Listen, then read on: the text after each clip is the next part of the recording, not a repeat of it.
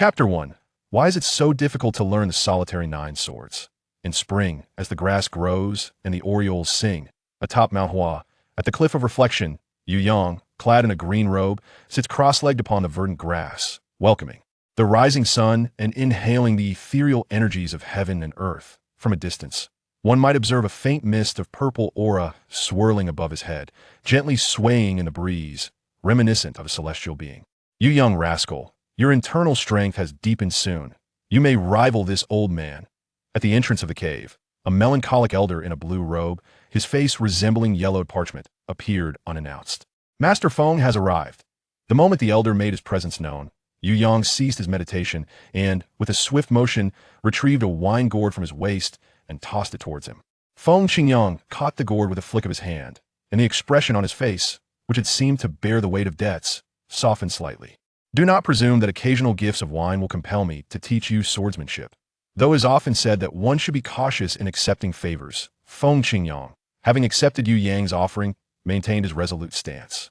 You are the son of Yu Buchuan, the direct descendant of the Huashan Sect.Initially school. Your mastery of the purple mist divine skill has reached a profound level. The sword techniques of my sword sect are ill-suited for you. Yu Yang, unfazed, rolled his eyes and replied, Master Feng, we have known each other since I entered seclusion at the Cliff of Reflection at the tender age of 10. It has been 6 years now. Have I ever shown you any disrespect? Why must the grievances of your generation be imposed upon me, a mere junior? Yu Yang is a traveler from another world. In his previous life, he was an ordinary individual who met with an untimely demise. Little did he expect to awaken in the world of the smiling, proud wanderer, and to become the son of the hypocritical Yu Buchuan. It is quite absurd. Yet, such is the nature of reincarnation, beyond his control despite his reluctance, he could not alter his lineage. Fortunately, although Yu Buchuan is a hypocrite, he spares no effort in nurturing his son. Yu Yang, in the original narrative, Yu Buchuan refused to pass down the purple mist divine skill until his dying breath, even to his own daughter, Yu Lingshan. However, for Yu Yang, he willingly imparted his knowledge, eager to cultivate him as the next leader of the sect. After mastering the basics of the purple mist divine skill, Yu Yang set his sights on the legendary sword techniques of Feng Qingyang, specifically the solitary nine swords. Regrettably, over the years, Feng Qingyang seemed to be haunted by the defeat of the Hua Mountain Sword Sect to the Qi school, and no matter how Yu Yang endeavored to draw closer, the old man remained obstinately resistant, unwilling to teach him the sword techniques. Though he had labeled Yu Yang as a scapegoat for the grievances of the past, Feng Qingyang, rather than being angered, engaged in a rare serious debate with him. Young Yu, do not attempt to corner me with your words. You are now the direct heir of the Hua Mountain Qi school. Should you learn the sword techniques of my sword sect, it would disrupt the established order. You have gleaned the reasons behind the sword Qi conflict over the years. Do not feign ignorance. As the saying goes, one must grasp the main point while paying attention to the details. The Qi sect emphasizes the essence of Qi as the foundation and swordsmanship as the means, advocating that Qi serves as the primary focus, while the sword acts as a support. If your father were to discover your earnest desire to learn sword techniques from me, your position as the young master would undoubtedly be at risk. Yu Yang, unfazed, nonchalantly procured a cucumber from somewhere and began to munch on it. In my opinion, the older generation is rather antiquated.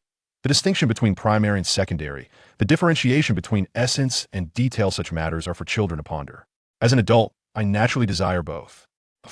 Feng Qingyang, who was tilting his head back to sip his drink, was so taken aback by Yu Yang's words that he spat out the wine, coughing incessantly, clearly choking on it. You rascal, your greed knows no bounds. That if this were in the past, your indecisiveness and duality would not only lead the sword sect to seek your demise, but the Qi sect would also be compelled to eliminate you. Have I spoken incorrectly? Yu Yang retorted defiantly. Possessing internal energy without swordsmanship is akin to a turtle shell, defenseless against the whims of others. Conversely, wielding a sword without internal energy renders one incapable of breaching an opponent's defenses. Thus, I maintain that both internal energy and swordsmanship hold equal significance. Only through cultivating both can one walk the righteous path. Feng Qingyang shook his head. Who wouldn't desire to master both? However, human energy is finite. One must necessarily prioritize one over the other, lest both pursuits lead to a state of failure. Perhaps that is not the case. Yu Yang waved his hand dismissively. Master Feng, I am but 16 years of age. Do you truly believe you can assess my internal energy? Feng Qingyang was momentarily taken aback, gazing at Yu Yang, and fell into silence. Meanwhile, Yu Yang fixed his unwavering gaze upon him. In terms of internal energy, I have already surpassed my father, although I cannot ascertain by how much. It is certain that I am stronger than him. As for energy, at merely 16, my potential is boundless. What your generation could not achieve, why should you assume I am incapable? As I have reiterated, I refuse to make a choice. I desire to possess it all.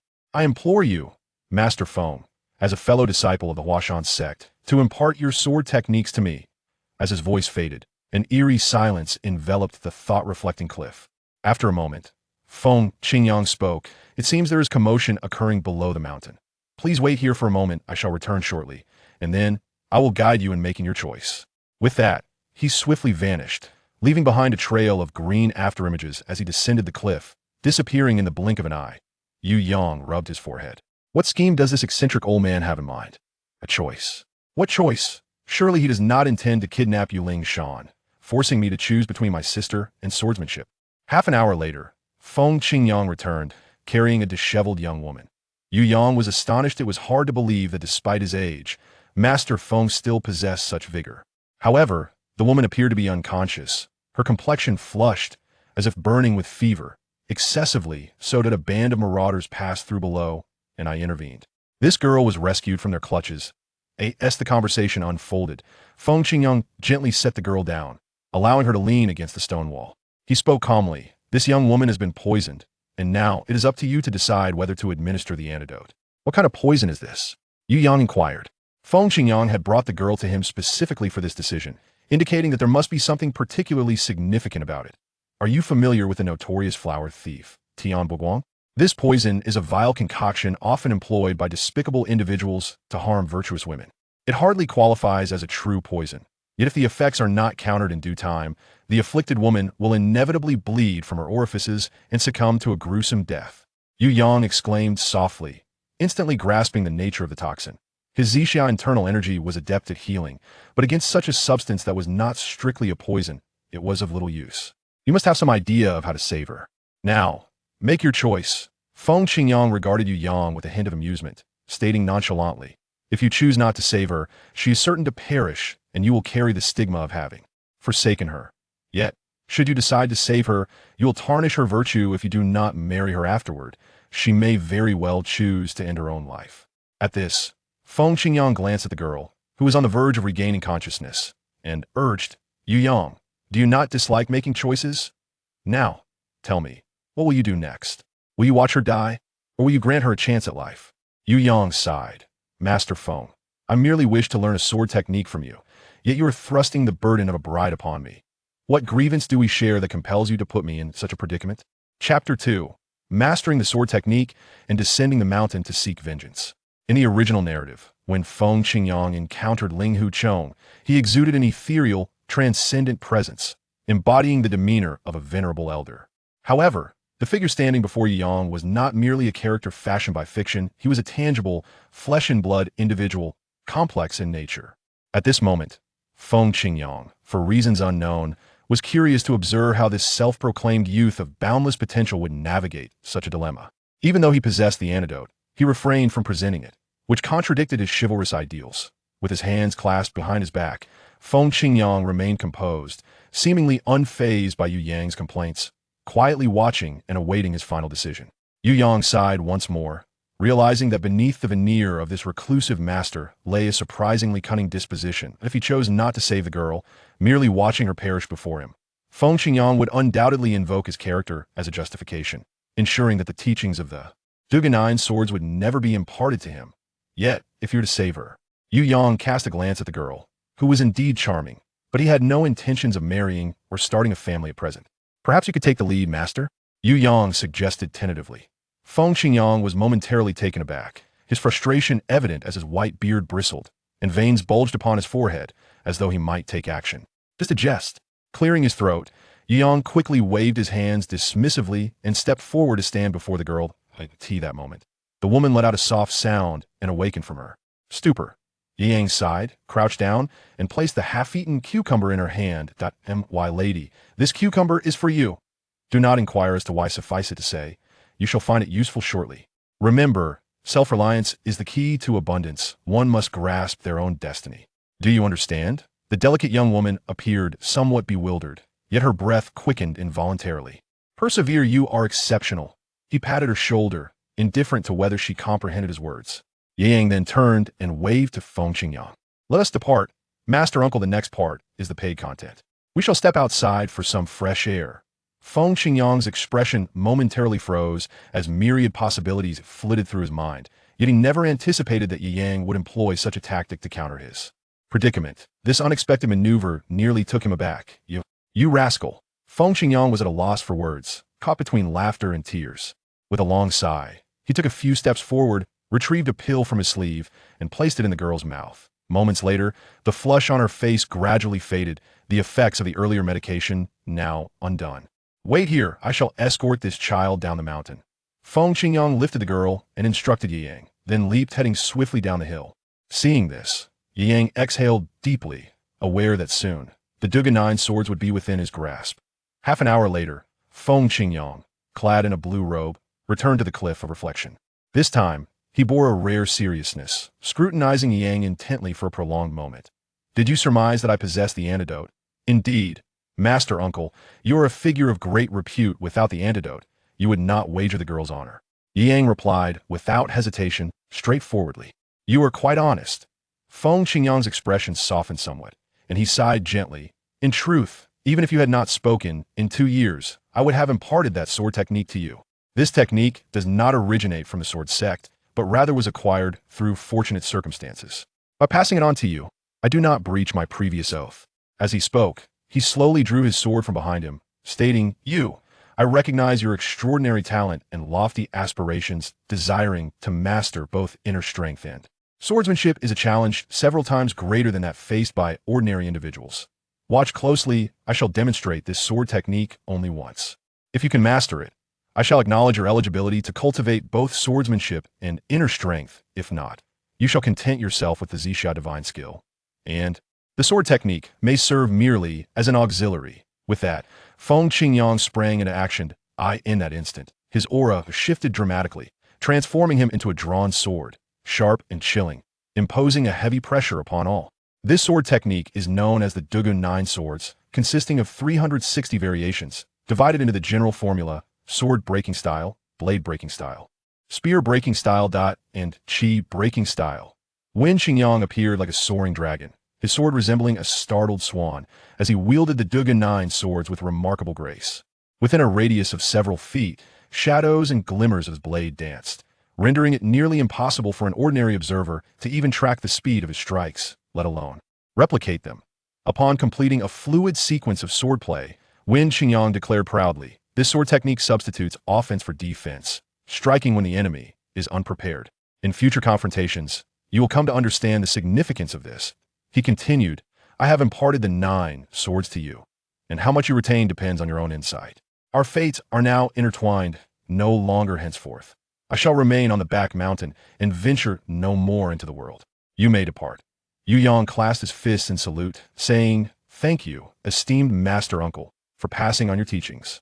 Wen Qingyang nodded. This sword technique is extraordinary. Remember to keep it closely guarded and not to share it lightly with others.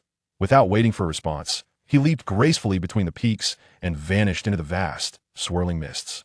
Yu Yang exhaled softly, aware that the venerable Wen Qingyang had, at this moment, completely retreated from the world.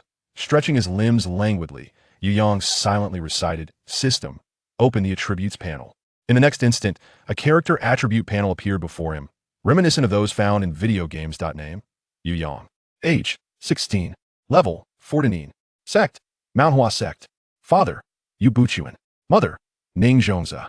Sister, Yu Lingshan. Cultivation technique, Purple Mist. Divine Art 8th level.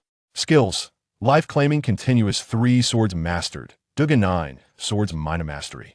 After reviewing his personal attributes, Yu Yang gazed at the mist-shrouded Mount Hua, a smile gracing his lips. After 16 years in this world, he had finally mastered the most formidable sword technique, the one that allowed him to laugh in the face of adversity. As a time traveler, possessing a system seemed quite reasonable, did it not? In any case, Yu Yang was no exception. Having crossed over, he brought along what was termed a game system. To Yu Yang, the system's utility appeared somewhat limited. A Aside from eliminating bottlenecks during cultivation and enabling him to automatically learn martial arts techniques demonstrated by others, it offered little else of note. Nevertheless, he found contentment in this without the system, mastering the Dugu 9 swords. Even after Wen Qingyang's multiple demonstrations, would have been an unlikely feat. Achieving a minor mastery was already a remarkable accomplishment. Yet, the intricacies of this sword technique were profound and complex. When he might attain a state of seamless perfection remained uncertain. In his estimation, mere diligent practice would likely require several years to yield substantial progress. Brother, upon leaving the reflection cliff and returning to the sect's residence, a melodious voice echoed from afar like jade pearls falling on a disc, crisp and delightful, instantly endearing itself to the listener. Ling Shan has arrived. Yu Yang turned to behold the elegant and beautiful figure of his sister, a smile illuminating his face. He and Yu Shan were not merely siblings but twins. He had merely arrived half an hour earlier, thus earning the title of elder brother. Brother, come, let us descend the mountain. As they conversed, Yu Shan produced a long sword from behind and handed it to Yu Yang. This sword, known as the Pure Yang Sword, is a legacy of the Huashan Sect. Following the sect's demise, one of the 7 disciples, Huashan, established the Huashan Sect on Mount Huashan, and this sword thus became one of the treasured weapons of the Huashan Sect. Due to the similarities between the sword's name and Yu Yang's own, he acquired it from old Yu, making it his constant companion, worn at his side whenever he descended the mountain. Pray tell, which villages are embroiled in conflict this time? Is it due to disputes over water sources, or perhaps the hunting grounds? With practiced ease, Yu Yang secured the Pure Yang sword at his back, his inquiry casual, indicative of his familiarity with such matters. Although the Huashan Sect, a renowned and righteous faction within the martial world, has seen its prowess wane with each generation, it still commands a remarkable respect among the surrounding villages at the foot of Mount Huashan. Among the disciples of the Huashan Sect, they are regarded as celestial beings by the villagers. Thus, whenever trouble arises, the villagers instinctively seek the assistance of the Huashan Sect.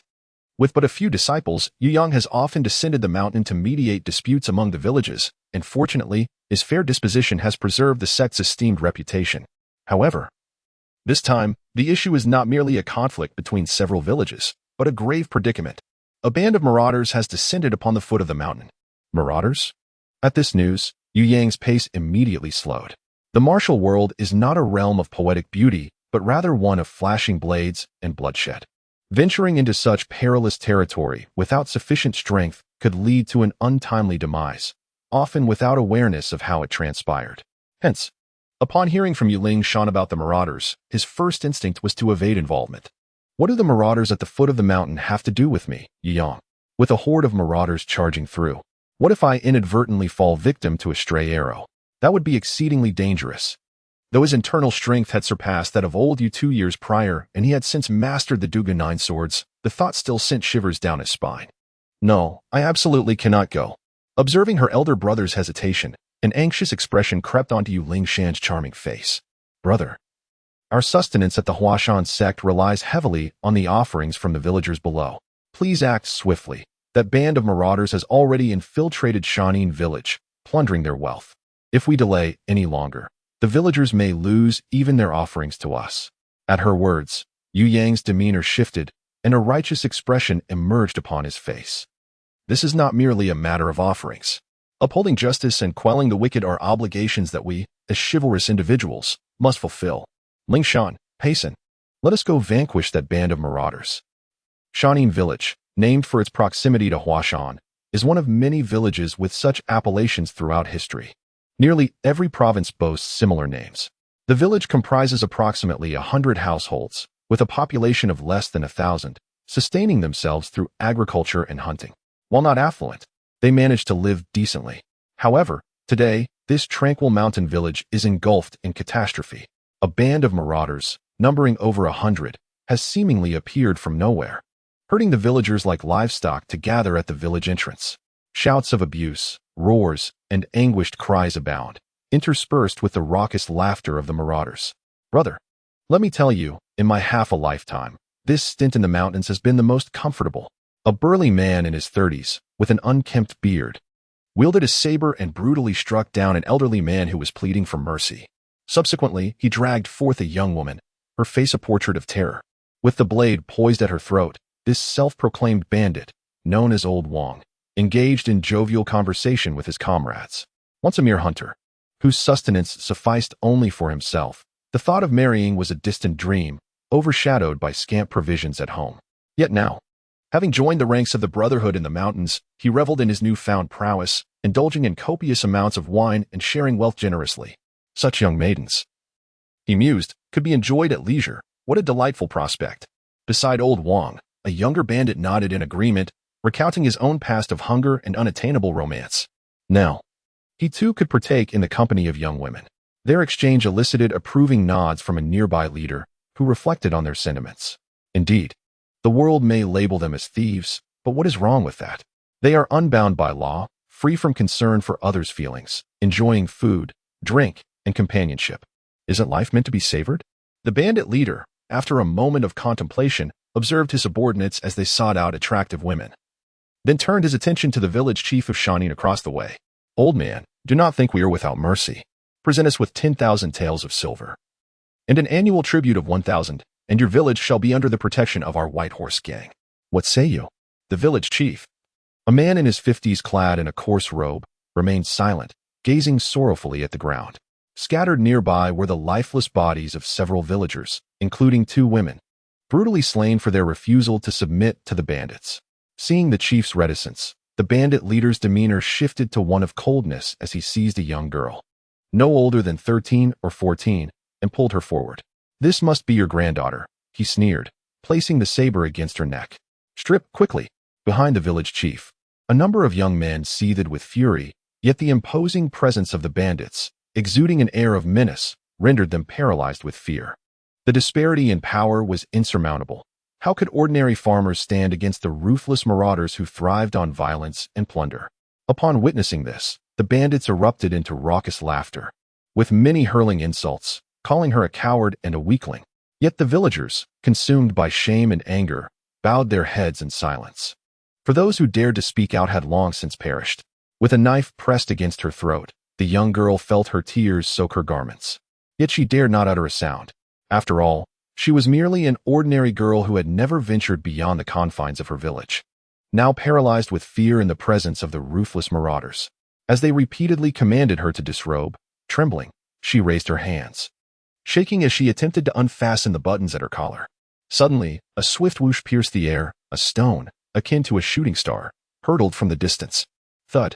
The bandit chief, who had been mockingly observing the trembling girl, suddenly found his mirth frozen on his face, staring in shock at his own chest. His leather-clad torso was now pierced, the projectile having effortlessly penetrated his armor, its force unabated as it also struck down a fellow bandit nearby before embedding itself in the wooden eaves to the left. The bandit chief's eyes widened in disbelief as dizziness overcame him, and amidst the gasps of his comrades, he toppled from his mount to the ground. In a flurry, several bandits yanked at their reins, fearful of inadvertently trampling their leader's corpse, while casting wary glances towards the hillside to their right.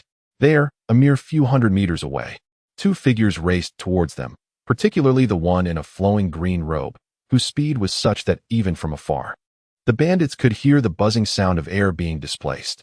There was no display of extraordinary agility. He simply pushed off the ground with force, leaping several yards forward in a single bound. In the span of mere breaths, he was upon them. The young man was tall and strikingly handsome, with sharp brows and radiant eyes. His gaze sparkled brightly, and his green robe billowed in the wind, presenting an ethereal demeanor that seemed almost otherworldly. You dare to plunder beneath the auspices of the Huashan Sect? You possess quite the audacity. Ye Yang's expression was indifferent as he glanced at the lifeless bodies of the villagers strewn across the ground, and then his demeanor turned icy. Who did this? Chapter 3. Murder as Cutting Grass. Who did this? Ye Yang questioned once more, his voice echoing through the air. Among the bandits before him, silence reigned, save for one reckless brute who, unable to contain his fury, spurred his horse and charged at Ye Yang with blade in hand. Whoosh! Without a discernible movement, Ye Yang subtly shifted his stance, allowing the assailant's long sword to pass mere inches from him. Then, as if in slow motion, he drew his own long sword from behind, and, with a delicate flick of his wrist, severed his foe's head, which tumbled to the ground, mingling with the flowing crimson. Yu Yang slightly lowered his head, gazing at the pure Yang sword, which was slowly flowing with blood, a sense of joy blossoming within him. Truly, It was an exquisite blade. Just moments ago, he had not even exerted his internal energy. Merely a natural swing of the sword had effortlessly severed the opponent's head, without the slightest sensation of resistance. Gulp. Among the bandits, someone began to swallow hard, and one could faintly hear the sound of hissing breaths. This illustrated the profound impact of Yu Yang's seemingly casual execution of a comrade on the morale of the bandits. Could this young hero be a disciple of the Huashan school? From the crowd, a robust man clad in black armor galloped forth, his expression grave as he scrutinized Yu Yang, then clasped his fists in salute and inquired, "Who did this?" Yu Yang cast his gaze upon the corpses of the villagers and repeated his question. "We are the White Horse Gang from the 18 green forests of Shanxi and Gansu, and we have come solely for financial gain. We implore the Huashan school to refrain from interfering in this matter." The burly man furrowed his brow and spoke again. "Who did this?" Yu Yang did not engage in conversation but continued to press his inquiry with a steely resolve. "We of the 18 green forests share a bond akin to kinship. We do not wish to become enemies with the Huashan school. Please, do not be so aggressive." Ye Yang slowly lifted his gaze, fixing his stare upon the other party, shaking the blood from his longsword and coldly inquiring once more, "Who did it? By heavens! Do you truly believe yourself a hero?" Ignored repeatedly, the burly figure of the so-called leader also found himself enraged. "Do you think the Huashan sect still holds the prestige of being the foremost among the 5 mountains? The current Huashan sect amounts to little more than a ragtag group of half-hearted practitioners. Should you provoke us further? Do you doubt that my White Horse Gang could trample your Huashan sect with thousands of troops? Is there no one willing to take responsibility?" Ye Yang inhaled deeply, caressing the sword in his hand, and spoke with a calm demeanor. "If that is the case, let it all remain here." As his words fell, he raised his hand and flicked his fingers, sending a stone infused with internal energy soaring through the air like a meteor ablaze with celestial fire, piercing through the throat of his adversary with a sharp sound of displacement. "You." The burly leader of the bandits clutched his throat, his eyes widening as he gazed at Ye Yang, struggling to utter a word but finding himself silenced, crashing down from his steed and rolling onto the ground. His helmet tumbled aside, while blood stained the earth beneath him. Within the White Horse Gang, he was one of the leaders, second only to the 3 chieftains. Yet in this humble village of Shanin, he had unexpectedly met his demise, felled by a mere stone. Kill. Although the methods employed by Ye Yang were fearsome, they also ignited a fierce ferocity among the bandits. Many of them unsheathed their sabers, roaring with wild abandon as they charged forward, blades raised. With a cold sneer, Ye Yang unleashed the solitary 9 swords, their long blades exuding a chilling aura. The sword light, dense and numerous, resembled the cold moon on a winter's night, casting its luminous glow in every direction, launching assaults from all corners. His figure moved like a specter, so swift that the bandits' gazes could scarcely keep pace. All they could perceive were streaks of sword light slicing through their vision, followed by the sudden eruption of blood from their throats. "Brother, I have arrived." Yu Lingshan's pace was somewhat slower than that of Yu Yang, which allowed her to catch up from behind. Upon witnessing her brother locked in combat with the bandits, she hesitated not for a moment. Drawing her azure water sword, she plunged into the fray. She employed the Jade Maiden Sword technique, a skill imparted by her mother. Ning Zhongzhe. The sword's momentum was not swift. Instead, it traced graceful circles in the air, carving elegant arcs. This technique was supple, akin to the gentle unfolding of rolling clouds, and though soft in appearance, it possessed an innate resilience that could effortlessly disarm the long blades wielded by the bandits, subsequently piercing through their throats. The bandits, though numerous, were largely unskilled, possessing only rudimentary swordplay, with few having cultivated any internal power. They might intimidate ordinary folk. Yet against a practitioner of a legitimate martial arts sect like Yu Yang, they were utterly inadequate. Under the relentless assault of the siblings, in a remarkably brief span, over 30 bandits fell to their blades, a pace that could only be described as a massacre, which ultimately sowed panic among the remaining foes. Many bandits, gripped by fear, turned their horses around, abandoning all else as they sought to escape the village that had transformed into a veritable hell. However, the bloodlust ignited within Yu Yang would not permit their escape. With a casual flick of his sword, he severed the throats of the 2 nearest bandits. He then retrieved several pebbles from his sleeve, launching them with precision. The chilling sounds of flesh being pierced echoed in succession as bodies tumbled from their mounts, crushed and mangled beneath the stampede of frenzied horses. This brutal carnage did not endure for long, though Ye Yang remained uncertain of his true strength. Feeling inadequate in the vast world of martial arts, to the bandits and villagers, he and his sister appeared as divine beings. With each flash of his sword, a life extinguished. As he unleashed the Duga 9 swords, Yang sensed he was not merely taking lives, but that the bandits were willingly thrusting their necks towards his blade. The speed of slaughter was so swift, it felt almost easier than harvesting grass. "Hero, I was wrong. Spare me, please," Old Wang cried, kneeling in desperation. In truth, he had turned his horse to flee at the very onset of the battle, for as a seasoned survivor, he had resolved to escape upon realizing the formidable nature of Yang and his sister.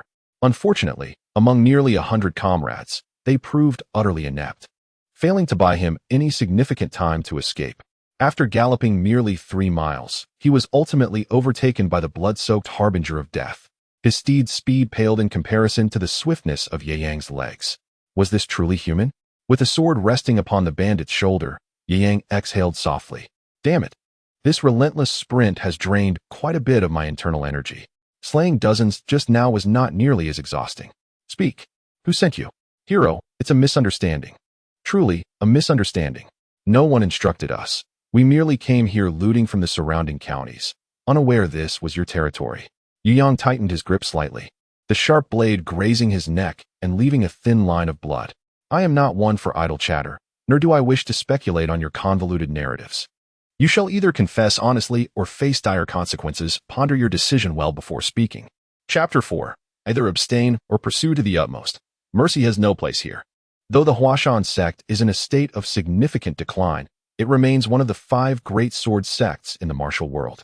The reputation of the gentlemanly swordsman, Yu Buchuan, still holds a degree of intimidation within both the righteous and the nefarious factions. Some bandits have dared to descend upon the foot of Huashan to plunder, showing no regard for the sect's honor. Even without much thought, Yu Yang recognized that there was undoubtedly an underlying issue at play. "Hero, I am but a lowly minion and no little," Old Wang pleaded on his knees. "It is said that our chieftain recently broke through to the realm of a proficient martial artist, but in his quest for further advancement, he found himself devoid of suitable cultivation techniques. Thus, he has set his sights on the Huashan sect's Zixia divine skill, has he not?" Yu Yang retorted with a cold smile. "Indeed, it is rumored throughout the martial world that the Huashan sect, despite being one of the 5 great sword sects, is somewhat of a misnomer, sustained solely by the efforts of Master Yu, and is the weakest among the prestigious sections. Ironically, the Zixia divine skill of the Huashan sect is renowned as one of the finest inner cultivation techniques in the realm. Consequently, the chieftain harbored covetous thoughts, and this expedition was merely a test to gauge the Huashan sect's stance and ascertain its strengths and weaknesses." Yang pondered for a moment before coldly asserting, "That cannot be right. Even the Huashan sect, in its weakened state, is not a target merely for the likes of the Bema gang. Who, then, is pulling the strings behind the scenes?" "The hero, I am but a mere pawn, and my knowledge is limited to these matters. As for the true power behind the great chieftain, I genuinely have no insight." Old Wang knelt on the ground, weeping copiously, his anguish flowing forth like a river. The longer one lives, the more one fears death. After years of plundering, reveling in wine, feasting, and indulging in carnal pleasures, he had grown accustomed to this vibrant world and found it truly difficult to part from it. Yu Yang let out a soft acknowledgement, comprehending that the other party likely spoke the truth. The mastermind behind the White Horse gang was beyond the knowledge of someone like him, a mere petty thief. Earlier, from a distance, he had heard the words glorifying thievery. Now, he inquired, "Is thievery truly commendable?" "My lord, I have erred. I shall amend my ways. If you spare my life, I vow never to steal again, and will instead toil honestly in the fields for my sustenance." Before he could finish his plea, Yu Yang swiftly waved his hand, the pure yang sword carving a deep crimson line across the man's neck, blood gushing forth in an instant. Lao Wang clutched his throat, gasping for breath, seemingly wishing to utter more, yet he could only emit a faint, hissing sound. "Brother, I had thought you might show mercy and spare him," remarked Yu Ling Shan, who had hurried from behind. "Spare him?" Shaking the blood from the tip of his sword and sheathing it behind him, Yu Yang responded with a wry smile. "This sort of individual has committed heinous acts, murder, arson, and all manner of vice. They have long grown accustomed to their reckless ways, treating human life with utter disregard. A dog cannot change its nature. Even if released, he would inevitably return to his thieving ways, for he cannot be reformed. Yuling Shan wholeheartedly concurred with her elder brother's perspective and immediately remarked, "You truly possess profound insight, brother." In the past, whenever I ventured into the world with our senior brother, encountering nefarious individuals, he would often be swayed by their pleas and develop a sense of compassion. I have admonished him on several occasions. Yet he consistently deflected my concerns with phrases like to recognize one's errors and amend them is the greatest virtue. Your approach of eradicating evil without reservation is far more gratifying. Yu Yang chuckled softly. His younger sister, having spent considerable time by his side since childhood, had inevitably been influenced by his perspectives. The once carefree and unrestrained senior brother, Ling Hu Chong, who was adored by Yuling Shan, now appeared somewhat lacking in decisiveness and overly compassionate in her eyes. The subtle feelings of affection and attachment that should have been present have seemingly dissipated, leaving no trace behind.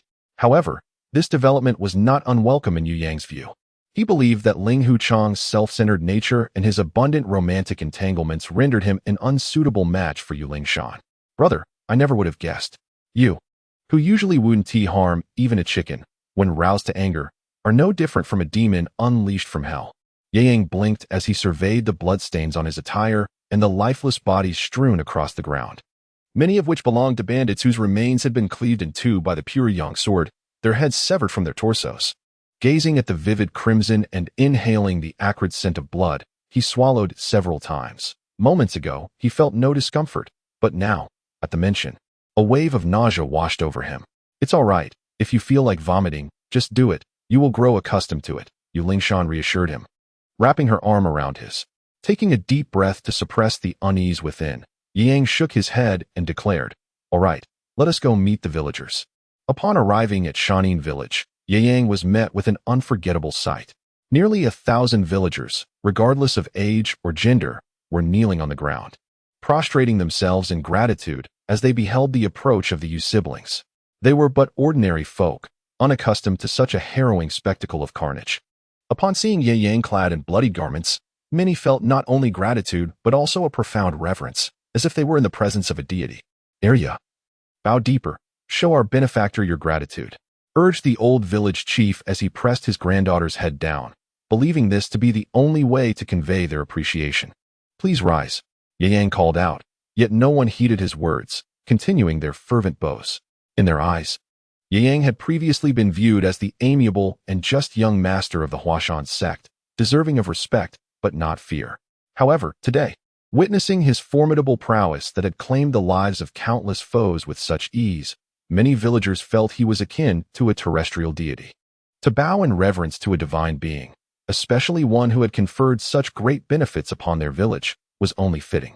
With so many bodies awaiting proper handling, do you intend for me to manage this alone? Ye Yang furrowed his brow and spoke with a commanding voice. At his words, the old village chief jolted to attention, quickly rising to his feet. "You are right, benefactor. We have been foolish. We shall handle this labor. You may rest inside and enjoy some tea." Yu Yang nodded thoughtfully and continued, "Moreover, given the number of casualties here, it is imperative to report this to the authorities. Villager chief, please send a few individuals to inform the county office." With a smile, he added, "The heads of over 100 bandits will certainly be regarded as a significant achievement by the county magistrate." The old village chief nodded repeatedly. Whatever Yu Yang suggested was to be followed without question, as he held the utmost respect for him. Benefactor. The old chief seemed to recall something. "Most of these bandits carried some silver, and what should we do with the horses?" Yu Yang glanced at the horses restrained by the villagers and pondered briefly before responding. "Let's do this.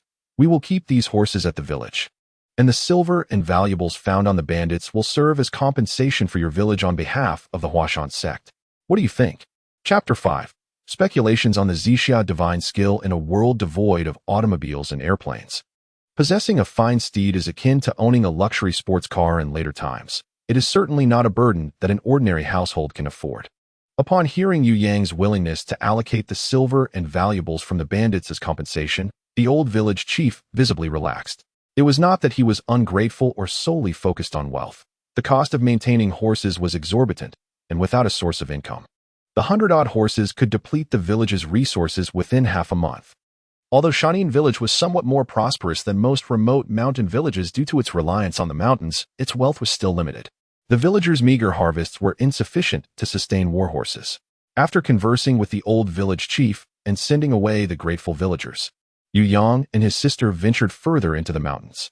Following the carnage, both were stained with blood, and now that it had dried, they felt an overwhelming discomfort. They needed to return to the mountain quickly for a cleansing bath. Brother, our Huashan sect consists of merely a dozen individuals. What need do we have for so many horses? It might be wiser to sell some and acquire provisions for our household, she suggested. Yu Yang smiled ambiguously, offering no further explanation, merely suggesting they would discuss the matter later, and if necessary, sell it. In response, Yu Lingshan refrained from further inquiries, acknowledging that her elder brother, as the young master, was better suited to handle such concerns. Brother, I am weary. Please carry me up the mountain, she whimsically implored as they ascended to the halfway point. You're all filthy. I refuse to carry you. Besides, did I not secretly impart to you the Zixia divine skill? Do not attempt to deceive me with your feigned exhaustion. In terms of internal energy recovery, I dare say there exists no technique swifter than this one, he retorted. Oh, my internal energy has indeed replenished somewhat, yet I still feel fatigued. Please, carry me, she persisted. When we were children, you often bore me on your back, but now that we are grown, it has been ages since you last did. Gazing at his sister's face marred by bloodstains, Yu Yang's heart softened, and his tone grew gentler. You see, in the future, should there be any need for violence, allow me to handle it. Your role is merely to support from the sidelines. Getting dirty detracts from your beauty. I refuse. I feel particularly secure fighting alongside you. I enjoy being by your side, and from now on, you must never abandon me, no matter where you go. Yu Yang was at a loss for words. It was unbecoming for a young lady to engage in such violent pursuits. I will not abandon you. If you choose to take a life, I shall accompany you in your quest, she declared resolutely. Very well, I will not forsake you. Perhaps it was the shared experience of recent bloodshed that made Yu Yang acutely aware of Yu Lingshan's growing reliance on him. The two were no longer merely siblings. They had evolved into close comrades in arms, ready to wield their swords together. Come forth, miss you. Yu Lingshan laughed merrily, leaping gracefully onto Yu Yang's back, playfully smoothing his hair, which was stained with traces of blood. Ye Yang, with a faint smile, ascended the mountain path, basking in the gentle embrace of the morning sun and listening to the melodious laughter that danced around him, feeling an undeniable lightness in his heart. The previous battle had instilled a newfound confidence in Yu Yang, who had once felt a twinge of insecurity regarding his own abilities. Perhaps, in this world, I may not be the strongest, but I should be capable enough to ensure my own safety, shouldn't I? Should I venture beyond the novice village and explore the realms of the martial world? Upon returning to the sect and cleansing himself of the grime, Ye Yang donned a fresh azure robe.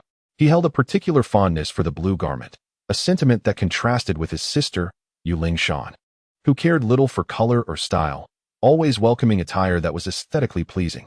Sitting cross-legged on a grassy knoll outside the mountain gate, Ye Yang resumed his practice as usual. His unique advantage, having traversed into this realm, was the possession of a game attribute panel that enabled him to observe precise data during cultivation.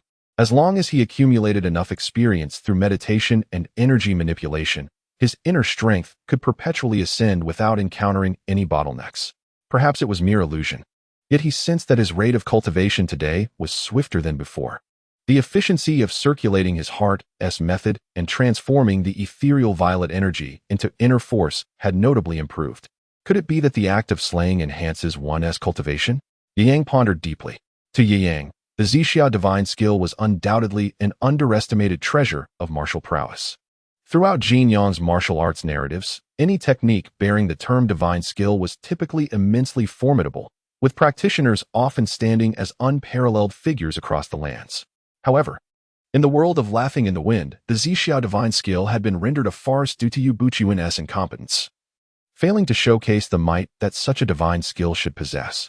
Initially, when he began practicing the Zixia divine skill, Ye Yang perceived it to be rather ordinary, akin to the typical techniques of the Huashan school.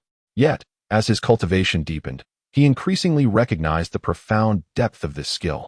The Zixia divine skill, more than just a martial technique, resembled an advanced Taoist breathing method. The inner force cultivated through this skill was balanced and harmonious, exuding a majestic aura, and it could accommodate various forms of inner energy without the risk of backfire. Moreover, it possessed remarkable advantages such as rapid healing and recovery, granting it exceptional endurance in combat. Yi Yang had entertained various hypotheses regarding this skill, convinced that it could not have been conceived by the founding patriarch of the Huashan school. How Datong? Reflecting on how Datong's origins within the Huashan sect, Yi Yang speculated that this technique was likely the legendary supreme method of the Huashan sect, the innate skill. The Eastern evil, the Western poison, the Southern emperor, the Northern beggar, and the Central divine. In the realm of Jin Yang's martial arts, these 5 absolute beings undoubtedly command great respect, yet none surpass the revered figure of the Huashan sect's leader, who earned the title of Central Divine through his unparalleled mastery of the Xiantian Gong, also known as the Xiantian Pure Yang technique.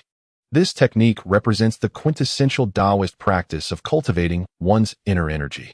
In his heyday, Wang Chongyang, the leader of the Huashan sect, triumphed over the other 4 in a contest of internal strength, relying on his profound mastery of Xiantian Gong and extraordinary energy replenishment speed. This aspect bears a striking resemblance to the Zixia divine skill. After the decline of the Huashan sect at the hands of the Yuan dynasty, Hao Datong established the Huashan sect, which introduced a technique known as the Zixia divine skill, a Taoist method of energy cultivation. Yu Yang firmly believes that the Zixia divine skill must have connections to the legendary Xiantian Gong. Upon contemplating the possibility that the Zixia divine skill is indeed a derivative of the fabled Xiantian Gong, Yu Yang's heart swells with anticipation for the future. If he were to master the Zixia divine skill to its pinnacle, could he not ascend to the ranks of the foremost among the 5 absolute beings? To dominate the present era, yet strive for a singular defeat, that aura of invincibility is truly alluring. With this thought, Yu Yang feels as though his cultivation speed has quickened, bringing him a step closer to departing the novice village. Chapter 6. My brother is excessively cautious in the evening. As a gentle breeze caresses the air and the morning glow gradually dissipates, Yu Yang finds himself in a rare moment of leisure, reclining on the grass while savoring the watermelon offered by his younger sister. Brother, it has been over half a month since father and mother went to visit friends. Given the dangers of the martial world, do you think they might encounter trouble? Yu Lingshan, being a girl, is inherently more emotional than Yu Yang. Having not seen her parents for half a month, she finds herself somewhat concerned for their well-being. Rest assured, old comrade Yu is not one to be trifled with. It is unlikely that he would ever find himself at a disadvantage. Yu Yang chuckled confidently, harboring unwavering faith in his father, Yu Buchuan. Although old Yu may not excel in cultivation and has been surpassed by him in terms of internal strength, he possesses years of experience traversing the martial world and commands considerable respect within it. Who among the righteous and the wicked would dare to disregard the gentleman's sword? Even when faced with adversaries from the demonic sect, retreating unscathed is certainly within his capabilities. Brother, after all, he is still our father. We may refer to him as Old Yuan in private, but do refrain from addressing him that way in his presence. Yu Lingshan chuckled softly. Her elder brother, typically as silent as a clam, had a peculiar penchant for bestowing nicknames upon others. Even their parents were not spared from his whimsical creativity. Old Comrade Yu was the moniker he affectionately assigned to their father. Initially, she found it somewhat disconcerting, yet as time passed, she grew accustomed to it. Such is the nature of life. With repetition, one inevitably becomes desensitized. By the way, where has our wayward senior brother been lately? The charming rogue, Ling Hu Chong, the foremost disciple of the Huashan sect, is often a source of exasperation for Yu Yang. To him, Ling Hu Chong's carefree and reckless demeanor, spending the majority of his time gallivanting outside, garners little admiration. From an outsider's perspective, Ling Hu Chong's carefree existence, unburdened by worldly concerns, is undoubtedly enviable. However, viewed through the lens of Yu Yang, the future leader of the Huashan sect, such a capricious character, who frequently shirks his responsibilities and mingles with dubious companions, would be a source of considerable vexation for any employer. Unless, of course, that employer happened to be his father. The senior brother. Yu Lingshan scratched her head, feeling somewhat helpless, and sighed. He left 5 days ago, claiming he had plans to drink with friends. Thankfully, Master Yu is not at home. Otherwise, our senior brother would surely face another scolding. Let him be. Yu Yang waved his hand dismissively, unwilling to dwell on the matter any longer. After all, they had grown up together as fellow disciples, sharing a bond. And although he felt some dissatisfaction towards Ling Hu Chong's irresponsible attitude, the latter had not committed any irredeemable sins, and over time, everyone had grown weary of intervening. As for the rebellious second brother, La Denua, that fellow learned of our slaughter of over 100 bandits at noon and promptly descended the mountain. Likely terrified and hurrying to inform his superiors, Yuling Shan remarked with disdain. She and her brother were well aware that he was a spy sent by the Huashan Sect. It was no secret to them, nor to their parents. Lao Nuo fancied himself a master of disguise, oblivious to the fact that everyone regarded him as a mere jester. He has his struggles, Yang chuckled. To be an undercover agent whose identity is common knowledge yet still strives to uphold the facade of an exemplary disciple of the Huashan Sect, that must be quite taxing for him. However, it's beneficial for him to relay the information. It prevents any random miscreants from underestimating our Huashan Sect. Indeed, Yuling Shan covered her mouth with a light laugh, adding, "Our rebellious second brother does possess some utility." After saying this, she blinked her beautiful eyes and sweetly suggested, "Brother, I find myself missing our parents. Shall we descend the mountain to visit them? Do you miss our parents, or do you wish to venture out for fun?" Yu Yang countered, "Oh, I miss our parents, but I also want to have some fun. Besides, the sixth senior brother and the others are currently guarding the mountain. A few days of escapade won't be a problem." At 16, the age of vivacity and exuberance, Yuling Shan found it increasingly difficult to remain cooped up within the confines of the mountain gate. Ye Yang furrowed his brow and spoke earnestly, "Ling Shan, the world of martial arts is fraught with peril. It is not as idyllic as you might imagine. After all, we are both young and inexperienced. Should we fall prey to the schemes of others, what then shall we do?" Yuling Shan pouted and remarked, "Brother, our father claims that you possess a calm demeanor and exceptional stability, making you a fitting successor. Yet, in my opinion, you are merely timid, unwilling to take even the slightest risk." Yuling Shan was attempting to provoke him. Yet, Yu Yang remained unfazed, accepting his timidity with a certain nonchalance. Until he achieved mastery in his martial arts and became invincible, he hesitated to leave the novice village. What does it matter if one possesses great martial prowess? Poison, traps, ambushes, the underhanded methods of the martial world are plentiful. As novices, both he and Yuling Shan lacked substantial experience in traversing the Jianghu, leaving them with an enduring sense of vulnerability. Realizing that her provocation was in vain, Yuling Shan found herself conceding, exasperated by her elder brother's uncharacteristic steadfastness. Even their father, when faced with her challenges, would have felt compelled to respond, yet her brother remained utterly indifferent, devoid of any semblance of youthful fervor. This demeanor reminded her more of their father than anything else. Resting her chin on her hand and pouting, Yuling Shan quietly simmered with frustration. "Brother," she thought, "our parents have always said that your internal strength is undoubtedly among the elite in the Jianghu. In terms of depth, it surpasses even that of our father. What, pray tell, are you so afraid of?" Yu Yang rubbed his forehead, lost in contemplation. To be honest, he had never truly understood what he was afraid of. After all, in his previous life, he was merely an ordinary person who had never engaged in any illicit activities. Even in this life, despite achieving considerable prowess and cultivation, he had never contemplated using his profound inner strength for nefarious deeds. Had it not been for the marauders committing heinous acts of murder and pillage today, inciting his fury and igniting a murderous intent within him, he might not have found the resolve to unleash such violence. Taking a life was something he had never considered before. However, after his violent outburst today, he felt as though a significant door deep within his heart had been subtly ajar. The exhilarating sensation that coursed through his entire being filled him with dread.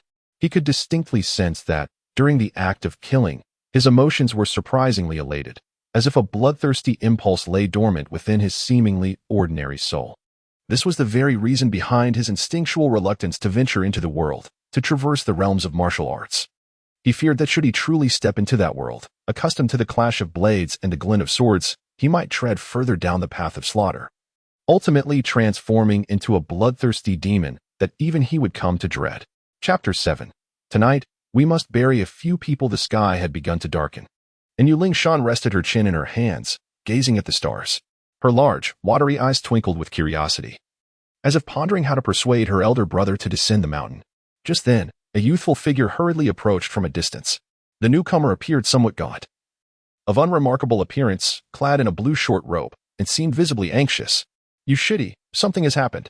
Ye Yang furrowed his brows and swiftly rose to his feet. The newcomer was named Lu Xiaolu, the sixth disciple of the venerable elder Yu. He had been brought to the mountain gate by his father at a tender age, hence the name Lu Xiaolu. "What troubles you, sixth brother? Has the White Horse Gang come seeking revenge?"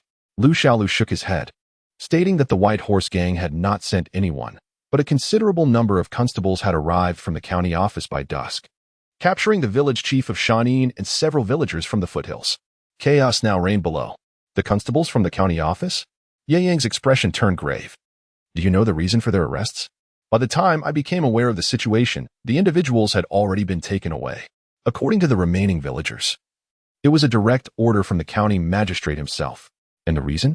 The justification given was the apprehension of the perpetrators responsible for the massacre of members of the White Horse Commerce Association. Lu Xiaoyu's countenance darkened as he whispered, I have heard that the leader of the White Horse Gang shares a close relationship with the county magistrate of Huashan. Today, our junior brother has slain many of their members, and it seems they intend to leverage the power of the authorities to trouble our Huashan Sect. Does a mere county magistrate dare to meddle in the affairs of the Huashan Sect? Yuling Shan found it somewhat incredulous, and even Yu Yang felt a tinge of astonishment. It is essential to recognize that this realm is indeed an authentic martial arts world, where the presence of the imperial court is rather tenuous. Generally speaking, the grievances that arise within the martial world go largely unnoticed by the authorities. Their primary concern is to maintain order among the common populace. The conflicts within the Jianghu are largely regarded as matters to be resolved independently, a tacit understanding prevailing between the two parties. After all, a cadre of formidable martial artists is beyond the reach of the local constabulary. In instances where insurmountable troubles arise, such as encounters with agile flower thieves or notorious bandits, officials typically seek the assistance of the so-called righteous sects within the martial community. For instance, the Huashan Sect occasionally receives invitations from nearby county magistrates to collaborate with local constables in apprehending martial fugitives. As a result, the Huashan Sect enjoys considerable prestige in surrounding counties, maintaining an air of superiority. Not even the magistrate of Chang'an would dare to provoke such a distinguished sect lightly. Has the magistrate of Huayin County ever had any prior grievances with our Huashan sect? Lu Fan inquired. Not at all, Lu Xiaolu quickly replied. The magistrate of Huayin has a close relationship with the Bema gang, so whenever troubles arise, it is the Bema gang that steps in on their behalf.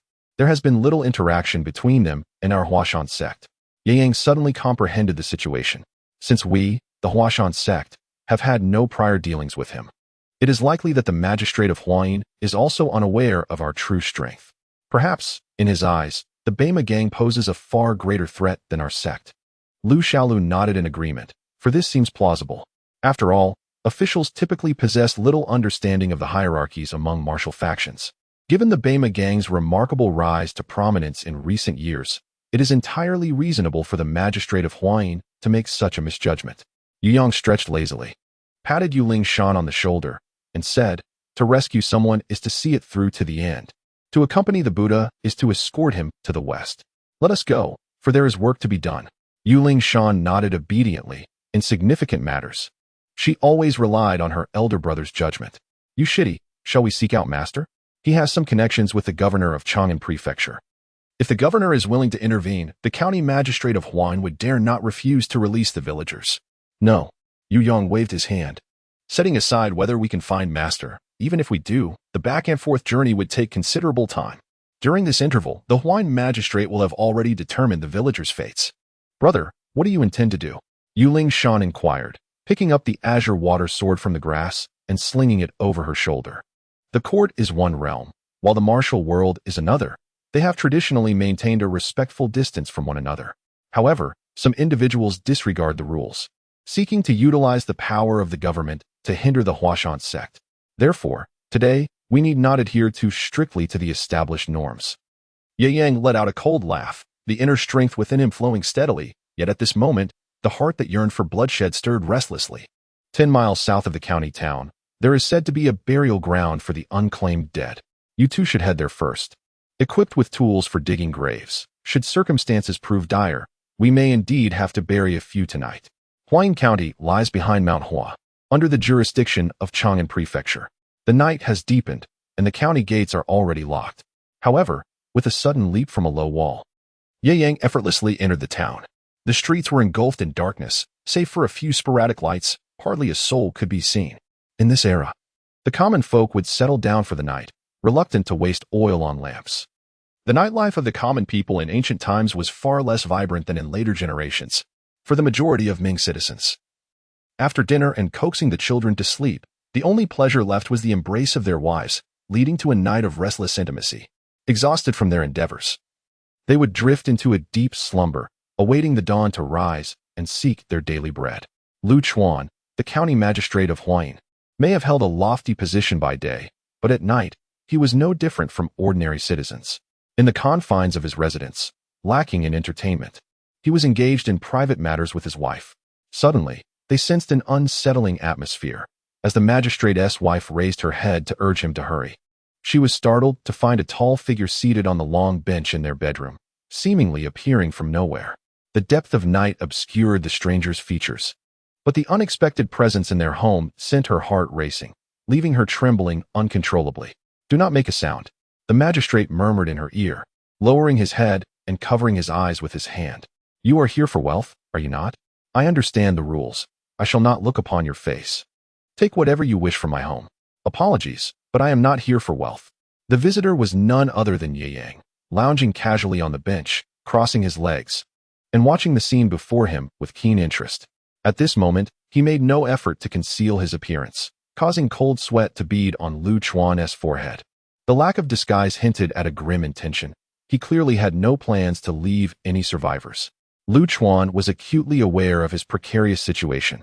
Despite the visitor's current lack of aggression, he knew that a single cry for help could spell his doom in an instant.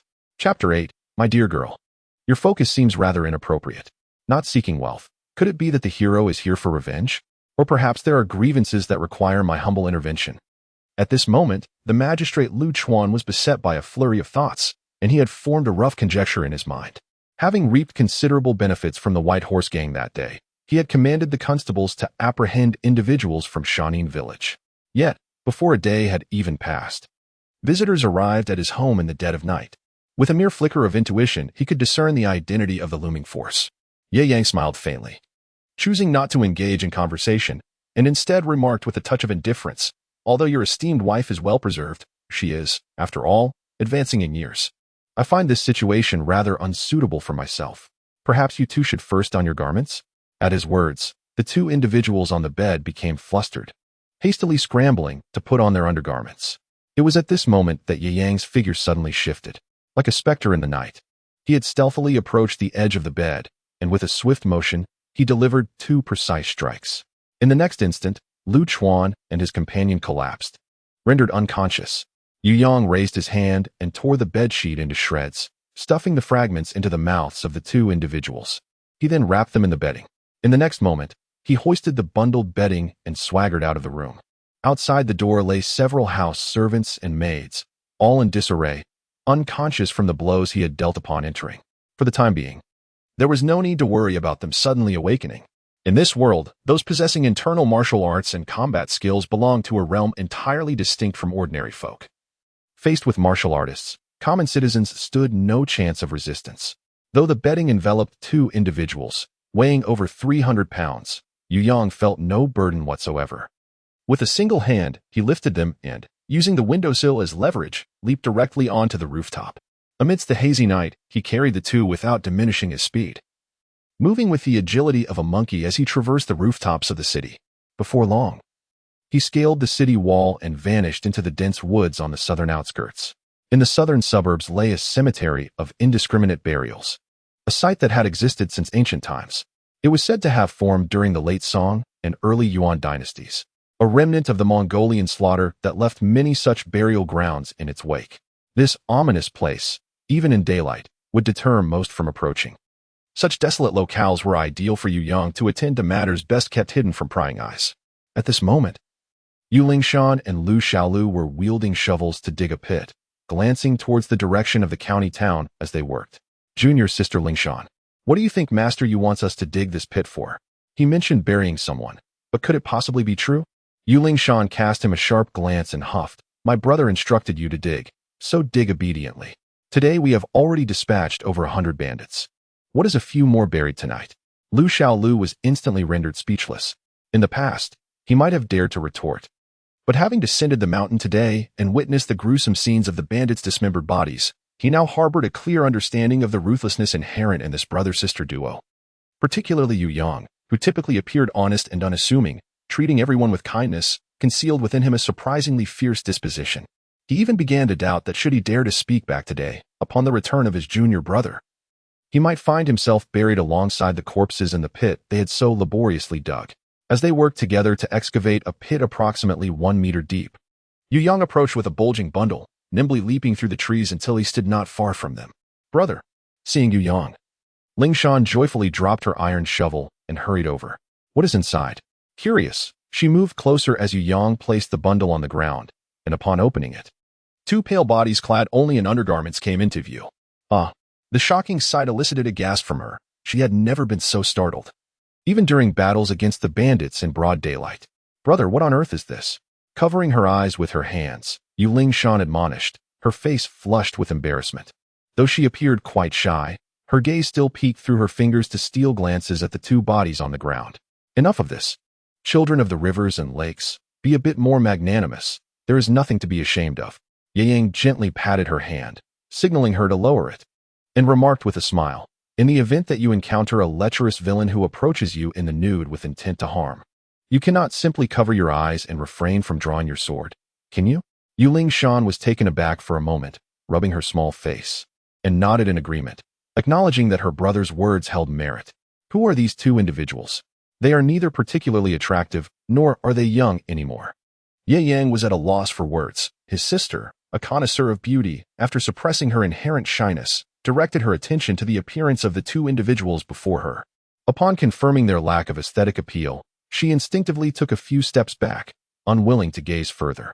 They were none other than the magistrate of Huashan County and his wife.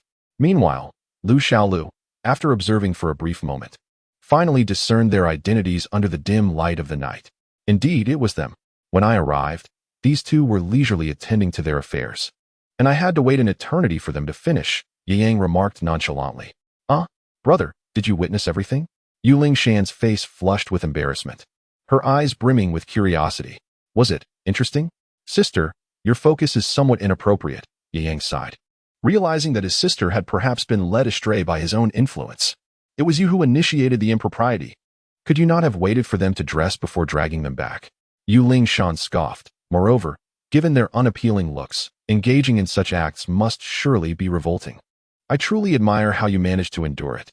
This is called professionalism, Ye Yang declared with a sense of pride. If one cannot even possess such mental fortitude, how can they navigate the martial world and uphold righteousness? As he spoke, he reached for the water flask at Lu Xiaoyu's waist and doused the magistrate and his wife with a splash of cold water. How refreshing. Which fool dares to? Lu Chuan, jolted awake by the cold water, instinctively opened his mouth to curse, but his words were abruptly cut short as fear washed over him, his teeth chattering uncontrollably. Hero, great sir, spare my life, spare me. Whatever you desire, I shall grant it.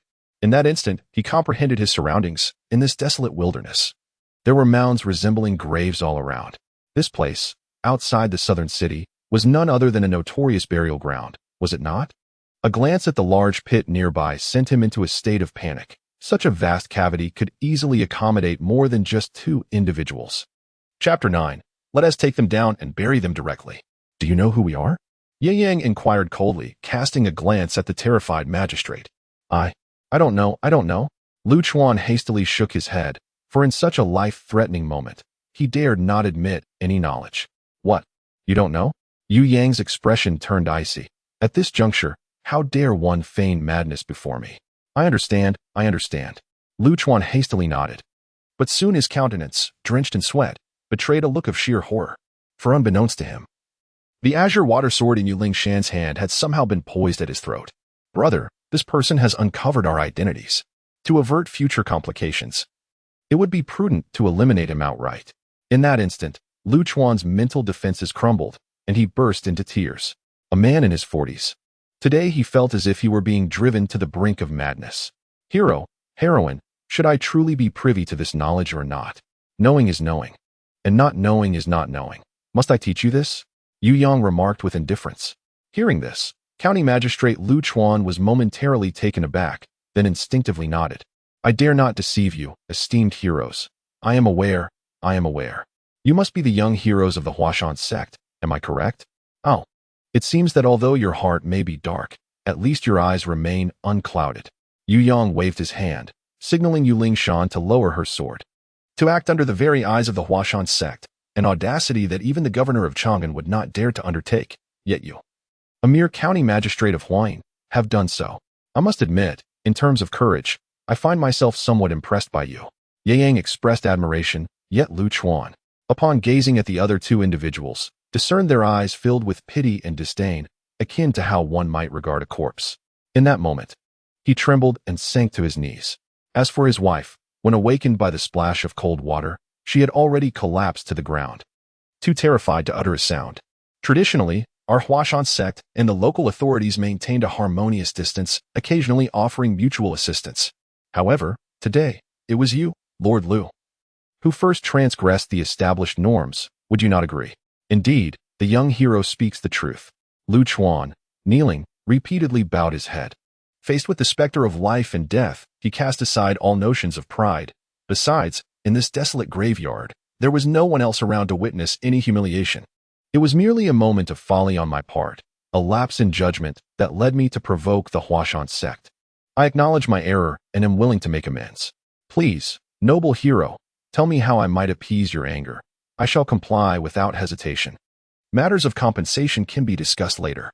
Ye Yang slowly drew the pure yang sword from behind him, caressing its blade gently, and said calmly, from this moment forth, I shall pose my queries, and you shall respond.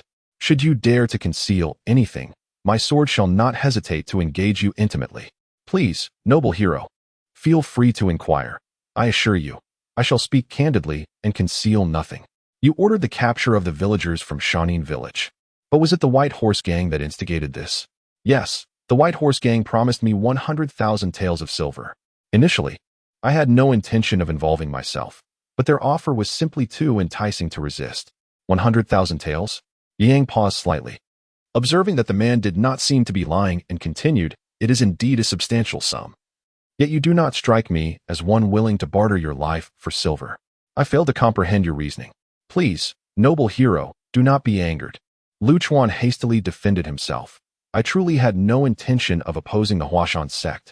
The individuals from the White Horse Gang informed me that I merely needed to apprehend a few villagers from Shanin, and that I need not concern myself with anything further. In a moment of reckless enthusiasm, I believed it to be a simple task, one that did not necessitate direct engagement with your esteemed sect, hence I acquiesced. Had I known Lu Chuan's face was a mask of regret, though he did not articulate what he had anticipated, his meaning was clear. Had I known the Huashan sect operated with such ruthless efficiency that even the officials of the court could be seized without hesitation, I would not have risked my life for even 100,000 taels, let alone this paltry sum. He was well aware of the unspoken rule of non-interference between the authorities and the martial sections. Yet, he harbored a flicker of misplaced hope. Believing that capturing a few villagers would not provoke the Huashan sect into taking action against him, a mere county magistrate. Little did he realize that while he deemed the abduction of a few villagers inconsequential, the Huashan sect acted with such swiftness that he, too, was swiftly ensnared. Such efficiency was truly astonishing. Did the White Horse Gang provide funds for you to apprehend the villagers of Shanin? And did they issue any further instructions? Ye Yang inquired. Not at all. Lu Chuan responded, eager to please. I had already informed them in advance that, should the Huashan sect request the release of the individuals, I would not dare to refuse. The members of the White Horse Gang also expressed their agreement, stating that they merely sought to observe the response of the Huashan sect, without any intention of confronting your esteemed faction directly. Upon hearing this, Yu Yang furrowed his brow. The modus operandi of the White Horse Gang left him quite perplexed. He could not fathom their true intentions. Were they seeking to discern the stance of the Huashan sect? Or were they plotting? Did they intend to leverage the power of the imperial court to undermine the Huashan sect? There must undoubtedly be some hidden conspiracy at play. Yu Lingshan speculated from the sidelines. Indeed, Yu Yang, feeling somewhat irritable, waved his hand dismissively, declaring that regardless of any sinister plots, they should simply be eliminated. As he spoke, he gestured towards the lifeless bodies of Lu Chuan and his wife on the ground. Addressing Lu Xiaolu, he remarked, These two appear to be no good. Take them away and bury them without hesitation. Lu Xiaolu hesitated momentarily. Within the Huashan sect, he was merely a bystander, often assisting in the kitchen or running errands. However, the thought of taking a life was an unprecedented ordeal for him. upon hearing his senior brother's impatience. A shiver ran down his spine, prompting him to nod in compliance. In the dead of night, in such desolate surroundings, to defy his senior brother's command would undoubtedly result in his own demise. Drawing his sword from his waist, Lu Xiaolu approached Lu Chuan, whispering, "County Magistrate Lu, do not blame my fellow disciples for their ruthlessness. Blame yourself for provoking those you ought not to have." Just as he poised to thrust the sword down, Yu Yang raised his hand to halt him. At that moment, Lu Chuan was paralyzed with fear, his lips trembling, momentarily forgetting to plead for mercy. Did his junior brother intend to spare their lives? Seeing Yu Yang intervene, Lu Xiaolu felt a wave of relief wash over him. Grateful that he would not have to commit murder. The weight of taking a life, especially that of a government official, was not something he could bear lightly. Wait. I mean, take them away and bury them directly. Chapter 10. Money matters little. I simply admire your magnanimity. Bury them directly? Lu Xiaolu was taken aback.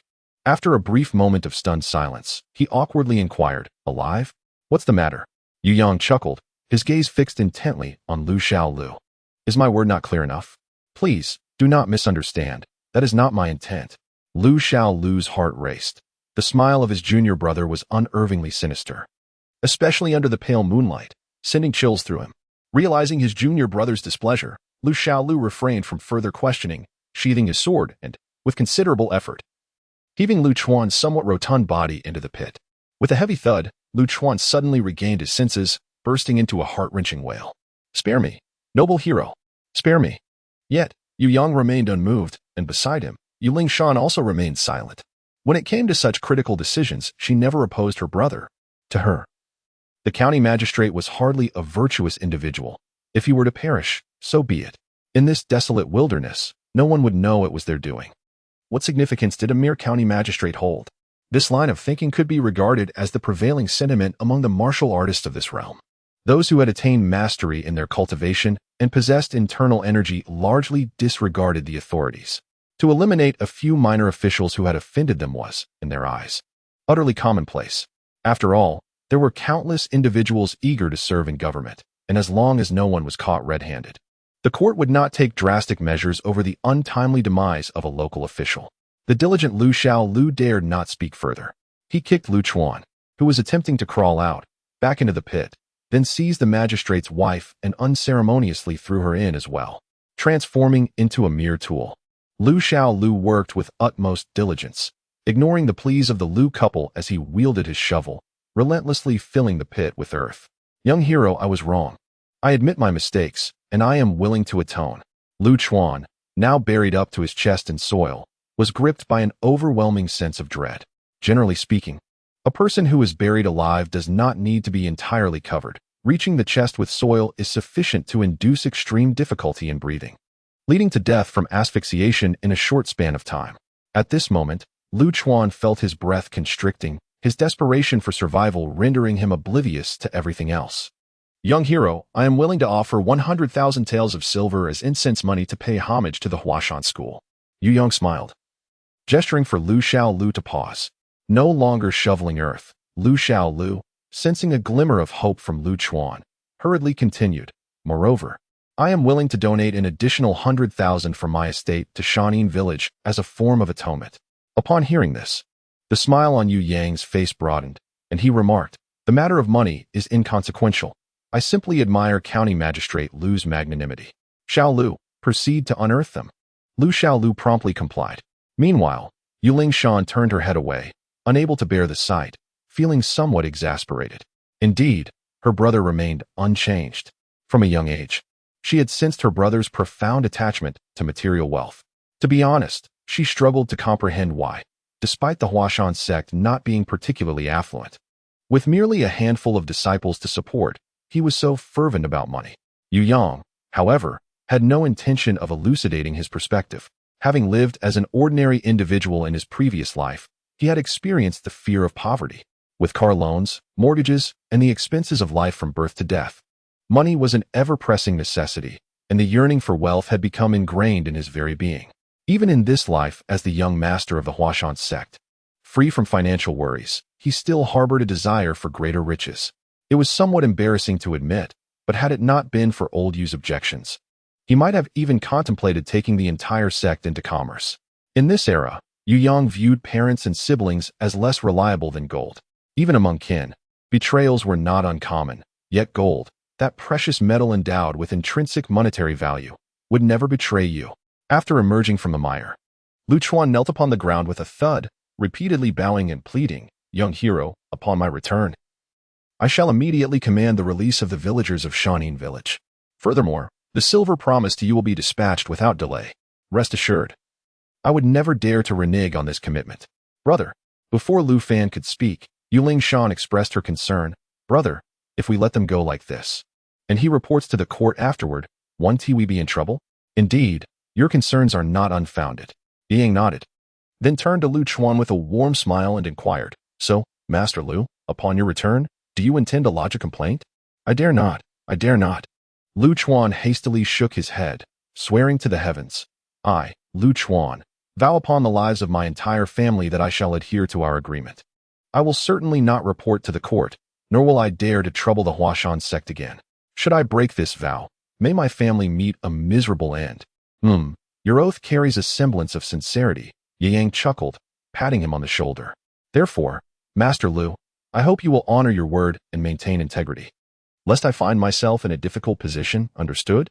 Rest assured, young hero. Though my official duties may not be remarkable, I have always valued honesty in my dealings. I would never dare go back on my word." "Very well, I shall trust you this once," Yang remarked with a hint of melancholy. "In these times, the essence of human interaction hinges upon trust.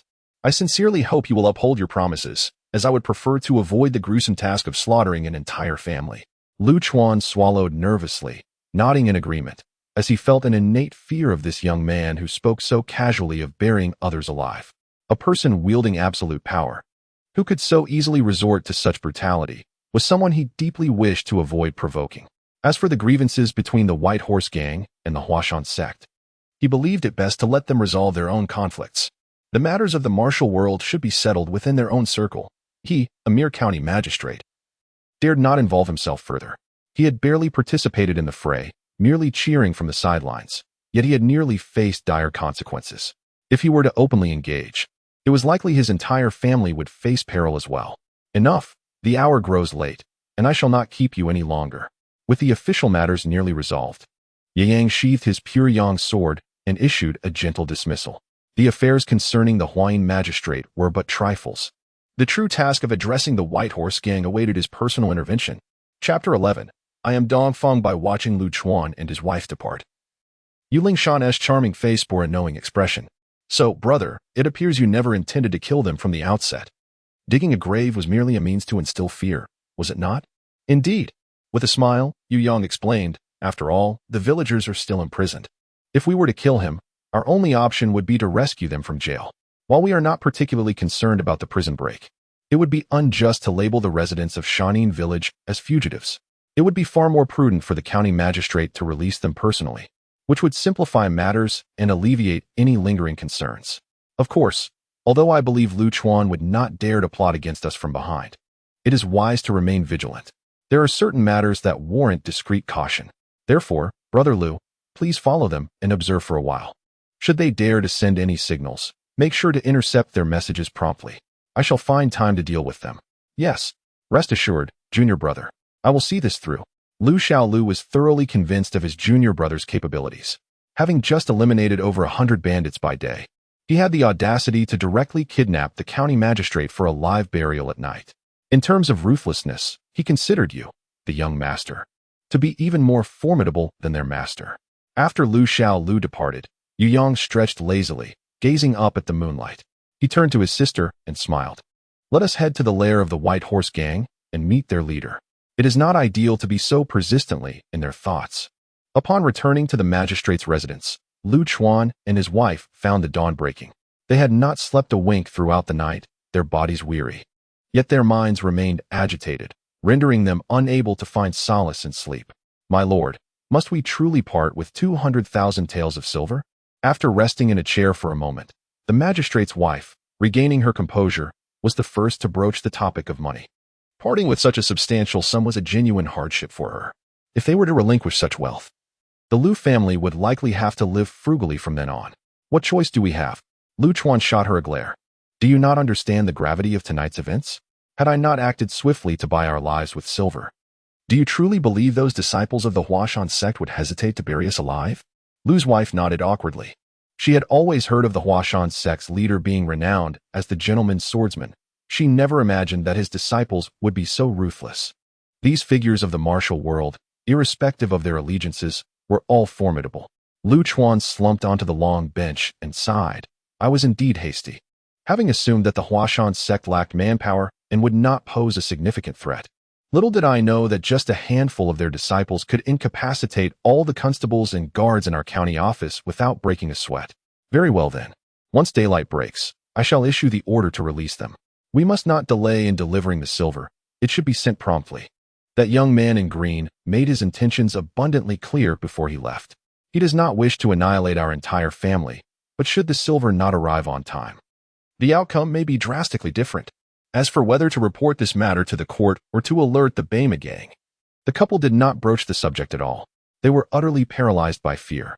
Furthermore, given the conduct of the disciples of the Huashan sect, it was improbable that they would remain unguarded. Perhaps there were Huashan disciples covertly monitoring their every move. Having just endured a harrowing trial of life and death, the couple was keen to avoid any further complications. Thus, they resigned themselves to the misfortune as a necessary sacrifice to avert greater calamity. From this point onward, I shall refrain from entangling myself in the affairs of the martial world. Huashan County, named for its location south of Mount Huashan, falls under the jurisdiction of Chang'an Prefecture. As Yu Yang and Yu Lingshan arrived here, it was already the break of dawn. A gentle drizzle fell from the heavens, and with paper umbrellas in hand, they strolled through the rain, entering the town of Huanan County. Their purpose for this journey was, of course, to engage with the esteemed Baima gang. Renowned within the underbelly of the Shaanxi Gansu region, the Baima gang also maintained a respectable facade. Within the confines of Huanan County, they operated the largest trading association in the area, the Baima Chamber of Commerce.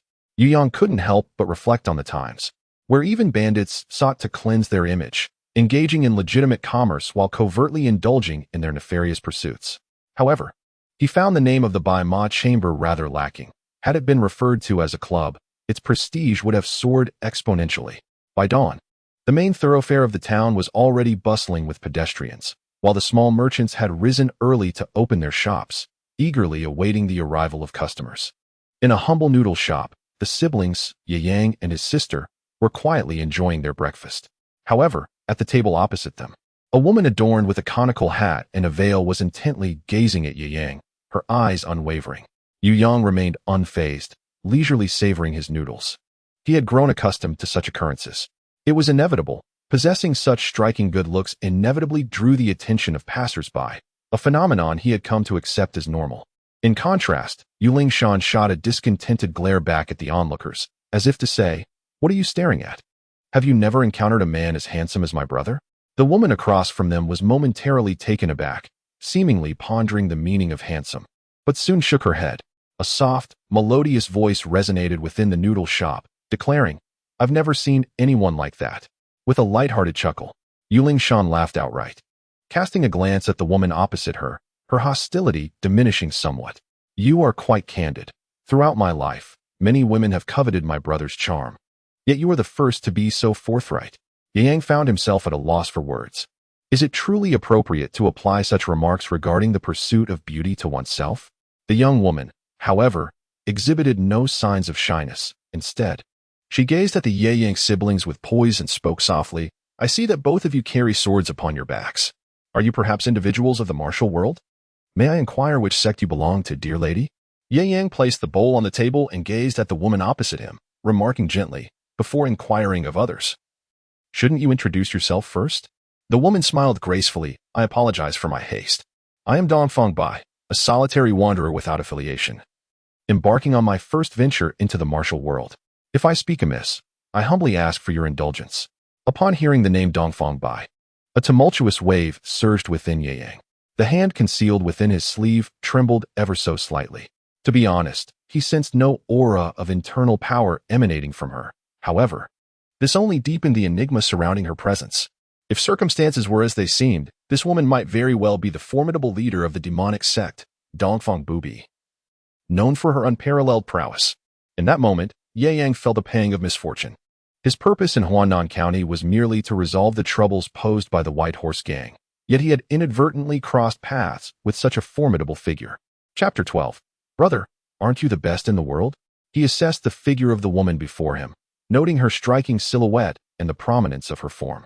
In Ye Yang's mind, it became evident that the individual before him was indeed a woman, rather than the infamous Dongfang Booby from Jin Yang's original narrative, who had undergone a transformation to cultivate the Sunflower Manual.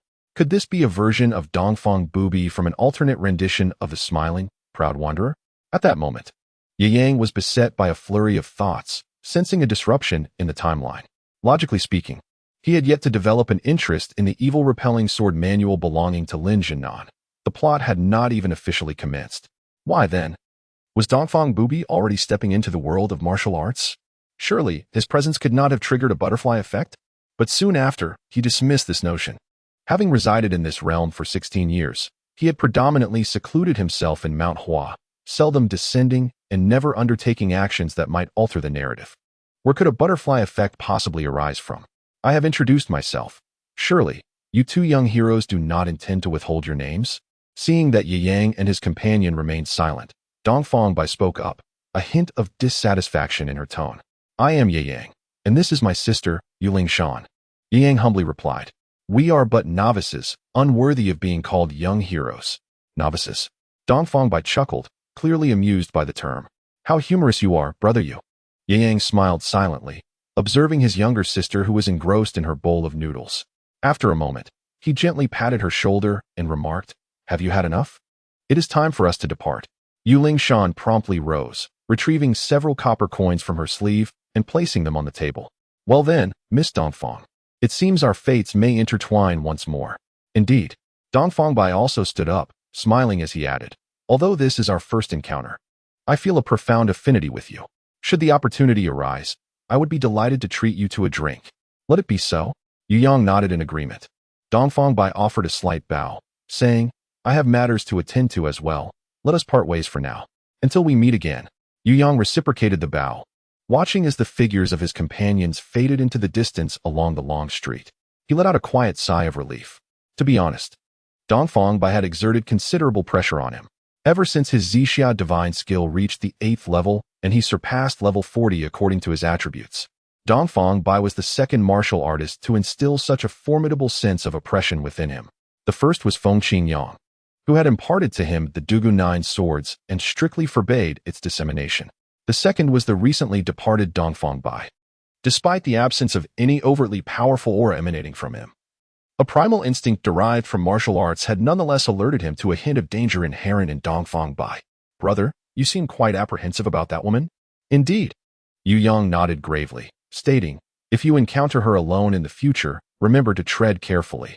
I do not possess the confidence to confront her. Even you lack confidence? Yuling Shan was somewhat taken aback, covering her mouth in disbelief. In her memory, although her brother had always been discreet and unassuming, they had grown up together, and she understood better than anyone the formidable prowess he possessed. She believed that her brother's internal strength was significantly deeper than that of the esteemed old Yu.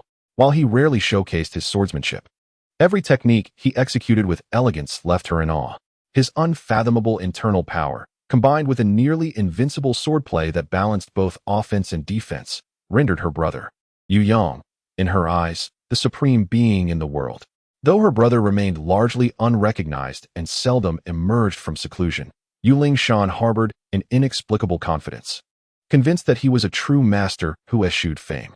It was often said that the Huashan Sect was unable to uphold the prestigious title of the Five Mountain Sword Sect. However, Yuling Shan knew all too well that as long as her brother was part of the Huashan Sect, it was indeed the strongest sect among the Five Mountains. Her brother alone could withstand 1,000 troops. Yet today, she heard from him that he was unsure of his ability to triumph over that woman, which left her utterly astonished. Indeed, while I cannot ascertain the exact depth of her internal strength, I am certain that in a life-and-death struggle, with my current capabilities, I would have no confidence in defeating her. Ye Yang is well aware that Dongfang Bai, who has mastered the exquisite art of the Sunflower Manual, possesses an unparalleled skill in the art of flying needles, rendering him nearly invincible.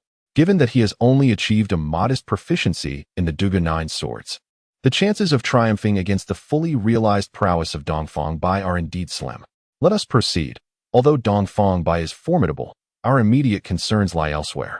We must first address the troublesome matters concerning the White Horse Gang. Yu Yang felt a sense of urgency, which was one of the reasons he had previously hesitated to descend from the mountain and enter the world of martial arts. He had not yet left the boundaries of the counties surrounding Mount Hua, and just stepping outside occasionally led him to encounter formidable figures such as the notorious boss of the Laughing World, who knew what other troublesome characters awaited him.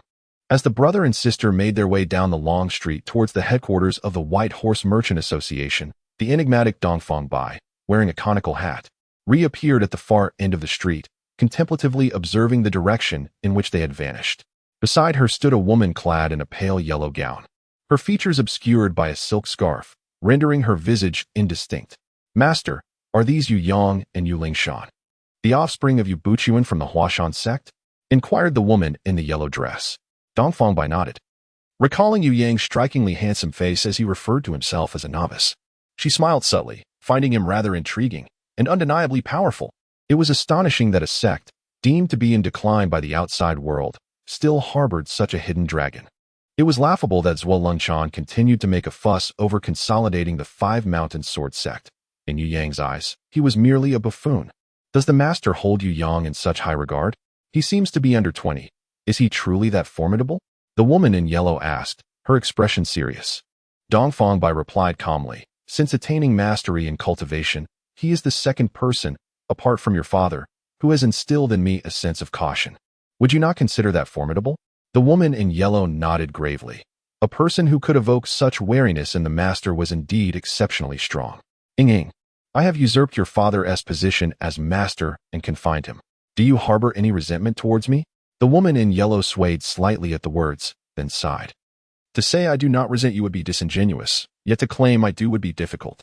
I understand my father's temperament. He is too capricious and cold-blooded, and many in the sect are discontent with him. It is best that you can think this way," Dongfang Bai remarked with a gentle sigh.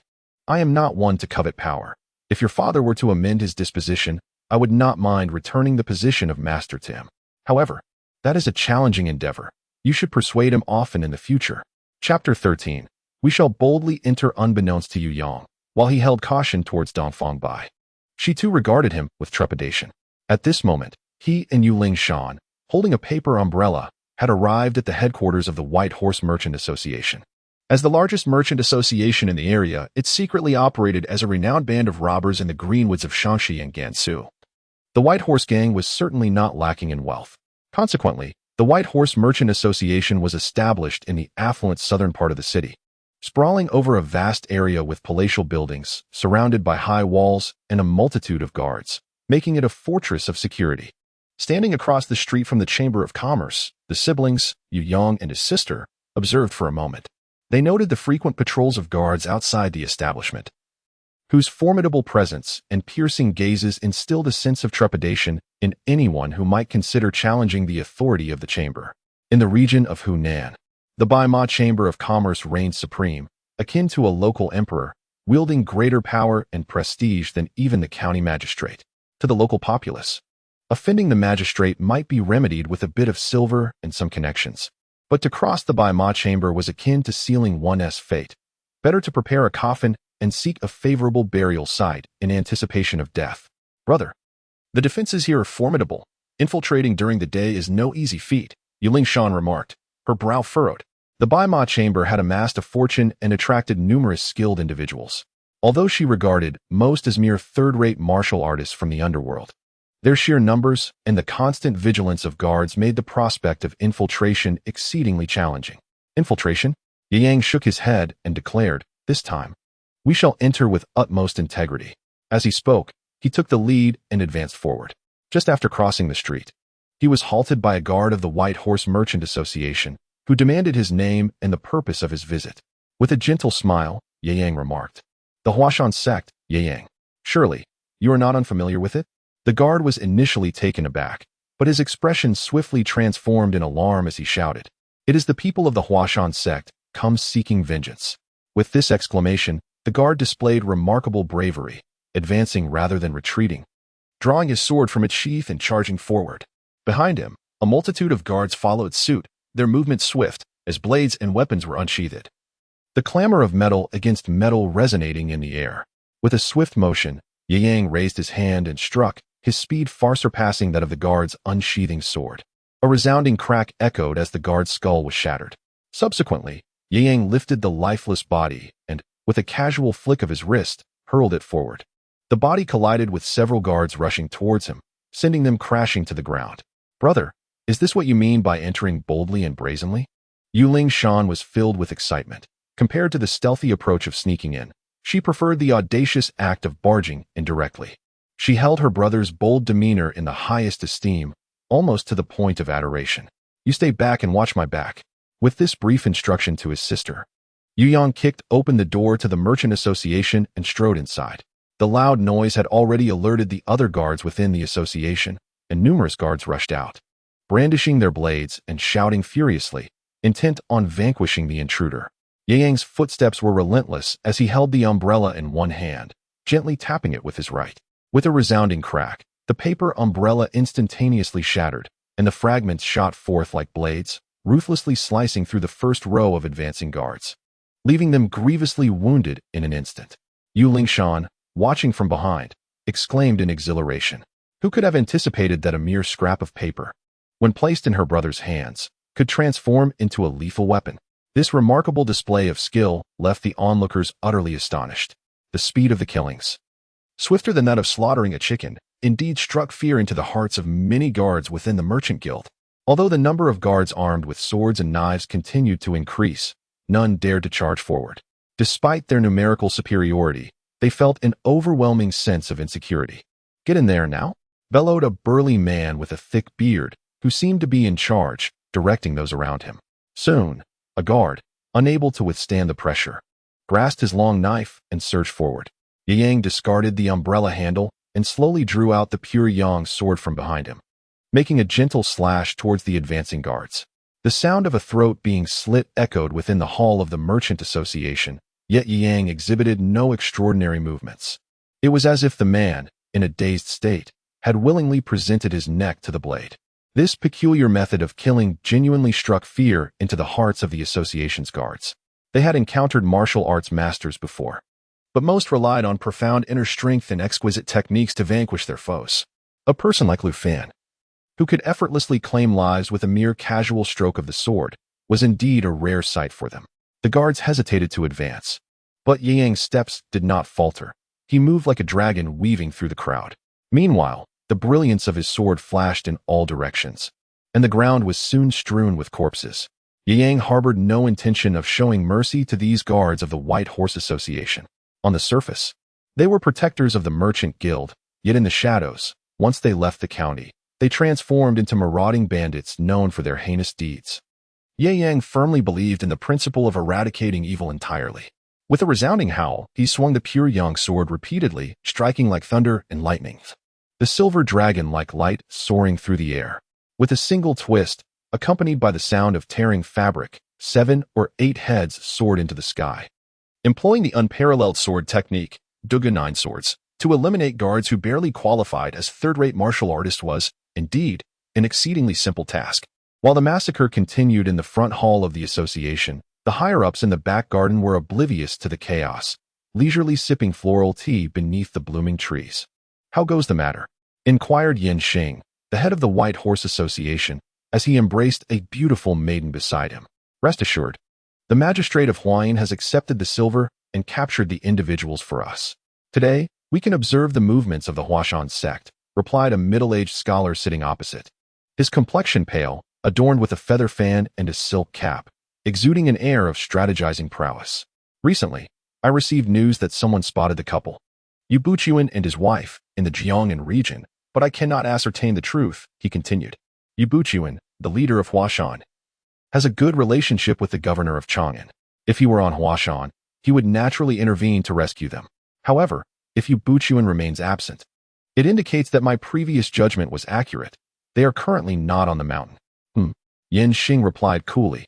"If Yu Buchuan were on Huashan, he would undoubtedly show up to retrieve them.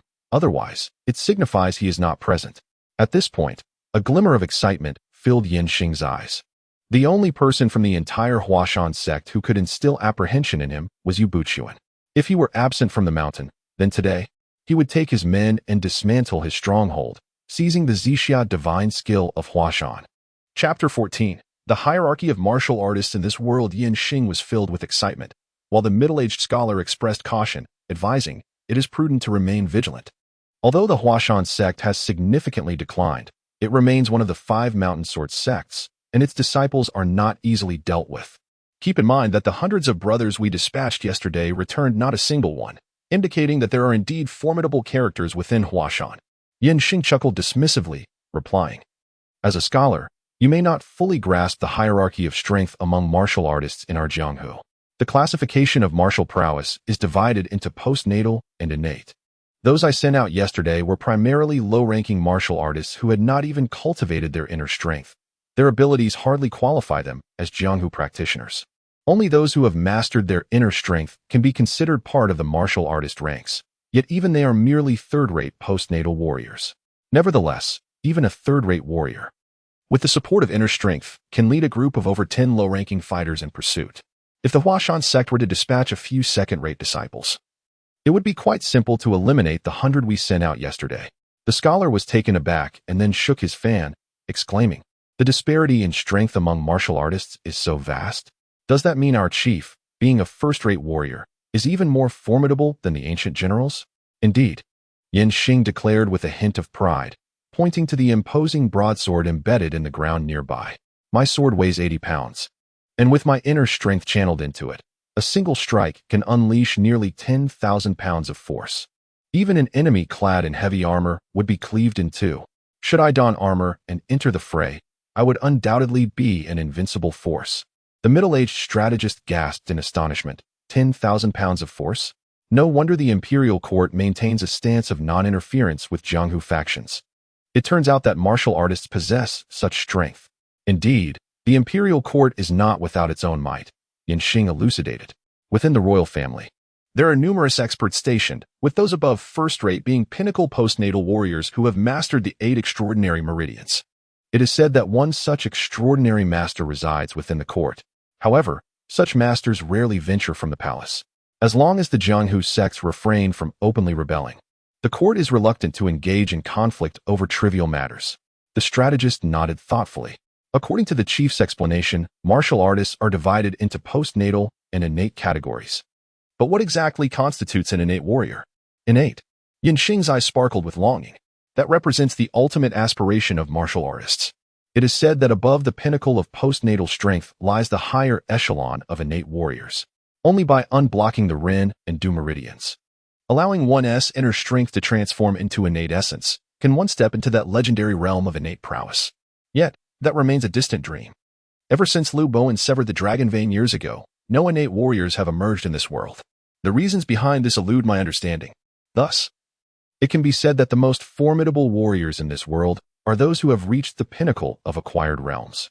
If the chief were to obtain the Zixia divine skill, would he possess the confidence to cultivate to the peak of the acquired stage? Naturally, he would. For how else could I dare to offend the Huashan sect so audaciously? Speaking of cultivation, Yin Xing felt a sense of pride, without any sect or school.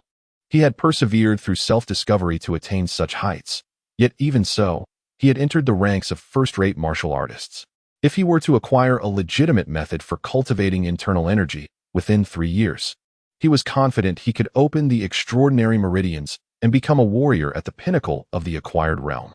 The Zixia divine skill undoubtedly ranks among the top 3 in the realm of internal cultivation methods. With such a divine skill in hand, perhaps in a few years, my White Horse Gang will no longer merely be a merchant association, but will transform into the White Horse Sect. Being a bandit is not my ambition. Establishing a sect and becoming its founding ancestor is the true dream that Yin Xing pursues. The strategist, with a look of admiration bordering on reverence, rose and bowed deeply, declaring, "It is a privilege for me to follow a person of such grand ideals and aspirations as you, Chief." Yin Xing chuckled heartily, clearly pleased with the strategist's flattery. He relished the adoration reflected in the faces of these scholars. Just as joy filled his heart, sudden cries of battle and screams of anguish erupted from the front courtyard. At that moment, a figure drenched in blood stumbled into the courtyard, crying out to the still-stunned Yin Xing, "Chief, The disciples of Huashan have come to kill. Before the word gate could fully escape his lips, a long sword hurtled through the air like a startled swan, swiftly severing the man's neck. Blood erupted like a blossoming flower, and a wide-eyed head was sent flying. As the headless corpse collapsed to the ground, Yu Yong stepped through the pool of blood, shaking the blood off his sword as he entered the rear courtyard. Brother, this White Horse gang is indeed vast. We have slain hundreds before finally discovering this back garden. These bandits truly know how to indulge. Yu Lingshan followed closely behind, wielding the Bai Shui's sword as she entered. While murmuring softly, she took out a silk scarf to wipe the bloodstains from Yu Yang's forehead before finally turning her gaze towards Yan Xing and the strategist in the courtyard. Are you disciples of the Huashan Sect? Yan Xing felt a twinge of anxiety upon seeing the two young individuals before him. He was not particularly fearful of them. Rather, his concern stemmed from the possibility that the formidable couple, Yu Buchuan and his wife, were lurking behind. In his view, two junior disciples from the Huashan sect would undoubtedly refrain from brazenly intruding into his White Horse Chamber of Commerce. Their audacity suggested that they had significant backing, and Yu Buchuan represented their most formidable support. Yu Buchuan has carved out a significant reputation in the martial world, earning the esteemed title of the Gentleman's Sword, which undoubtedly reflects his formidable strength. According to speculation from several experts in the realm, it is highly likely that he has already reached the pinnacle of the postnatal realm. Even if he has not yet arrived at that stage, he is certainly not far from it. Should such a powerful figure choose to come knocking, I, Yan Xing, would undoubtedly find myself at a disadvantage. I am Yu Yong, and this is my younger sister, Lingshan.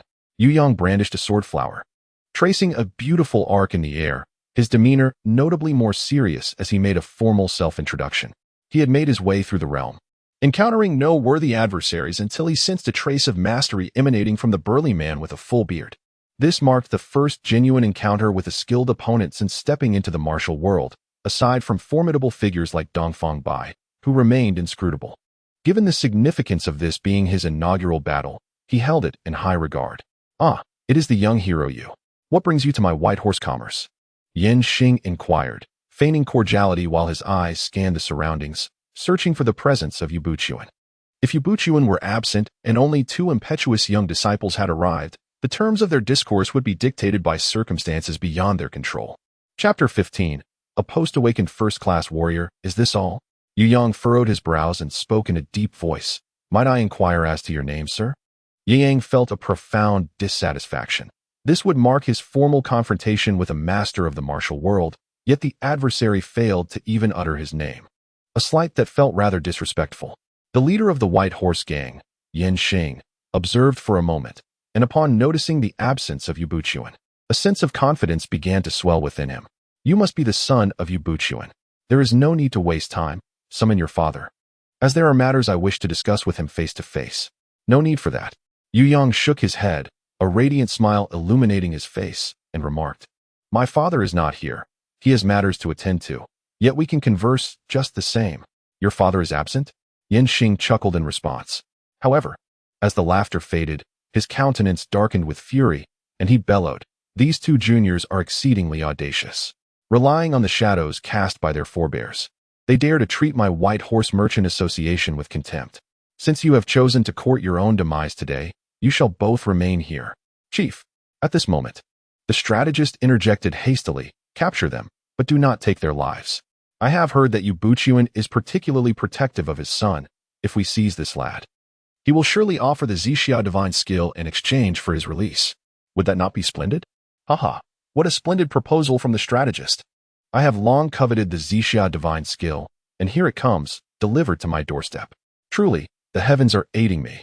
As he spoke, Yan Xing launched the first assault, his form slicing through the air with an intensity that was palpable. In an instant, he appeared before Yu Yong, executing a reverse palm strike that resembled a blade, sending forth a powerful surge of energy that sliced through the air with a resounding crack. Yet, Yu Yong merely stepped back lightly, his form resembling a phantom as he evaded the seemingly formidable attack with ease. Brother, be cautious. This man has likely entered the realm of a first-rate martial artist and possesses immense strength. Do not allow yourself to be struck. Upon hearing this, Yu Yong furrowed his brow. A first-rate martial artist, is it? This is my first encounter with a skilled fighter from the martial world. I had hoped to observe their capabilities, yet the outcome has left me somewhat disillusioned. The earlier attack, while appearing fierce, unfolded in his perception like slow motion. Had he chosen to retaliate, his opponent would have likely met his demise multiple times over. What a remarkable young man, possessing some skill, failing to land a successful blow. Yan Xing regarded Yu Yang with newfound seriousness. Though uncertain of his opponent's true strength, he recognized that in terms of agility, Yu Yang surpassed him. An unsettling realization that hinted at a challenging battle ahead. Your previous strike, though it appeared fierce, was devoid of true essence, lacking the fluidity of subsequent techniques. If this is all you can muster, then I shall take my turn. Yu Yang commented critically. You insolent wretch. Yan Xing's fury ignited. While I may not excel in palm techniques, my mastery lies with the blade. As he spoke, he retreated several steps, retrieving the long knife embedded in the ground. The moment the blade was drawn, dust was stirred, and as it swirled, Yan Xing's muscles bulged, exuding a formidable aura. In the next heartbeat, he charged forward, the hard stone pavement shattering beneath his feet with a thunderous sound. At that moment, Yan Xing resembled an enraged warrior, his long knife wielded with overwhelming force, creating a sonic boom that resonated through the air as he swung with ferocity, aiming for Yu Yang's head. Yu Yang's expression remained tranquil as he deftly evaded what appeared to be an outrageously ferocious strike. In an instant, he transformed into a fleeting shadow, akin to a startled swan or a wisp of azure cloud, swiftly positioning himself behind his adversary. The sound of steel slicing through flesh echoed sharply, and blood gushed forth from Yan Xing's seemingly ironclad form. He stood momentarily frozen, only to collapse to the ground with a heavy thud. At that very moment, a crimson line manifested at his neck, and with a dull thud, his head tumbled away, severed from his body. Though his strength was considerable, his martial skills were woefully inadequate, Yu Yang remarked as he observed the decapitated leader of the White Horse Commerce. Clearly, it is you who are exceedingly formidable. Yu Lingshan chimed in joyfully from the side. When Yan Xing struck, I felt as though my heart had momentarily ceased to beat, yet you effortlessly dispatched him. One must not presume others to be weak merely because of one's own strength. Am I truly that powerful? Yu Yang shook off the blood from his pure yang sword, momentarily uncertain.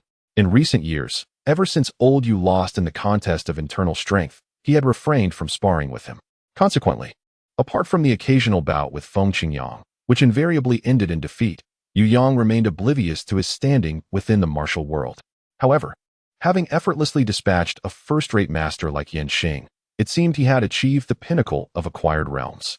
He was well aware of the hierarchy of martial practitioners in this world, yet the absence of a reference point had left him unsure of his true strength. Previously, he had inquired about his capabilities with old Yu, but the latter always evaded the question, offering vague reassurances without providing a definitive assessment of his prowess. It appeared that old Yu, feeling overshadowed by his son, was reluctant to express this openly due to pride. Yu Yang felt a sense of helplessness regarding his father's vanity, which could indeed be quite exasperating. Now, having gained a clearer understanding of his own abilities, he felt a wave of relief wash over him. The pinnacle of acquired realms was a rare level of strength in this world, typically associated with the leaders of renowned sections. As long as he exercised caution and refrained from provoking them, navigating the martial realm should suffice. Brother, what are you pondering? Yu Lingshan inquired playfully, noticing his brother's momentary distraction. I was contemplating whether my current strength is sufficient for traversing the martial world. Brother, you are truly amusing, Yu Lingshan chuckled, covering her mouth. Your abilities may not allow you to stride arrogantly through the martial world, but they are certainly formidable. If you are not qualified, then who could possibly be?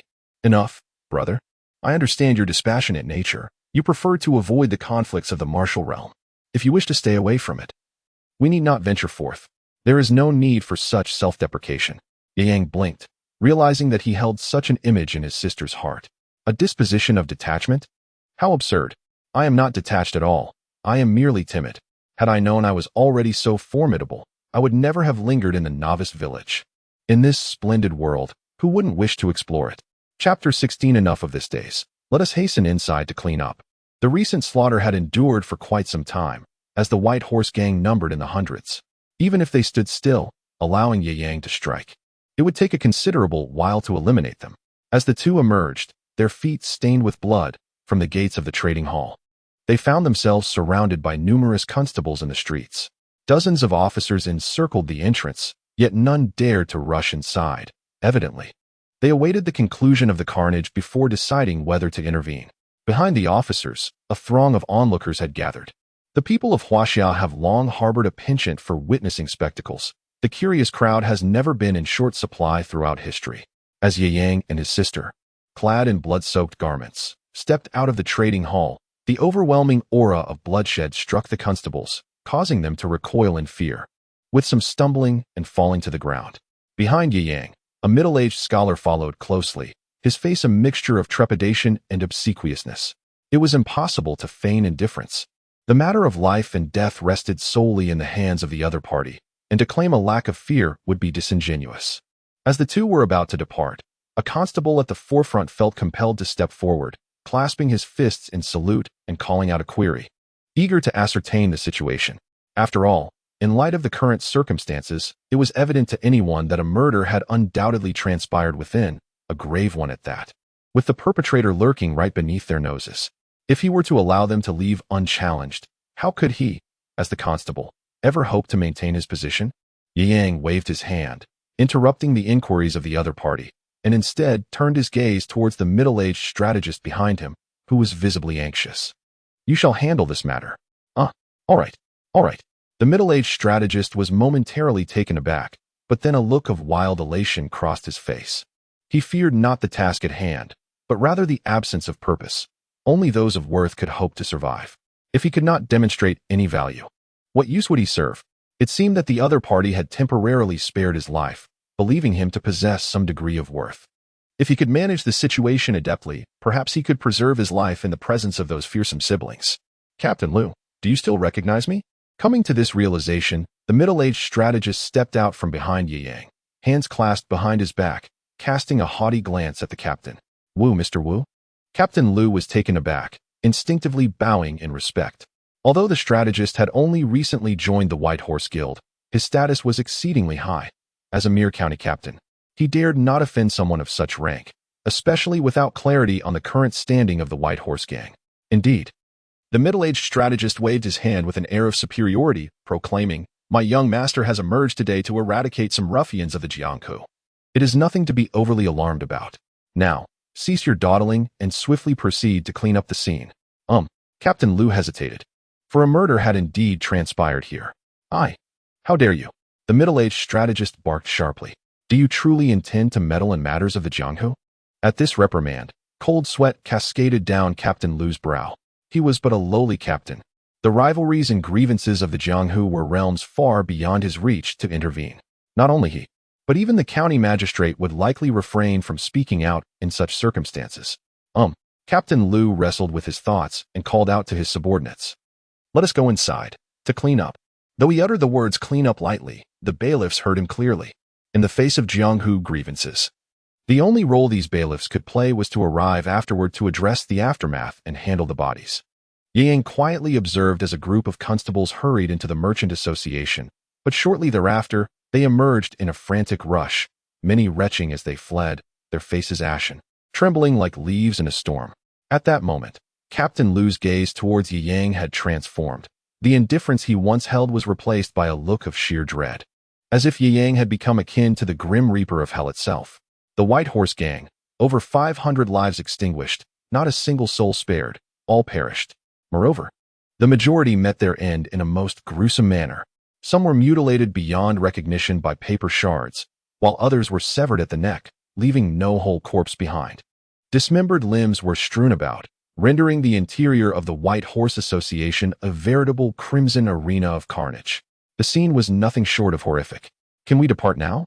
After shaking off the blood stains from the pure Yang sword, Yu Yang slowly sheathed it behind him. He then turned to Captain Liu and inquired flatly, "Of course. You may proceed." Captain Liu, trembling with trepidation, replied, "Young hero, please take care. We have matters to attend to and shall not see you off." "Thank you for your trouble," Yu Yang responded. Yu Yang nodded with a faint smile. Hundreds of corpses littered the ground, and it was likely that the captors would take an entire day to manage the aftermath. While he had relished in the act of slaying, the burden of disposal would fall heavily upon others. Indeed, Captain Liu responded earnestly, "It is our duty to eradicate evil and protect the innocent. This band of thieves has long plagued Huanan County, and we have yearned to rid ourselves of them. Thankfully, the gallant young hero has acted justly, eliminating this malignant presence for the people of Huashan County. We owe you our gratitude. Lu Fan smiled, choosing to say no more as he stepped forward, striding down the street ahead. As he passed, the onlookers instinctively parted to create a pathway. The palpable aura of bloodlust that surrounded Yu Yang deterred any who might dare obstruct him. However, as the siblings approached a lively street, the windows on either side flew open. In the next moment, a multitude of charming women, each a picture of grace and allure, waved handkerchiefs from their perches, beckoning to him. Young hero, come play with us. After ridding the world of evil, you must be weary. Please, come and indulge in a refreshing bath. I shall provide a massage to ease your weary bones. Young hero, come to me. I possess unique skills that will ensure your utmost comfort and satisfaction. Young hero, I have saved over 3,000 taels of silver these past few years. Should you grace me with your presence, I shall gladly offer it all in exchange for a single night of warmth. To be candid, Yu Yang was taken aback. In both his past life and this one, he had never encountered such an exuberant display. While he was no stranger to the shy glances of women drawn to his handsome visage, this scene, ladies eagerly waving their handkerchiefs, seemingly wishing to engulf him, was a first. Even the distant constables gaped in astonishment at the spectacle. Has the fashion changed in these times? Have these ladies developed a taste for such blood-stained attire? Please, if one possessed even half the young hero's looks, it wouldn't matter if he wore rags. There would still be ladies willing to take him in. Come now, if I had even a fraction of his handsomeness, why would I need to resort to such places? The maidens of Huashan County would be mine to choose from at will. Enough with the chatter. Let's get on with our duties. If we fail in our tasks, it may be our turn to face the consequences next time. Chapter 17. Brother, when you are out in the world, a young man must always protect himself. Amidst the flurry of handkerchiefs and the lively atmosphere, Yu Yang found himself momentarily captivated. Yet, his sister, Yuling Shan, was visibly displeased and tugged at his arm, hastening their departure. Brother, your infrequent descents from the mountain have left you unaware of many things. Today, I must impart some wisdom. Young men, especially those as handsome as you, must always remain vigilant and safeguard themselves. The women of the brothels are, at first glance, anything but virtuous. Each one is a beguiling temptress, capable of devouring one's very soul without remorse. They harbor no genuine affection for you. Their desires are solely fixated upon your corporeal form.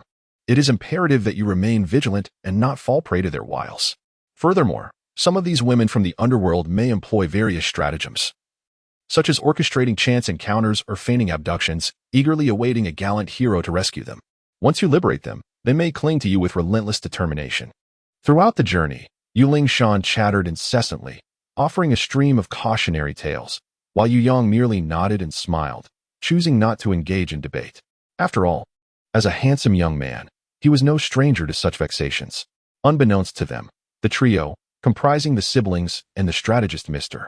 Wu from the White Horse Gang, had made their way to the borders of Mount Hua. On a moonlit night, the sounds of frogs, cicadas, and birds filled the air of Mount Hua, creating a symphony of nature that, amidst the cacophony, lent a semblance of earthly warmth, effectively dispelling the lingering scent of blood from Yu Yang and his sister.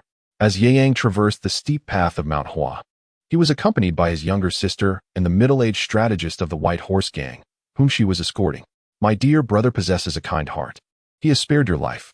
Are you not moved? Came the melodious voice of Ling Shan from behind. The middle-aged strategist trembled in fear, paralyzed by the thought.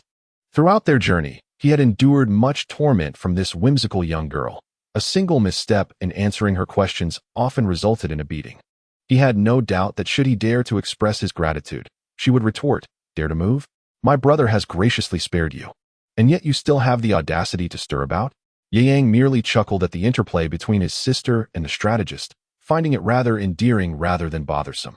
Having just emerged from a scene of carnage, this amusing and lively exchange brought him an unexpected sense of delight. Upon returning to the sect, Ye Yang retreated to his chamber.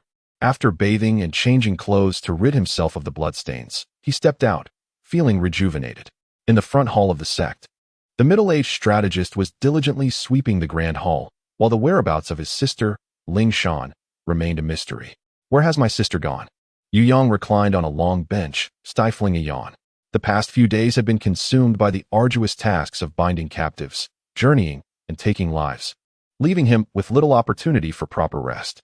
Despite his profound internal strength, he now felt a tinge of fatigue. "Young master, the young lady has returned to her quarters to rest.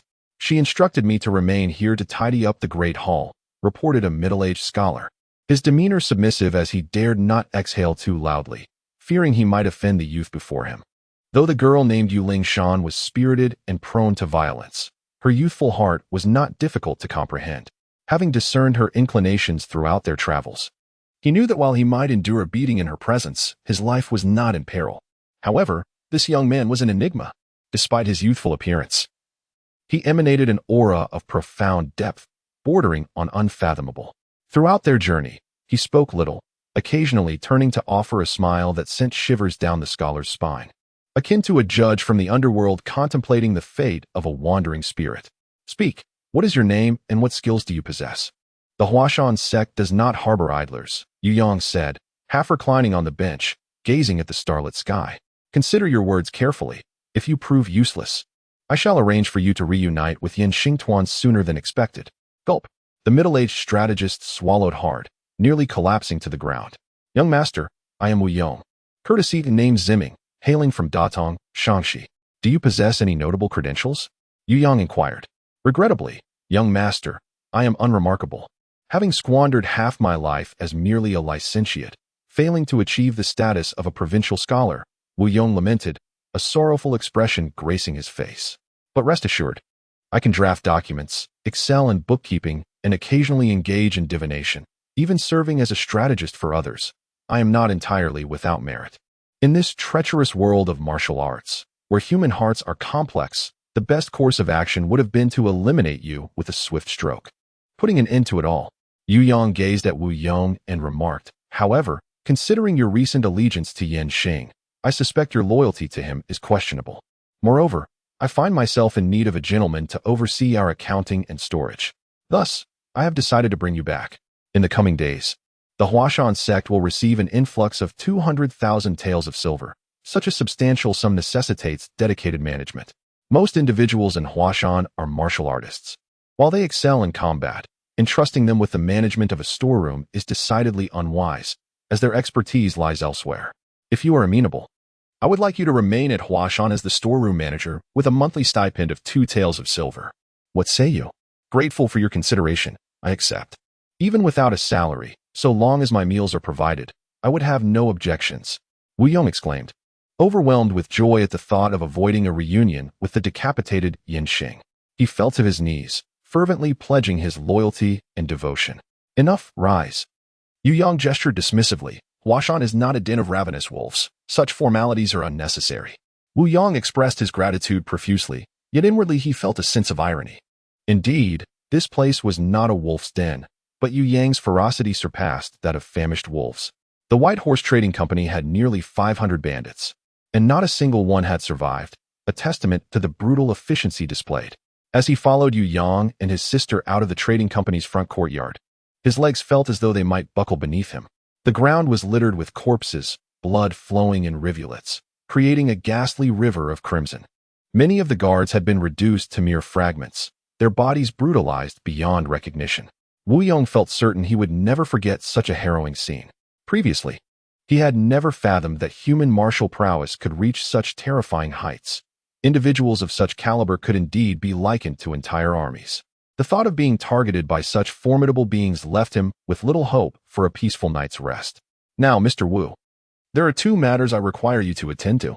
Please, speak, young master." Wu Yong instinctively bowed, awaiting Yu Yang's instructions. "In the coming days, the magistrate of Huayin County will dispatch 200,000 taels of silver, which you shall be responsible for storing. You may hire assistants from the villages below the mountain." "Understood." Wu Yong's expression hardened. This task would not be trivial. Huashan has long been notorious for its steep and treacherous paths. Although the Huashan sect was established on a relatively flat terrain at mid-mountain, transporting 200,000 taels of silver was no small endeavor. Additionally, of that sum, 100,000 taels have been promised to the villagers of Shanin. However, do not distribute the funds directly. Instead, designate a portion of land in the village for a horse ranch, procure some fine horses, and allow the villagers to tend to them, compensating them monthly as a form of remuneration. Very well, young master. Although curiosity lingered in his heart regarding the purpose behind the young master raising such a multitude of horses, he dared not voice his inquiries. Those in positions of power possessed their own considerations, and as a mere servant, his role was simply to obey commands. Knowing too much might not be beneficial. As for the second matter, once the issue concerning the 200,000 taels of silver is resolved, I will arrange for someone to accompany you to Huashan County. Although the White Horse Chamber of Commerce has been eradicated, it has left behind numerous shops and properties. These assets are certainly coveted by many factions, and how much can be reclaimed for our Huashan sect will depend on your abilities. Should you successfully manage these two tasks, you will truly be recognized as a member of our Huashan sect. Chapter 18. Tranquil years at Huashan sect. Recently, two significant events have transpired within the martial world. The first concerns the White Horse Gang. The entire gang, comprising several hundred members, was annihilated in a single day, with their lineage completely extinguished. This incident rapidly became the talk of the martial arts community within just a few days. Although the White Horse Gang was not regarded as formidable by major sects, their leader, Yen Xing, was a genuinely first-rate martial artist and adept in external martial arts, possessing terrifying brute strength. Most practitioners would avoid confrontation with him. Yet, this prominent figure, well known in the Shaanxi and Gansu regions, met his demise with his throat slit, and his entire gang was eradicated. This event caused a tremendous uproar in the area. It is said that upon learning of this news, the magistrate of Huanan was so terrified that he lost his composure and promptly reported it to the Chang'an prefecture. The authorities even summoned a local guerrilla general, who led 1,000 troops to collect the corpses. The subsequent handling of this matter by the court is of little interest to the martial community, but informed sources have revealed that the Huanan magistrate is to be promoted. In addition to the Huanan magistrate, both the provincial governor and the guerrilla general received commendations from the court, attributed to their contributions in quelling the bandits, much to the emperor's satisfaction. When Yang became aware of the matter, he merely smiled and chose not to pursue any inquiries. It was evident that the White Horse Chamber of Commerce had been labeled as bandits by the authorities, which was indeed accurate, after all. Both the county magistrate of South China and the governor of Chang'an were well aware of the distinction between merchants and brigands, but had previously refrained from provoking them. Now that the entire White Horse Gang had been eradicated, this opportunity for merit was too good to pass up. The governor of Chang'an must have been secretly delighted at the prospect of claiming credit for quelling the bandits. The second significant event occurred in the Shaanxi Gansu region. On the Green Forest Road of Shaanxi Gansu, the universally recognized leader of the 18 heroes of the Green Forest, Wang Tianba, was slain.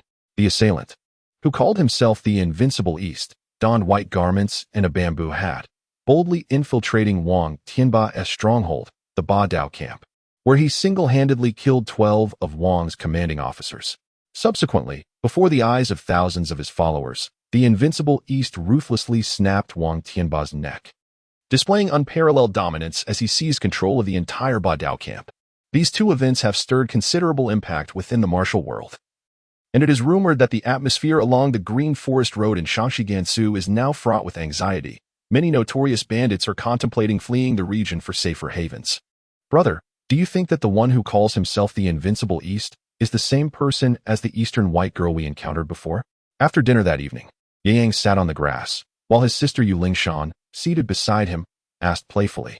During these days of rare tranquility within the Huashan sect, Yang found himself with little to attend to, delegating any trivial matters to Wu Yong, thereby freeing more time for his cultivation. The only minor inconvenience was that his sister had become increasingly clingy. Even while he practiced, she would remain at his side, resting her chin in her hands and watching him with a cheerful smile. It seemed that observing his cultivation had become a source of amusement for her. As for Wang Tianba, being recognized as the supreme leader by the Green Forest in Shaanxi Gansu, he must have been a formidable warrior, undoubtedly among the elite, if not at the pinnacle of martial prowess. Ye Yang rubbed his forehead and pondered, to confront and eliminate him in his own stronghold. Even a typical pinnacle martial artist would likely lack the confidence to succeed. Thus, what my brother implies is that Dongfang Bubi refers to Dongfang Bai. Indeed, it seems unlikely to be mistaken, Ye Yang, with a solemn expression, remarked. In their inaugural battle, they vanquished the leader of the Shangan Green Forest Path and subsequently incorporated his forces. That young lady from the East harbors considerable ambition. Yu Lingshan was not particularly concerned. She nonchalantly remarked, "It matters not. Her intention to consolidate the forces of the Green Forest does not conflict with our Huashan sect. Moreover, with my elder brother, a formidable expert, by our side, we have no reason to fear her." Yu Yang smiled gently, pinching the delicate face of Yu Lingshan. "Do not regard me as too formidable. I am not a deity, nor am I truly invincible." He continued, "It is merely that I am still quite young. Give me a few more years, and I firmly believe you will undoubtedly become the best in the world." Yu Yang did not dispute this assertion. Currently, he was at level 49, with his experience bar well past the halfway mark. Following the usual pace of cultivation, within a maximum of 2 years, he could ascend to level 50. Crossing each decadal threshold heralded a new realm. By that time, the Zixia divine art would ascend to its 9th tier, resulting in a significant transformation in strength. While he would not claim to be invincible, he would at least face the likes of Dongfang Bai without excessive trepidation. In the subsequent period, Yu Yang chose not to descend the mountain. After observing Huang County for a few days without detecting any clandestine activities from the county magistrate, Lu Xiaolu was summoned back to Mount Hua. He was then assigned to assist Wu Yong in managing the 200,000 taels of silver and in the acquisition of the assets belonging to the White Horse Gang in Huainan County. To their surprise, the process unfolded with remarkable ease. The Huainan magistrate was fully aware of the downfall of the White Horse Gang, and thus, when Wu Yong and his companion went to take over the assets, they encountered no obstacles, with the officials providing seamless cooperation. The wealth of the White Horse Chamber of Commerce was considerable, totaling no less than 500,000 taels when converted to silver. Such a fortune attracted the attention of many in the Green Forest. However, once Lu Xiaolu revealed his identity as a disciple of the Huashan sect, the avaricious hearts of those lurking in the shadows were swiftly quelled. The Huashan disciples taking charge of the White Horse Gang's assets, coupled with the recent raid by the White Horse Gang on a village at the foot of Mount Hua, left many with an epiphany. Yan Xing had undoubtedly provoked the Huashan sect, leading to the annihilation of his clan. In that moment, a sense of reverence for the so-called prestigious sects arose in the hearts of many. Even a Huashan sect, considered the least among the 5 mountain sword sects and allegedly in decline, could easily obliterate a large bandit group like the White Horse Gang. What, then, could be said of the more populous and powerful sects?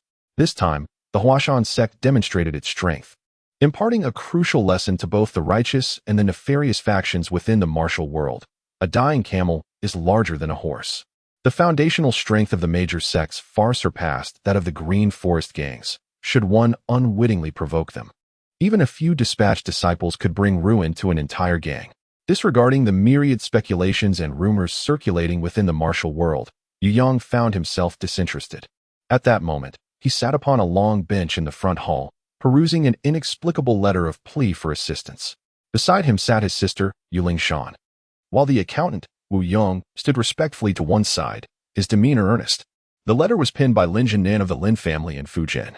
Chapter 19. My brother is finally coming out of retirement. The content of the missive was succinct, indicating that the Lin family was on the verge of facing a grave calamity, earnestly requesting the heroes of the Huashan sect to lend their aid. Should the lives of the Lin family members be preserved, Lin Jinnan pledged the entirety of the family's wealth as a token of gratitude. After a single reading, Yu Yang folded the letter and furrowed his brow, pondering, what connection could the Huashan sect possibly have with the Lin family? Yu Lingshan shook her head, expressing uncertainty. Perhaps old Yu. Our father had some prior acquaintance with Lin Jinnan. With outsiders present, she quickly corrected herself, refraining from referring to him as Comrade Old Yu. While it was acceptable for siblings to jest amongst themselves, she felt it imperative to maintain respect for Master Old Yu in front of others. Mr. Wu, who entrusted you with this letter? The letter had been brought down from the mountain by Wu Yong, in response to the young master. The Lin family from Fujian and the Fu Wei Escort Agency are quite renowned in the Jiangnan region. Furthermore, the Fu Wei Escort Agency has a presence in the Shaanxi and Gansu areas. It seems that Lin Jinnan, upon hearing of the Huashan sect's annihilation of the entire White Horse Gang, perceived the strength of our sect and thus sought our assistance through this correspondence. Yu Yang responded with a murmur and inquired, did the messenger convey any words? Not much was said, Wu Yong replied. However, upon receiving the letter, I made some inquiries and discovered that the Lin family has indeed stirred up considerable trouble. Young Master Lin Pingji has accidentally killed a disciple of the Qingqing sect, and this incident has already spread throughout the martial world. The sect's leader, Yu Songhai, has declared in Shu that the Lin family must pay in blood for their transgressions. Lin Jinan, gripped by fear, has been desperately seeking connections to negotiate a resolution. However, given that this matter pertains to the Qingqing sect, a formidable force in Shu, general martial factions are reluctant to intervene. In a state of frantic desperation, Lin Jinan has resorted to writing letters to various major sects, offering his family's wealth as remuneration in hopes of securing protection for the Lin family. Yu Yong let out a sound of acknowledgement. The matter of Lin Jinan seeking aid through letters is not mentioned in the original novel. However, this realm is a genuine martial arts world, and the content portrayed in the novel only represents a mere fraction of reality. It is impossible to encompass every event. One can surmise that in the original narrative, Yu Bu-kun, upon receiving such a letter, was inspired to contemplate the cultivation of the evil-repelling sword manual, leading his disciples to Fujian. Nevertheless, in the present day, due to Yu Yong's unique circumstances as a transcender, the pressure on the elder Yu to revive the Huashan sect has considerably diminished. He often accompanies his wife on leisurely visits to friends, embodying a sense of carefree ease akin to that of a wandering cloud or a free-roaming crane. What reactions might the other sects have upon receiving the letter? Wu Yong hesitated, admitting that he had not yet heard of any notable developments, nor had he uncovered any clandestine actions they might be undertaking. Ye Yang nodded and said, "Do not feel overly pressured. You have performed admirably." At this, he patted Wu Yong's shoulder and added with a smile, "Our Huashan sect is now in possession of funds, so there is no need to be as frugal as before. Here's what we shall do. I grant you the authority to manage 100,000 taels of silver. You may begin recruiting trustworthy individuals specifically to gather intelligence from both the martial world and the imperial court. I will subsequently inform Six's senior brother to assist you." Having spent several days in each other's company, Ye Yang had gained an accurate understanding of Mr. Wu's capabilities. This individual may not excel in composing the classical essays required for the imperial examinations, yet his practical skills are remarkable. Whether it be managing the storerooms of Huashan or handling the inherited assets of the Beima Chamber of Commerce, he executed every task with remarkable orderliness, showing no signs of disarray. Such a person may not be suited to govern a region as a local magistrate, but he is exceptionally well suited as a confidant. For an intelligent individual like him, as long as the leader maintains authority, loyalty need not be a concern. Is the young master considering the establishment of an intelligence agency? Wu Yong was momentarily taken aback, then quietly inquired, something akin to the Jinui? Indeed. Wu Yong pondered for a moment before suggesting, "If the young master truly intends to form an intelligence network, I recommend saving the Lin family." "Oh, please elaborate." "Young master, while Lin Jinan's martial prowess is lacking, his family's Fuwei escort agency is among the finest in the industry. The nature of running an escort agency requires interaction with a diverse array of people from all walks of life, thus forming an extensive network of connections across various fields. If the young master were to secure the Fuwei escort agency, with its branches spread throughout various states and prefectures, it would serve as an invaluable channel for gathering intelligence. For instance, just recently, after we eradicated the Beima gang, Lin Jinan was already aware that it was our Huashan sect responsible for the action. The speed at which information travels is nothing short of astonishing." You present a valid point." Ye Yang agreed. "Those who attain the pinnacle in any profession generally possess some skill. The Lin family's standing in the martial world may be modest, but that does not imply their abilities are lacking in other realms." He clapped his hands decisively and proclaimed, "Very well, it is settled. Ling Shan, accompany me on this journey. Have you not always wished to venture into the martial realm with me? This time, we shall witness the legendary Qingqing sect." Yu Lingshan was so overwhelmed with excitement that she leaped into the air. Her elder brother had finally decided to emerge from seclusion. She had awaited this day for so long that the flowers in her heart were nearly withered. "Mr. Wu, I kindly ask you to pay extra attention to the matters within the sect alongside Sixth senior brother. Rest assured, young master, there shall be no issues at home. However, considering that the Qingqing sect is a prominent faction, is it not somewhat perilous for just two individuals to venture forth? Fear not. My brother is an unparalleled master at the peak of the innate realm. What danger could possibly arise from a mere Qingqing sect? It is not as if we are embarking on a duel with the invincible Dongfang Bubi." Yu Lingshan cast a sidelong glance at Wu Yong, feeling exasperated at her brother's rare determination to embark on a journey. Who would dare to obstruct him? She would confront anyone who dared. By the way, young master, if the former leader returns and inquires about this matter, should I divulge the truth? Well, it wouldn't hurt to share. If my father does come back, they needn't worry. It's merely a formality and won't take long. Furthermore, we must not neglect the recruitment of personnel. Once we have secured the Fu Wei escort agency, we shall naturally place some of our people within. Also, during this period, remember to seek news regarding our senior brother, Ling Huchong. Should you uncover any trace of him, do your utmost to bring him back to the mountain gate to assume his responsibilities. After all, he has been indulging himself outside for far too long and should fulfill his duties as the chief disciple of Huashan. Speaking of Ling Huchong, Yu Yang's brow furrowed slightly. This wayward youth had been absent for a month or even longer, enjoying himself while ignoring the myriad affairs within the sect. Reflecting on the original narrative, one could empathize with the old Yu, burdened with such an unreliable disciple. Relying on a group of such errant disciples to revitalize the Huashan sect, it would be a challenge for the old Yu to maintain his composure. Chapter 20. Brother, can we not bring shame upon ourselves? The vast horizon is my love, and beneath the gentle green mountains, flowers are in bloom. What kind of rhythm is the most exhilarating? What kind of melody brings the greatest joy? The resounding and vibrant song echoed continuously across the fields as Yu Yang rode upon his white steed, exuberantly belting out the familiar tunes from his past life. In such a scenario of galloping through the rivers and lakes with sword in hand, he felt an inexplicable void if he did not sing a couple of lines. This song by Phoenix Legend seemed extraordinarily fitting. Yu Lingshan, with an expression of exasperation, rode behind her brother, feeling somewhat embarrassed as she surveyed her surroundings. Anxious that someone might pass by and tarnish the reputation of the Huashan sect, she truly did not anticipate that her brother, who typically spoke little and possessed a temperament as calm and detached as that of an exiled immortal while in the mountains, would become so wild once they ventured beyond the borders of Shaanxi and Gansu. Throughout their journey, he had belted out 7 or 8 songs, none of which adhered to any melody. All sounded rather peculiar. Ah, the splendid spring, better to dream a dream. In the dream, the fragrance of the grass. You carry your dreams within you. The blue sky, white clouds, green mountains, and clear waters, accompanied by the gentle breeze and the slanting sun. Howling. Yu Lingshan covered her face, for her brother had once again changed the song. Although it sounded rather off-key, one could not deny that, after listening for a while, it became somewhat pleasing to the ear. Even she, a girl who prided herself on her poise, found herself unconsciously humming along. Brother, we are approaching Fuzhou. We will soon enter the city, so please refrain from singing. I know. Yu Yang chuckled. It is my first time riding and traversing the world on horseback. After all, it is a novel experience, and one cannot help but feel a bit exhilarated. Surely, you can understand, Lingshan? I understand perfectly. Yu Lingshan promptly nodded. For as long as her elder brother ceased his boisterous singing, whatever he said would be deemed as truth.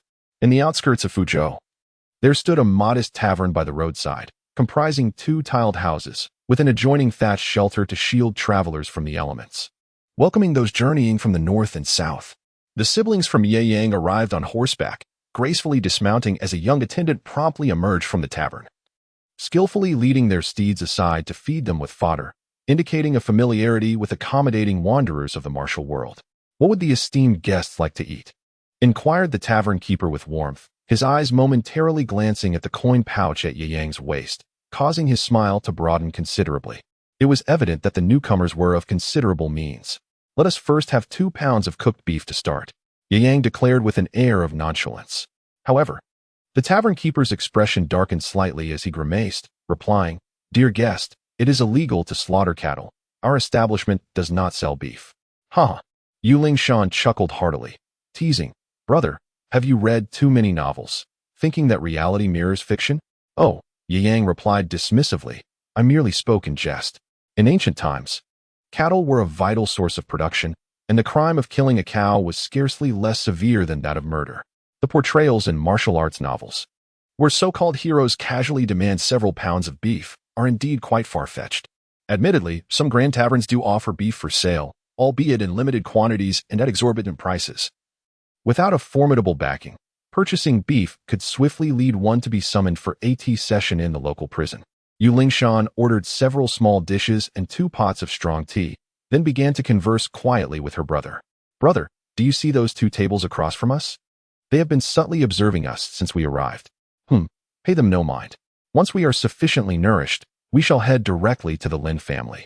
The individuals at the opposite tables, each donning a wide-brimmed hat and bowing their heads, were difficult to discern. Yet Yu Yang felt no sense of danger emanating from them, and thus chose not to dwell on their presence. Once the dishes were served, Yu Lingshan produced a silver needle and pricked each dish, ensuring their safety before feeling at ease. Rest assured, my dear guests, I have been running this establishment for over a decade and have garnered a modest reputation. It is certainly not a den of deceit. The innkeeper appeared somewhat displeased with Yu Lingshan's actions, but his frown swiftly transformed into a warm smile. For, unbeknownst to him, Yu Yang had somehow produced a silver ingot, which, by its weight, must have amounted to at least 10 taels. 10 taels of silver may not seem like a substantial amount, yet, given the purchasing power of the time, it was sufficient to sustain an ordinary family of 3 for over half a year. Innkeeper, I have a question for you. Speak honestly, and if your answer pleases me, this silver shall be yours. Please ask away. In this vicinity of Fuzhou, there is not a matter I am unaware of. Pray tell, do you know of the Fuwei Escort Agency and its leader, Lin Jinan?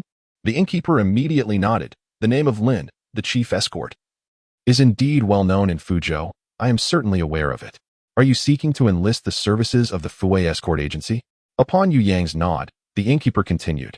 I would advise you to exercise caution. Not long ago, the Lin family encountered grave troubles, and it remains uncertain whether they can navigate through them. To seek their services now may lead to both financial and personal loss. Oh, Yu Yang furrowed his brow. What troubles could a renowned escort agency like Fuwei possibly face? Surely, it cannot be the government seeking to bring them down? If it were merely the government, it could be resolved with some financial connections. However, this time, they have crossed paths with the formidable Qingqing sect in the Shu region. The Qingqing sect is an extraordinary faction, having dominated the Shu territory for centuries. The current leader, Yu Songhai, is among the most skilled practitioners in the martial world, wielding the devastating technique known as the crushing heart palm. Who in the realm is unaware of its brutal efficacy? A victim of this technique is left devoid of any external wounds, their body cold and bloodless, yet their heart shattered. The Lin family has offended the Qingqing sect. Can they possibly survive such a predicament? Yu Yang let out a sound of realization and continued to inquire. The Lin family has operated in Jiangnan and other regions for so many years, cultivating extensive connections. Is there truly no other sect willing to negotiate for peace? What use are extensive connections? The shopkeeper scoffed. In the martial world, what matters is strength and status. Lin Zhunnan is indeed adept at business, yet his standing in the martial realm is woefully inadequate. Moreover, his son, Lin Pingji, has killed Yu Songhai's son, Yu Rinyan. This is a vendetta of a murdered son, who would be willing to mediate. While Lin Zhunnan is desperately seeking assistance by sending letters far and wide, no one is inclined to respond.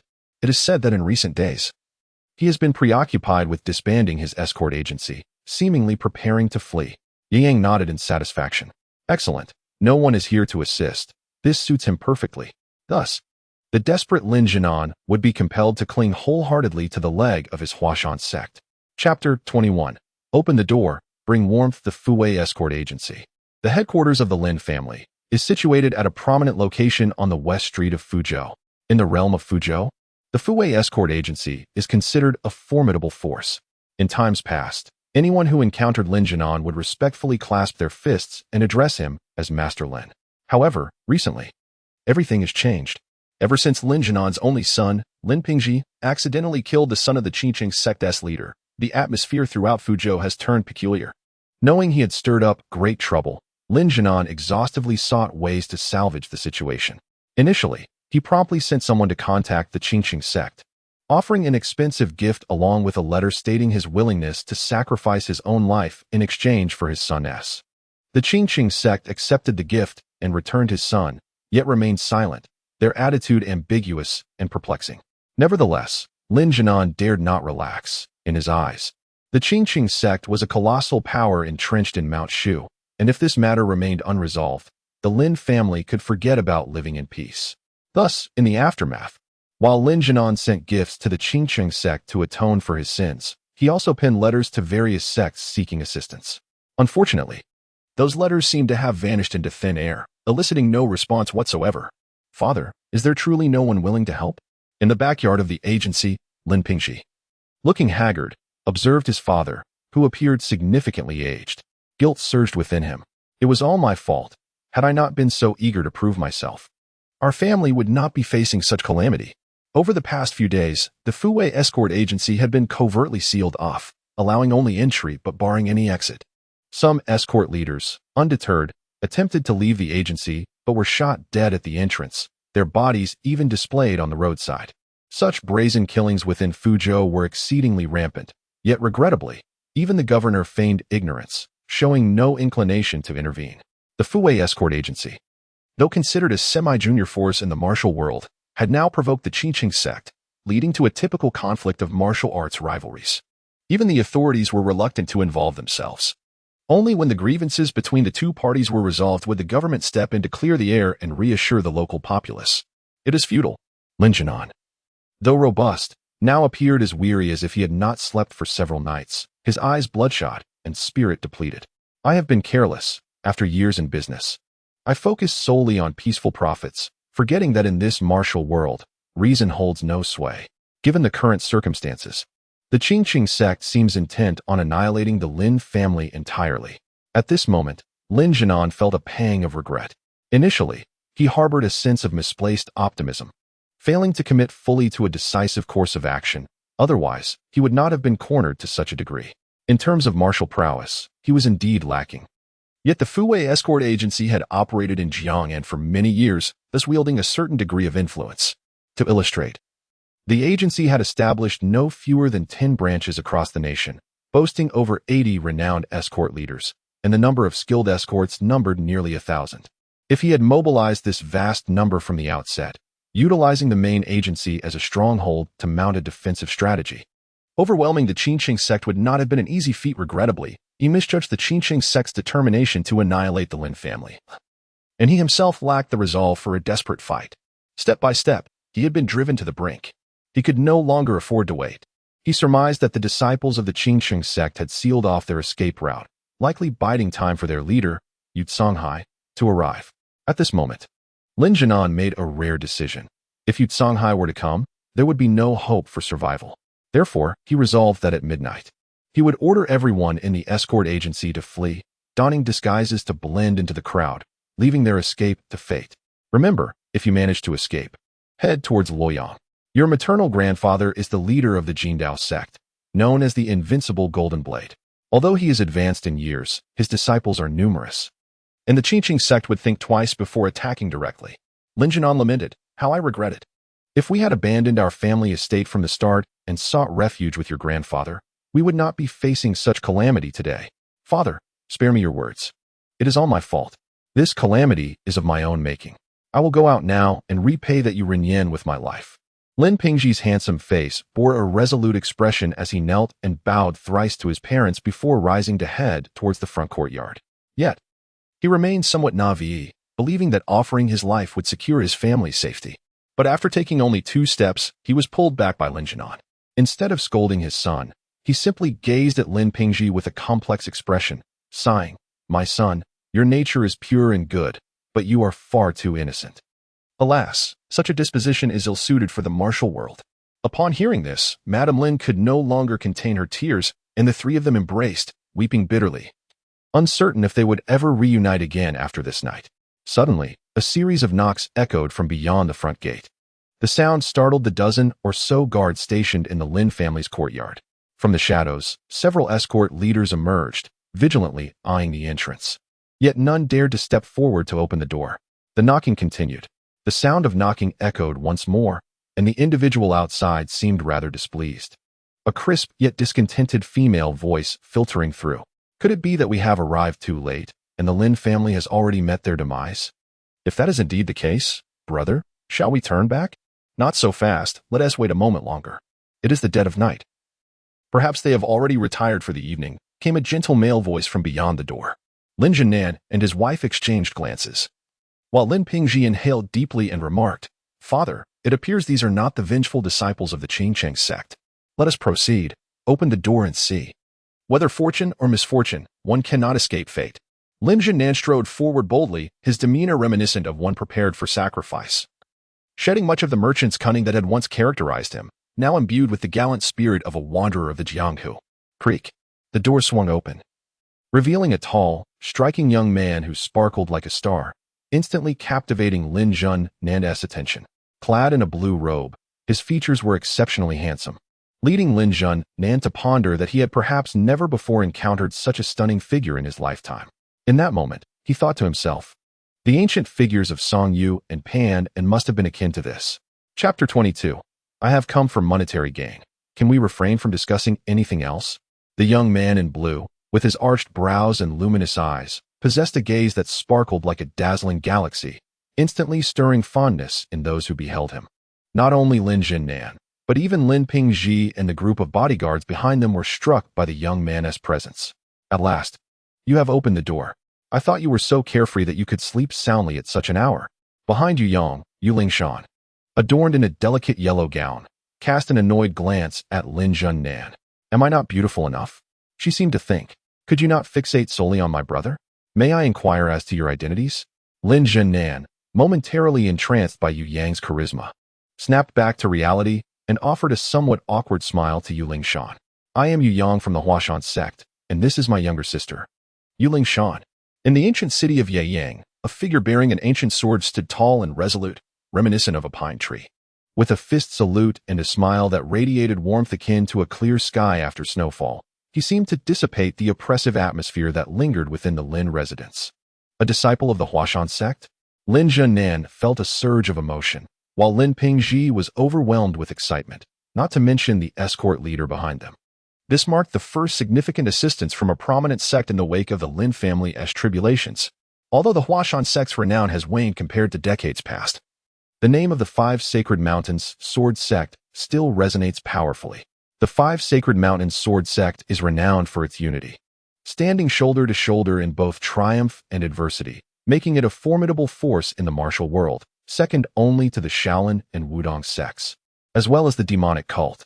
Despite the Huashan sect appearing to be on the decline, its status as one of the Five Sacred Mountains still commands great respect in the realm, particularly for Lin Junan, well-informed as he is. He knew that not long ago, disciples of the Huashan sect had eradicated a sizable bandit faction in the Shaanxi Gansu region. This indicated that although the Huashan sect claimed to be in decline, its underlying strength remained formidable. Now, with disciples of the Huashan sect arriving at their doorstep, did this signify that they had received their message and were willing to protect the Lin family? Suddenly, from a shadowy corner of the distant street, a sound pierced the air, revealing a glimmering flying dagger. A concealed weapon. Lin Junan shouted, ready to step forward and intercept the attack. With the arrival of such esteemed disciples willing to safeguard the Lin family, he could not allow any harm to befall the two young individuals before him. Otherwise, not only the Qingqing sect, but even the Huashan sect might come seeking retribution against the Lin family. However, before he could fully vocalize his intent, Yu Lingshan, standing outside, moved even faster. Without any ostentatious gestures, she merely tilted her body slightly, raising her hand to deftly pinch the icy dagger between her index and middle fingers. Such a trivial skill, showcasing her prowess in front of a master. Casting a glance at the dagger in her grasp, Yu Lingshan let out a cold laugh, then flicked her wrist, sending the dagger back at a speed exponentially greater than its initial trajectory, swiftly disappearing into the shadows across the street. Moments later, a scream echoed from afar, unmistakably indicating that the assailant had been struck. The fate of that individual remained uncertain. A collective gasp resonated within the Lin residence.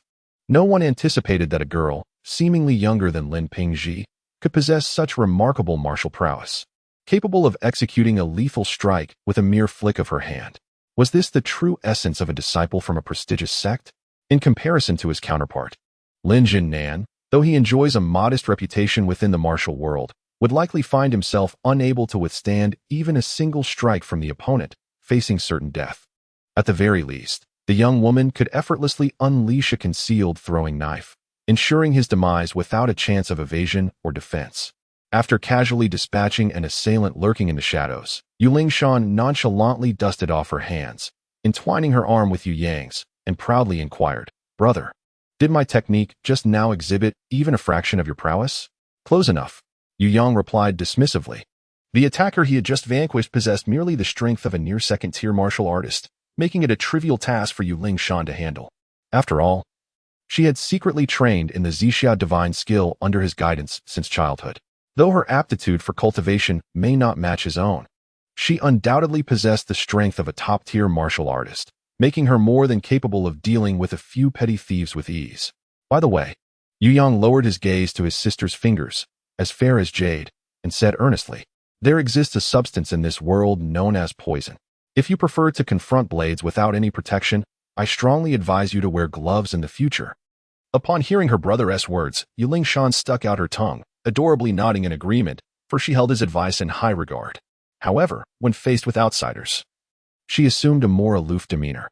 Casting a glance at Lin Pingji, who was staring at her in stunned silence, she coolly remarked, after a long day of travel, "I find myself rather hungry.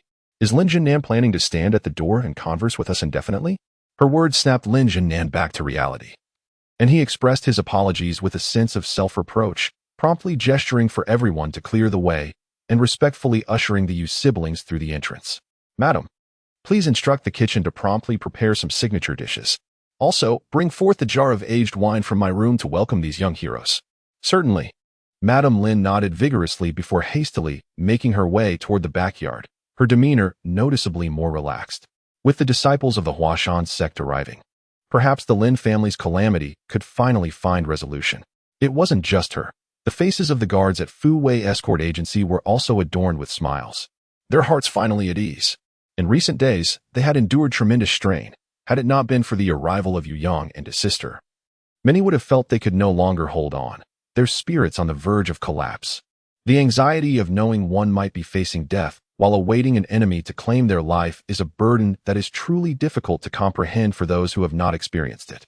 In the grand hall, Lin Jinnan laid out a lavish banquet, warmly hosting the two guests. Yu Yang, devoid of any pretentiousness, substituted tea for wine and, after clinking glasses with his companion, indulged in a hearty meal accompanied by rice. Throughout their journey, although they were not short of silver, they had scarcely found the opportunity to sit down and enjoy a proper meal in peace. Following their repast, the group engaged in conversation over tea, predominantly with Lin Jinnan recounting the current affairs of the Lin family, detailing the aggressive demeanor of the Qingqing sect, and elaborating on the considerable influence of Yu Songhai in the region of Shu. Yu Yang listened in silence, and after consuming a pot of tea, he finally spoke with a hint of impatience. "What you have mentioned holds little interest for me. I am solely concerned with one matter, and I hope that Master Lin will candidly inform me. Please, young hero Yu, speak your mind. I assure you, I shall not dare to withhold any truth."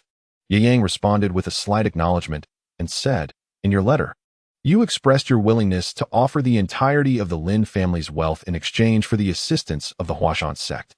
Is this declaration sincere?" Chapter 23. Once my brother draws his sword, none in this realm shall dare to harm him.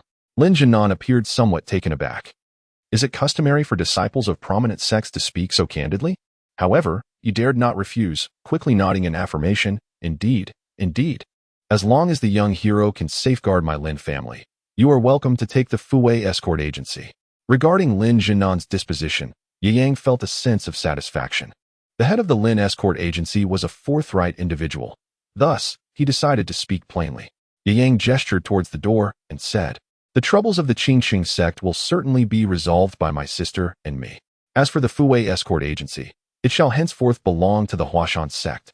I trust none of you have any objections?" "None whatsoever." Lin Jinnan quickly nodded, fearing that the other party might reconsider. Wealth is but a trivial matter compared to the safety of one's family. "Young hero, take whatever you desire." Yu Yang shook his head and remarked, "Our Huashan sect is not driven by insatiable greed. As for the Fu Wei Escort Agency, I can grant you a 20% stake. However, the management and affairs of the agency will still be overseen by you, Chief Lin. What do you think?" Lin Jinnan felt a surge of surprise within him. Having devoted his entire life to the operations of an escort agency, he was naturally inclined to continue in this profession. Yet, he also harbored concerns that the proposition might merely be a test of his character. If he were to agree too readily, it could potentially provoke dissatisfaction from Yu Yang, placing the Lin family in jeopardy. You need not overthink this. After all, the Huashan sect is a martial arts faction, and we lack expertise in managing an escort agency. All matters pertaining to its operations and the cultivation of relationships will require your handling. A 20% share is hardly excessive. When it comes to the management of an escort agency, I believe few can rival your proficiency, Chief Lin. Upon hearing these words from Ye Yang, Lin Jinan was instantly filled with joy. He declared, if the young hero speaks thus, then I, old Lin, shall not hesitate to take up the mantle. While I may falter in other matters, I have yet to encounter anyone who surpasses me in the management of a courier agency. You may rest assured in entrusting the agency to my stewardship. With the Huashan Sect as our backing, the Fuwei Courier Agency shall flourish more than ever before. And I assure you, you shall not suffer any loss. Ye Yang nodded with a smile, yet soon after, his brow furrowed, and he abruptly crushed the teacup in his hand. In the next moment, the ceramic shards, infused with his internal energy, transformed into lethal fragments akin to metallic shards, cascading like a rain of blossoms. And with a swift whoosh, they shot out into the hall. The sound of flesh being severed echoed continuously, and soon after, 3 figures collapsed onto the ground in the corner of the courtyard, blood gushing forth, their bodies marred with deep lacerations, clearly on the brink of death. It appeared that the Qingqing sect could no longer afford to wait. Ye Yang rose slowly and made his way towards the hall, stating, very well. It is best to resolve this trouble early so that I may enjoy a day in Fuzhou tomorrow. Lin Jinan and the others drew their long swords one by one, following closely behind him, declaring, young hero, we are here to assist you. That will not be necessary. Too many will only hinder us. As he spoke, Ye Yang had already entered the courtyard, his expression tranquil as he gazed at the distant corner of the wall, softly proclaiming, the Lin family shall be safeguarded by the Huashan sect. Those who trespass without permission shall face death. Impudent boy, do you fancy yourself as Yubuchuan? A cold laugh echoed from outside the courtyard wall. Suddenly, a tall man wielding a wolf fang club leaped over the wall and swung downwards. With the sound of air being sliced, Ye Yang swiftly countered, arriving before the man despite being the later arrival. Just as the iron hammer descended, he struck the assailant in the chest, a cracking sound reverberating as the man's chest caved in, his face contorting grotesquely as he was sent flying like a cannonball. Who is this youth? His martial prowess is extraordinary. On the courtyard wall, 7 or 8 figures appeared, their intended assault halted by Ye Yang's decisive and lethal maneuver, leaving them momentarily stunned and immobile. He claims to be from the Huashan sect. Is there such an individual? It cannot be a disciple of the Huashan sect. I have encountered Ling Hu Chong, the foremost disciple, and he is merely a second-rate master, his strength not significantly superior to ours. There is no way he could so effortlessly vanquish our second brother. Regardless of who he is, let us all attack together, no matter how profound his palm techniques. We shall overwhelm him. In the next moment, a disciple of the Qingqing sect, his face heavy with brutish features and a fierce countenance, charged into the courtyard first, a gust of malice accompanying him as he brandished a long blade, sweeping through with the ferocity of a tempest. With a smile gracing his lips, Yu Yang lightly tapped his feet on the ground and then, in an instant, propelled himself forward for more than 10 meters, colliding head-on with the approaching disciple of the Qingqing sect. A resounding thud echoed as the sound of shattering bones filled the air. The burly man bent his body and tumbled backward, crashing heavily against the courtyard wall, blood spewing from his body as he collapsed to the ground. In that moment, silence enveloped the scene. Both the Qingqing disciples and the members of the Fuwei Escort Bureau were left in a state of shock, their faces reflecting disbelief. The Qingqing disciples who had just fallen to Yu Yang were undoubtedly second-rate martial artists, considered moderately skilled within the martial world. Yet, such adept fighters were dispatched in a mere breath, a reality that took everyone by surprise. Do not be afraid. He is but a single man. With our numbers, we can overwhelm him. Charge. Kill. A voice rose from the crowd, rallying others. However, this time, the Qingqing disciples exchanged glances, their eyes flickering as they hesitated. Weapons clutched in hand, none daring to strike first, clearly waiting for someone else to make the initial move. The atmosphere suddenly turned awkward. A few Qingqing disciples exchanged looks, and then each averted their gaze as if nothing had happened. One even shouted, "It's too risky. Let us withdraw for now and wait for our master to deal with him." A number of them hastily jumped down from the wall, fleeing into the streets under the cover of night. No one was foolish. That man in the blue shirt, claiming to be a disciple of the Huashan sect, was undoubtedly a first-rate master, a level of strength only their master could contend with. They, mere second- and third-rate disciples, stood no chance against him. Stay here. I shall return shortly. After giving a command to Yu Lingshan, Yu Yang slowly unsheathed the pure yang sword from his back. his figure leaping gracefully out of the Lin family courtyard. Soon, anguished cries echoed through the streets, the stench of blood wafting in the air, palpable even from across the road. Miss you. The moonlight is heavy. The enemy may be deceiving us. I suggest we call your brother back, Lin Junnan quietly proposed. Concerned for Yu Yang's safety outside. It's of no concern. I have full confidence in my brother, Yu Lingshan replied resolutely. Rest assured. Once my brother draws his sword, no one in this realm can harm him. Chapter 24. To be teased by my brother is a sign of esteem. Observing the confidence radiating from Yu Lingshan, Lin Junnan chose to remain silent. As a practitioner of martial arts himself, albeit of modest skill, he possessed a discerning eye. It was clear that compared to the disciples of the Qingqing sect, the martial prowess of the young hero, Yu Yang, far surpassed theirs. With a bit of caution, he should encounter no significant challenges. In this moment, the stature of the Huashan sect elevated immensely in his mind. As a prestigious sect within the martial world, any disciple from Huashan could effortlessly pursue and vanquish a multitude of Qingqing disciples. Truly, the reputation of the Five Mountain Sword sect is remarkable. The cries of anguish that echoed through the streets were fleeting, within the span of merely half a tea time. Yu Yang returned to the Lin family with an air of tranquility. Shaking the blood from his blade, he accepted the handkerchief offered by Ling Shan, wiping his sword clean before sheathing the pure Yang sword. Brother, you remarkably emerged without a single drop of blood on you, Yu Lingshan exclaimed in astonishment. This time, I was careful to minimize the carnage, ensuring I bore no bloodstains.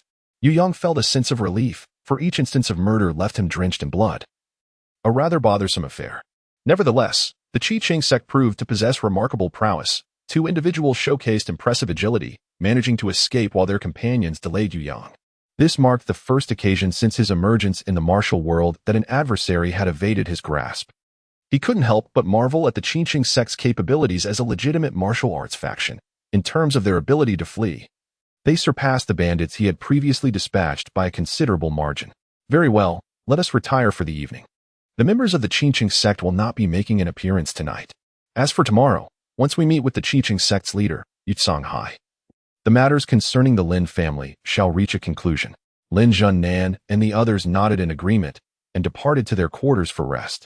Meanwhile, Lin Pingji's gaze remained fixated on Yu Lingshan, yearning to approach her for a conversation. However, he was unceremoniously dragged away by Lin Junnan, who grasped him by the collar. This impudent youth, having already incurred the ire of the Qingqing sect, now sought to provoke the Huashan sect as well. Was the esteemed jewel of the Huashan sect truly within reach of mere laborers like them? Regarding Lin Pingji's sentiments, Yang was naturally aware, yet he refrained from interference. In the bloom of youth, it is only natural to harbor affections towards the opposite sex. As long as no excessive actions are taken, he merely smiled and dismissed it. In contrast, Yu Lingshan showed no interest in Lin Pingji's bashful yet eager demeanor. This individual, prone to comparisons, constantly faced her brother, a paragon rarely seen in the world, and when she glanced at Lin Pingji, he appeared merely as a child, naive and simple-minded. The following morning, after freshening up and consuming a modest breakfast, the disciples of the Qingqing sect once again came to the door. This time, they did not sneak in as before but presented a visiting card, entering the Lin residence with utmost propriety. Evidently, the Qingqing sect had come to lay their cards on the table. If it were merely the Lin family, they would have no qualms about annihilating the Southern Escort Agency without hesitation. However, with the involvement of the Huashan sect, the matter could not be conducted in secrecy. Both are esteemed sects in the martial world, and some matters necessitate open discussion. Dozens of Qingqing disciples filed in, forming two rows in the courtyard. Shortly after, Yutsang, clad in an ample robe and possessing an oddly shaped figure, made his entrance. Many might not recognize the illustrious leader of the Qingqing sect, Yutsang, and indeed, it is often the case that he rarely makes public appearances. This is largely due to the fact that he is a hemiplegic, lacking legs. His condition has rendered his temperament peculiar and volatile, quick to threaten the annihilation of entire families. Therefore, despite the Qingqing sect's reputation as a prominent faction in Shu, their methods often resemble those of the demonic sections. To compensate for his physical limitations, he employed a dwarf servant, teaching him the elusive footwork of shadowless techniques, allowing the servant to assist him in walking, fighting, and fleeing. As the two made their entrance, Yang seemed to recall something amusing, eliciting a light chuckle. Brother, What is it? Yu Lingshan was somewhat taken aback. Her brother, who typically maintained a serious demeanor during significant occasions, was laughing today. What could possibly be the reason? Could it be that Yu Hai possessed a talent for comedic antics? Oh, it's nothing. I just suddenly recalled a joke. What joke? Do share it with me. Lingshan, affectionately wrapping her arms around her brother, spoke in a tone imbued with a hint of playful charm. The two conversed as if oblivious to Yu Hai, entirely disregarding him. This joke pertains to the Three Kingdoms era. It is said that Lu Bu was renowned as the invincible warrior of the battlefield, unmatched by anyone while mounted. Meanwhile, Dian Wei was celebrated for his prowess on foot, claiming the title of unparalleled in foot combat. I was just pondering, if Lu Bu were to engage in battle while riding Dian Wei, wouldn't he that truly render them invincible in the world? Is it truly amusing? Lin Zhunnan and the others were left bewildered, failing to grasp the humor in the jest. Even Yu Lingshan merely chuckled awkwardly, wanting to spare her brother from embarrassment. Truth be told, she too was at a loss as to what her brother found humorous about this cold joke. The joke, when taken alone, lacked much wit, but if someone were to join in, it could become quite entertaining. As they spoke, Yu Yang raised his hand and waved his sleeve.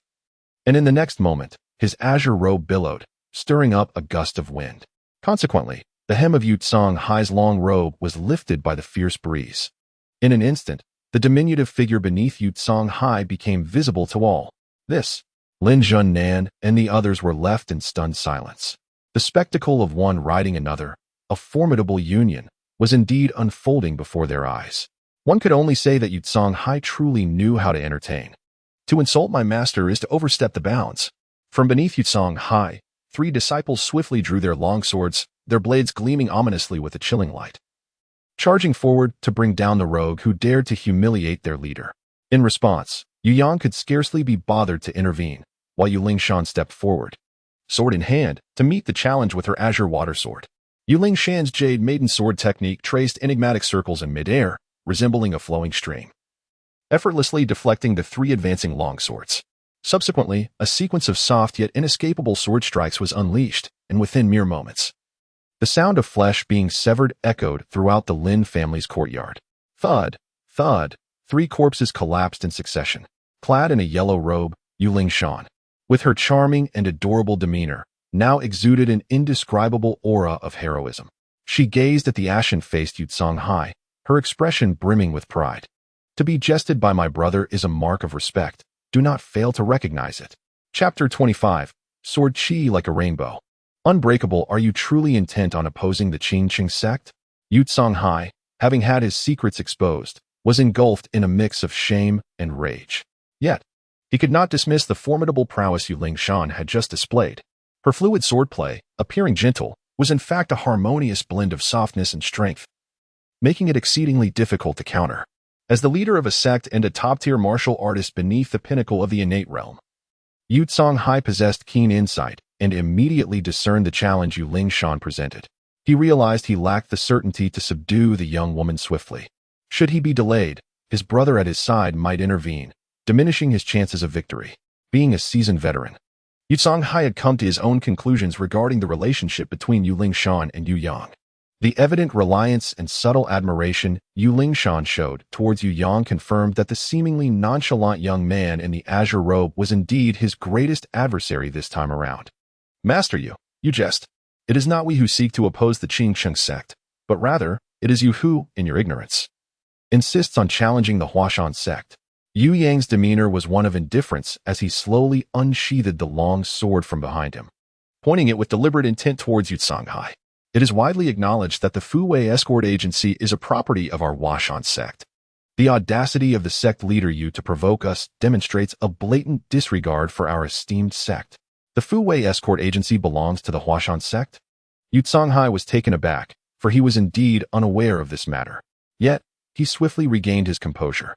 Who in the martial world was oblivious to the fact that the Huashan sect had languished in obscurity and financial ruin for decades? How could they possibly possess the means to acquire such a substantial enterprise as the Fu Wei escort agency? Good heavens!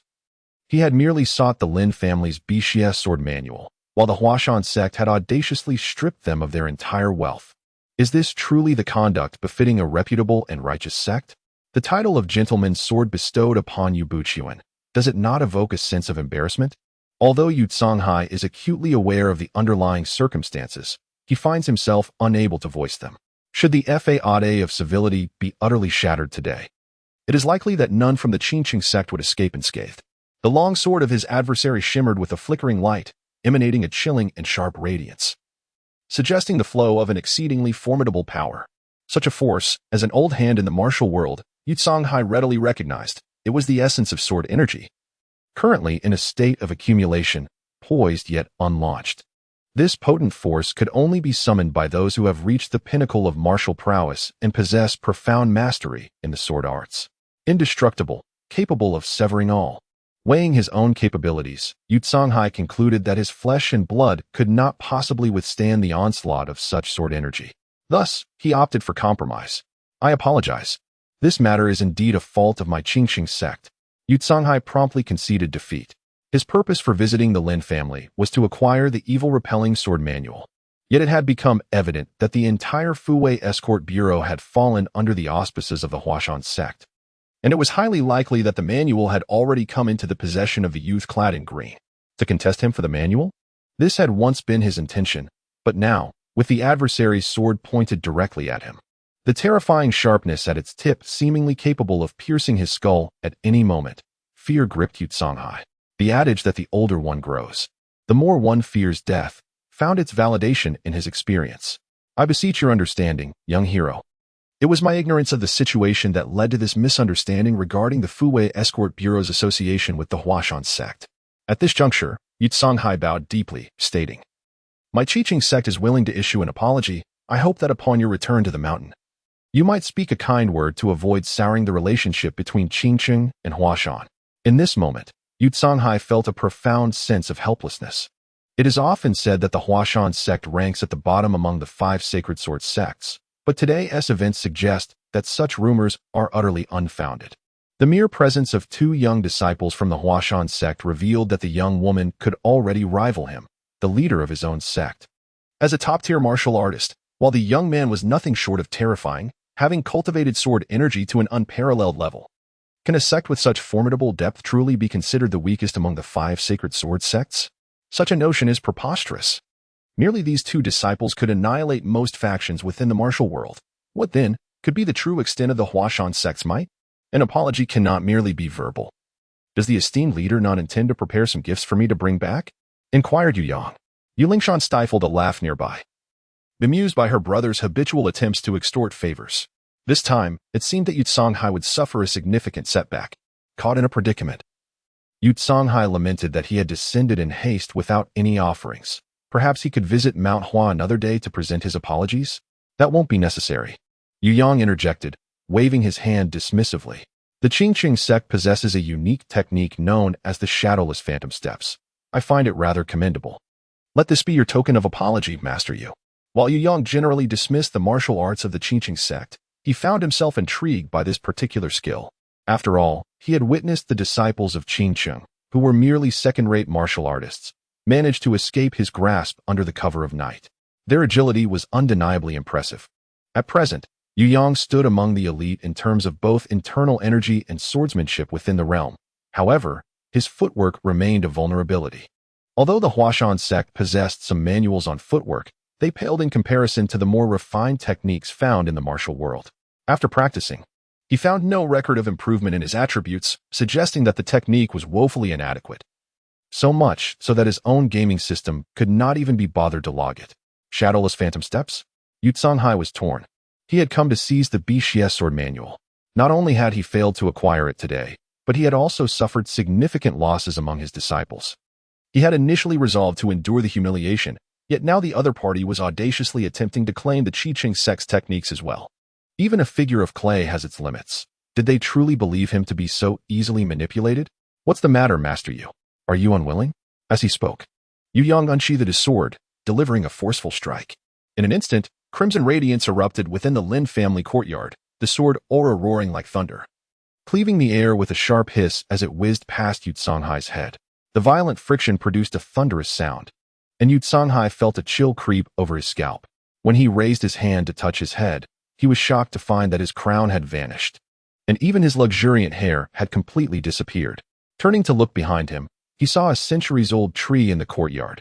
A crack slowly emerged along its trunk, and then, with a resounding crash, the massive tree, which could only be encircled by several people, toppled over. What horrified him even more was the courtyard wall behind the tree. The sturdy ancient wall of blue stone now bore a smooth cut extending a yard in length as large chunks of stone began to tumble down. Chapter 26, Mastery of the Dugu Nine Swords. With a single stroke, the sword aura held past. Its terrifying might akin to that of an immortal descending upon the mortal realm, rendering all present utterly awestruck.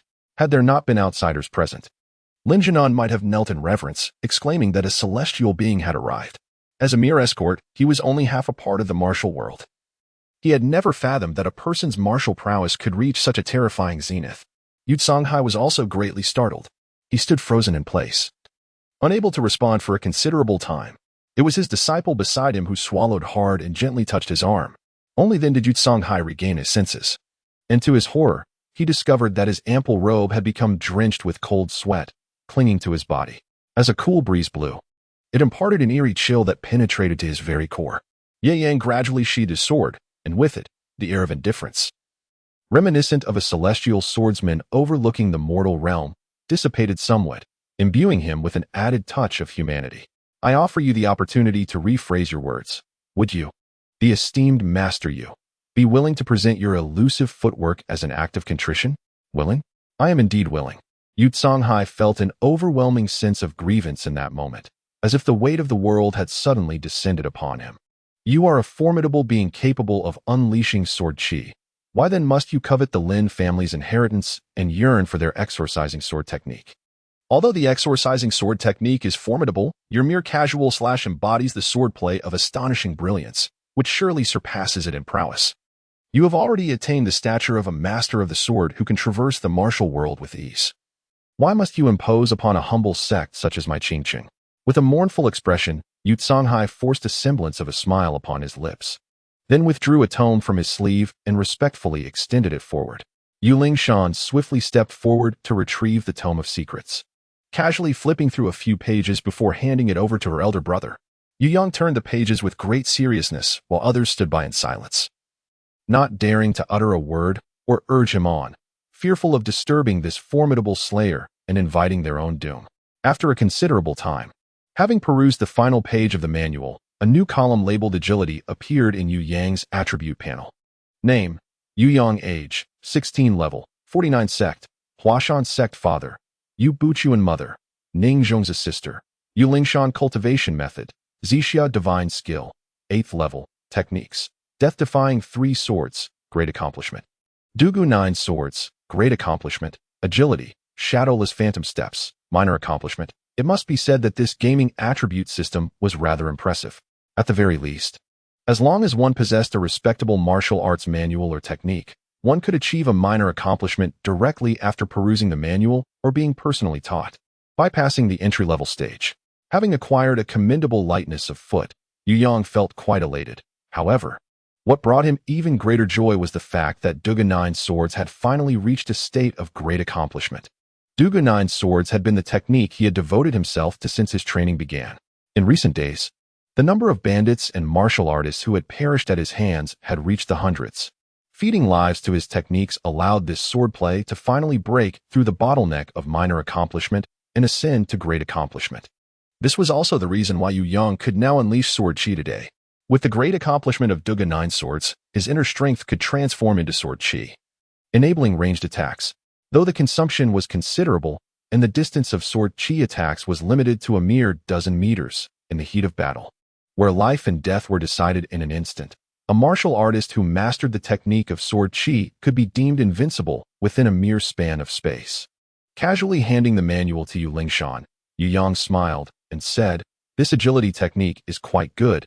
You should practice it more in the future." Yu Lingshan smiled radiantly, affectionately accepting the secret manual, her eyes brimming with unabashed admiration.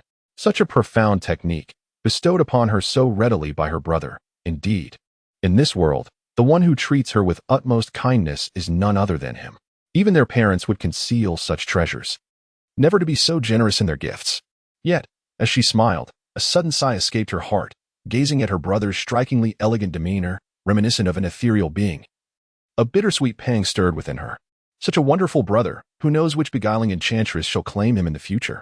Unbeknownst to Yu Yang, her complex feelings were beyond his comprehension. A girl's heart is far more intricate than the path of cultivation.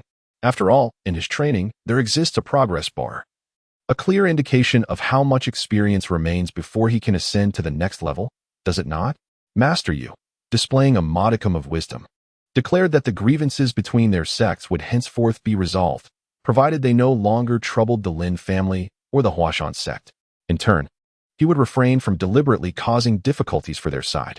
With enemies vanquished, his swordsmanship perfected, and the martial manual secured, along with the acquisition of the Fortune and Midas Court agency, Yu Yang felt he had accomplished his objectives for this southern expedition. As long as the other party refrained from foolishness, he had no intention of further bloodshed. After all, a living Yutsong still held some value in his eyes. Thank you for your leniency, young hero. Yutsong bowed repeatedly, relief washing over him. He had genuinely feared that the other party might demand even more. Perhaps even the manual of his heart-crushing poem. Little did he know, even if he willingly presented it, Yu Yang would not have desired it. With heartfelt gratitude, having secured Yu Yang's promise and thus concluding their enmity, Yutsong finally felt a weight lift from his heart as he departed Fuzhou City with his disciples. It was not until they had traveled over 10 miles from the city that Yutsong found a patch of grass by the roadside, unceremoniously sitting down. Devoid of the demeanor befitting a sect leader, gasping for breath, he truly comprehended the sensation of having survived a calamity. The feeling of being alive was, indeed, exquisite. Master, that fellow is Yu Yang. He introduced himself last night, yet none anticipated his prowess could reach such heights, remarked a disciple of the Qingqing sect, who had narrowly escaped Yu Yang's grasp the previous night, now thumping his chest in awe. His sword energy. Yutsong expression turned despondent. In the entire Jianghu, there were likely no more than 3 who could unleash sword energy, and to have encountered one today, was it fortune or misfortune? Master, I still cannot fathom why Yu Yang, so formidable, did not simply slay us all with a single sword, thus eliminating any future troubles? Future troubles? Yutsong chuckled softly.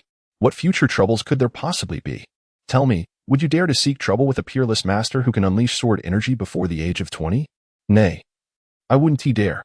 The disciple shook his head vigorously, realizing he ought to steer clear rather than approach. Yutsong took a deep breath, gazing at the sun suspended in the sky, and spoke solemnly. Compared to that Yu Yang, the opponent is akin to the sun, while we are merely insignificant insects beneath its rays. The reason they have not eliminated us is not out of kindness, but rather because they perceive us, these small insects, as still possessing some utility. Utility? Indeed, we still hold some value. At the very least, as long as our Qingqing sect endures, the Lin family will be compelled to remain unwaveringly loyal to the Huashan sect, and for generations to come, they shall not dare to harbor even a flicker of dissent. Chapter 27. The Duga 9 Swords and the evil-repelling swordsmanship. Having resolved the troubles between the Qingqing sect and the Fuzhou Court Bureau, Ye Yang bid farewell to his sister and the Lin Jinan family. After leaving the Lin residence, the two did not immediately depart from Fuzhou City, but instead began to meander through its streets. Brother, I find that Yutsong appears rather cunning. Why not simply eliminate him to avert future troubles? Yu Lingshan harbored a certain disdain for Yutsong. To be precise, she was a quintessential aesthetic enthusiast, instinctively repulsed by those who were deemed unattractive. Cunning individuals possess their own merits. Such people are often more adept at assessing circumstances and discerning whom to provoke and whom to avoid. Behind Ye Yang, he carries a multitude of bags, and in his hand, he leisurely gnaws on a cucumber. Seizing the rare opportunity to visit Guangdong, the siblings indulged in a considerable shopping spree. The Lin family and Qingqing sect harbor a deep-seated enmity over the death of their son. Although our intervention has managed to quell the matter, it does not imply that Yutsong holds no lingering resentment towards the Lin family. Yu Yang chuckled, saying, Do you believe that if we were to even slightly leak a whisper of information, the Lin family would no longer receive the protection of our Huashan sect? The Qingqing sect would be upon the Lin family in an instant. Yu Lingshan, lost in thought, remarked, Thus, is it that brother left Yutsong as a means to intimidate Lin Jinan, ensuring he harbors no treacherous intentions? Indeed, Yu Yang responded, taking a bite of cucumber and nodding. Although it is said that one should trust those they employ and distrust those they do not, there are matters in which I may refrain from interference. However, it is imperative to have a contingency plan in place. I understand.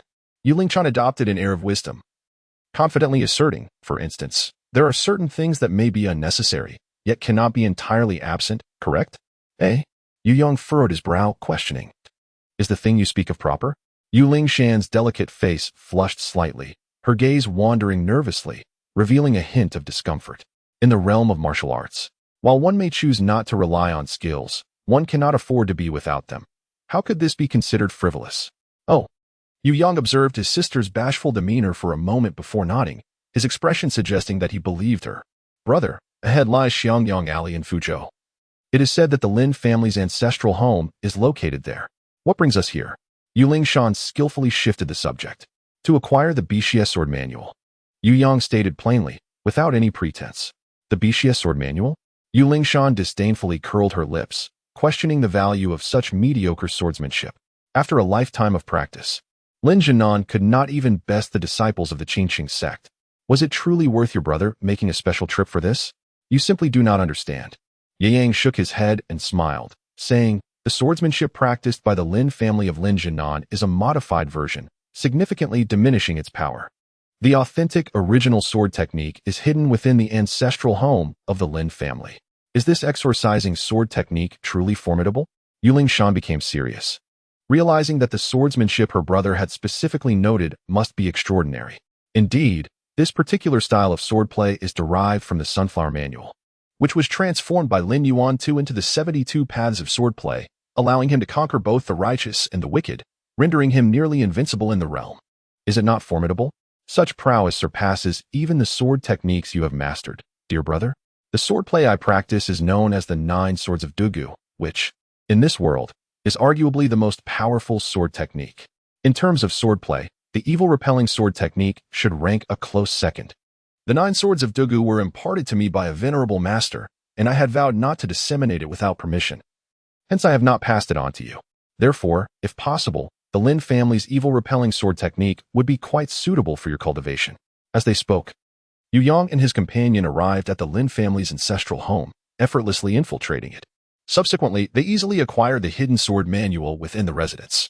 It is said that, for those familiar with the narrative, this evil-repelling sword manual is perhaps the most accessible secret in the martial arts world.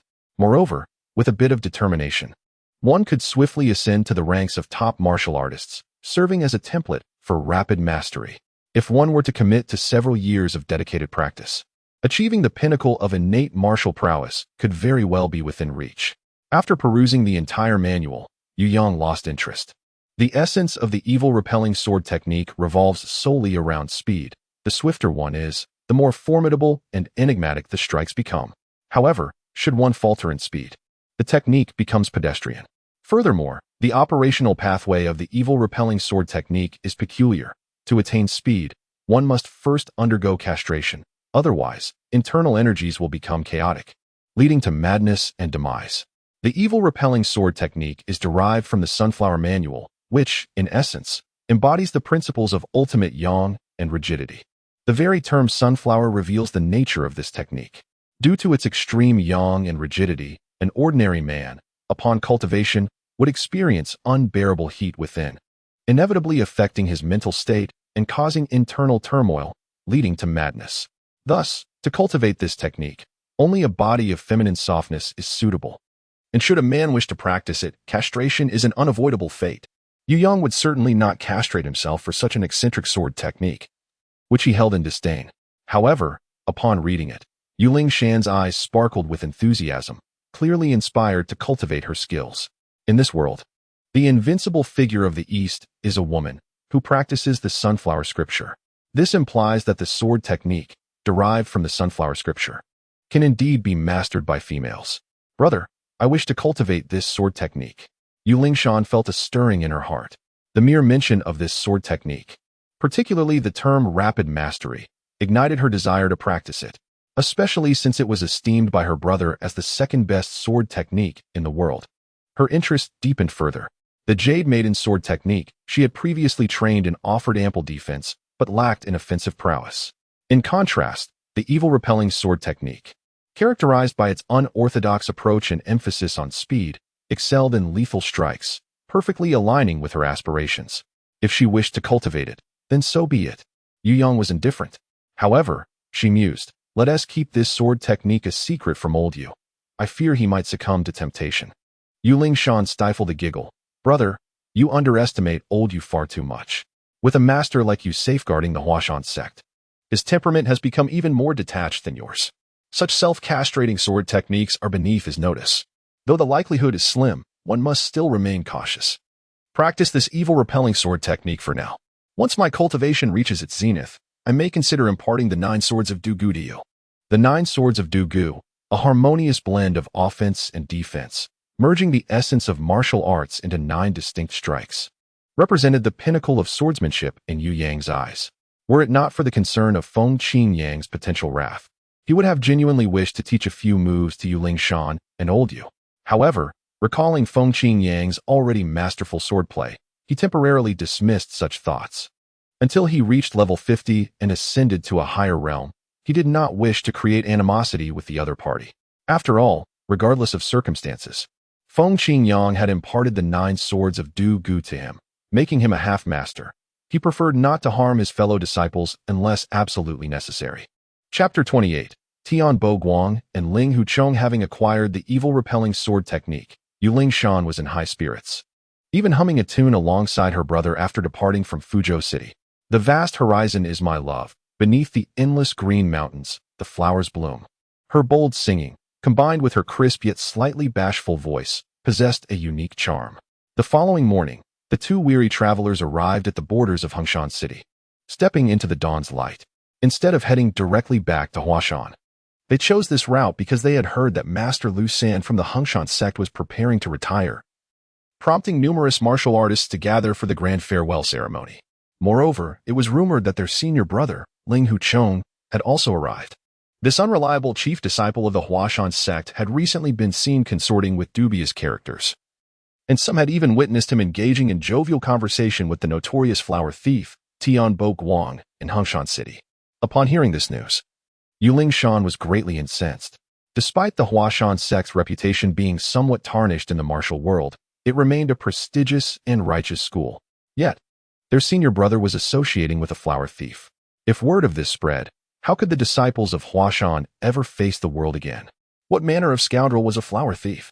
In Yu Lingshan's eyes, they were utterly irredeemable. In an era where a woman's honor was held in the highest regard, losing one's purity was a fate more cruel than death.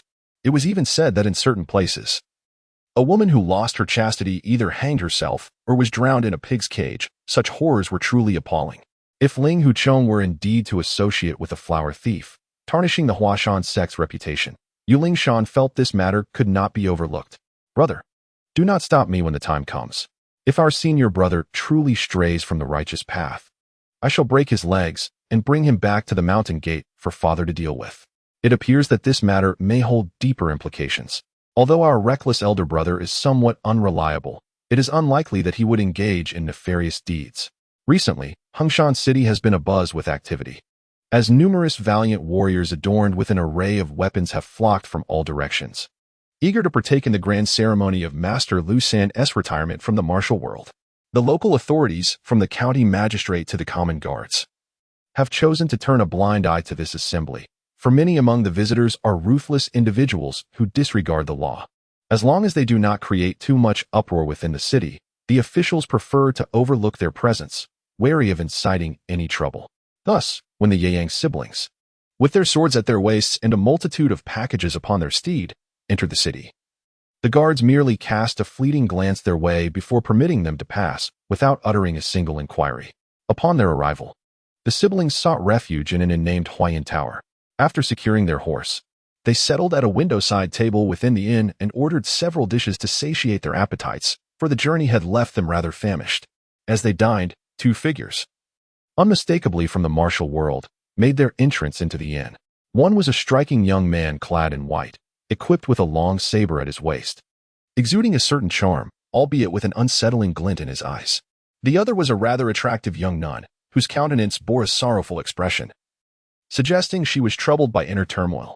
Shortly after they took their seats and ordered some food and drink, the young man in white caught sight of the striking Yang siblings.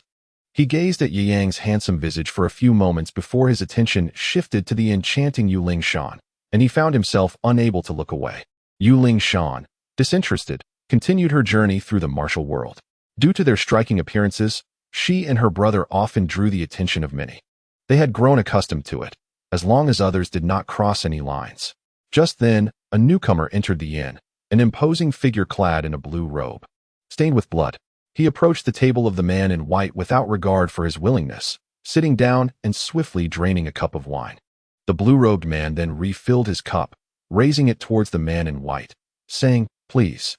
The man in white reluctantly withdrew his gaze, briefly comparing the striking nun across from him with Yuling Shan, pondering who might be more beautiful. The comparison proved challenging, leaving him indecisive. He licked his lips and raised his cup, nodding at the blue-robed man before downing the drink. After finishing, he gave a thumbs up, exclaiming, "A true man." The blue-robed man reciprocated with a thumbs up of his own, praising, "Excellent swordsmanship." Following their mutual flattery, both erupted into hearty laughter, consuming their drinks in camaraderie. "Master brother seems to be in high spirits today," a somewhat indifferent voice echoed within the inn. The blue-robed man turned, surprised, to find Yu Yang and his sister seated by the window. He was none other than Ling Huchong, the chief disciple of Mount Hua, who had been away from his sect for over 2 months. At this moment, he appeared somewhat awkward, his hand holding the wine bowl frozen midair. "Junior brother Yu Yang, have you also descended the mountain? Has master come as well?" Ling Huchong's gaze flickered, feeling an inexplicable apprehension in the presence of his junior brother. For reasons he could not comprehend, he felt more restrained before Yu Yang than even before their master. Beneath the youthful exterior of his junior brother seemed to lie a profoundly deep soul. "We have come down to attend to certain matters. As for whether master has arrived, it remains uncertain." Yu Yang cast a glance at Yuling Shan. The young lady was gripping her weapon tightly, and judging by her demeanor, it appeared she was poised to draw her sword and strike at any moment. It was evident that she had recognized the identity of Tian Boguang, and her heart seethed with anger towards her senior brother, Ling Huchong, who had been drinking alongside him. Ye Yang gently patted his sister's hand, and then turned his gaze towards Ling Huchong. The elder brother had been quite carefree lately, having not returned to the mountain gate for several months. "By the way, how should I address this brother? Is he a new acquaintance of yours?" "Acquaintance?" Ling Huchong was taken aback, glancing at Ye Yang's profound face, and instinctively shook his head. "Junior brother, you jest. Not long ago, I had a skirmish with him, and my injuries have yet to heal. We cannot be considered friends." "Oh, if he is not a friend and has even wounded you, then he must be regarded as an enemy." As Yu Yang slowly rose, his gaze fixated on the man in white, he spoke with a calm demeanor. "I am from the Huashan Sect, named Yu Yang. May I inquire your esteemed name?"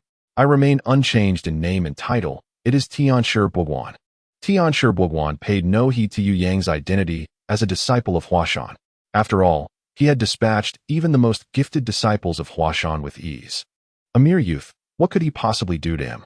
Tianshi Boguan had traversed the martial world, seducing countless maidens, hunted and reviled by various sects, yet he thrived. His formidable prowess undeniable. Even if the head of Huashan, Yu Buchuan, stood before him, he would show no sign of fear. Should he find himself overmatched, his agility would allow him to flee. There were few in this world capable of hindering his escape. Chapter 29. The Sword Qi Rages. Death at a snap of the fingers in this era, a woman's chastity was akin to her very life. To lose it was a fate worse than death. The common endings for women who had lost their virtue included hanging themselves or being drowned in a pig's cage. Even those fortunate enough to have loving parents would eventually find themselves forced to leave their homeland, ultimately living in solitude, too fearful to remarry, leading a life of caution, forever unable to lift their heads high. Given Tianshi Boguan's notorious reputation as a flower thief, one can only imagine the number of virtuous women he had corrupted throughout his life. Perhaps so many that even he could not keep count. Yet, he remained unfazed. To him, it was merely the pursuit of a few women. What was the big deal? As a top-tier expert in the martial world, engaging with such women was a privilege. If they were not particularly attractive, he wouldn't even glance their way. As for the plight of the women he had toyed with, it was of no concern to him. He was only responsible for the enjoyment, not the aftermath. "Are you Tianshi Boguan?" Upon his introduction, many eyes in the inn turned toward him. Not far away, a young man suddenly drew his sword, pointing it at Tianshi Boguan, demanding, "What do you intend to do about it?" Tianshi Boguan retorted, And if I am? The young man declared, I shall slay you, you lecherous fiend. The entire martial world seeks your demise, and yet you stand here, audaciously boasting as if you are not tired of living. As he spoke, the young man lunged towards Tianshi Buguan with his sword. His technique was commendable, yet his internal energy was insufficient.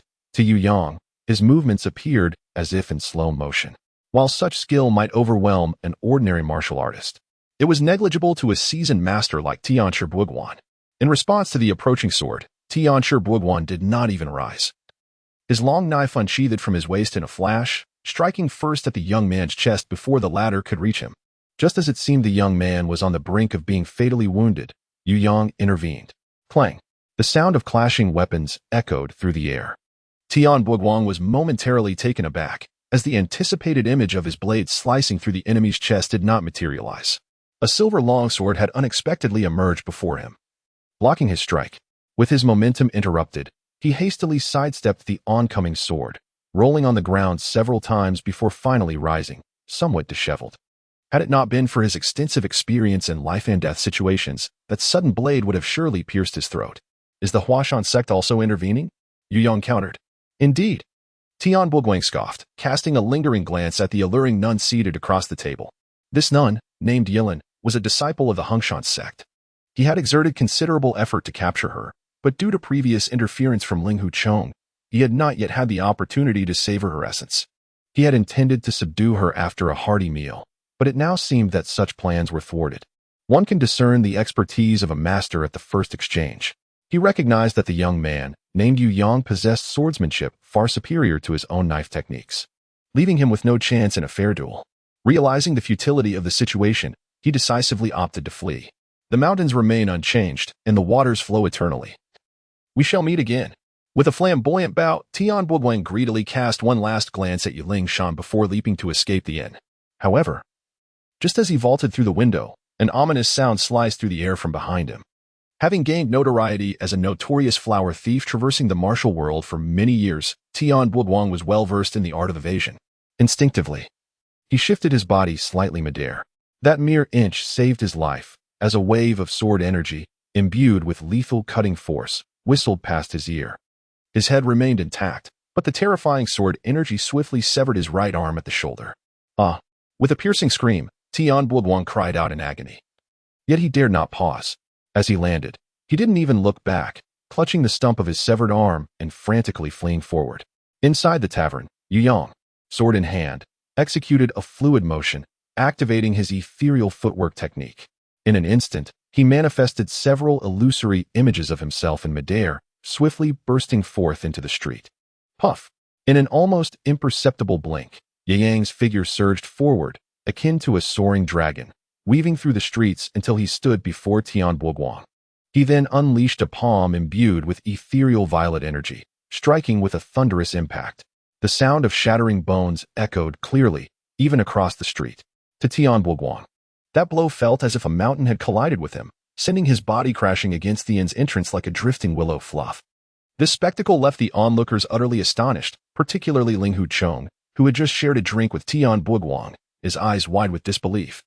He was acutely aware of Tian Buguang's formidable strength. In a previous encounter, he had attempted to rescue his fellow disciple from the Huashan school, Yilin, but to his dismay, despite being a respectable second-rate martial artist, he found himself utterly outclassed by a first-rate warrior. His opponent had easily defeated him without exerting full effort, leaving him with 3 deep gashes.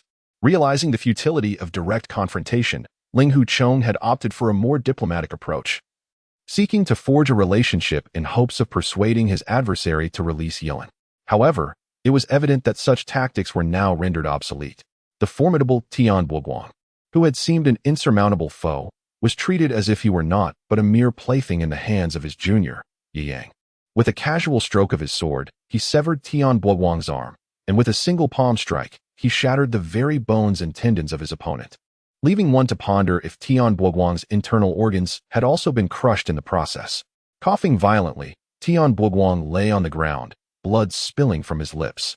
The excruciating pain radiating from his chest and abdomen drenched him in cold sweat, each wave of agony testing his endurance. A common individual would have succumbed to such torment. But he was no ordinary man. He was a first-rate martial artist with profound internal energy and a robust physique. Even if his innards were shattered, unconsciousness eluded him, leaving him to endure this torment. This predicament was indeed torturous. The desire to perish was thwarted, and the wish to faint remained unfulfilled.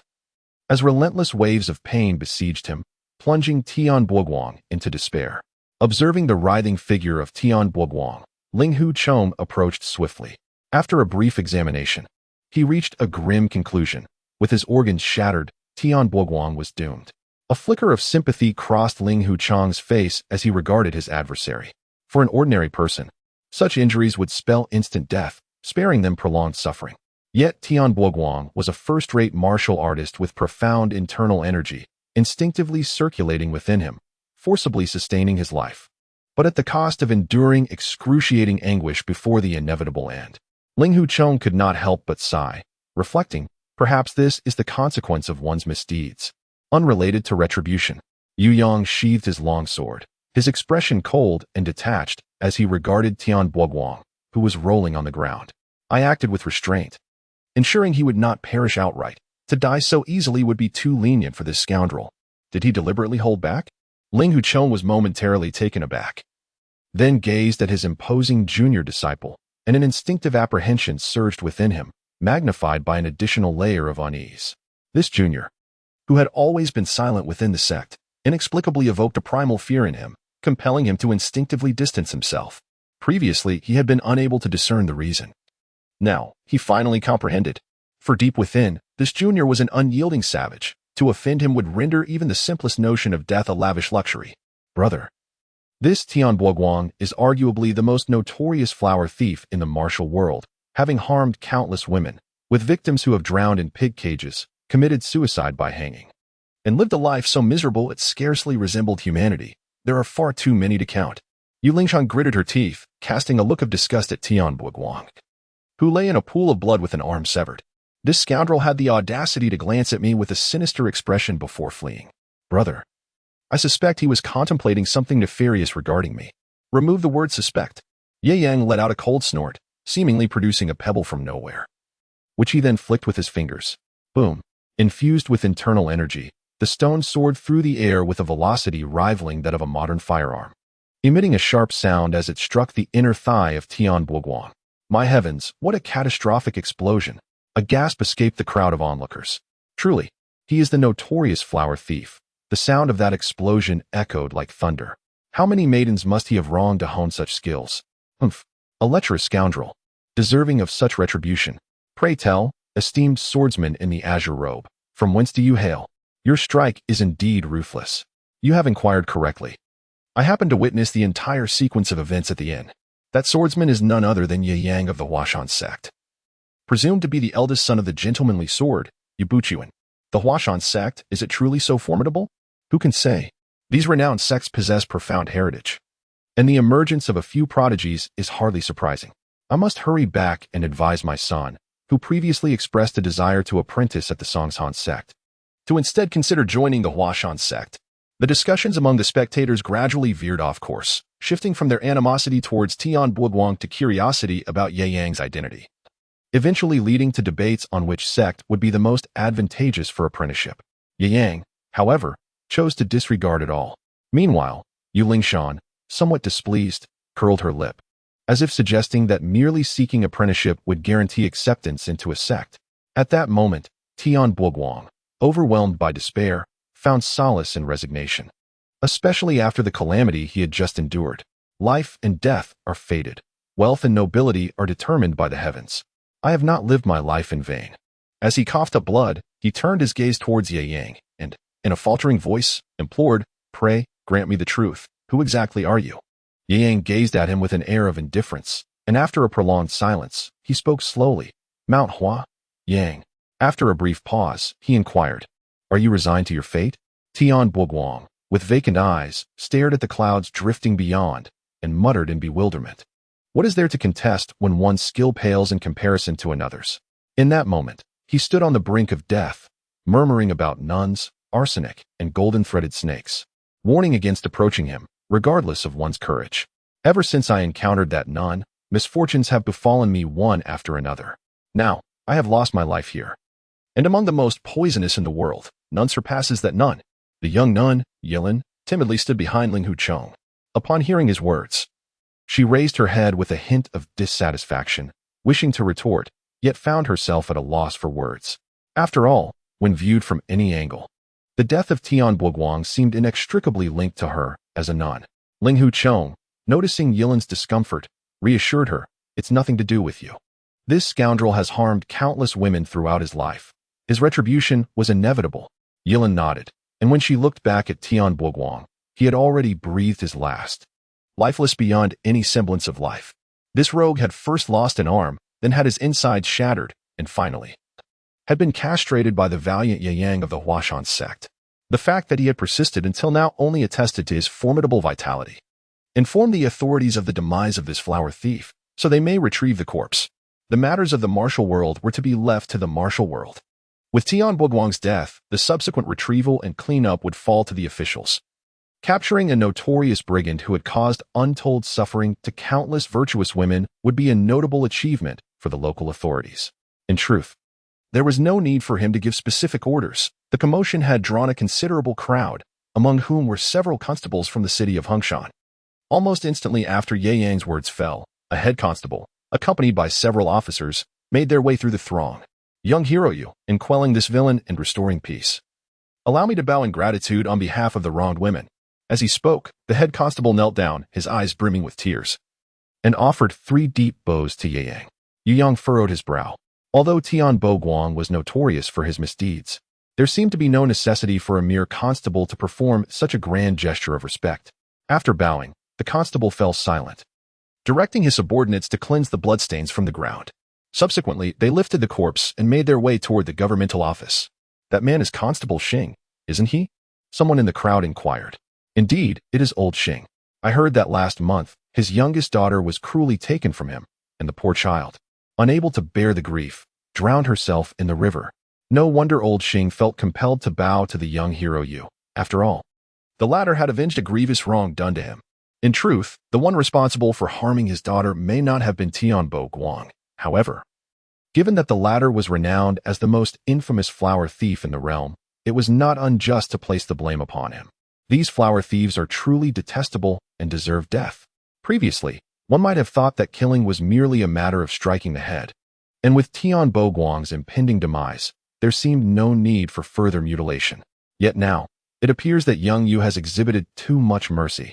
Indeed, were it me, I would at least concoct some ginseng soup to prolong his suffering and ensure he was castrated multiple times to quench my thirst for vengeance.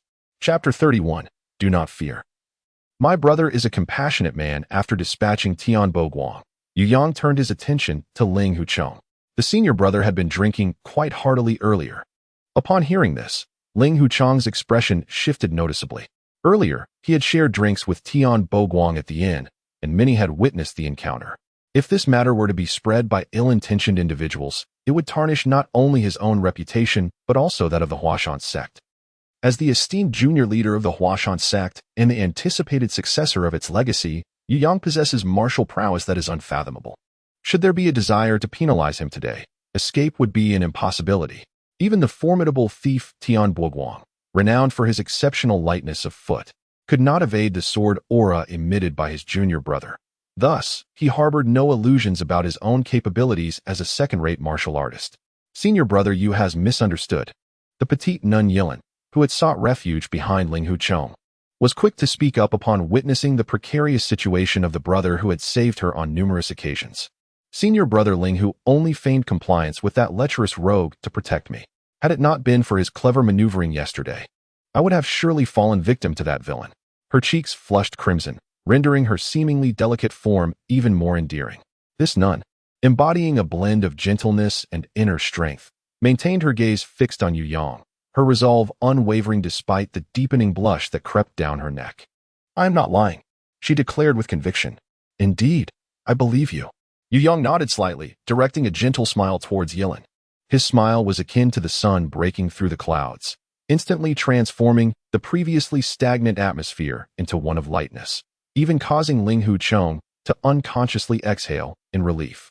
The pressure exuded by Yu Yang was immense. Such an aura of intimidation had never been experienced even from his master, Yu Buchuan. Thank you, brother Yu. Yilin replied with a sweet smile, her eyes narrowing in delight as she gazed at Yu Yang, her expression brimming with admiration. Possessing remarkable strength, handsome features, and a keen sense of justice, this young hero naturally evoked a sense of reverence. Brother, you have gained yet another little admirer. Yu Lingshan wore a playful smile, whispering into Yu Yang's ear.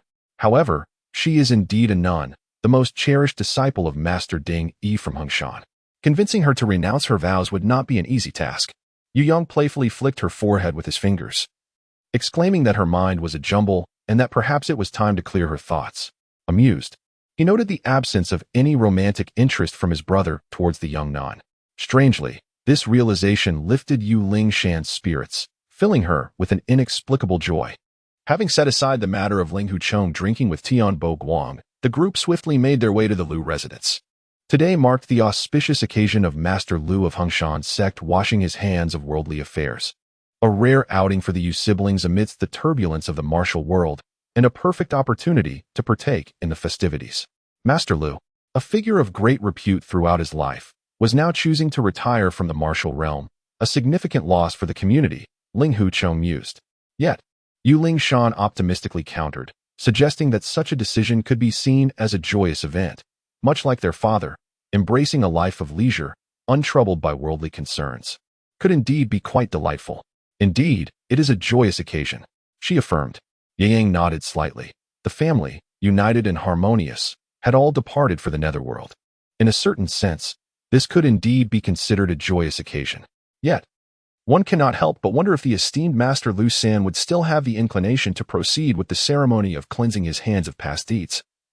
Were he to know that, shortly thereafter, his entire family would be ruthlessly annihilated by the Huashan Sect. The young nun, Yilin, bore a countenance tinged with a subtle hint of concern, as if she were on the verge of speaking but chose to remain silent. Yu Lingshan expressed considerable interest in Yilin. Observing the scene, she cheerfully linked her arm with Yilin's and said, "Dear junior sister Yilin, feel free to speak your mind. Our Huashan and Huashan sects are like one family. There is no need for formality between us." Yilin felt somewhat uneasy being embraced in such a manner. She attempted to withdraw her arm from Yu Lingshan's grasp, but after several unsuccessful attempts, she resigned herself to the situation. Before I descended the mountain, my master cautioned me that at the grand ceremony of Master Lu San's retirement, significant upheavals might occur. I am concerned that we may encounter peril when we go there. Peril? Yu Lingshan's expression revealed a peculiar shade, and after glancing at her brother beside her, she nodded in understanding. Her junior sister, Yilin, was not mistaken. With such formidable strength, anyone who foolishly offended her brother would indeed be in peril. At this juncture, she patted her impressive bosom and declared with grandeur, "Fear not, junior sister. My brother is not one to indiscriminately slay the innocent. In trivial disputes, he often chooses to disregard them." Continuing, she raised her fingers to count 100, 200, 300. "What is senior sister counting?" Yilin inquired. Her curiosity piqued. "Oh, I am tallying the number of people my brother has slain since our recent descent from the mountain. When I think about it, he has probably dispatched around 500 souls. Haha, following in his wake, I too have taken the lives of over 100. In the realm of martial arts, that number is surely not insignificant, wouldn't you agree?" Yilin was taken aback, her complexion suddenly paling in fright.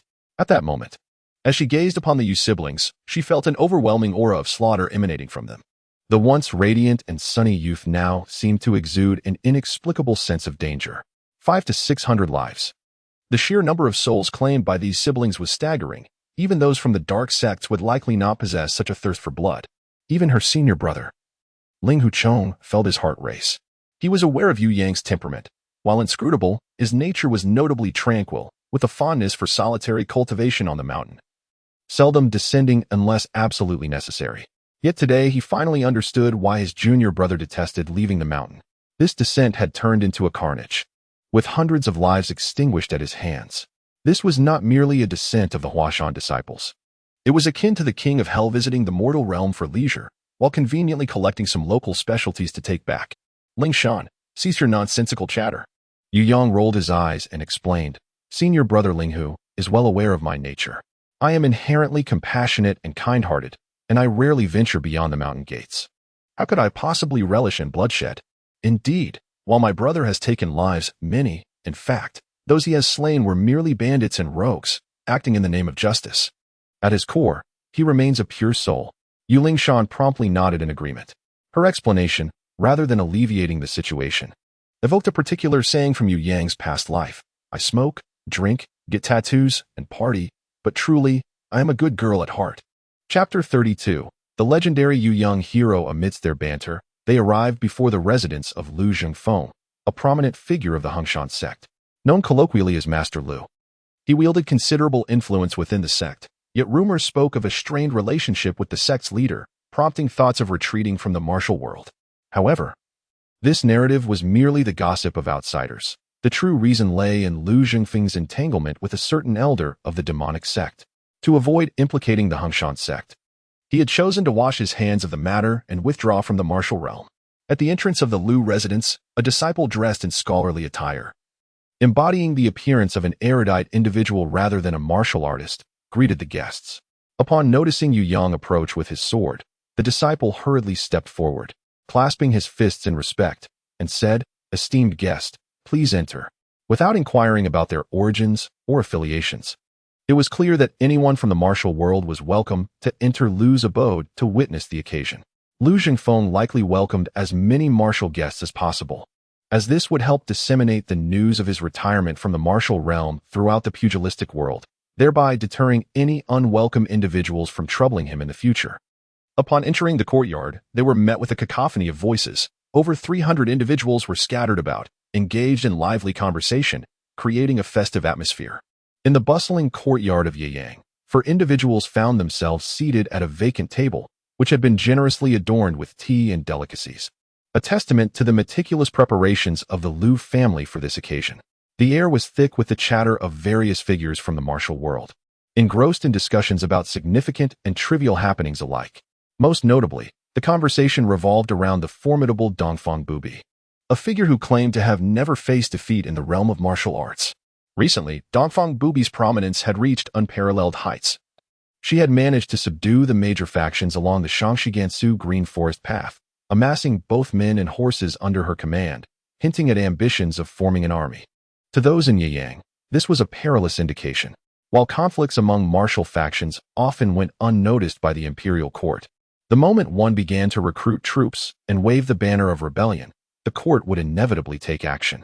Should the court decide to intervene decisively, even those at the pinnacle of postnatal mastery, let alone those who transcended to the legendary innate realm, would find themselves facing insurmountable peril.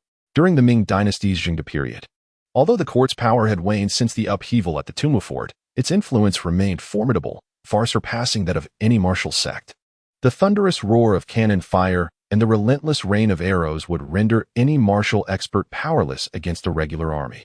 Amidst the discussions in the Lu residence, aside from the unsettling tales of Dongfang Bubi, many were also captivated by the exploits of Tian Buguang, a notorious figure known as the flower-picking bandit.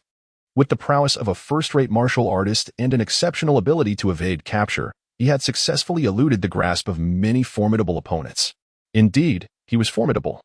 His gale blade technique was both powerful and impressive, and it was said that even the abbot of the Shaolin sect had personally attempted to apprehend him, only to have him slip away. Since that incident, the various heroes of the martial world had largely chosen to turn a blind eye to this unconventional bandit, allowing his notoriety and audacity to flourish. His infamy reached such heights that he even dared to target female disciples of the Huashan sect. Laughter erupted among the martial artists in the courtyard at the mention of this audacity. It was remarked that Tian Buguang had brought this misfortune upon himself. Some in the know chuckled, recalling that he had previously targeted only common women or those from insignificant factions. While his actions had drawn envy, he had never provoked a significant sect, and any attempts to apprehend him had been half-hearted. However, his latest escapade had indeed crossed a line, as he had abducted a disciple of the esteemed Huashan sect, known for its allegiance with the other 4 great sword sects. Was it true? The Huashan sect was one of the 5 great sword sects, and they were known for their unity and strength, second only to Wudong, Shaolin, and the Devil Sect. Had Tian Buguang truly dared to court such disastrous consequences? Some bewildered members of the martial world inquired, is this truly the case? Indeed it is, responded a knowledgeable informant. Clad in a flowing white robe, presenting himself as an erudite scholar, his demeanor remarkably refined. After sipping his tea, he continued, "This matter is undeniably true. Numerous witnesses have seen it firsthand. That fellow, relying on his formidable strength and exceptional ability to flee, has indeed become quite arrogant. And then he met his tragic fate.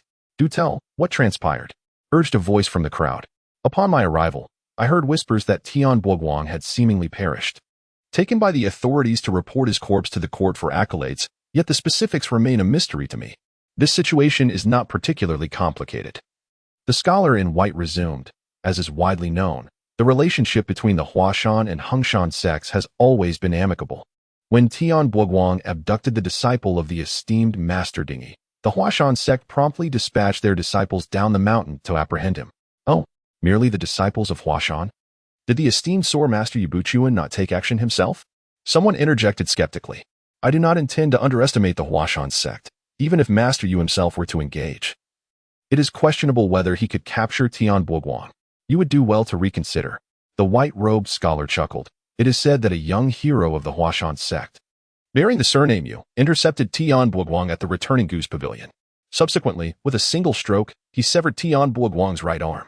Such tales become increasingly absurd." A listener laughed heartily, sipping his tea. "Sir, your storytelling is commendable, yet it strays into the realm of the implausible. Perhaps you are unaware of the true prowess of martial artists in the Jianghu, leading to this misunderstanding?" "Indeed." Another voice rose. "I was present at the scene and witnessed it with my own eyes. That young hero Yu unleashed a sword strike, the sword's energy surging forth, cleaving Tian Boguang's arm asunder. Following that, like a dragon in flight, he lunged forward and delivered a blow that shattered his internal organs. Moreover, in a most amusing twist, the young hero Yu personally intervened to castrate Tian Boguang before his demise. It seems this was due to the lascivious glances Tian cast upon his sister before making his escape." A collective gasp of astonishment echoed throughout the expansive courtyard. Ye Yang, listening from the sidelines, couldn't help but scoff internally. In the face of global warming, none of you are innocent. Chapter 33. The Jianghu is more than just fighting and killing. The conversation in the Liu family courtyard shifted from the infamous Tian Boguang to the legendary young hero, Ye Yang, who was said to be capable of unleashing sword energy. Ye Yang? This name seemed unfamiliar. Was there truly such a figure within the Huashan sect? It appeared there was, for it was rumored that the son of the esteemed gentleman's sword, Yu Buchuan, bore this name. Is that truly the case? If so, Ye Yang must be around 16 or 17 years of age. Even if he began cultivating in the womb, it would be implausible for him to possess such formidable martial prowess. Indeed, sword energy is a feat that only those who have reached divine understanding in the sword arts can achieve. I, for one, remain skeptical. Perhaps your eyes have deceived you, and the opponent's sword speed was so swift that it created the illusion of sword energy. Nevertheless, to sever Tian Boguang's arm with a single strike, regardless of whether it was sword energy or not, Ye Yang's swordsmanship must indeed be extraordinary. It seems another prodigy has emerged among the younger generation. Ah, how enviable it is for the Huashan sect to boast such a gifted talent. It surely guarantees their status among the 5 sacred sword sects for decades to come. There is no comparison. After all, they are an established sect with a deep heritage, which significantly increases the likelihood of producing geniuses compared to ordinary sections. As the various martial artists discussed Ye Yang's exploits, he and his companions sat leisurely in a corner, sipping tea, and at times, the delightful Yuling Shan would stifle her giggles with her small hand upon hearing something amusing. "Brother, they don't believe you can unleash sword energy. That's just perfect."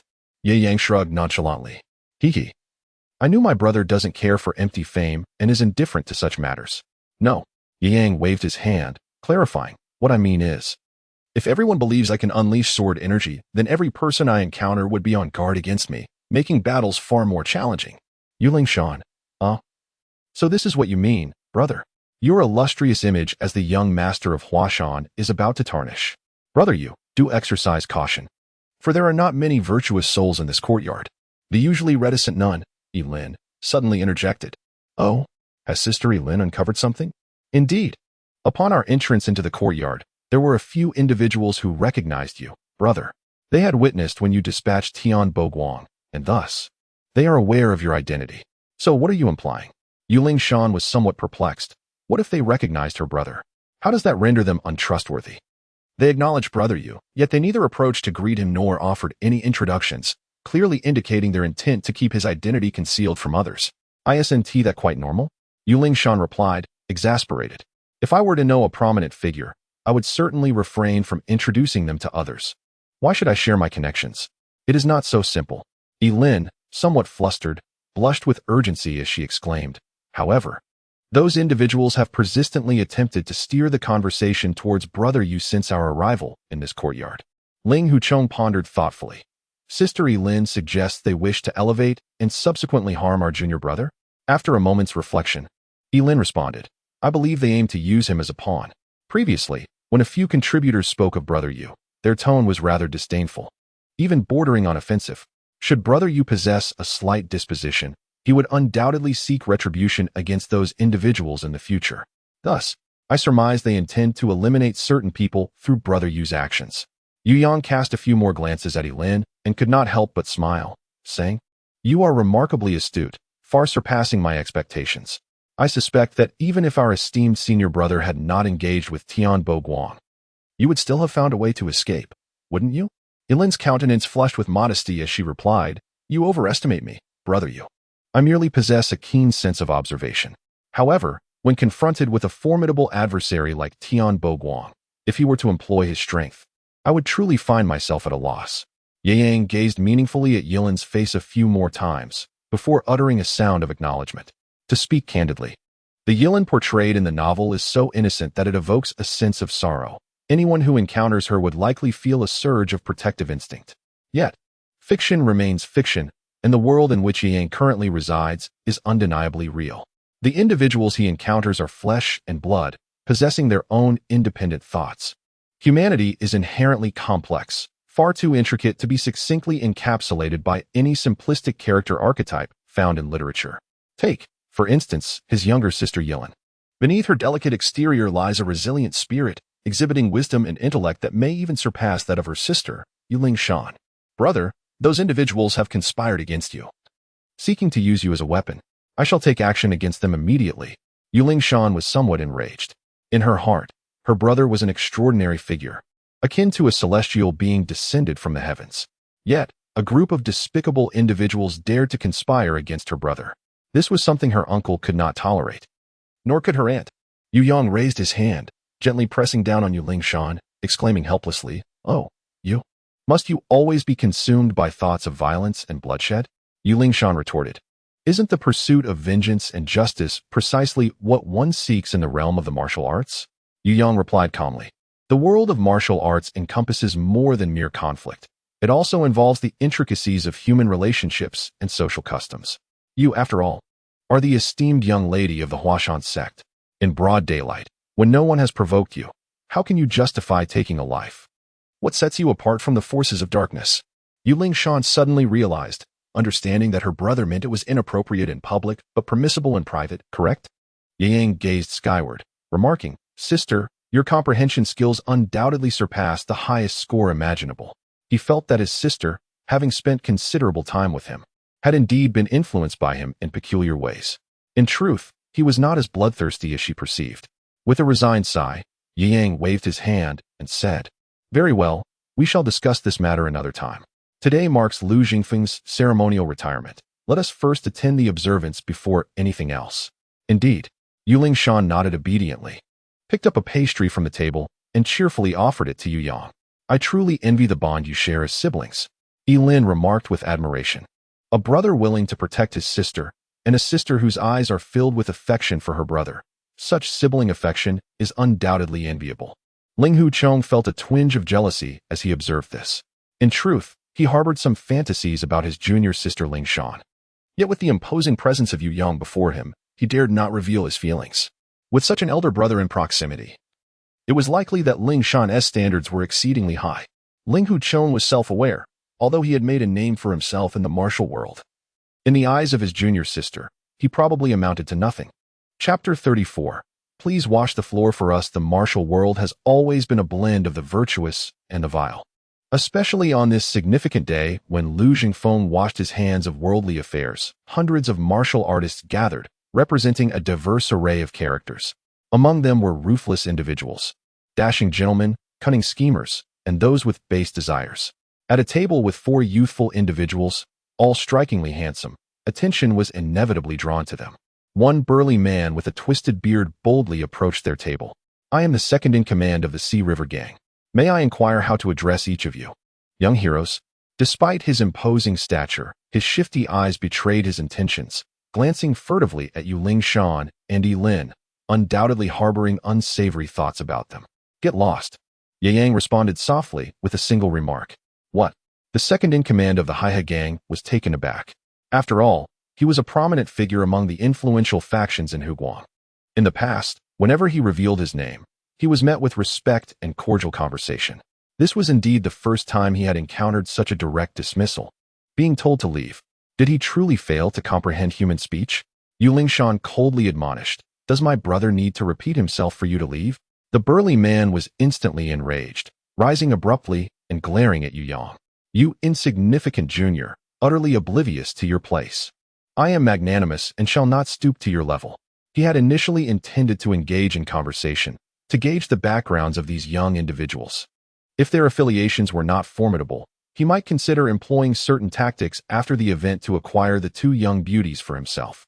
In his many years of wandering the world, he had rarely encountered such exquisite figures. A surge of desire coursed through him, his mind consumed with thoughts of indulging in the pleasures of these 2 stunning maidens. Moreover, the young man in the green shirt was strikingly handsome, to the point that he mused, had he donned women's attire, he might surpass the 2 lovely girls in beauty. Such extraordinary looks rendered him indifferent to notions of gender. If possible, he would not shy away from a shared bed, regardless of the company. However, to his astonishment, as he attempted to strike a rapport, he was met with scorn, being told outright to depart. Yet, the more he was rebuffed, the more he felt compelled to tread carefully. The audacity with which they reprimanded him indicated a confidence that suggested they had formidable backing. Until he could ascertain their true identities, he resolved to avoid conflict, planning to address them once he had gathered more information. Amidst his mutterings, Hai Lao Air prepared to retreat, but a long sword emanating a chilling glow obstructed his path. Yuling Shan, wielding the azure water sword, radiated a faint green light that flickered ominously, now poised at his throat. What does the young lady intend? Even if she is unwilling to engage in conversation, must she resort to drawing her sword at the slightest provocation? Hai Lao Air, feigning composure, could hardly believe that, in such a public setting, without any egregious behavior on his part, she would dare to take a life. The young lady must consider her actions carefully. Today marks the occasion of Master Lu San's retirement from his former life. Should blood be spilled and mar this joyous event, it would not only be her consequence, but the forces behind her would undoubtedly suffer as well. Feeling the insignificance of the Haihe Gang's reputation, which seemed ineffective against these seemingly privileged youths, Hai Lao Air resorted to invoking the name of Lu Zhengfeng, Master Lu San.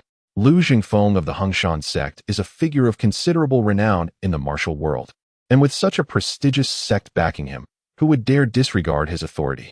He truly could not fathom that a mere handful of youths would dare defy Master Lu San's influence. "Brother?" Yuling Shan turned, her gaze seeking guidance, awaiting her brother's decision. "And him," Yu Yang remarked, taking a sip of tea, his tone languid. His gaze just now was rather unsettling. Upon hearing this, the onlookers from the martial realm exchanged glances, comprehending the implications behind Yu Yang's words. It was evident that Hai Lao Air, not only had he coveted the fairer sex, but he also harbored designs on male beauty as well. Upon hearing this, Yuling Shan was incensed. Her brother was a man of great stature, and how could such a vile and repugnant individual dare to defile him? Without a moment's hesitation, the Bai Shui sword swiftly sliced across the neck of the second-in-command, producing a resounding thud as a grotesque head rolled onto the ground. It must be said, the Bai Shui sword wielded by Ling Shan was indeed a remarkable weapon, effortlessly severing heads with the slightest exertion. However, this nonchalant act of decapitation left many in a state of shock. The onlookers, who had initially crossed their arms and observed the spectacle, instinctively recoiled, falling into a profound silence. For a time, no one dared to intervene. At Lu Zhengfeng's grand event of renouncing violence, to kill a man over a mere disagreement displayed a ruthless disregard for decorum. Such a formidable character was not someone ordinary folk could provoke, regardless of whether they were hot-headed youths or had backing. "You have committed a grave offense by slaying the second-in-command of our Haihe Gang." Not far off, several disciples of the Haihe Gang having just regained their composure, were seething with rage as they drew their swords, stepping forward. Yet, their motives were not rooted in loyalty to avenge their fallen comrade. Rather, the multitude of witnesses made their indifference towards the second-in-command's demise perilous. Returning to their gang empty-handed would likely result in their own demise at the hands of the gang leader. However, before the three swords could be thrust forward, a dazzling flash of swordlight flickered before their eyes, followed by three vivid sprays of blood blossoming in midair.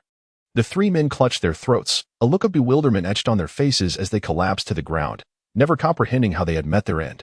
With a mere stroke of the sword, Yu Yang had dispatched three lackeys in an instant. Rising to his feet, he surveyed the surroundings. Huashan Yu Yang, I am not one to seek trouble, but should it come knocking, I do not hesitate to take lives. If anyone wishes to provoke me further, step forward now. Let us resolve any grievances today. With that proclamation, the vast courtyard of the Lu residence fell into an eerie silence. Not a single soul dared to step forward or utter a word.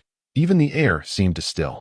They had witnessed death before, but never had they seen someone capable of slaying three men with such ease. Especially Yu Yang, whom they had previously discussed as the formidable figure who had slain the notorious brigand Tian Buoguang.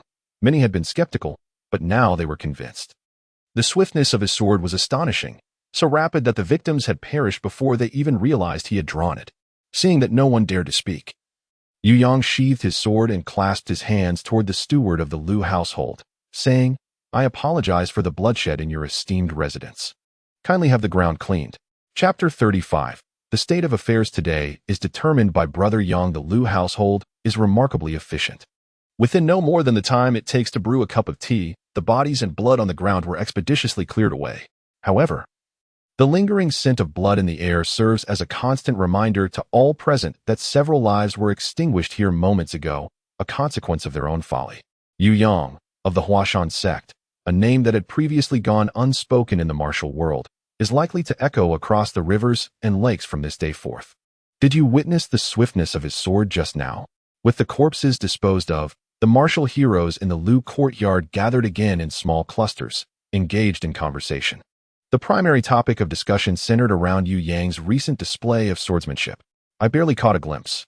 I only saw those three clutching their throats before realizing they had been struck, one remarked. Indeed, it was only when he shook the blood from his blade that I comprehended he had already drawn his sword. Another added, such rapid swordplay is unheard of. It is no wonder that Tian Buoguang did not even manage a single move before having his arm severed. I too would have faltered against such skill. Master, in comparison to Yu Yang, whose swordsmanship is swifter, a young disciple queried. Impudent child, do not incite jealousy on my behalf. My skills are but a trifle compared to his. Now you see the perils of the martial world? Be vigilant when you venture outside, lest you end up like that blind fool, courting death. The martial heroes in the courtyard murmured among themselves, while inside the main hall of the Lu residence, Lu Zhengfeng, engaged in conversation with notable figures of the martial world, gazed in astonishment towards the courtyard. Is that Yu Yang truly the son of the gentleman's sword? Lu Zhengfeng inquired. As a seasoned recluse, Yu Yang had ventured out infrequently since arriving in this realm. This was the first occasion for Lu Sanyi to behold him in person. It cannot be mistaken. He is indeed Yu Yang. Seated across from Lu Zhengfeng, sipping tea, was Yu Tsanghai, the leader of the Qingqing sect.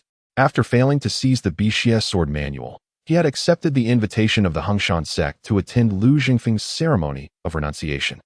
Little did he anticipate encountering the fearsome Yu Yang here. While others may not grasp the gravity of his prowess, he is acutely aware. Should that individual unleash his wrath? He believes that the hundreds of so-called martial heroes and illustrious masters within Lu's abode would scarcely suffice as adversaries. Dingyi, the venerable matriarch of the Huashan sect, despite her advanced age, maintained an impressive vitality due to her martial training, exuding an aura of enduring grace. Yet, she spoke with utmost seriousness. I have not encountered Yu Yang, but I have met his sister, Yu Lingshan, on several occasions, and even the foremost disciple of Huashan, Ling Huchong, is present. There can be no mistake. Lu Sanyi's eyes glimmered with contemplation as he remarked, truly, the younger generation is formidable. At last, I comprehend why Master Yu has recently become increasingly indifferent to the affairs of the Jianghu.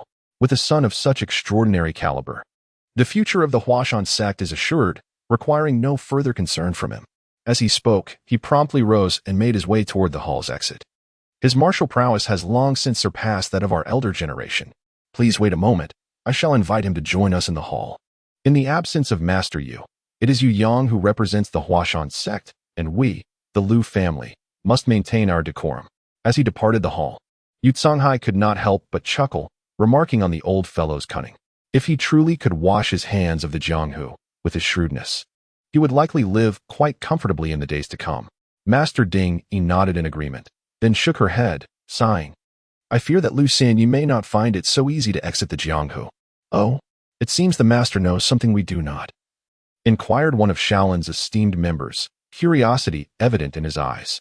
Even the representatives from Wudong displayed a keen interest. Could it be that Lu Zhengfeng's ceremony to retire would encounter difficulties? As one of the 5 mountain sword sects, Huashan would not easily offend even the likes of Shaolin or Wudong, who hold significant sway in the martial world.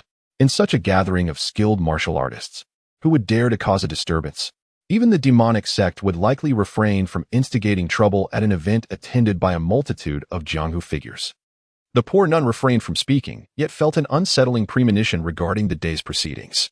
Master Dingy hesitated, her thoughts lingering on unspoken conjectures, ultimately sighing and choosing silence. Only Yu Songhai remained nonchalant, unfazed by the potential for upheaval. Regardless of what transpired today, he mused, should the sky fall, there would be someone tall to bear the burden. Moreover, with Yu Yang present, even if the formidable Dongfang Booby were to arrive, he would likely find little success. There was no cause for concern. In his view, whether chaos ensued today rested entirely upon Yu Yang's whims. Should he choose to incite disorder, a single individual could upend the entirety of the Liu household's martial presence. Yu Songhai believed that once the opponent unleashed his sword aura, he would be utterly unmatched. Before long, Lu Zhengfeng led Yu Yang and his companions into the hall. Young hero Yu. Yu Songhai promptly rose to greet them. Yang nodded. Master Yu, we meet again. Upon hearing Yang's greeting, Yu Songhai appeared somewhat taken aback, promptly vacating his seat to invite him to take the honored position. Yu Yang, unabashed and carefree, took a seat without hesitation. Shortly thereafter, Yu Lingshan and a few others settled close to Master Ding Yi. Before long, Lingshan, Lin, and Master Ding Yi engaged in cheerful conversation, their camaraderie appearing rather harmonious. Only Ling Huchong felt somewhat out of place. In terms of status, he was the eldest disciple of the Huashan sect, yet as a junior, he had no rightful claim to sit in the hall. Regarding martial prowess, apart from Lin, nearly all present were esteemed masters of exceptional skill, rendering his second-rate abilities somewhat incongruous in such company. However, Yu Yang remained undaunted, greeting the seniors from Shaolin and Wudong with an air of nonchalance, seemingly regarding their stature as no different from that of ordinary individuals. Indeed, Yu Yang held this belief, for in his eyes, whether a commoner or a first-rate martial artist, there was truly little distinction, merely a matter of wielding a sword. Should that prove insufficient, he could always wield two. Lu Zhengfeng introduced Yu Yang to the prominent figures of the martial world, and when he mentioned the Tianmin Taoist of the Taishan sect, a flicker of interest crossed Yu Yang's face, accompanied by a hint of a smile. Ah, a disciple of the Taishan sect. I see. Oh. The expression of the Tianmin Taoist shifted, a glimmer of joy apparent in his eyes. The martial world is, after all, quite pragmatic. Had Yu Yang lacked prowess, they might not have given him a second glance. However, upon witnessing Yu Yang's swordsmanship, which even first-rate warriors regarded with apprehension, they instinctively began to treat him as an equal in strength rather than a mere junior. In this gathering of various sects, Yu Yang acknowledged everyone with a casual nod. Yet he regarded the Taishan sect with particular respect, a matter of great pride indeed. Chapter 36. Who says a hypocrite cannot become a true gentleman? Your Taishan sect has a disciple named Qi Baiqing, does it not? Yu Yang inquired. Indeed, that lad Baiqing is my disciple. Do you know him, young hero Yu? The Tianmin Taoist felt a twinge of apprehension, wondering if his disciple had crossed paths with this formidable individual. Yet, it seemed unlikely, as his disciple could barely be considered a second-rate warrior, and in Yu Yang's presence, he likely wouldn't last a single exchange. What conflict could possibly arise? Previously, at the return of the Swallow Tower, when Tian Boguang revealed his true identity, it was only Qi Baiqing who stepped forward, undeterred by the knowledge of his disadvantage, ready to draw his sword to fight. Such courage is indeed commendable. Hearing Yu Yang's words, the Tianmin Taoist exhaled in relief, his expression now filled with appreciation. You are too kind, young Yu. Baiqing is merely a lad with a bit of courage, nothing of great significance. Though it is said thus, the expression of pride on the face of the Heavenly Gate Taoist was unmistakable as he glanced at the members of other sects, even waving to the disciples of the Mount Tai sect outside the hall. Shortly thereafter, the disciple from the Mount Tai sect who had previously drawn his sword to slay the notorious bandit Tian Buoguan was summoned inside.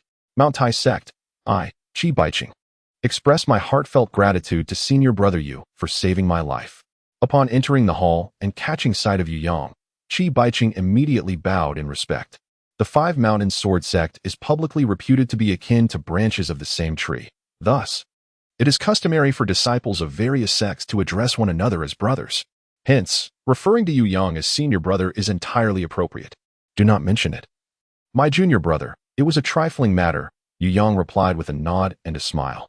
This inconspicuous disciple of the Mount Tai sect, who made his debut in the original novel only to be swiftly dispatched by Tian Buoguan, hardly left a mark on the narrative. Yet, Yu Yang found him quite agreeable. Throughout the tale of the smiling, proud wanderer, amidst a plethora of characters in the martial world, there are indeed few noble souls. Hypocrites and true villains abound. And even within the revered sects of Wudong and Shaolin, one can discern traces of scheming and machinations lurking in the shadows. Those who stand upright and embody the essence of a gentleman are often unremarkable figures. Lin Pingji, in the early stages of the story, remains untainted and possesses a naturally pure disposition, making him one of the rare virtuous characters, a true gentleman. In contrast, Qi Baiqing, despite his modest martial skills, displays an open-hearted nature and a clear sense of right and wrong. In him, Yu Yang perceives a rare spirit of chivalry. Ye Yang had never envisioned himself as a chivalrous hero. The burdens of being a knight-errant were too great, often ensnared by the shackles of hollow fame. However, this does not imply that he lacked admiration for true knights. Indeed, there are far too few gentlemen in this world. In Ye Yang's view, most of the gentlemen of antiquity were, in truth, mere pretenders. They were left undisturbed, their interests untouched, allowing these impostors to masquerade throughout their lives as authentic gentlemen. After all, even a false gentleman, over time, may gradually come to accept his own identity. A pretender may eventually transform into a true gentleman. A fitting example is Ye Yang's somewhat unremarkable father, Old Yu. In the original narrative, Yu Buchuan epitomizes the archetype of a hypocritical gentleman, relishing in self-promotion, forever exuding an air of gentility, which earned him the title of the gentleman's sword in the martial world. Do not underestimate the power of such titles. In the realm of martial arts, a resounding name commands respect and Dieter's confrontation.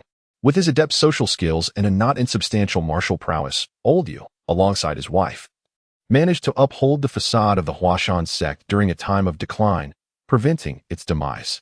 Had it not been for the relentless pressure from the Songshan sect's Wulingchan, Old Yu might not have succumbed to darkness. If no one threatened the standing of the Huashan sect, the pretender Yu Buchuan might have continued his charade, perhaps even becoming a genuine gentleman in the process. As it stands now, with Ye Yang representing the pinnacle of skill from the Huashan sect, Old Yu, relieved of his burdens, often embarks on leisurely excursions with his wife, visiting friends and enjoying life to the fullest. Who can say that in the years to come, this pretender may not evolve into a true gentleman? While Ye Yang was engaged in a casual conversation with the Tianmen Taoist, he was suddenly interrupted by the sound of 2 gunshots from outside, followed by the resounding beat of drums and the clang of gongs, indicating the arrival of officials. Lu Zhengfeng, donned in a freshly tailored robe, hurriedly emerged from the inner chambers, soon followed by a respectful escort of an official in formal attire. The presence of government officials elicited visible discontent among many in the martial community. The realm of officials is distinct from that of martial artists. Today marked a significant occasion for the latter, and the intrusion of an official was met with skepticism. As Ye Yang gazed around, he observed that although the official was adorned in splendid garments, his eyes were clouded and his countenance bore the marks of indulgence, clearly indicating a lack of martial prowess.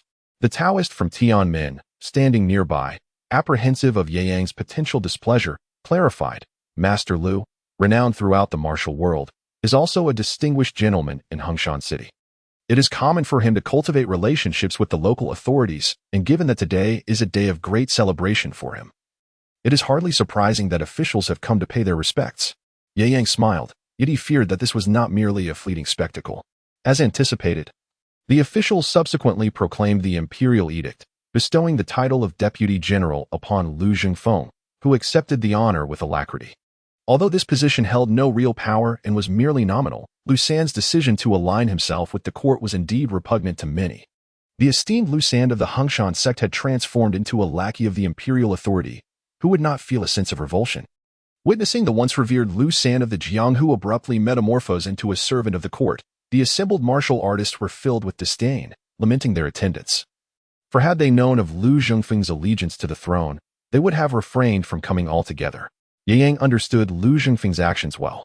After withdrawing from the martial world, he no longer had the formidable backing of the Huashan sect. Aligning himself with the imperial court and accepting its title could indeed be a viable path. However, in Yang's view, this was a grave misstep.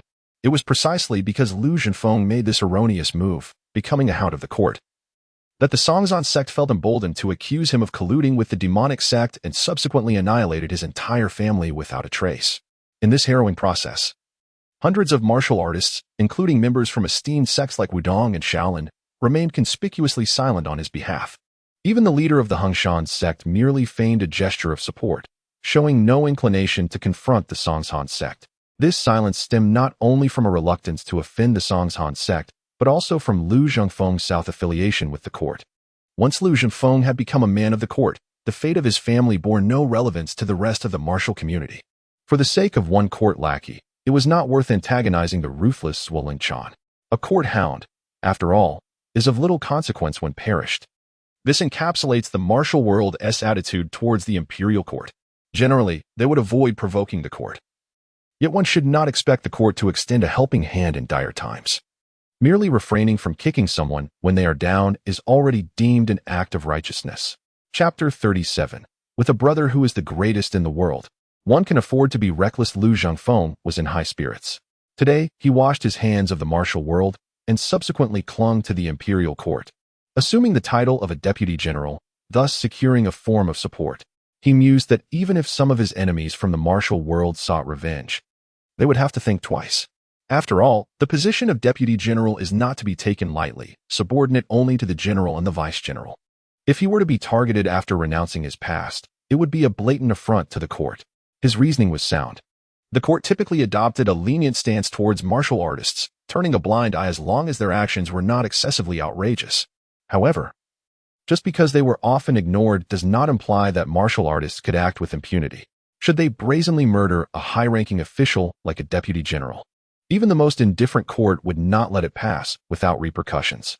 Yet, Lu Zhengfeng misjudged Zhuo determination to use him as an example. Though he had accepted the court's title, he remained a part of the martial world until his complete renunciation. The feuds and vendettas of the martial world were matters the court would never involve itself in. Zhuo, recognizing this, chose the moment Lu Zhengfeng was about to wash his hands of the martial world to reveal charges against him for colluding with high-ranking members of the demonic sect, swiftly leading to the extermination of his family. As anticipated by Zhuo, the court remained unresponsive to the massacre of Lu Zhengfeng's family, merely perceiving it as a conflict between martial sects and refraining from interference. Uncle Lu was indeed confused. Beside Yang, the Taoist of Tianmen let out a deep sigh. Indeed, in this matter, his actions were far from appropriate. Yang nodded in agreement. I understand that he acted out of self-preservation, yet to be candid, there was no necessity to align himself with the court. Even if he chose to retreat into obscurity, within the hearts of the disciples of Huashan sect, he would still be revered as the illustrious Lu Sanj. In the realm of martial arts, others would continue to show him respect. The Taoist of Tianmen lamented deeply. However, having become a pawn of the court, all the prestige he once earned in the martial world had dissipated entirely. Henceforth, should any troubles arise, he could hardly expect support from the warriors of the realm. Yang smiled silently, yet a flicker of vigilance arose within him. The so-called martial world and court are mere illusions. Fundamentally, it is Lu Zhengfeng's inadequacy and strength that lies at the heart of it all. Had he possessed the prowess of a peak warrior, Zhuo would hardly dare to choose him as a target to establish his authority. Lacking sufficient strength and seeking to curry favor by constantly searching for support ultimately leads one down a narrow path. When the foundation crumbles, those who rely on others will scatter. Only through self-reliance and personal strength can one truly possess a solid foundation.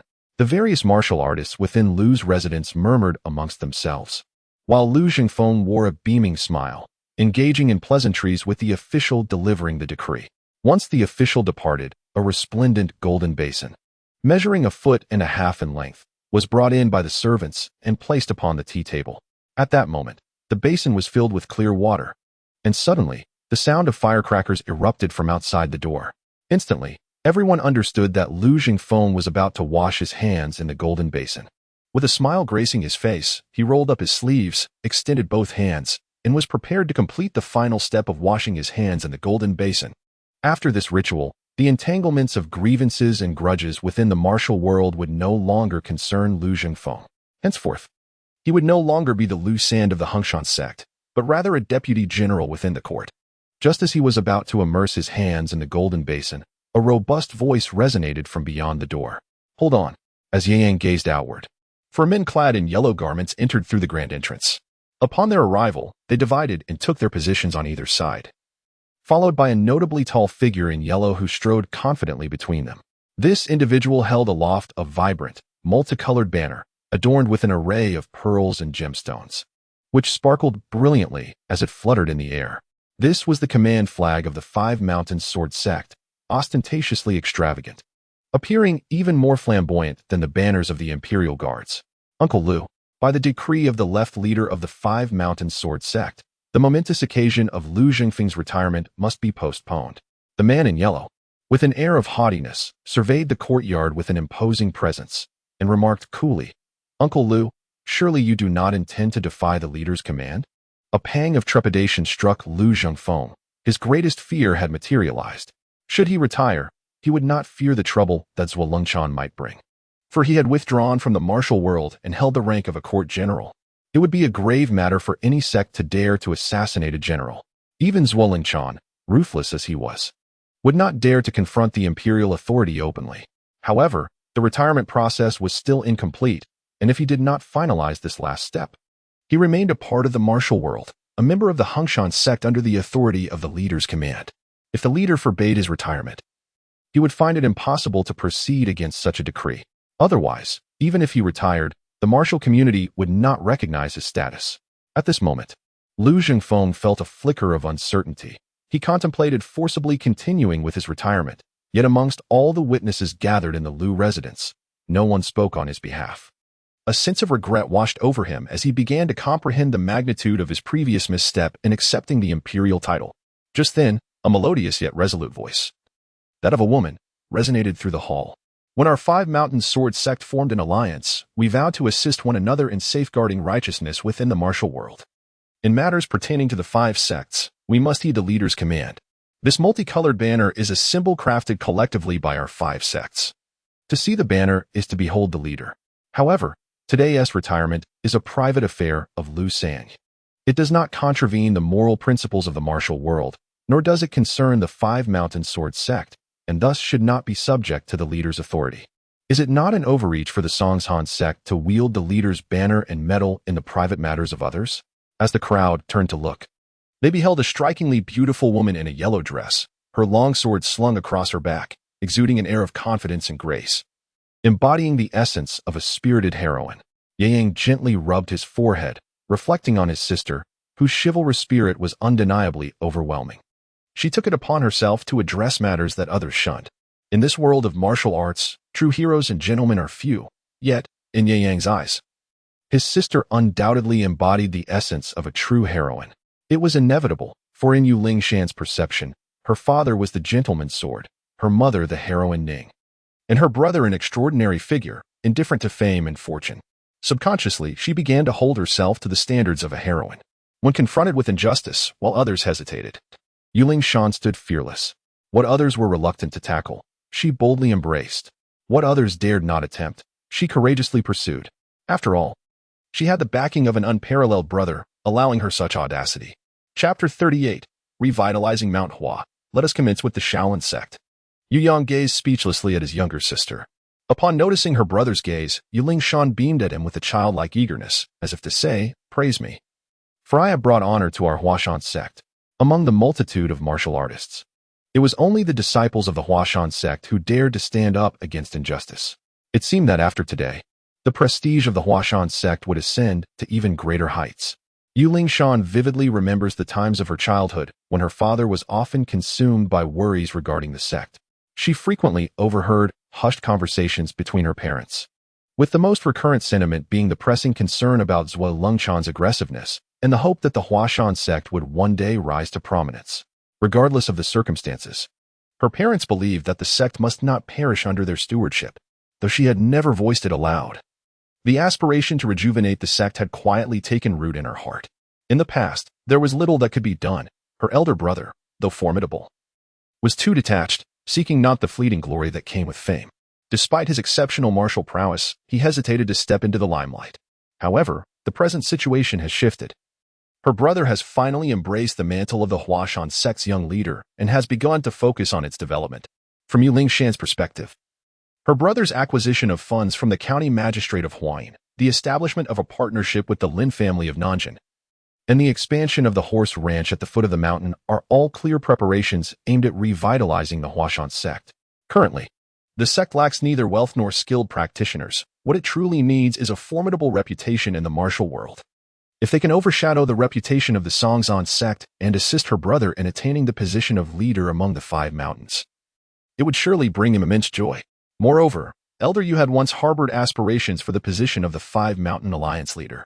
Although he has recently adopted a more hands-off approach, his heart still secretly yearns for the Huashan sect to be recognized as the foremost among the Five Mountains. The revitalization of the Huashan sect is not only the cherished wish of their father, but also the current goal of her brother. Thus, let them commence this endeavor, stepping boldly upon the reputation of the Songzhan sect. At this moment, Yu Lingshan's heart was surging with emotion. She believed she had discerned her brother's intentions.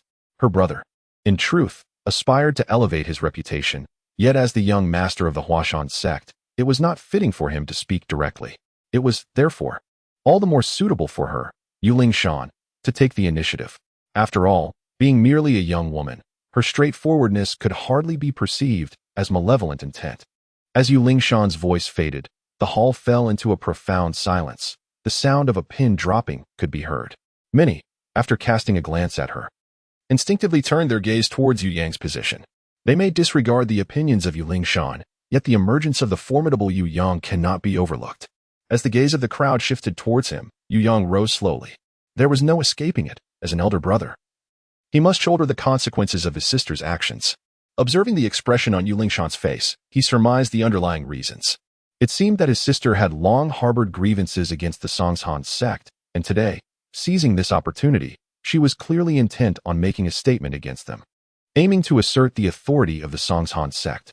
Nevertheless, a confrontation with the Songzhan sect was inevitable, having already crossed swords. They might as well do so to the bitter end. With these thoughts swirling in his mind, Yu Yang stepped forward, directly seizing the leader's banner from the burly man clad in yellow from the Songzhan sect, setting it upon the nearby table. The banner of the Five Mountain Sword sect symbolized their collective will, and each action taken would undoubtedly ripple through the tumult and tranquility of the entire martial world. Yu Yang's expression remained unruffled, yet his tone bore an uncommon authority. The manner in which Zhuo Lengchan employed the power bestowed upon us for such personal matters was nothing short of absurd. At this, the disciple of the Songzhan sect paled, ready to rebuke. But upon noticing the presence of the Tianmin Taoist from the Taishan sect and the Master Dingyi from the Huashan sect subtly aligning behind him, he forcefully swallowed his retort. I shan't engage in further discourse with you. I am merely acting under the command of the alliance leader, ordering the postponement of Lu Zhengfeng's retirement from his former life. Furthermore, the alliance leader has issued a directive to keep a vigilant watch over Lu Zhengfeng's family. No one is to be allowed to escape. I pose but one question. Do you intend to defy the alliance leader's orders? Upon hearing this, Lu Zhengfeng trembled with indignation.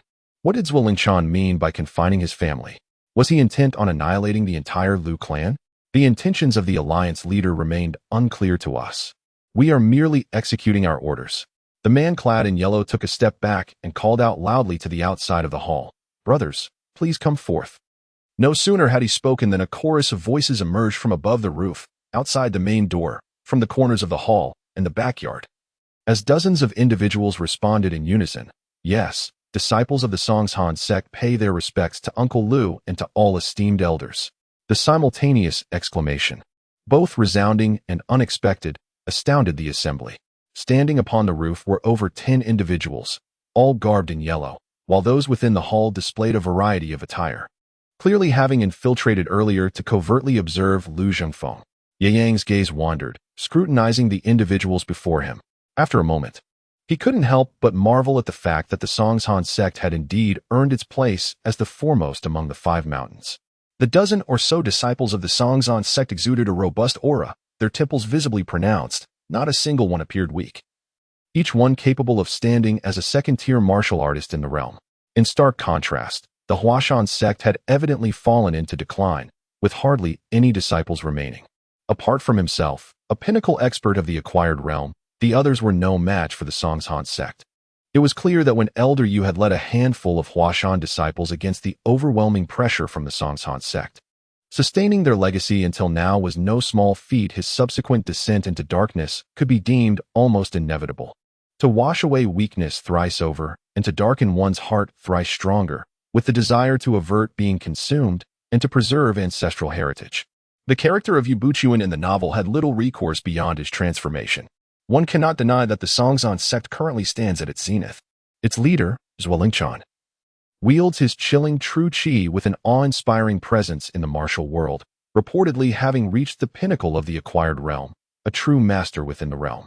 Under his command, the 13 protectors of Huashan are all first-rate martial artists, with the top few ranking among the elite. Such formidable prowess makes even the influential Wudong and Shaolin sects hesitant to confront them directly, preferring instead to resort to subterfuge and schemes to undermine the Huashan sect. The demise of Zhuolingchan and the subsequent decline of the Huashan sect bear witness to the clandestine efforts of Wudong and Shaolin behind the scenes. This is precisely why Ye Yang had been reluctant to emerge from seclusion for so long. Throughout the entirety of the novel, the smiling, proud wanderer, nearly every character harbors their own schemes. The narrative is saturated with intrigue and deception, and aside from a select few, there are hardly any virtuous souls within the realm.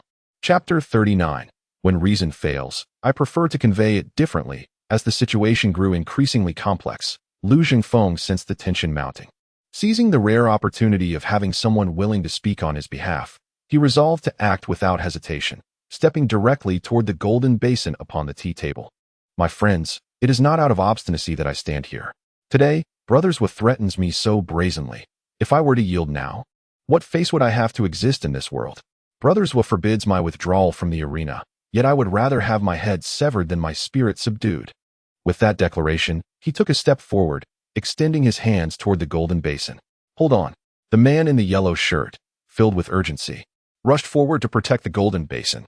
Lu Zhengfeng, having achieved fame over the years, was not to be compared with mere juniors. With a single palm strike, he did not display great force, yet in an instant, he compelled the assailant to retreat, unable to advance any further. Just as he was about to reach into the golden basin, he heard a rush of wind behind him. 2 individuals lunged forward, attempting to launch a surprise attack from the rear. Without turning his head, Lu Zhengfeng's left leg propelled outwards, and with a resounding thud, he kicked one disciple of Mount Song far away. His right hand, guided by sound, grasped another disciple of Mount Song by the chest and, with a swift motion, hurled him towards the earlier assailant in yellow. These 2 movements, his left leg's retaliatory kick and his right hand's precise grasp, were executed as if he had eyes at the back of his head, showcasing his formidable prowess. The disciples of Mount Song, momentarily stunned, hesitated to approach any further. However, their retreat did not signify a cessation of actions. Suddenly, one disciple of Mount Song, having stealthily maneuvered, appeared behind Lu Zhengfeng's son, a sharp sword poised at the boy's throat, coldly addressing Lu Zhengfeng. Uncle Lu, if you insist on withdrawing, I shall take the liberty of killing your son first. Lu Zhengfeng remained silent, yet Yu Yang, with an indifferent gaze upon the Mount Song disciple, coldly responded. You may certainly give it a try. I care not for your grievances with Lu Zhengfeng. To threaten a man's family is beneath even the most nefarious of sects. Should you harm him in the slightest, none of you disciples from Mount Song shall leave Lu's residence alive today. The disciple faltered, glancing at the hundreds of martial artists within Lu's estate, momentarily hesitating. The looks directed at him were far from friendly. Evidently, his act of coercion had enraged many. In the world of martial arts, while quick vengeance is often celebrated, Who among them does not have family and friends? If today, for a grudge, you were to kill my son, then tomorrow, I might take your daughter in retaliation. What chaos would ensue in this realm? Even the most bloodthirsty among the dark sects seldom brazenly invade their enemies' homes to slay their kin. Some deeds may be executed discreetly, as long as they remain undiscovered. Yet, to threaten a family member before all, as this disciple of Mount Song has done, has indeed stirred the wrath of the masses. What great prowess you possess, Mount Hua. Suddenly, a deep voice resonated from outside Lu's courtyard, followed by a glimmer of silver in the air as a small concealed weapon whizzed toward its target. Instinctively, Lu Jingfeng stepped back 2 paces, and with a light sound, the projectile struck the edge of the golden basin.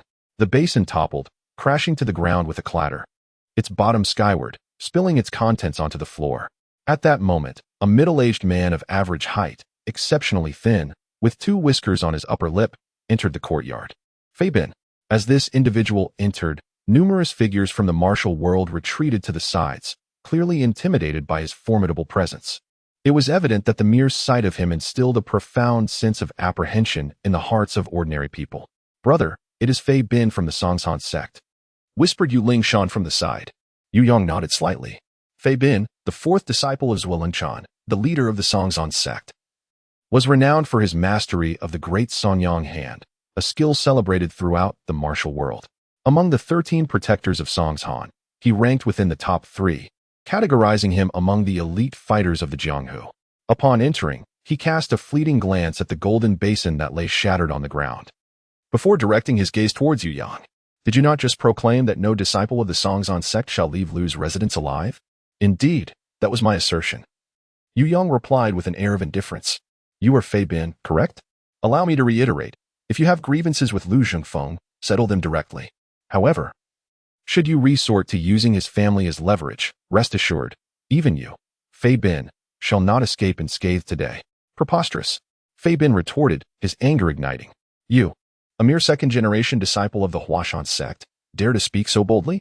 Not even if Yu Buchuan himself were present would he utter such threats." Ye Yang fell silent. When reason fails to resonate, he prefers to convey his beliefs through alternative means. For instance, he relishes the notion of persuading others through virtue, embodied in his sword.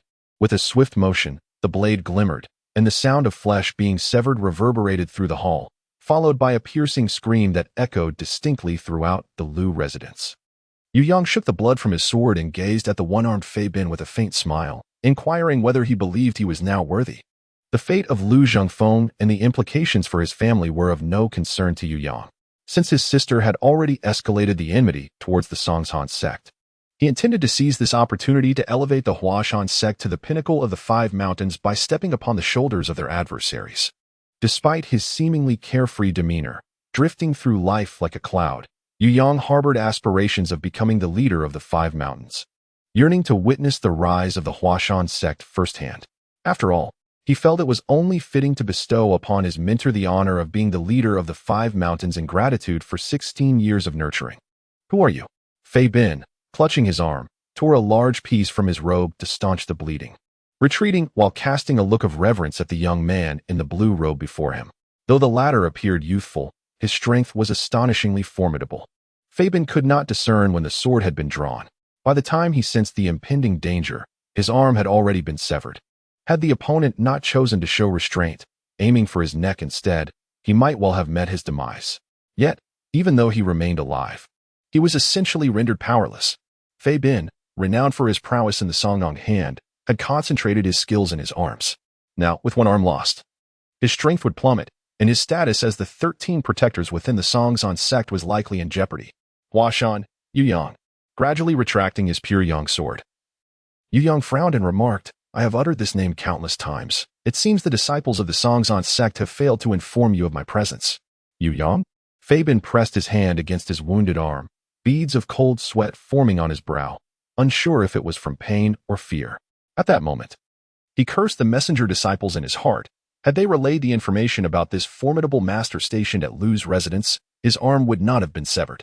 "Young master, do you intend to persist in enmity with the Huashan Sect?" Fei Bin, struggling to endure the pain, inquired with a forced calmness.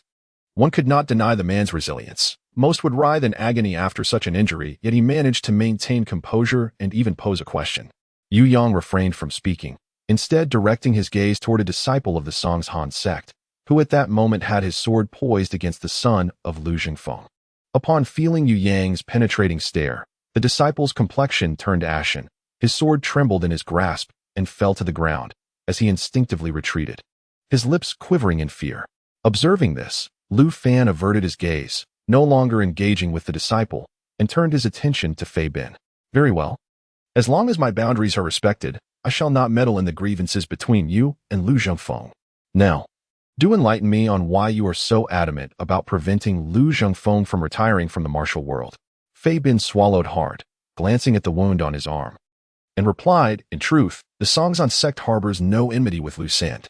However, for the sake of the lives and fortunes of countless individuals within the martial community, the Left Alliance leader has issued a decree beseeching Lu Sanni to refrain from retiring. What? The assembly was taken aback by his words. Even Lu Zhengfeng wore a sardonic smile, self-mockingly declaring, "This is the first time I've learned that I, Lu Zhengfeng, hold such significance. That my retirement could impact the lives and fortunes of the entire martial community. Do you believe this, Fei Bin? My belief is inconsequential. What truly matters is whether others believe it," Fei Bin retorted with a scoff, continuing, "Consider this, everyone. Lu San's reputation at Huashan is formidable, and he is a renowned master in the martial realm. Even I cannot claim to best him in a contest. Yet this master insists on retiring, even to serve as a minor official in the court. Does this not strike you as peculiar? To the martial experts, a court lieutenant is but a trivial position." Revealing their disdain for the imperial authority, Master Dai furrowed her brow and remarked, "Fei Bin, your assertions are rather exaggerated. While I too struggle to comprehend why Lu Shidi would forsake such great prestige for a position in the court, each person has their own aspirations.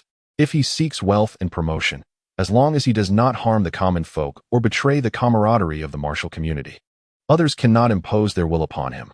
I do not perceive Lu Shidi as possessing such prowess that he could jeopardize many within the martial fraternity." Fei Bin chose not to respond further, instead turning his gaze toward the entrance of the Lu residence. At that moment, two figures hurriedly entered through the gates. Swiftly approaching Fei Bin, "Fei Shidi, who has harmed you?" Two figures approached, one stout and the other slender. The robust individual, a formidable presence, was Ding Mian, the second disciple of the leader of the Huashan Sect. The other, tall and lean, was Lu Bai, who held the third position within the sect. Upon their arrival, Fei Bin felt a wave of relief wash over him, a flicker of safety igniting within his heart. Despite his earlier composed demeanor, he had been trembling with anxiety, fearing that a single misstep in his words might provoke the wrath of Yu Yang's sword. The audacity of youth often belies the caution of age. If it were a seasoned master like Yu Buqian, one might expect a degree of restraint born from the principles of chivalry and a host of considerations. Yet, what truly terrified him was the prospect of facing a young and exceptionally skilled adversary like Yu Yang. Such a youth, having attained martial prowess at an early age, would likely possess an arrogant disposition, prone to violence at the slightest provocation. A moment's indiscretion might lead to fatal consequences, and the thought of dying unjustly over mere miscommunication was a bitter pill to swallow. "Ding Lu," Fei Bin whispered urgently into the ears of his two seniors. In response, Ding Mian and Lu Bai exchanged wary glances towards Yu Yang, a newfound trepidation evident in their expressions. According to Fei Bin, Yu Yang's sword had struck with such swiftness that his own junior had not even had time to react before losing an arm, a testament to the formidable nature of Yu Yang's technique. Bordering on the astonishing, even with the prowess of their master, Zhuo Lingchan, it would be no easy feat to disarm Fei Bin so decisively. How had this youth, at such a tender age, honed his skills to such a profound level? The three men found it hard to believe and resolved that after dealing with Lu Zhengfeng, they must investigate Yu Yang's background. What remarkable fortune or extraordinary skill had he encountered? After all, it was unlikely that a mere boy, no matter how diligently trained since birth, could achieve such formidable strength. "Esteemed guests, it seems the Huashan Sect truly regards me, Lu Zhengfeng, with high esteem. To contend with me, you have dispatched 3 of your 13 protectors. What a grand display." As the number of Huashan experts swelled, Lu Zhengfeng felt a gnawing anxiety creep in. The very atmosphere suggested that the sect was intent on annihilating his family. Seizing the moment while the formidable Yu Yang was present, he sought to bring matters to a head. Delaying until later, when Yu Yang and the others had departed, would surely make it all too easy for the Huashan sect to target him. Lu Zhengfeng, Ding Mian's cold gaze bore into him. Your collusion with the demonic cult and your nefarious intentions towards the martial world have been exposed. Speak. What dealings have you had with the cult leader, Dongfang Bubi? What conspiracies have you devised against our Wu-US sword sect and the righteous brethren of the martial realm? As these words were spoken, the crowd was instantly struck with alarm, many gasping in astonishment. The forces of the demonic sect and the righteous heroes of the White Path have been irreconcilable foes for over a century, embroiled in relentless conflict with each side experiencing victories and defeats. Among the nearly 1,000 individuals gathered within the Lu residence, a significant portion have suffered at the hands of the demonic sect. Some have lost brothers and fathers, while others have seen their mentors slain. The mere mention of the demonic sect incites a deep-seated hatred in everyone. The primary reason the 5 mountain sword sects have united is to confront this very menace. The demonic sect boasts a formidable number of followers and exceptional martial prowess. Although the legitimate sects each possess unique skills, they often find themselves outmatched when confronting the sect alone. Only through solidarity can they hope to triumph. Particularly, the current leader of the demonic sect, Dongfang Bubi, is renowned as the foremost master of the age, capable of overpowering thousands single-handedly. His mere name strikes terror in the hearts of many, even in his absence. To think that such a formidable villain could be in collusion with Lu Zhengfeng. At this moment, many in the martial world exchanged furtive glances, their perceptions of Lu Zhengfeng shifting dramatically. The illustrious Lu Sand of Huashan, instead of embodying the noble hero he is, has opted to occupy the position of a mere local official. Could there truly be some insidious plot afoot? Even Yu Lingshan, nestled beside Yu Yang, found herself uncertain. Whispering softly, "Brother, could it be that Lu Zhengfeng has genuinely allied with the demonic sect?" "Indeed," Yu Yang replied softly. "What?" Yu Lingshan gasped, covering her mouth in astonishment, her voice dropping to a whisper as she inquired. "Then, brother, why did you sever Fei Bin's arm for him?" Yu Yang shrugged, stating, "What relevance does my intention to deal with the Huashan sect and that Lu Zhengfeng have?" Chapter 41. Inept allies, Lu Zhengfeng upon hearing Yu Yang's response. Yu Lingshan was momentarily taken aback before she nodded in understanding. She had grasped that her brother was clearly intent on seizing this opportunity to undermine the Huashan sect. Whether or not Lu Zhengfeng truly had any ties to the demonic sect was of little consequence. Ding Mian, do not slander me without cause. Throughout my life, I have never encountered the leader of the demonic sect, Dongfang Bubi. Where then do you base your accusations of collusion and conspiracy? Lu Zhengfeng protested, yet internally, he began to panic. He indeed had no connection with Dongfang Bubi, but he had a close relationship with an elder of the demonic sect. The moment the members of the Huashan sect accused him of colluding with the demonic sect, he realized that the situation was beyond recovery. As expected, Ding Mian directly inquired, "Lu Shixiang, there is an elder in the demonic sect named Chu Yang. Do you know him?" At this question, Lu Zhengfeng fell silent. While most would deny any association with the demonic sect given the Huashan sect's apparent hostility, Lu Zhengfeng was different. Whether one deemed him noble or pedantic, he did not deny it. Instead, he nodded as though it were a matter of course. "Indeed, Brother Chu Yang is not only someone I recognize, but he is also my one true confidant and closest friend." Yu Lingshan could no longer contain her laughter, which drew the attention of many. Slightly embarrassed, she waved her hand and said, "Please don't misunderstand. I merely find it amusing how stubborn Lu San is." The term stubborn was one she had learned from her brother. Having grown up alongside him, she had picked up numerous intriguing words, and occasionally, she would unwittingly use them herself. The assembly of martial artists redirected their gaze.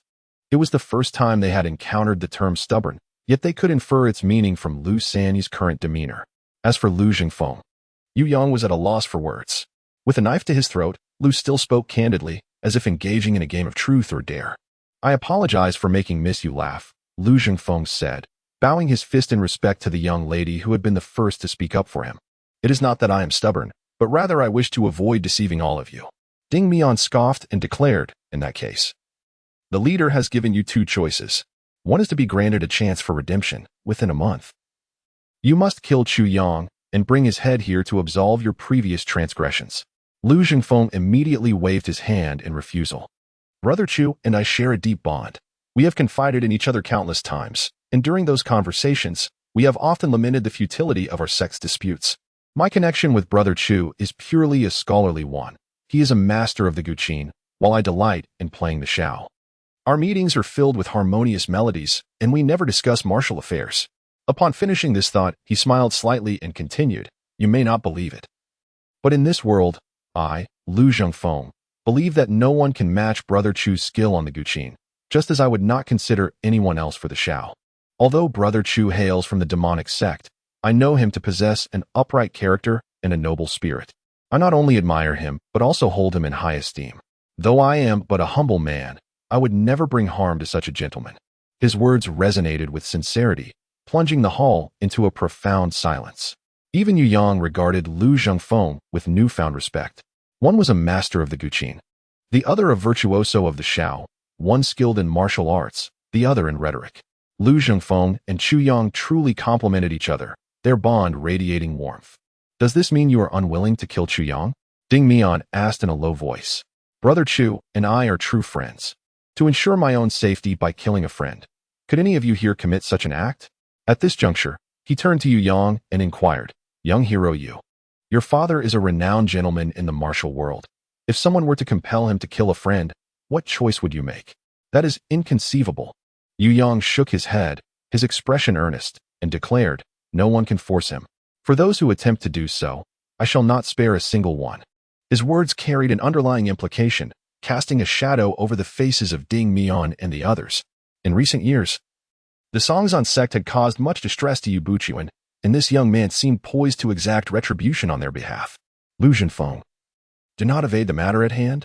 I ask you plainly, will you kill Chu Yang or not?" Ding Mian, unwilling to engage Yu Yang further on this issue, redirected his focus to Lu Zhenfeng. "Absolutely not." Lu Zhenfeng promptly declined. Fabian interjected, "So it follows that you, Brother Lu, refuse the first path, unwilling to eradicate evil and slay that formidable fiend, Chu Yang?" Lu Zhenfeng replied, "If the Left Alliance leader commands it, Brother Fei, do feel free to act and slay my entire family." Fei Bin was immediately incensed, clutching his severed arm and retorting coldly, "Lu Zhenfeng, do you presume that I am reluctant to slay your family simply because Yu Yang is present? Your audacity is truly shameless." Lu Zhenfeng shook his head, asserting, "Even in the absence of the young hero Yu, my stance remains unchanged. For me to kill Chu Yang is an impossibility. I would willingly sacrifice my entire family if it came to that." Such words even caused Yu Yang to frown. Those who are pitiable often possess qualities that are detestable. Wagering the lives of family members for the sake of a friend's life may seem noble to Lu Zhengfeng, but to Yu Yang, it appears profoundly callous.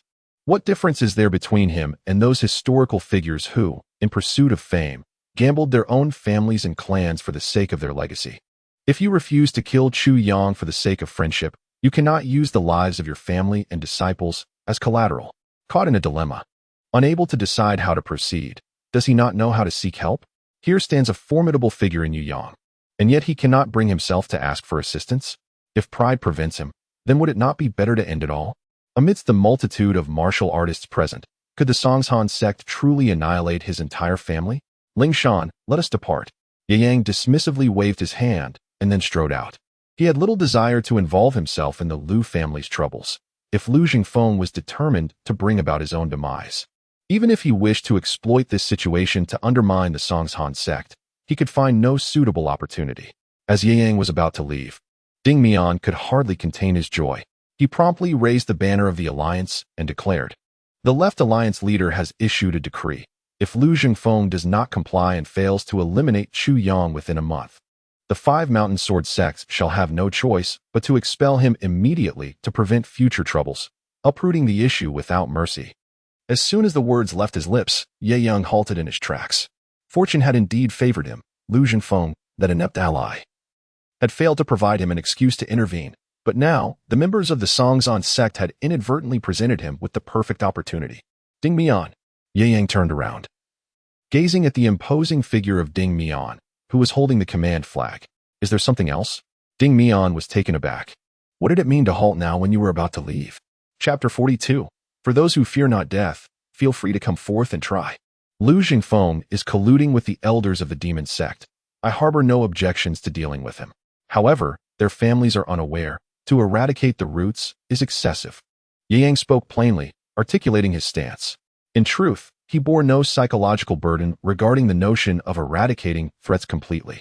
Were his adversaries in his position, he might very well resort to such measures, leaving no room for future retribution. Yet, human nature is inherently marked by double standards. Ye Yang's current intention is to confront the Huashan Sect, and with this rare opportunity at hand, he certainly will not let it slip away. Ye Yang. Ding Mian's expression shifted dramatically. I am aware of your exceptional swordsmanship and formidable strength, but can you truly surpass the nearly 1,000 martial heroes present here? As he spoke, he gestured towards the crowd in the hall, saying, Inquire among yourself, how many among these individuals bear no grudge against the demon sect?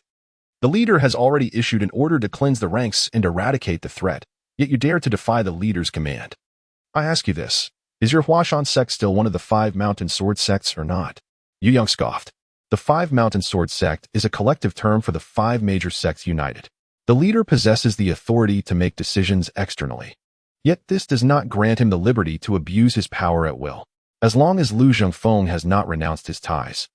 He remains the esteemed Master Lu of the Huashan Sect. Have you consulted the Huashan Sect regarding your intent to annihilate his entire family? Furthermore, today you may seek to eliminate him for his association with Chu Yang, but will you dare to concoct some trivial pretext tomorrow to attack the Huashan Sect? At this juncture, he seemed to recall something and remarked nonchalantly, speaking of which, I believe I have dined with Dongfang Bubi before. Does that not also imply collusion with the demonic sect? What? Yu Yang's words immediately stirred a tempest in the hall, compared to Lu Zhengfeng's camaraderie with Chu Yang. The fact that Yu Yang dined with Dongfang Bubi was of far greater significance. You dined with Dongfang Bubi? The astonished Master Dani inquired. How did you manage to survive? Yu Yang blinked in astonishment. Could Dongfang Bubi truly be so formidable? Meanwhile, Yu Lingshan, brimming with pride, declared, If you can withstand a single sword strike from my brother and survive, then you shall have the honor of dining with him. The elder Master Dai and the others pondered thoughtfully. The information contained in Yu Lingshan's words is profound. It implies that Dongfang Bubi survived Yu Yang's sword strike, and, having gained his acknowledgement, is thus deemed worthy of dining together. Is this not a rather grandiose self-aggrandizement? The preeminent master of the age. Does Dongfang Bubi truly require validation from others? Although his counterpart is the leader of the demonic sect and an adversary, one must concede that, in terms of martial prowess, Dongfang Bubi has undoubtedly reached an unparalleled level, unmatched in the realm of martial arts. Although the Ye Yang swordsmanship is formidable, it is still rather youthful, thus, the boast seems rather exaggerated. The Tianmin Taoist expressed skepticism, asking, Did you truly dine with the invincible East? Yu Lingshan smiled somewhat shyly, acknowledging the moment with a hint of embarrassment. At that time, she was seated at the neighboring table, and we exchanged names. However, she was not known as Dongfang Bubi then, but rather as Dongfang Bai. A wave of relieved exhalations swept through the hall, as if everyone had suddenly relaxed. After all this time, it turned out they had merely dined at the same restaurant. Many faces lit up with amusement. Indeed, youth often revels in boasting. What kind of esteemed individual is Dongfang Bubi that she would easily befriend 2 fledgling youths? Yu Yang, there is no need for you to obfuscate and defend Lu Zhengfeng. He has admitted to colluding with the demonic sect, and we offered him a chance for redemption. Yet he stubbornly chose to barter his family's lives for that of Chu Yang. The order to eradicate the roots of this issue comes directly from the alliance leader. I shall ask you plainly, does the Huashan sect still heed the command of the 5 Mountains Alliance? Ding Mian inquired sternly. Naturally. We shall abide by the command of the 5 Mountains Alliance. Yu Yang chuckled, but before the members of the Huashan sect could relax, he continued. I believe that Zhuo Lingchan currently exhibits a tyrannical demeanor and raises suspicions of abusing his authority as the leader. It is no longer suitable for him to continue in this role. Therefore, I propose that the 5 Mountain Sword sect convene a meeting to elect a new leader. As these words echoed in the hall, the crowd fell into a stunned silence. Many outsiders from the martial world discreetly withdrew from the hall, retreating towards the courtyard.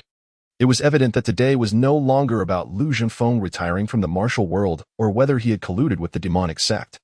It was clear to any discerning eye that the Huashan sect aimed to use this opportunity to usurp power from the Huashan sect. I wondered why Yu Yang constantly opposed us, even disregarding the leader's decree. After all, it was about seizing power. Ding Mian, filled with rage, laughed coldly and retorted. If you seek to usurp the position of the leader of the Huashan sect, I must ask, Does the Huashan sect even have the qualifications? This question resonated with many present. Even the likes of Tianmin Taoist and Master Dingyi shared this sentiment. Although the Huashan sect had a promising future with a formidable figure like Yu Yang, it could not be denied that its foundation paled in comparison to that of the Songhan sect. The entire Huashan sect, comprising masters and disciples, barely numbered a dozen. Their aspirations to lead the Five Mountain Sword sect were still far-fetched. In the courtyard, many had gathered and began to discuss privately. What they had anticipated as Lu Sanye's retirement turned into a spectacle of the Five Mountains Sword sect seeking to cleanse its ranks. Well, Lu Sanye's affair could be seen as the Songhan sect trying to assert its authority, but the Huashan sect had shown blatant disregard. Not only did they refuse to yield, but it was also an overt slap in the face, clearly indicating their intent to seize power. Let us not mock this situation. The internal strife of the Five Mountain Sword sect is no trivial matter, as it concerns the safety of the entire martial world. If the Five Mountain Sword sect were to collapse, who would be able to restrain the demonic sect in the future? Alas, words without substance lead to unreliable actions. This Yu Yang, emboldened by his strength, disregards the elder generation. This time, he is likely to suffer a significant setback. Indeed, Zhuo is not to be trifled with. With his chilling true qi, he is a rare adversary in the martial world. It is said that he recently ascended to the pinnacle of the acquired realm. In this vast martial world, aside from Dongfang Bubi, who else could he possibly fear? Youthful arrogance. I fear that the Huashan sect may face a severe defeat this time. If things go awry, the entire sect might be swallowed by the Songhan sect. Never mind. This is an internal conflict within the Five Mountain Sword sect. Such power struggles are most taboo, and as outsiders, we should refrain from meddling. Indeed, one can observe that the disciples of Wudong and Shaolin maintain an air of indifference, as if the unfolding events do not concern them. We are merely spectators in this drama, for regardless of who claims the title of leader, they must first contend with the forces of the demonic sect, an affair that, for the time being, does not involve us. The atmosphere in the hall has grown tense, with swords drawn and arrows nocked. Yet, amidst this turmoil, Yang remains composed, slowly drawing forth the pure Yang sword from behind him. A serene smile gracing his lips as he declares, "Worthiness is not determined by mere words. Should anyone believe that the Huashan sect is unworthy, they are welcome to come forth and challenge me. However, let it be known that blades are merciless, and life and death are fated. Those unafraid of peril may step forward to test their mettle." Chapter 43. With sword in hand, who is my worthy adversary? As members of the martial world, one's reputation is paramount. Today, having faced repeated humiliation at the hands of Ye Yang, Ding Mian and his companions could no longer contain their fury. Ding Mian raised his hand, signaling the disciples of the Songhan sect at the entrance to draw their swords, while dozens more appeared atop the roof. And from the corners of the hall and the backyard, figures emerged, each brandishing a sword and casting a fierce gaze upon Ye Yang. Esteemed colleagues, let us not turn against one another. Harmony is of utmost importance. The Tianmin Taoist hurried forward in an attempt to mediate. Yet, the fury that had surged within Ding Mian left little room for such considerations, having previously restrained himself out of respect for Ye Yang's prowess. He now felt that enough was enough. The latter had clearly set his sights on usurping the leadership of the Songhan sect, and further patience was untenable. To eliminate Lu Jingfeng and his family was merely a means to establish authority. The act of killing was not the end, but the assertion of dominance was the true objective. If he were to vanquish Ye Yang, the young master of the Huashan sect, a rising star in the martial realm, then the prestige of the Songhan sect would be instantly restored. Henceforth, who would dare to disregard the authority of the Songhan sect's leader? Lu Sanyi, as long as you do not withdraw from the fray, we shall discuss your matters later. A glance was cast towards Lu Zhengfeng. Before Ding Mian's gaze sharpened upon Ye Yang, a hint of malice evident in his expression. Did you not speak of replacing the leader? Very well, today, I shall demonstrate to you the unassailable dignity of the leader. In the next moment, Ding Mian swept his sleeve, issuing the fatal command, kill. In an instant, disciples of the Songhan sect emerged from all directions, swords in hand, unleashing a flurry of sword blossoms as they gracefully maneuvered towards Ye Yang. Not only that, but behind Ding Mian, several disciples armed with bows and arrows stepped forth, and without a moment's hesitation, they drew their bows and loosed their arrows towards Ye Yang. A dozen sharp arrows swiftly hurtled towards him. Inside the Lu residence, numerous martial artists turned pale with fear retreating hastily to avoid being caught in the fray. The internal strife within the Five Mountain Sword sect had escalated to such an extent that the Huashan sect resorted to using bows and crossbows, should this news spread. The ramifications would be significant. It is well known that the use of such weaponry is profoundly frowned upon by the imperial court. While the court typically turns a blind eye to the skirmishes of the martial world, the moment they resort to military-grade weapons like bows and crossbows, the nature of the conflict transforms dramatically. What does the Huashan sect intend to do by hoarding such arms? Are they contemplating rebellion? At that moment, regret surged within the hearts of many martial artists. Why not remain comfortably at home instead of attending this so-called ceremony of washing hands in gold basins? Now, they find themselves entangled in a grave affair. After today, the court would undoubtedly take action. Despite their usual disdain for the imperial authority, they were aware that the court preferred to avoid confrontations. Yet, should the court choose to pursue matters earnestly, not only the small sects, but even the esteemed Wudong and Shaolin schools would be crushed beneath the weight of 100,000 soldiers. In response to the Huashan sect's bow and arrow assault, Yang remained composed and unperturbed. He lifted his leg and kicked over a nearby table, using it to block the incoming arrows. Then, with a swift motion, he drew his pure yang sword, each strike accompanied by a sharp, piercing sound as the blade sliced through the air at an astonishing speed, generating sonic booms. The sounds of flesh and bone being cleaved echoed continuously, each noise signifying the extinguishing of a life. The shadowless phantom step, a technique that was merely of first-rate caliber in the hands of the Huashan sect, became almost ethereal in Yang's possession. In that moment, he traversed the air, leaving behind a series of afterimages. Observers could only catch glimpses of his form appearing near various Huashan disciples, then vanishing in an instant, reappearing elsewhere. Even the abbot of the Shaolin's Arhit Hall, present to witness the spectacle, could scarcely discern when he drew or sheathed his sword. All that was visible was the shimmering blade enveloped in violet mist, accompanied by a cascade of afterimages, reaping the lives of Huashan disciples one after another. In the hands of Yang, the sword was eerily extraordinary. Moving with an agility akin to his own limbs, wielded with an effortless grace, coupled with an astonishing speed that rendered opponents utterly defenseless. He appeared as a reaper traversing the mortal realm, surveying his surroundings with a blade that none could rival. The air within the Lu residence was thick with the stench of blood. The dozens of disciples from the Huashan sect, brought by Ding Mian and his companions, lay lifeless outside the hall, their demise tragically gruesome. What manner of swordsmanship is this, that it evokes such terror? The onlookers from the martial world, stationed at a distance, were left in sheer astonishment. Previously, Yang had boasted that anyone capable of withstanding a single strike from him would earn the privilege of dining alongside him. What had once seemed arrogance now appeared to be a modest understatement. With such a sword technique, he could indeed roam the martial world unchallenged. Even the invincible Dongfang Bubi might find him a formidable adversary. This young man was truly fearsome.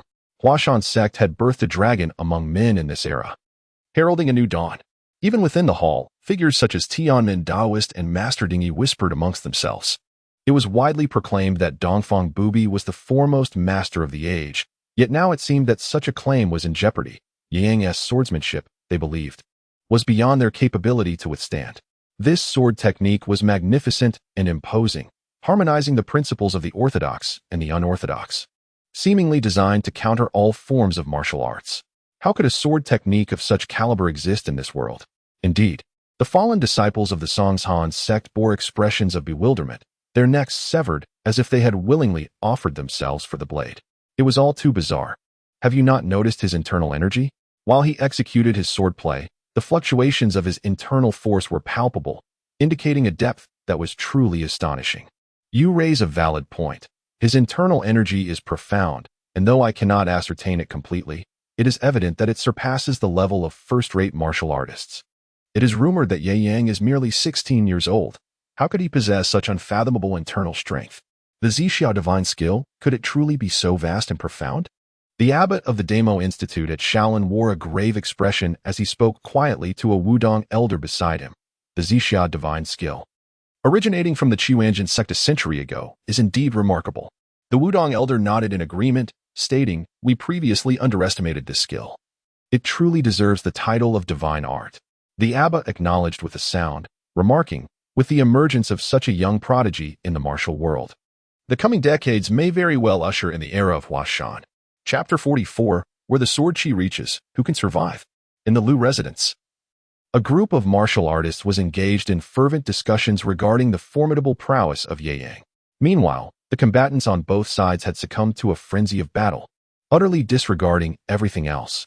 Witnessing their disciples fall one after another, they steeled themselves to confront the formidable Ye Yang, fully aware of his extraordinary strength. If they could vanquish Ye Yang, or at least defeat him today, all would be well. The reputation of the Huashan sect would remain intact, preserving its status as the foremost among the 5 mountain sword sects, perhaps even enhancing its prestige by eliminating such a peerless master.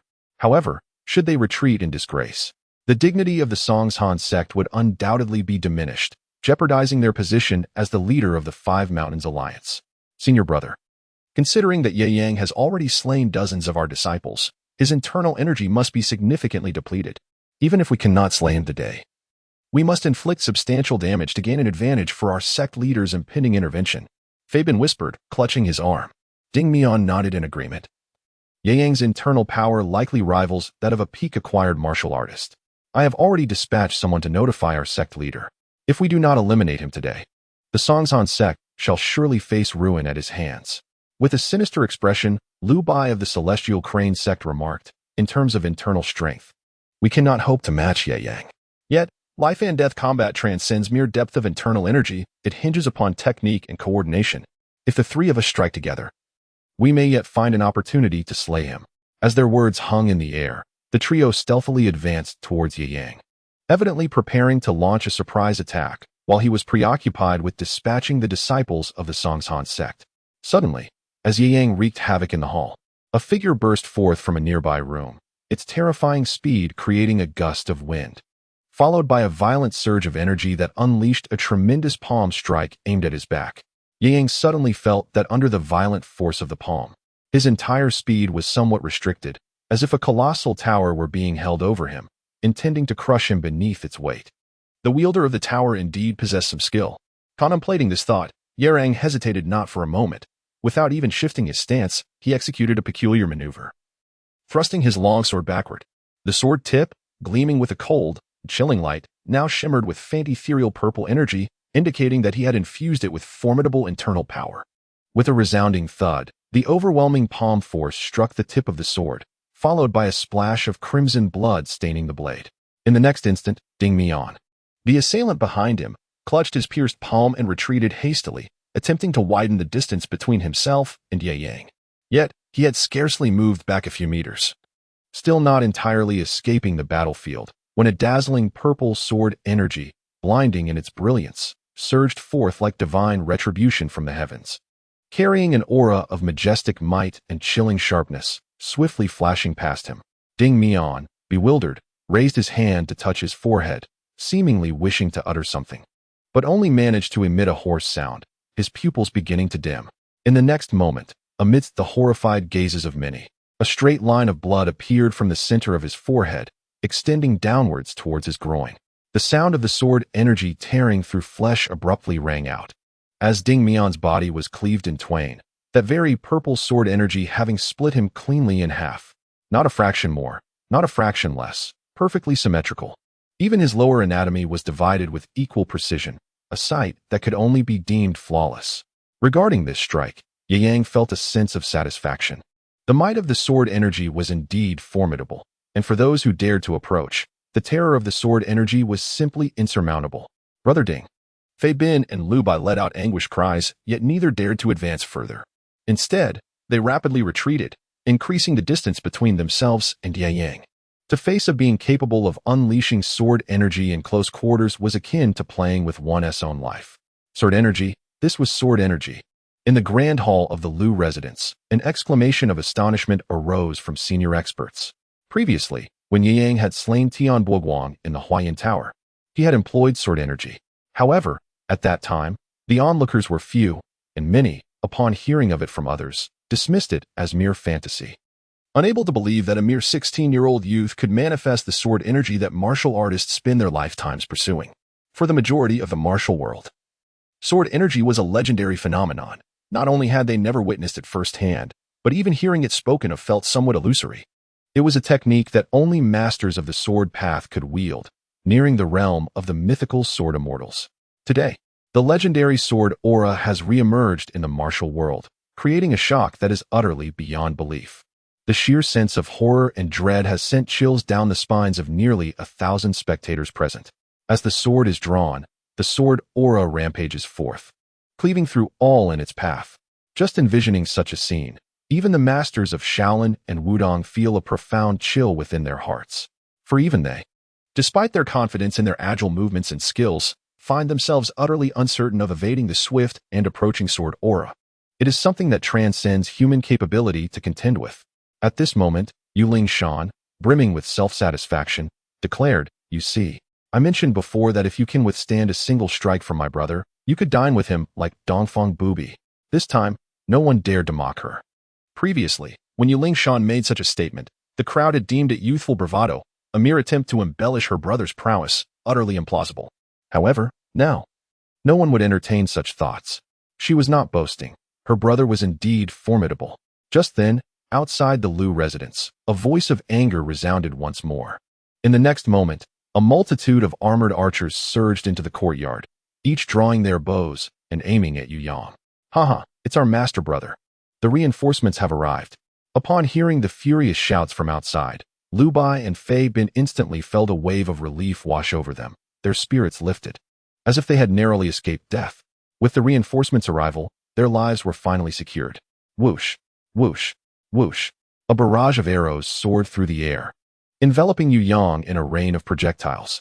The arrows, shot by skilled warriors, were not only precise but also imbued with tremendous force. Even the most formidable of individuals would find their inner strength depleted after enduring several volleys of such an onslaught. As the crowd observed the battlefield, awaiting Yu Yang's response to this impending crisis, they beheld him wielding his long sword, its glimmer illuminating the air as it traced a circular motion. Arrow-breaking technique. A soft voice resonated within the Lu courtyard. Chapter 45. Unstoppable force, unyielding might, as Yu Yang calmly spoke the name of his technique. His long sword transformed into a flowing stream of radiant light, swiftly countering the incoming arrows, deflecting them with grace. Break. A low growl echoed, and in an instant, the arrows that had been halted by the sword's brilliance were sent hurtling back towards their origin with explosive speed. Ah, ah, ah. The air was filled with anguished cries echoing against the courtyard walls, revealing that numerous disciples of the Huashan Sect, despite their armored attire, were pierced through the chest by the returning arrows, plummeting down from the wall. In the courtyard, many onlookers from the martial world gasped in shock. Instantly, over 100 arrows were repelled, and those returning arrows bore a force several-fold greater than when released by the Huashan disciples. To what extent had Ye Yang's internal strength reached? His swordsmanship. The expression of the Wudong elder shifted abruptly, and he murmured, utilizing force against force, for ounces deflecting 1,000 pounds. This sword technique intriguingly incorporates the principles of our Wudong Taiji Quan. What manner of swordsmanship is this? Not only he, but many seasoned figures of the martial world were left in bewilderment. Having lived for decades, they considered themselves veterans of the Jianghu. Yet they had never encountered such an extraordinary and seemingly flawless style of swordplay. It was enigmatic, fierce, and formidable, with even its defenses impeccably sound. Coupled with the profound internal energy of the Zixia divine skill, who in this world could stand against it? Just as the crowd was conversing, Yang suddenly leapt, surging up the courtyard wall, where a few fortunate Huashan disciples had managed to survive. With swift precision, his sword danced like a roaming dragon, and the remaining 10 or so surviving disciples of the Huashan sect fell one by one, struck down by his lightning-fast assaults, leaving no room for resistance. At this moment, Yuling Shan drew her sword with determination, her figure flickering as she leapt onto the rooftop, where several disciples of the Huashan sect lay in ambush, waiting for an opportune moment to strike. As she unleashed the Bixia sword technique, her entire demeanor transformed dramatically, becoming chillingly cold, akin to a shadow gliding beneath the sun, instilling a sense of fear in all who beheld her. This swordplay, easily mastered, became a lethal art in the hands of a first-rate martial artist like Yuling Shan. From the perspective of the onlookers, it was astonishingly swift, an unparalleled velocity. The Bixia sword technique, when combined with the elusive shadowless footwork, turned her into a harbinger of death. Her strikes as effortless as slicing through vegetables, the speed of slaughter evoking a spine-tingling dread. It was no wonder that the siblings were both formidable opponents. Master Ding recited a Buddhist chant, astonished at the transformation of the young girl, who had previously engaged in light-hearted banter with her, now metamorphosed into a vengeful female Azura. This swordplay was indeed peculiar. The abbot of the Shaolin Arhot Hall furrowed his brow. While he perceived Yu Yang's swordsmanship as powerful and impeccable, Yu Lingshan's technique was enigmatic, exceedingly so. It was elusive and defied conventional understanding. The speed and angles of her strikes were utterly unpredictable, rendering any defense futile. What appeared to be a straightforward slash would unexpectedly turn into a diagonal thrust, piercing through the chest. Such an uncanny swordplay was nearly impossible to guard against. With each thrust of her sword, the chilling sound of steel slicing through flesh echoed repeatedly. As the faint yellow of her gown became stained with blood and no Song's Han disciples remained at her side, Yu Yang cast a furrowed glance at her. Lingshan, step back. I shall handle the rest. Yu Lingshan nodded earnestly, retrieving several small flying daggers from her bosom. With a casual flick of her wrist, she dispatched a few Shaolin disciples attempting to retreat in the distance. Afterward, she clapped her hands joyfully and exclaimed, "Brother, the minions have been dealt with. Remember to call on me if there's anything you need." As she spoke, she sheathed her long sword and approached Master Dingy. Observing the wary expression on the Master's face and the nervous gulping of her junior sister Yilin, Lingshan offered an apologetic smile. "I hope I did not offend you." "Master, to be honest, I was never one to take lives before." "I hardly believe that," Master Dingy retorted with a roll of her eyes. "Given your adeptness and composure during the earlier confrontation, one must wonder how many lives you have claimed to cultivate such skill. Brother, you have indeed nurtured two prodigious talents," the Master remarked with a sigh. "Oh, it's not so remarkable," Lingshan replied with a radiant smile. Having shed the fierce demeanor from moments prior, "My father is not particularly skilled at teaching disciples." Master Dingy chose not to respond, interpreting her words as modesty. Yet, only Ling Hu Chong, who remained silent, understood that Lingshan was speaking the truth. Their master truly lacked the ability to instruct his pupils effectively. The remarkable prowess exhibited by the Yang siblings can be attributed primarily to their extraordinary martial arts talent. In particular, Yang, the younger brother, is indeed a rare prodigy in the realm of martial arts, a phenomenon not witnessed in a century. Naturally, this is also linked to his unique ability to cultivate the Zixia divine skill, a privilege that his elder brother lacks. While there exists a tinge of envy within him, he harbors no resentment. Rather, he perceives this situation as entirely justified.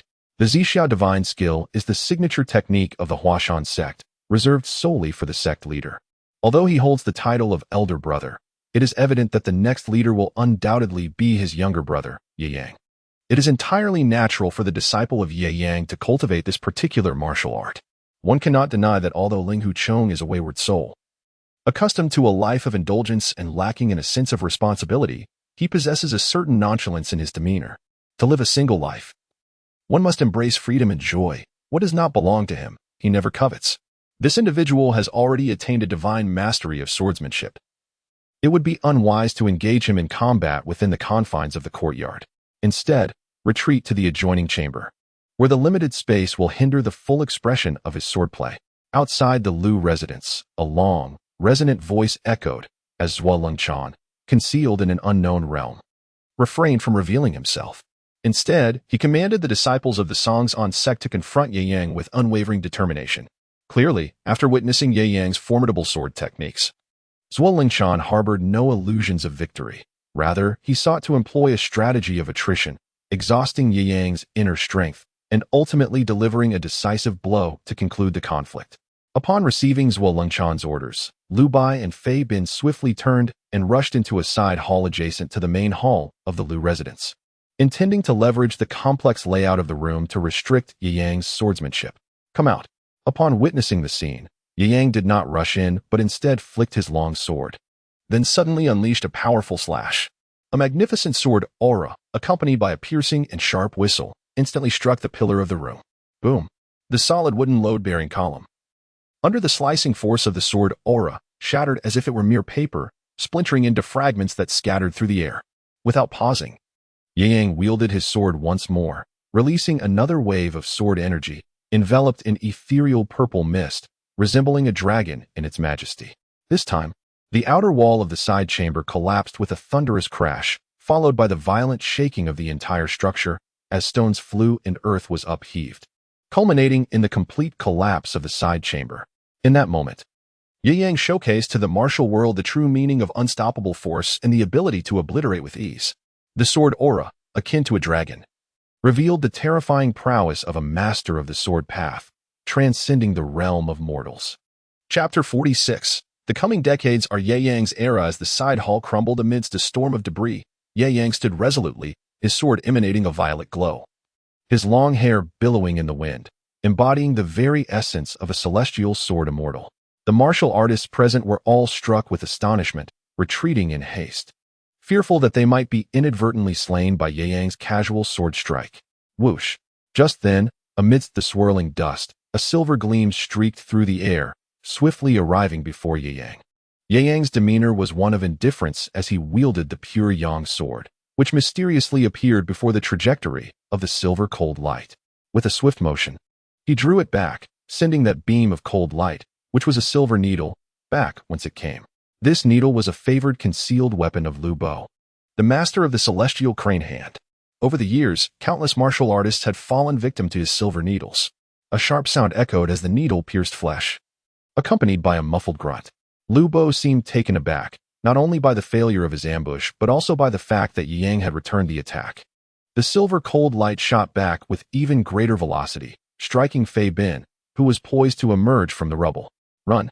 Lu Bo disregarded everything else and fled frantically towards the Lu residence. In this battle, the disciples of the Huashan Sect faced near annihilation. Ding Mian, the strongest among the 13 guardians, was slain by sword energy on the spot, while Fei Bin suffered a severed arm before being struck by his own silver needle, leaving him with no chance of survival. Within the grand courtyard of the Lu residence, Lu Bo found himself the sole survivor among the Huashan disciples.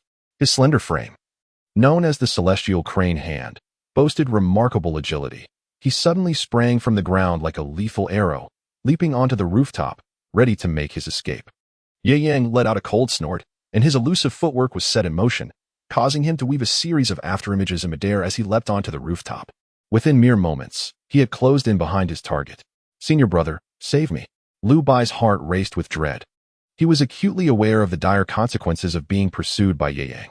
With the latter's unparalleled swordsmanship, once he was within striking distance, his demise was all but assured. A chilling sound echoed from behind as a sword pierced through flesh.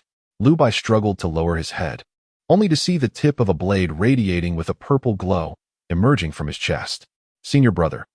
Despair clouded Lu Bai's expression as he murmured for his senior brother, unable to comprehend why Zhuo Lingchan had yet to intervene. "Stop calling for him. He fled the moment he instructed you to hide and ambush." As one of the foremost martial artists of this era, Yi Yang possessed keen perceptive abilities. While pursuing Lu Bai, he had already caught sight of Zhuo Lingchan's nearly imperceptible figure slipping away. Lu Bai's expression gradually morphed into one of confusion, his gaze becoming vacant. This time, he and his fellow disciples, including Ding Mian, had come to the Lu residence with the intent to annihilate the Lu family, to demonstrate the might and invincibility of the Huashan sect to the martial world. "Those who follow me shall prosper, while those who oppose me shall perish." The Huashan sect aspired not only to become the leader among the 5 mountain sword sect, but also to dominate the entire martial realm in the future. Yet, their plans had been thrown into disarray by the appearance of Yi Yang, a prodigy with an extraordinarily high level of martial prowess. What was meant to be a display of superiority had turned into a humiliating debacle. And it seemed that the days ahead for the Huashan sect would be fraught with difficulty. The Huashan sect is destined for demise. With a final whisper, the light in Lu Bai's eyes extinguished, his head tilted, and he plummeted from the rooftop with a thud, raising a cloud of dust, shaking the blood from his sword. Yu Yang leaped down, wiped the blade against Lu Bai's garments, and then exhaled softly before sheathing the pure yang sword. In this battle, he had slain over 100 individuals, all elite disciples of the Huashan sect. He had even unleashed several waves of sword energy. Were it not for the rapid recuperation afforded by the Zixia divine art, a typical peak postnatal warrior would likely have succumbed. Nevertheless, he felt a tinge of fatigue.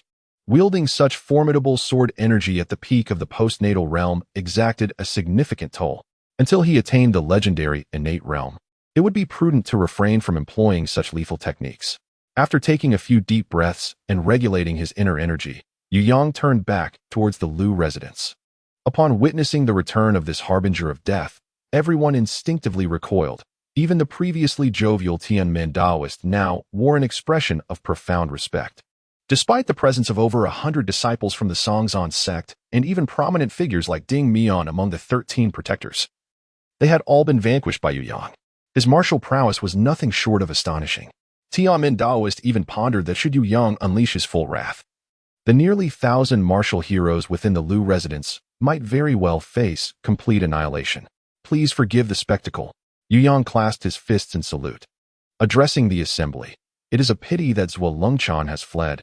Had he been present, the 5 Mountain Sword sect would have been complete, and we could have discussed the re-election of the alliance leader. Master Ding Yi smiled somewhat awkwardly and remarked, Young Yu, your martial prowess is extraordinary, and your character is noble. I propose that the Huashan sect succeed the Huashan sect as the new leader. What do you all think? In terms of the relationships among the sects, the Huashan sect and the Huashan sect share a closer bond. Now, with Yu Yang exhibiting unparalleled martial skills, Master Ding Yi was aware of which side to choose between the Huashan and Huashan sects. The recent battle had nearly decimated the Huashan disciples, and even their leader, Zhuo Lengchan, had fled in fear. If they did not align now, when would they? Upon Master Ding Yi's suggestion, the Tianmin Daoist from the Taishan sect nodded in agreement. The election of the alliance leader is indeed a significant matter, and our Taishan sect supports Master Ding Yi's proposal. Let us set a date for the 5 Mountain Sword sect to convene and re-elect the alliance leader. Master Mo, the leader of the Huashan sect, a figure of little presence who had remained silent until now, also stepped forward and nodded in agreement. It was clear to all that with the emergence of the sword-savvy Yu Yang, the Huashan sect would dominate the martial world for decades to come. Even the Wudong and Shaolin sects would have to heed Yu Yang's influence in this new era, with a single person's strength commanding respect across the martial realm. Once solely held by the invincible Dongfang Bubi, now included Yu Yang of Huashan. Observing the consensus among the assembly, Yu Yang's smile grew ever more amiable. Since there are no objections from esteemed elders, let us schedule the gathering for the first day of next month. I hope you all will grace Huashan with your presence. The Tianmin Daoist promptly assured, rest assured, young master. The Taishan sect will undoubtedly arrive on time. As for the Huashan sect, we too shall not fail to honor our commitment. Master Mo confirmed with a nod. Master Ding Yi added with a smile, I shall set forth for Huashan tomorrow. I have long wished to pay my respects to your father and seize this opportunity to gather with your family. In a matter of moments, the new alliance leader of the 5 Mountain Sword sect was decided. The martial world understood that soon a formidable sect would rise to prominence.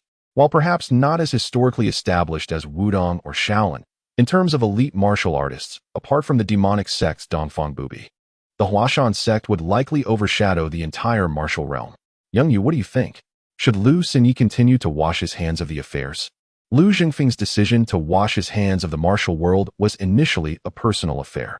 However, following intense inquiries from the Huashan sect, it has become evident that his ties with the evil sects Chu Yang are indeed profound. Their relationship has reached a level where he would stake the lives of his entire family as a guarantee. This is no trivial matter. It is important to note that among the hundreds present, most harbor enmity towards the evil sect. Even without the Huashan sect's interference, Lu Jingfeng would find it exceedingly difficult to extricate himself smoothly. Without the endorsement of the esteemed Yi Yang, even if Lu Jingfeng were to renounce his ties, no one would believe he had truly withdrawn from the martial realm. Master Lu seeks to retreat from the martial world to avoid further entanglements, lest he be caught in the crossfire between righteousness and evil, does he not? Yu Yang turned to Lu Jingfeng, who quickly nodded and said, I have indeed contemplated this in my heart. Thus, I purchased the title of a general, aiming to sever all ties with the martial world. Alas, I was still discovered by Zhuo Lengchan. If you wish to wash your hands of this life and retire from the martial realm, you may do so.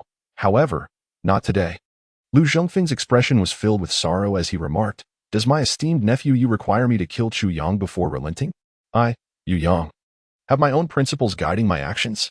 Yu Yang replied coolly, If you are willing to wager your family's life for Chu Yang, what might Chu Yang be prepared to sacrifice for you? Our bond is one of life and death. He would never betray me. Lu Zhongfeng spoke with utmost confidence. To be honest, Yu Yang felt somewhat uncomfortable with such profound camaraderie, as it stirred something unsettling within him. If you desire to retire from the martial world, then do so. However, one condition remains. Chu Yang must also wash his hands of this life on the same day. It cannot be that a master of the Five Mountains Sword Sect retreats while an elder of the demonic sect continues to roam freely in the martial world. Upon hearing this, Tian Mandarin promptly concurred. Esteemed nephew, you is indeed benevolent. Master Lu, the opportunity has been presented to you. Should you refuse to seize it, do not blame us for taking matters into our own hands. Indeed, added Master Dai, if Chu Yang cannot even manage to wash his hands of the martial world, how can he be considered a friend of yours, Master Lu? Lu Xingfeng furrowed his brow and responded, Brother Chu has long desired to retire from the martial world. Yet, as we all know, the rules of the demonic sect dictate that once one enters, they cannot exit. If he attempts to wash his hands of this life, it would instantly invite peril upon him. Yu Yang's expression turned cold as he remarked, that is your concern. If you are willing to risk the lives of your entire family to honor brotherhood, then surely he would not hesitate to sacrifice his own life for you? Lu Zhongfeng's countenance reflected a tumult of emotions for a moment before he responded. I shall consult with Brother Chu and explore if there exists a means for the demon sect to withdraw. In any case, I shall ensure that we provide a satisfactory resolution to young hero Yu. Indeed, Yang nodded thoughtfully, recognizing that there was no rush regarding the matter at hand. It would be prudent to address it further once the Huashan sect established its leader's identity. In truth, he was indifferent to the distinctions between righteous and demonic factions. The so-called righteous sects and demonic cults were merely a matter of who could garner better publicity. Take for instance the likes of Yu Canghai from the Qingqing sect and Zhuo Lengchan from the Songshan sect. Were they not all notorious villains, driven by self-interest to slaughter entire families? Yet, despite their heinous deeds, who among the martial world would dare to speak out against them? They continued to roam freely under the banner of esteemed righteous sections. In the realm of martial arts, the only thing one could truly rely on was one's own strength, the blade in one's hand. All other accolades were mere illusions. With sufficient power, even a demonized figure like Dongfang Bubi, universally reviled, would elicit no proactive hostility from anyone in the vast martial world. Conversely, without strength, even the most honest and virtuous individual could find themselves annihilated should someone take a disliking to them one fateful day. Without a doubt, should the formidable leader of the Eastern Invincible Demon sect ever grow weary of her position and declare her departure, the entire martial world would be rife with so-called heroic figures eager to cleanse her reputation. Even the esteemed Wudong and Shaolin might endeavor to win her favor by offering her a fresh start. Such is the harsh reality of this world. Notions of good and evil are mere illusions. Without strength, even a stray dog would hardly spare you a glance. Declining Lu Zhongfeng's invitation to remain for the evening banquet, Yu Yang resolved to return to the mountains with his sister. Their time away had been considerable, having acquired the forbidden evil sword technique and the shadowless phantom footwork. They had enhanced the reputation of the Huashan sect while simultaneously diminishing that of the Songshan sect, laying a solid foundation for the eventual ascendancy of Old Yu as the leader of the Five Mountains Alliance. As for Yu Yang himself, he harbored no ambitions of becoming the leader. In his eyes, such titles were mere vanity. The authority of a leader meant little to him. With strength, whether or not one held the title of leader, others would heed your words. Without strength, one might as well bear the title of emperor. For both civil and military officials would treat you as a fool. Ultimately, the title of leader was merely a means to indulge Old Yu's aspirations, a fulfillment of his lifelong obsession. After all, it was a way for Yu Yang to repay the kindness he had received over the years.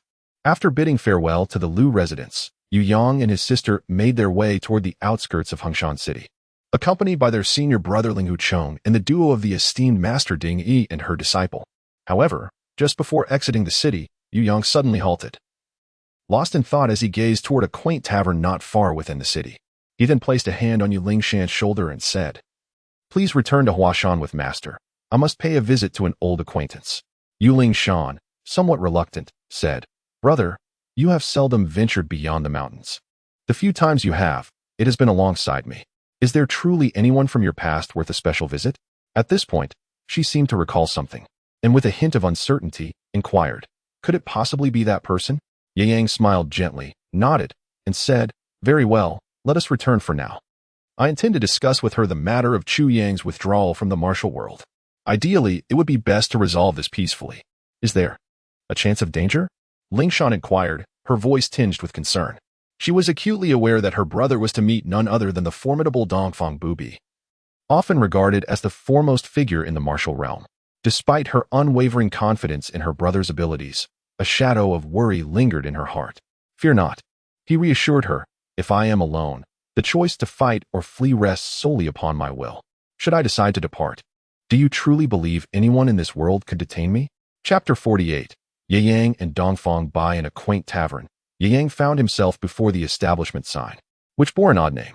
However, he dismissed it, recognizing that the martial world was rife with peculiarities. Some were driven by greed, others by lust. Some reveled in chivalry, while others thrived on cunning plots. It was not unusual for someone to create a discreet tavern, away from prying eyes, as a form of leisure. Inside the tavern's main hall, there were no patrons present, as if the proprietor had anticipated Ye Yang's arrival and cleared the space. Ascending the stairs, he reached a window-side seat on the second floor, where he beheld Dongfang Bai, clad in white, resting her chin on her hand as she gazed contemplatively out at the street below. Dongfang Bai, known to the world as Dongfang Bubi, the most feared presence in martial arts circles, was a figure shrouded in mystery. Few were aware that this legendary warrior was, in fact, a woman of extraordinary beauty, whose grace was unparalleled. On this occasion, she had forsaken her cloak and the veil that usually obscured her face, sitting there brazenly as if lost in thought. "Ah, Miss Dongfang, we meet again." Ye Yang approached her counterpart without the slightest hint of restraint, examining the legendary figure before him with keen interest. She was a woman of unparalleled prowess and talent, a true paragon of the martial world. The origins of her rise to prominence remain shrouded in mystery. No one knows precisely when she entered the realm of martial arts or how she ascended to the position of the cult leader.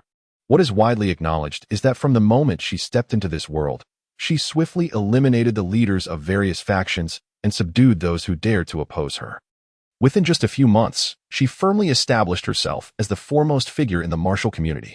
Dongfang Bai withdrew her gaze from the window, her expression serene and tranquil, reminiscent of a celestial being carved from sheep's fat jade, entirely devoid of any traits associated with a cult leader. Ye Yang speculated that this must be related to the cultivation of the Sunflower Manual. The Sunflower Manual is an unparalleled technique of utmost yang and heat, requiring males to undergo castration for practice, while females, if of purine constitution, may cultivate it directly. From the fluctuations in Dongfang Bai's aura, Ye Yang surmised that the other party had already reached a harmonious balance of rigidity and softness, achieving the unity of yin and yang, with a strength that possibly reached the pinnacle of postnatal limits. It seemed that Dongfang Bai was just pondering a matter, initially. There was a hint of confusion in her eyes, but upon seeing Ye Yang, her beautiful gaze sparkled with newfound brilliance. "You brother, please take a seat," Dongfang Bai gestured, and a wooden chair swiftly moved to position itself behind him. Witnessing this, Ye Yang's pupils contracted. Dongfang Bai possessed remarkably profound internal strength, manipulating objects from a distance, a skill that, in the eyes of ordinary people, would likely be indistinguishable from that of a terrestrial immortal.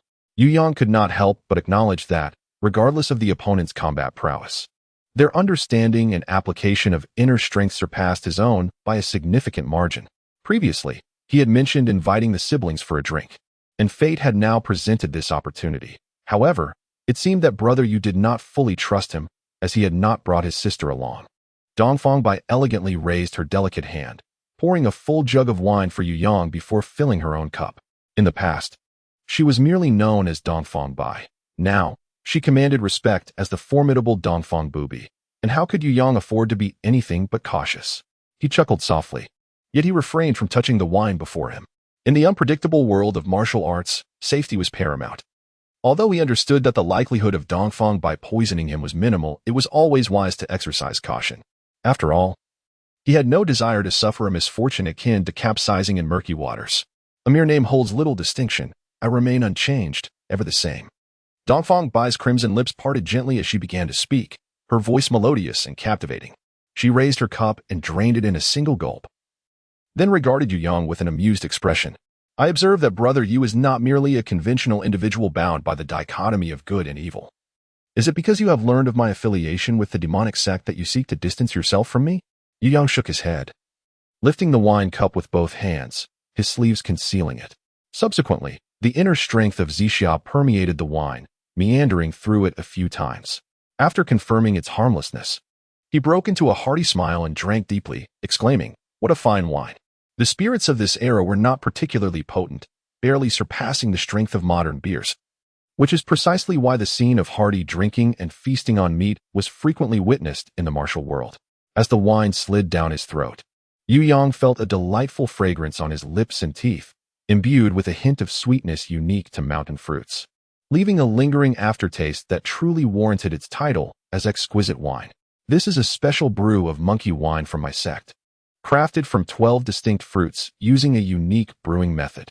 I am delighted that brother Yu enjoys it." The graceful figure of Dongfang Bai stirred slightly as she lifted the wine jug, refilling the wine cup on the table.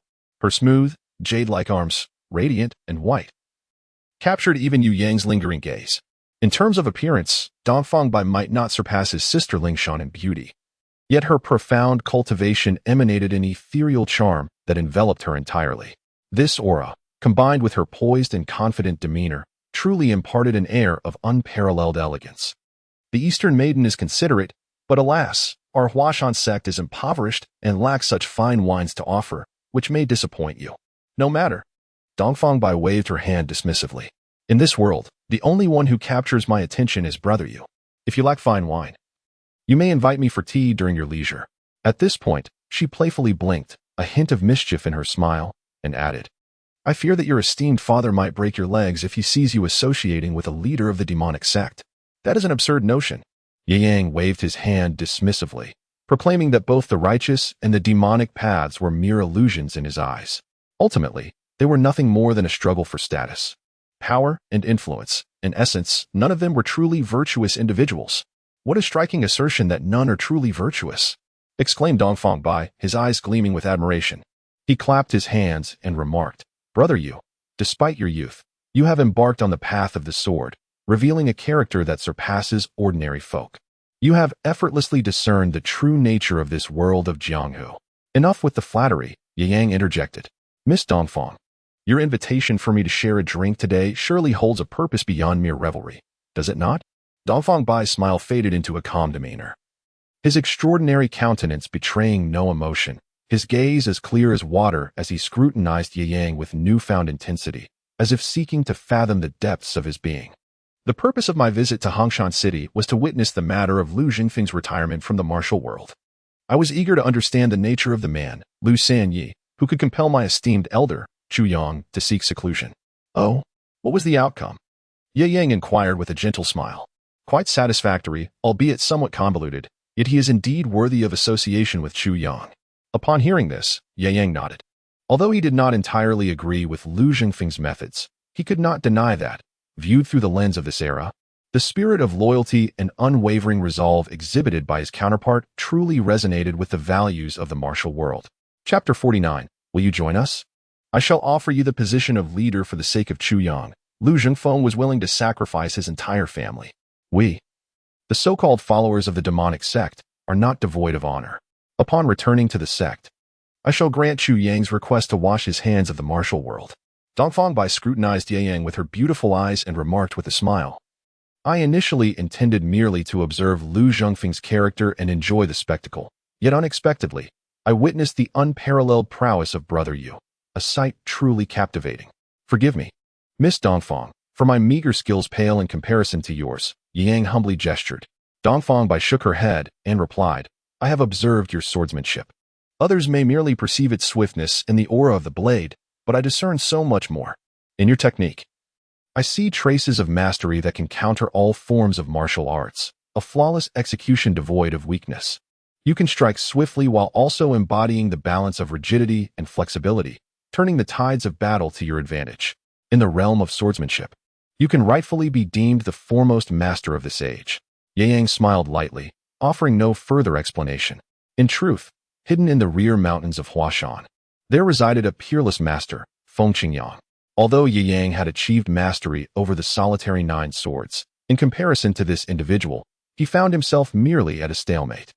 To claim he was the foremost swordsman of his time would still be somewhat of a stretch. However, Ye Yang possessed certain advantages. His youth endowed him with boundless potential. Given a few more years of growth, he undoubtedly held the promise of becoming the true, unparalleled champion of the world. Being the foremost in swordsmanship does not equate to being the strongest in martial arts. In terms of overall prowess, I still believe that Dongfang's lady surpasses him. After all, it's merely mutual flattery in the realm of commerce. Ye Yang was adept at that too. Without direct competition, who could truly assert their superiority? At this point, Dongfang Bai fixed his gaze upon Ye Yang, his eyes ablaze with fervor, and said, "Brother Yu, why not choose a time for us to engage in a duel?" Yu Yang shook his head, expressing, "I have been quite occupied lately, and, in the near future, I doubt I shall have the time." It was a jest. With a system at his disposal, as long as he practiced methodically, he could, at most within a year or two, attain the illustrious level of 50 and step into the legendary innate realm. Why should he engage in a decisive battle with you? A mere needle in the vast expanse of the East, with no tangible benefits to be gained from victory and the risk of losing face. What if, in a moment of carelessness, he were to meet his demise? Who would he turn to for justification? Indeed, Brother Yu has the task of unifying the Five Mountains Sword Sect and assuming the role of the alliance leader. You are indeed quite busy, remarked Dongfang Bai, who did not press the matter further, but rather nodded in understanding. The position of leader was intended for my father, Yu Yang explained. Brother Yu is remarkably unconcerned. Dismissing the title of leader of the Five Mountains, a temptation that would ensnare most ordinary individuals. It is merely an empty title. What significance does it hold? Furthermore, becoming the leader of the Five Mountains is my father's obsession, and to prevent him from succumbing to darkness later on, I must assist him in securing this position. Succumbing to darkness? Dongfang Bai was taken aback. Yu Yang, pausing momentarily, continued, "My father is now known as the Gentleman's Sword. I fear he may transform into a false gentleman or a true villain due to his obsessions." Dongfang Bai blinked and cleared his throat, saying, "Brother Yu, there is a saying that may not sit well with you, but I feel compelled to express that your father, that gentleman, seems more like an act. I am aware." Yu Yang smiled faintly and remarked, "Is this not a good thing? Freed from the shackles of obsession, who can assert that the gentleman's sword cannot truly embody a gentleman? At the very least, in these past few years, I have witnessed old Yu's transformation towards becoming a genuine gentleman. Perhaps once he assumes the role of the leader and fulfills his aspirations, this pseudo-gentleman will ultimately evolve into a true gentleman." Dongfang Bubi could not help but feel a sense of reflection. Yu Buchuan was indeed fortunate, encountering such serendipity while comfortably at home, with the mantle of leadership descending upon him from the heavens. However, there was little to be done, for after all, who could argue against the blessing of having a remarkable son? Let us not dwell on my father. Instead, let us speak of you, Miss Dongfang. Ye Yang downed the monkey wine in his cup and then fixed his gaze upon her, remarking quietly, "I have observed your recent actions, which suggest a strong inclination towards raising an army. Are you, dear Eastern maiden, contemplating rebellion?" "Rebellion?" "Perhaps," Eastern Bai replied, taking a sip from her cup. "As of now, nothing is certain. However, as the leader of a sect, it is imperative for me to provide my brethren with tasks. Forming an army for training purposes seems a commendable approach. Forgive my candor, but what you are doing is perilous." Ye Yang sighed.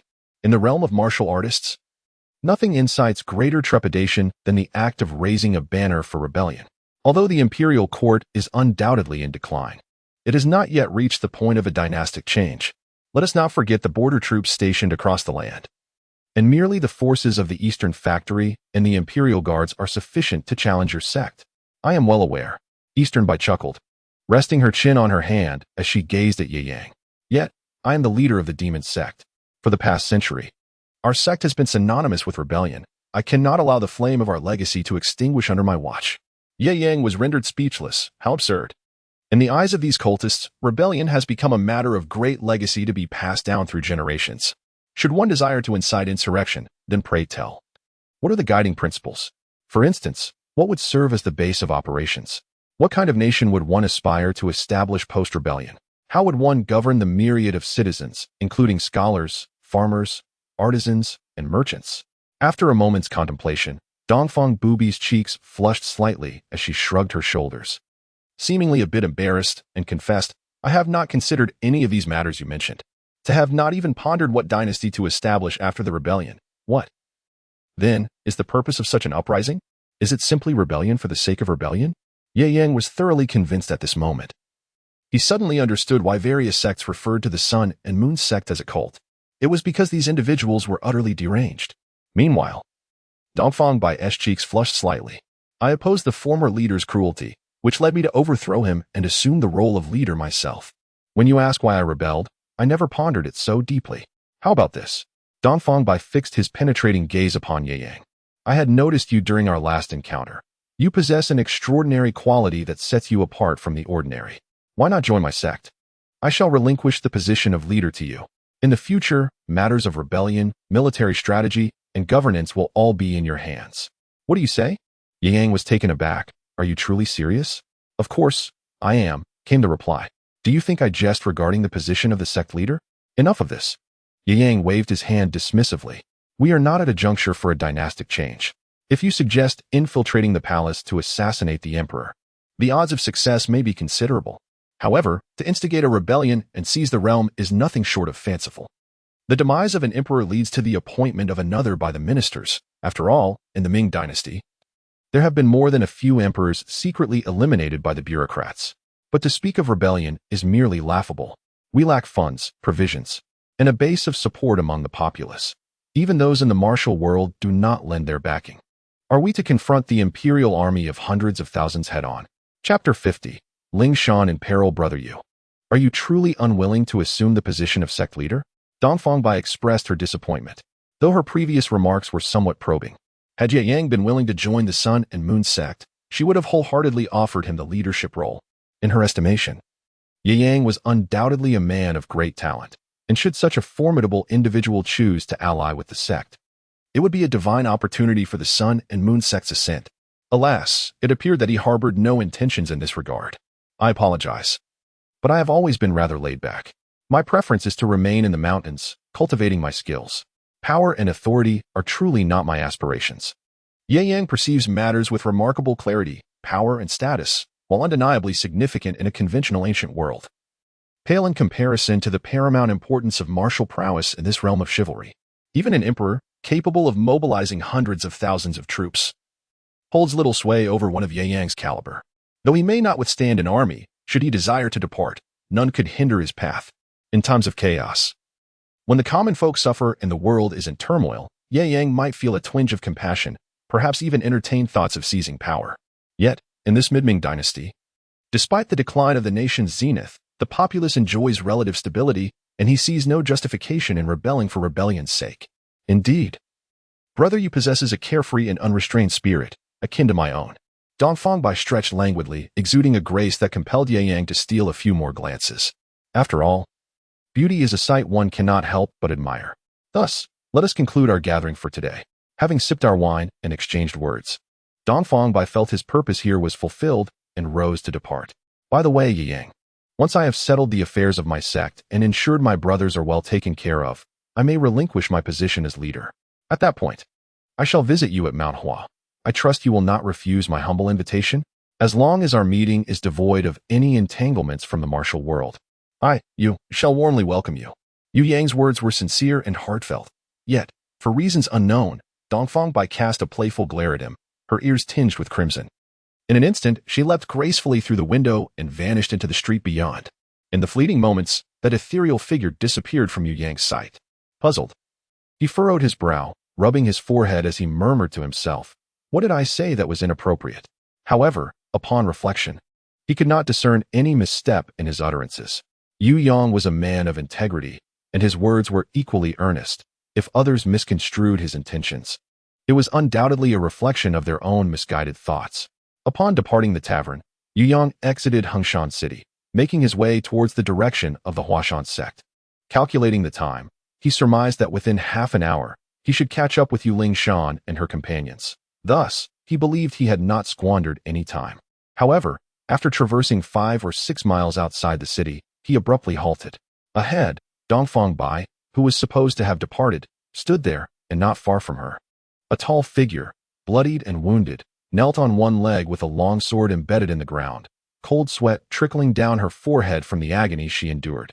The injured woman was none other than Ling Shan, who had left earlier. Ling Shan, in a fit of rage, Yu Yang sprang to his feet, activating his ethereal footwork technique with all his might. In an instant, he left behind a series of fleeting shadows in midair and, within mere moments, arrived before his sister, enveloping her in his embrace. Upon hearing her brother's voice and catching the familiar scent, Yuling Shan felt a flicker of reassurance amidst the haze of crimson before her. Just as she was about to speak, she heard Yu Yang's calm voice beside her. "Do not move. I will tend to your wounds first." As he spoke, Yu Yang gently set Ling Shan down, positioning her to face away from him. However, rather than commencing with her treatment, he cast a profound gaze toward the distant figure of Dongfang Bai. "Who has harmed my sister?" There was no suspicion directed at Dongfang Bai, given his capabilities. If he truly intended to take Ling Shan's life, he would not have waited for Yu Yang's arrival. "It is Zuo Lingchan." Dongfang Bai looked at Yu Yang with a sense of satisfaction and remarked, "You are far more composed than I anticipated. I had expected you to recklessly lash out at me without a second thought." Yu Yang shook his head, declaring that the foremost figure in the martial world could not possibly allow Ling Shan to endure until his arrival if there were intentions of murder. Dongfang Bai chuckled softly, gesturing towards Yu Ling Shan as he spoke. "She is gravely wounded. The icy energy has already inflicted harm upon her internal organs. When I encountered her, the sinister left cold Zen was pursuing her relentlessly. Upon seeing my approach, he abandoned the chase and fled. I feared for my sister's safety and refrained from pursuing further, opting instead to remain here to guard her. I am grateful. This time, I owe you a favor." Yu Yang cast a deep glance at Dongfang Bai, solemnly pledging his promise. "In the future, should you find yourself in need of my assistance, do not hesitate to ask. Even if you were to rebel, I would lend you my support, just this once." Dongfang Bai was taken aback for a moment, then, with a hint of envy, glanced at Yu Ling Shan. "The bond between you siblings is truly admirable." Yu Yang nodded with a sense of calm. In comparison to the safety of Ling Shan, the dominion of the world held no significance in his eyes. As his words faded, he pressed his palm against Yu Ling Shan's back, channeling the ethereal purple energy of his Zixia internal force, which swiftly permeated her being. Both were practitioners of the Zixia divine art, their internal energies intrinsically linked. Consequently, when Yu Yang's energy entered, it encountered no resistance within Yu Ling Shan. Instead, it harmoniously guided his internal force to circulate within her. Before long, Yu Ling Shan expelled a mouthful of dark blood, which instantly solidified into a block of ice upon touching the ground, a testament to the formidable nature of that icy true energy. Fortunately, the Zixia internal force was renowned for its healing properties, and Yu Yang's strength surpassed that of Zuo Lingchan. With his powerful energy, he forcefully expelled the cold, true energy from Ling Shan's body. After she coughed up the dark blood, some color returned to her face, and she appeared significantly more spirited. "Brother, you must hurry to rescue Master Brother and Elder Dingyi. They have been captured by Zuo Lingchan's men. Do not rush, speak slowly." Yu Yang, with a pang of concern, gently wiped the blood from his sister's face, offering her words of comfort. Upon realizing that she was unharmed, he felt a wave of relief wash over him. As for the capture of Ling Huchong and the others, he found himself less anxious. The bond between the siblings had been forged since childhood. And if there were anyone in this world who occupied Yu Yang's thoughts, it was solely Ling Shan. The elder Yu couple were seasoned individuals, and Yu's father possessed a profound cunning. As long as he did not act treacherously, Yu Yang had never worried about their safety. It was only his sister who lingered in his heart as a constant source of concern. Although Ling Shan was not lacking in martial prowess, her youth and strong sense of justice could easily be perceived as vulnerabilities by those with ill intentions. Fortunately, this time, the ordeal had passed without serious consequence. Otherwise, Yu Yang would have been driven to madness. Chapter 51. Come, brother will take you to kill from Yu Ling Shan. Yu Yang learned the events leading up to the situation. The circumstances were not overly complicated. Although Zuo Lingchan had been wary of his strength and retreated outside Lu Zhengfeng's residence, he did not return directly to Songzan. Instead, he lay in wait outside the city, gathering intelligence. Once he confirmed that this swordsmanship expert had not followed him out of the city, he, alongside several other members of the Songzhan paired guardians, launched a surprise attack on Master Ding Yi and her entourage. Both Master Ding Yi and Ling Shan possessed considerable strength. Yet Zuo Lingchan had already reached the pinnacle of the acquired realm, wielding formidable cold ice true energy. With the assistance of the other members of the Songzhan paired guardians, Ling Shan and her companions were caught off guard and swiftly overwhelmed. Fortunately, having cultivated the Zixia divine skill, Yu Ling Shan was exceptionally adept at healing. She bore the invasive cold ice true energy within her organs, utilizing the shadowless phantom steps to escape for over 10 miles until she encountered Dongfang Bai, who came to her rescue. Brother, am I truly of no use? Yu Lingshan's spirits were somewhat dampened. In her previous adventures alongside her brother, she was a formidable force, vanquishing all adversaries with ease. Consequently, she had convinced herself that she held a prominent position within the martial world, not that she walked with arrogance, but she believed that, with a bit of caution, navigating the complexities of the Jianghu would pose little challenge. However, she has now come to a profound realization. The reason for her past triumphs was not her own prowess, but rather the formidable presence of her brother, a veritable mountain of strength. The truly challenging adversaries had all perished at her brother's blade, leaving her merely to reap the rewards. She had thought herself a champion, only to suddenly recognize that the true fool was herself. This revelation left Lingshan feeling despondent, as she believed she had become a burden to her brother. Yet, she reminded herself not to dwell on these thoughts. At her age, she was already exceptionally strong and, in fact, many veterans of the martial arts community were far from her equal. Yu Yang gently caressed her somewhat bitter face, offering words of solace. Your mastery of the evil-repelling sword technique has been too brief. If only you had a year more to hone your skills. It might well have been that Zhuo Lingshan would be the one fleeing today. As the second-ranking sword technique of the era, the evil-repelling sword technique is renowned for its peculiar rapidity of advancement. Given Lingshan a year, it's not to say she would effortlessly defeat Zhuo Lingshan, but she would certainly possess the means to subdue him. With her brother's comforting words, Lingshan felt a surge of relief within her. The familiar scent emanating from him enveloped her in an overwhelming sense of security. Her brother was indeed a remarkable presence, just as mere proximity rendered any trouble seemingly insurmountable.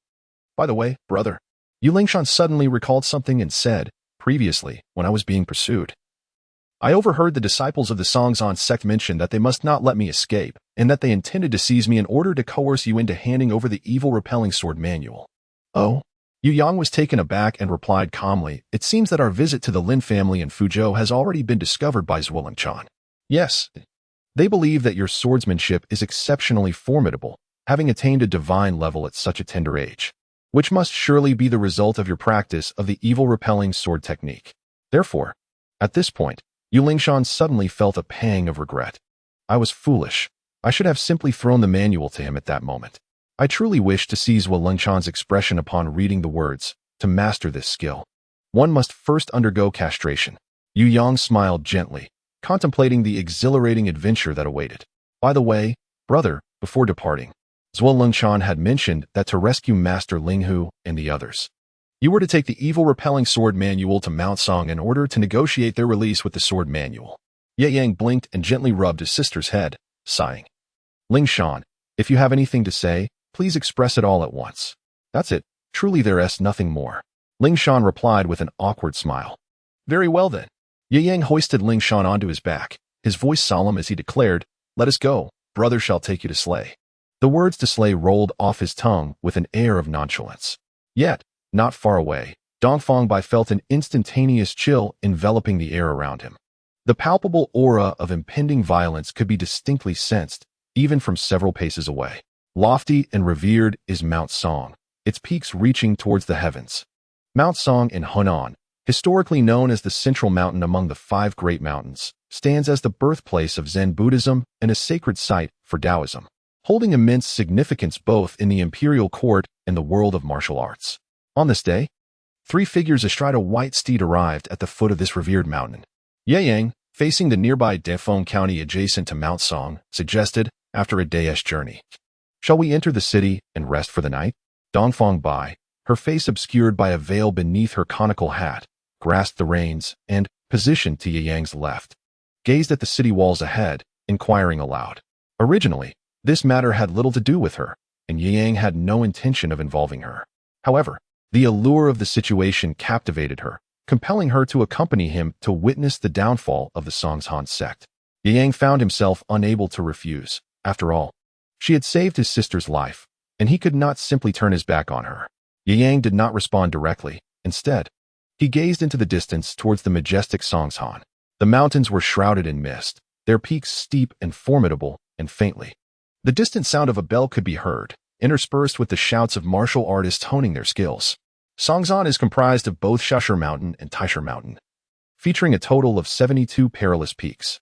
Notably, nestled within Shasher Mountain are the illustrious Shaolin Temple and the Huashan Sect, both significant factions within the martial world, establishing this mountain as the backbone of the righteous path in the realm. The saying one mountain cannot accommodate two tigers holds true, as both Shaolin Temple and the Huashan Sect reside in Shaoshi Mountain. What do you think, Miss Dongfang? Is the relationship between Shaolin and the Huashan Sect? What relationship could there possibly be? Dongfang Bai replied disdainfully, the Huashan Sect is merely the representative of the martial world fostered by Shaolin. To put it bluntly, it is a master-servant dynamic. Without the backing of the ancient Shaolin Temple, who would dare establish a sect in Huashan? You see things quite clearly, Yang exclaimed. I must admit, this young lady possesses a sharp mind. In fact, I am not the only one who perceives this. Dongfang Bai's gaze shifted towards the direction of Shaolin, and with a faint smile, she remarked, during the Ming Dynasty, the court favored the path over Buddhism, prioritizing Wudong while neglecting Shaolin, which subtly hinted at a trend of suppression. Under such circumstances, Shaolin has adopted a more subdued stance, refraining from unnecessary prominence. Thus, supporting the Huashan Sect to discreetly control the martial world has become their inevitable choice. At this juncture, Dongfang Bai's smile deepened. One must consider the master when dealing with the dog. Brother Yu, should you seek to eradicate the Huashan Sect, Shaolin's experts are likely to intervene. Do you truly believe you require no assistance from me? No need. Yu Yang shook his head, expressing his concern about accumulating too many debts of gratitude, fearing he might never be able to repay them. Dongfang Bai's beautiful eyes sparkled with interest as she cast several lingering gazes at Yu Yang, her stare somewhat fervent. The implication was unmistakable. If one could not repay favors, perhaps one could offer oneself instead. Chapter 52. Mount Hua, Yu Yang. Arriving for the purpose of confronting Huashan that evening, Yu Yang and his companions rested at an inn within the county town. Having journeyed from Huashan amidst the dust and fatigue, they were eager to recuperate before heading to Huashan the following morning. As for whether their delay might cause harm to Master Dani and the others, that was beyond Yu Yang's concern. As long as his sister was unharmed, he genuinely had little regard for the lives of others. Yu Yang was never one to be overwhelmed by compassion. On this night, the full moon hung high in the sky, casting a warm and tranquil light over the small county town. However, for the members of the Huashan Sect nestled within the Shaoshi Mountain, there was an ominous sense of impending storm. The Huashan Sect was ablaze with light, with hundreds of disciples gathered in the grand hall, each one alert and forming defensive formations in anticipation. The sect leader, Ling Huchong, and others had already interrogated their captives without extracting any valuable information. A middle-aged disciple clad in yellow hurriedly approached from outside the hall to report. Yes, those individuals can be kept under watch. Just ensure they remain alive for tomorrow as purposes. Zuolinchan, a robust figure, sat in the foremost position of the hall, exuding an air of authority without raising his voice. By the way, have our scouts returned? Have Yu Yang and his companions entered the city? At the upper end of the hall, several men with profound internal energy, survivors of the Huashan Sect, were seated. One of them rose and addressed the disciples in the hall. To the sect leader and esteemed elders, the descending disciples have reported that Yu Yang and his companions have indeed entered the city and are currently lodged at the Uli Inn. Zuolinchan acknowledged with a nod, tapping his fingers on the chair as he pondered. After a moment, he turned to the other elders, inquiring, Brothers, do you believe we could succeed in a midnight ambush? One elder shook his head. Brother, you are aware of Yu Yang's swordsmanship. Engaging him within the inn will not allow us to leverage our numerical advantage. Indeed. Others echoed in agreement. Having operated in Huashan for many years, we would be wiser to act here. When Yu Yang ascends the mountain tomorrow, we can utilize our geographical advantage in numbers, combined with archery and other weaponry, to wear him down. Upon hearing this, Zuolinchan fell into deep thought, but eventually nodded. Very well, let us proceed with caution. The next moment, he stood tall, surveyed the grand hall, and declared in a resonant voice, Dear disciples, you must be aware of the crisis currently confronting our Huashan Sect. The Huashan Sect has produced a remarkable talent in Yu Yang, whose swordsmanship is nothing short of extraordinary. This should have been a moment of great joy for the Five Mountain Sword Sect. Alas, this young man is exceedingly arrogant and acts with reckless abandon. Just days ago, in Huashan City, he was responsible for the deaths of no fewer than 100 disciples from the Huashan Sect. Now, I pose a singular question. Shall we seek vengeance for this grievance? In the grand hall, hundreds of disciples rose to their feet. The sound of weapons being unsheathed echoed throughout the chamber. Revenge. Revenge! Revenge! The air was thick with their fervent shouts. They were unaware of the full extent of Yu Yang's prowess.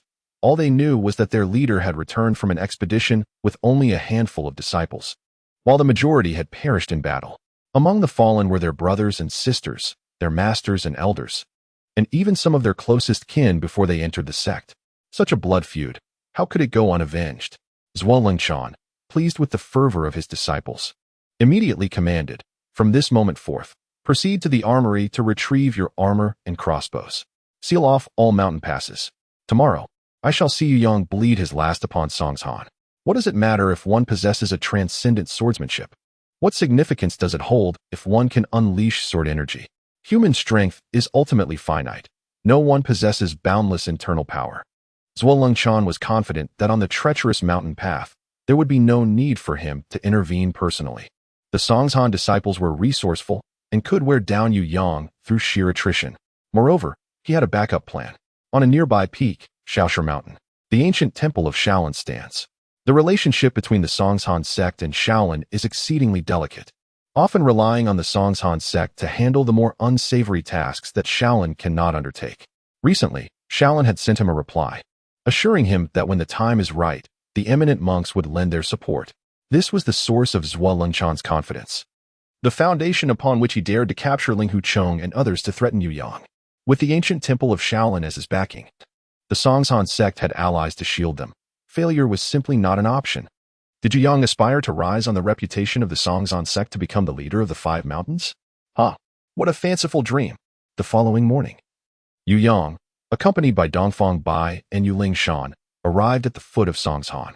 Hardly had they traversed the mountain path when they encountered the first line of defense from the Huashan Sect. Within the checkpoint, over 20 Songshan disciples donned armor, armed with crossbows, and concealed themselves behind massive boulders. Upon spotting the trio, one disciple called out coldly, "Who approaches? Dare you reveal your name and purpose?" Ye Yang smirked. For even at this moment, the disciples of Mount Song still could not relinquish their air of superiority, which irked him greatly. "Huashan, Ye Yang, here to eliminate Mount Song." With these words, without any discernible movement, the pure Yang sword behind him unsheathed itself in an instant. He grasped the sword with one hand and leaped into the air, plunging into the checkpoint amidst the astonished expressions of the Mount Song disciples. In the next moment, a flurry of sword shadows descended like a tempest, accompanied by the gruesome sounds of flesh being severed. The chilling sound of the long sword slicing through the human body echoed across the desolate mountainside. Over 20 disciples of Mount Song, with the exception of a few who managed to shoot an arrow in their final moments, were caught completely off guard and had their necks severed in an inexplicable manner. On the mountainside, at the second checkpoint, many disciples of Mount Song bore witness to this scene, their faces paling in shock. Just the night before, the sect leader had proclaimed in the Grand Hall that Ye Yang's swordsmanship was extraordinary, his strength formidable. Initially, they had dismissed it, no matter how powerful. He was but one man, and with hundreds of them stationed at the checkpoint, even the abbot of Shaolin could be worn down. Yet at that moment, unease crept into the hearts of many. It was not merely the loss of over 20 fellow disciples that unsettled them, but rather the astonishing speed with which Ye Yang dispatched his foes. In the world of martial arts, killing was a commonplace affair. Who among the wanderers lacked blood on their hands? Yet, the swiftness with which Ye Yang executed his strikes was unparalleled. He leaped, leaving behind mere afterimages. And in the midst of the cries of anguish, it was as though the count of 10 had barely begun before all 20 had been annihilated. Even if 20 pigs stood still awaiting slaughter, the process would not be so instantaneous. And these were trained martial artists. The author has a note. Dear readers, please leave a comment after reading. Without your feedback, I remain unaware of the quality of my writing. Chapter 53. Sister Bai, what do you think of my brother? Yang, wielding the pure Yang sword, strode forward, the blood dripping steadily from the tip of his blade. As he ascended the stone steps, the disciples of the Huashan Sect at the second checkpoint were filled with trepidation, some even contemplating a hasty retreat. Ahead, Ye Yang pressed onward with unwavering determination. Behind him, Dongfang Bai and Yu Lingshan engaged in a lively conversation, intrigued by the unfolding scene. Lingshan, don't you think your brother has some issues? Dongfang Bai mused. Being of the same gender, and given that Dongfang Bai had previously rescued Yu Lingshan, the two had grown familiar during their journey and had begun to address each other as sisters. Sister Bai, your words vex me. Yu Lingshan's cheeks puffed up as she retorted, my brother, in terms of appearance, character, or prowess, is truly a paragon among men, a rarity in this world. What could possibly be amiss? Dongfang Bai shook his head, clarifying, that is not my point. What I mean is, your brother's journey must be for the sake of rescuing someone, correct? Is it truly appropriate for him to confront them so brazenly? If Zhuo Lingchan were to use Ling Hu Chong and the others as leverage, how would your brother respond? Upon hearing this, Yu Lingshan's expression faltered, and she awkwardly replied, my brother possesses many admirable qualities, yet his temperament is somewhat, how shall I put it? In his eyes, apart from a select few, others hardly sway his emotions. Therefore, the notion of leverage does not exist in his perspective, at least for my senior brother Ling Hu and Master Dingy. Even if they were to perish before him, it would not affect him in the slightest. So, you mean to say that your brother's visit to Songshan is not for the purpose of rescuing anyone? This time, it was Dongfang Bai who appeared astonished. She had initially thought Yu Yang's actions were rather reckless, not befitting a rescue mission, yet at this moment, a semblance of understanding dawned upon her. I see now. Zhuo Lingchan nearly harmed you, and your brother harbors anger. His journey is solely for the sake of vengeance, is it not? That is not entirely accurate. Yu Lingshan replied with a bashful smile. If he could conveniently save someone, my brother would certainly be willing. Dongfang Bai pondered this and nodded thoughtfully, sighing. Your brother was born in the wrong era. The position of leader I teach is, in truth, most suitable for him.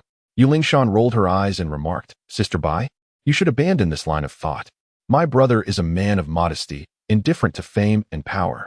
Titles such as sect leader or master are nothing but fleeting illusions in his eyes, utterly unworthy of consideration.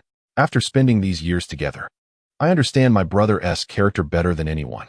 He appears approachable and treats others gently, yet at his core, he possesses an unparalleled pride. Those who fail to win his heart are deemed as mere delusions in his sight.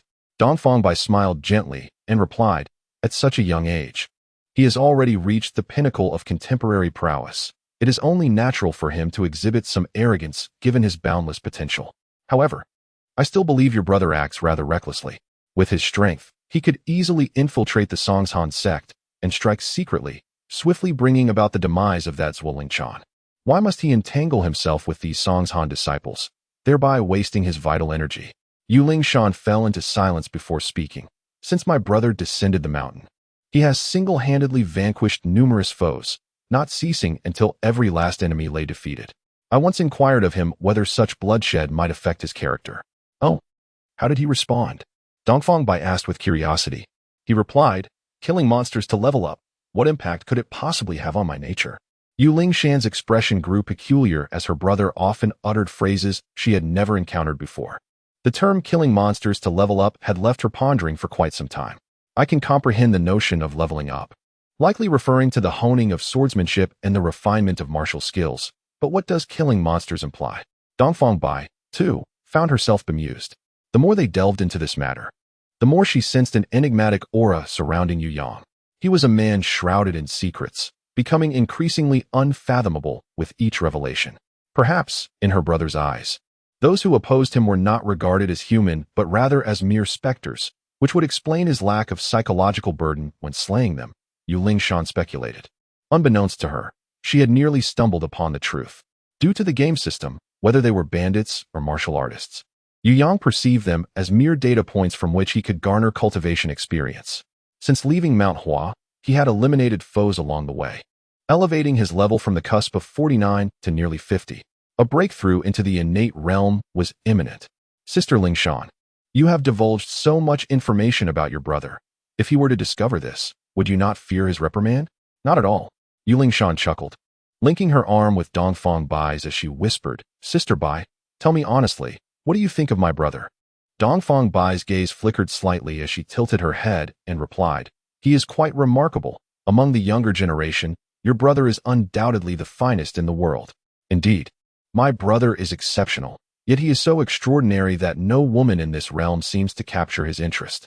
Yu Lingshan sighed. Fortunately, in this world, there exists a remarkable woman like Sister Bai.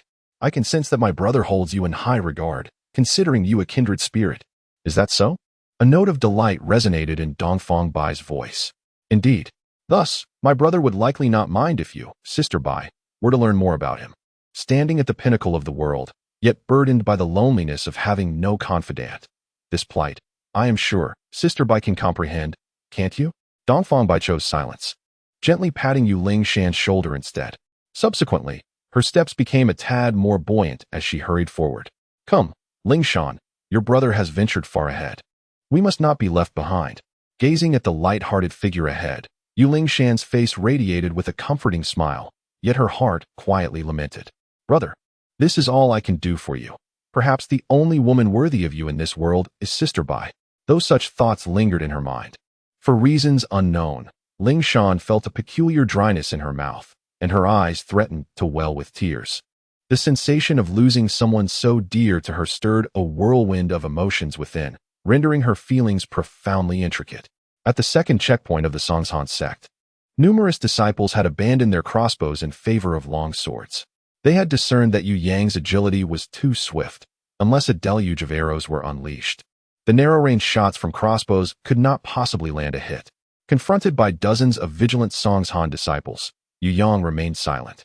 In a fleeting motion, he plunged into the throng, his robe sleeves swirling, sending a multitude of disciples tumbling to the ground, their swords clattering like broken strings. What followed was a cacophony of flesh being severed, echoing through the heights of Huashan. A vivid splash of crimson, illuminated by the morning sun, appeared strikingly conspicuous. Chapter 54, Hostage? What concern is that to me? With relentless ferocity, like slicing through vegetables. The disciples of Mount Song who fell at the hands of Yu Yang numbered well over 100. The mountain path was drenched in blood, with corpses strewn about in disarray. His pace of slaughter was astonishing. The Duga 9 swords, an unparalleled sword technique known for its offensive prowess, unleashed a terrifying level of lethality.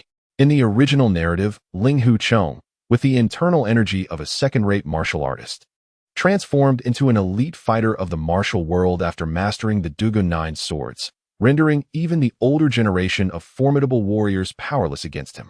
Now, in the hands of Yu Yang, a martial artist of terrifying innate strength at the pinnacle of the postnatal realm, this supreme sword technique unleashed an extraordinary might that was simply astounding. Wherever he traversed, the air shimmered with sword light, and many disciples of Mount Song scarcely had time to react before their throats were severed.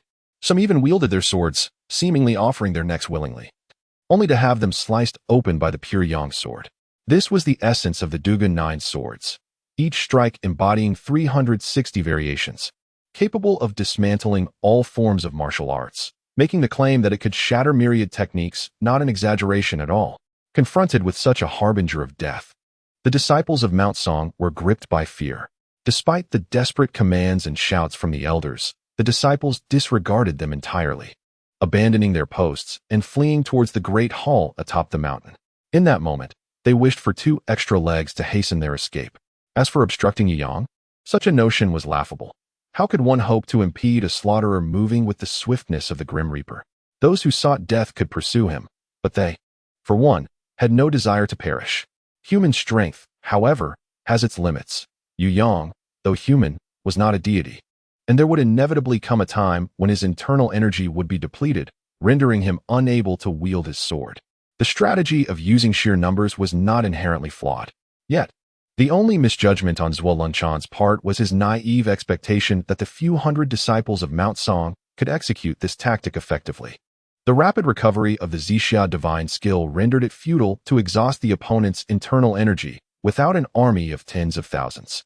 Observing the disciples cowering and clustering in the plaza before the hall, Zhuo Lunchan's face turned ashen. He had acted hastily. He exhaled softly, feeling a pang of regret. Who could have anticipated that Yu Yang would be so extraordinarily powerful? The combination of the Zixia divine skill with his fearsome swordplay was utterly overwhelming, and the sheer speed of his killings sent shivers down Zhuo Lingchan's spine. He could not comprehend how the Zixia skill appeared unremarkable in Yu Buchuan's hands, yet became so despairingly potent in Yu Yang's grasp. After slaying over 100 disciples of Mount Song, Yu Yang's breath remained steady, as if he had expended not an ounce of internal energy.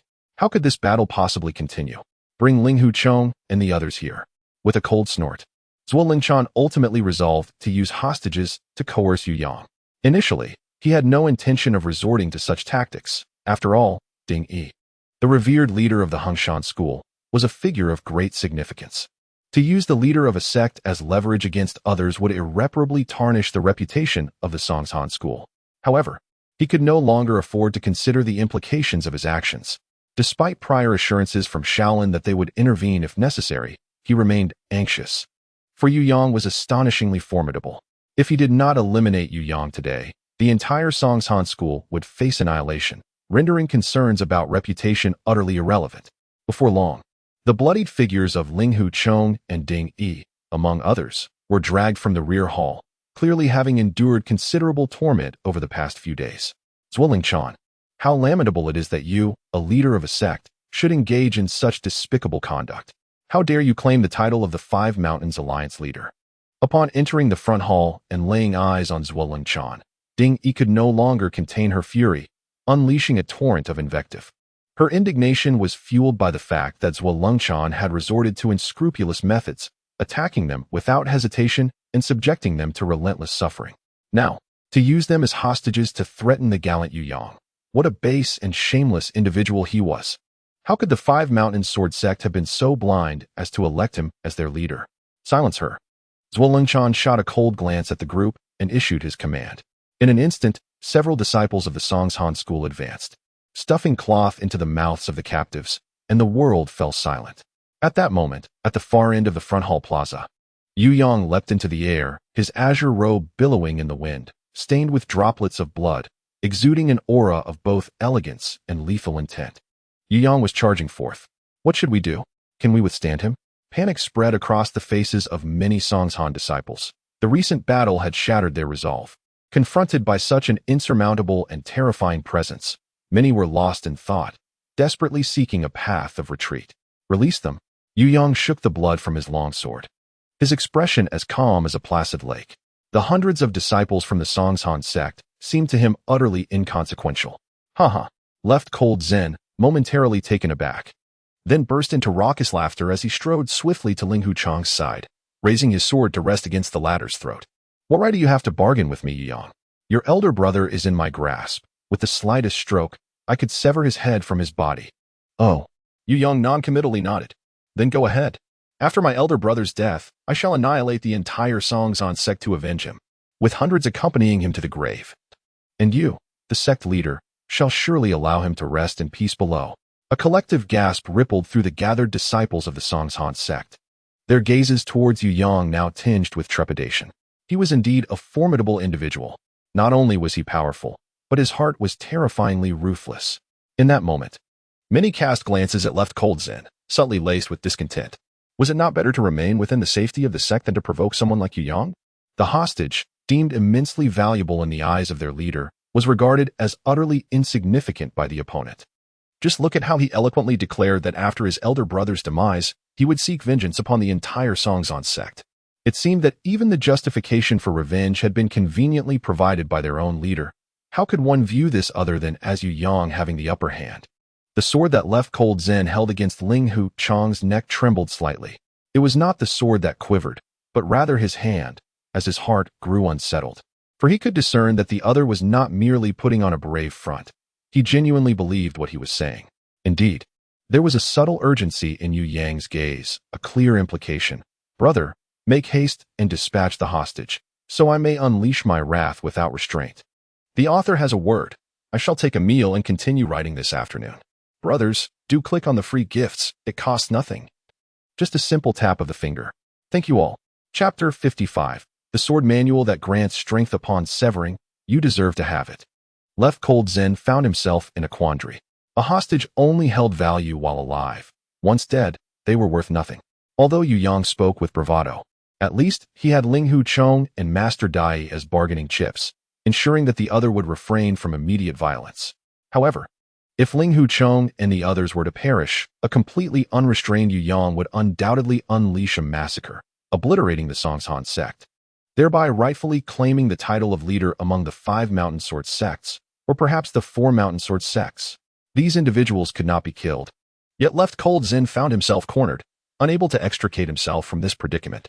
Without employing some stratagem, he, as the leader of the Huashan sect, would forever lose the respect of his followers. Yu Yang, do not force my hand. The long sword in Zhuo Lengchan's hand pressed firmly against Ling Huchang's neck, and it was evident that blood had begun to seep through. Yu Yang remained indifferent, quietly observing him. Regarding the wayward Ling Huchang, he harbored little emotion. Were it not for the fact that the latter was a disciple of the Huashan Sect, he would have scarcely spared him a glance and would have unsheathed his sword without hesitation. Surrender the evil-resisting sword manual. Zhuo Lengchan bellowed, witnessing Yu Yang's unyielding demeanor. He abruptly raised his long sword, then brought it down with tremendous force. With a whoosh, blood splattered as Ling Huchang's right arm was severed and fell to the ground. Ling Huchang's eyes reddened, large beads of sweat cascading from his forehead like raindrops, revealing the excruciating pain he endured. Master brother, Yu Lingshan gasped in astonishment. She ultimately could not attain the same transcendent disposition as her elder brother. After searching through her bosom, she finally grasped a tome in her hand. Brother, Lingshan implored, casting a pleading glance at her sibling. No matter the circumstances, he remains our esteemed senior brother. Brother, please save him. Yu Yang's demeanor remained composed as he accepted the evil-repelling sword manual from Lingshan, then turned his gaze towards Zhuo Lengchan. This manual is precisely the evil-repelling sword manual you seek. It was the very technique that enabled the Lin family's ancestor, Lin Yuan II, to defeat both the righteous and the wicked in his time. This swordsmanship is renowned for its bizarre strikes and astonishing speed, allowing rapid mastery within a short period. It is indeed a rare and unparalleled sword art in the world. Upon hearing Yu Yang's description, Zhuo Lengchan's breath quickened, and his eyes seemed to blaze with fervor. Give it to me, quickly. Yet, Yu Yang paid him no heed, continuing his explanation undeterred.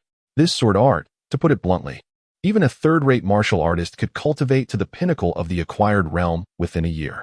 Such a remarkable swordsmanship, should it emerge in the martial world, would undoubtedly stir a tempest of bloodshed.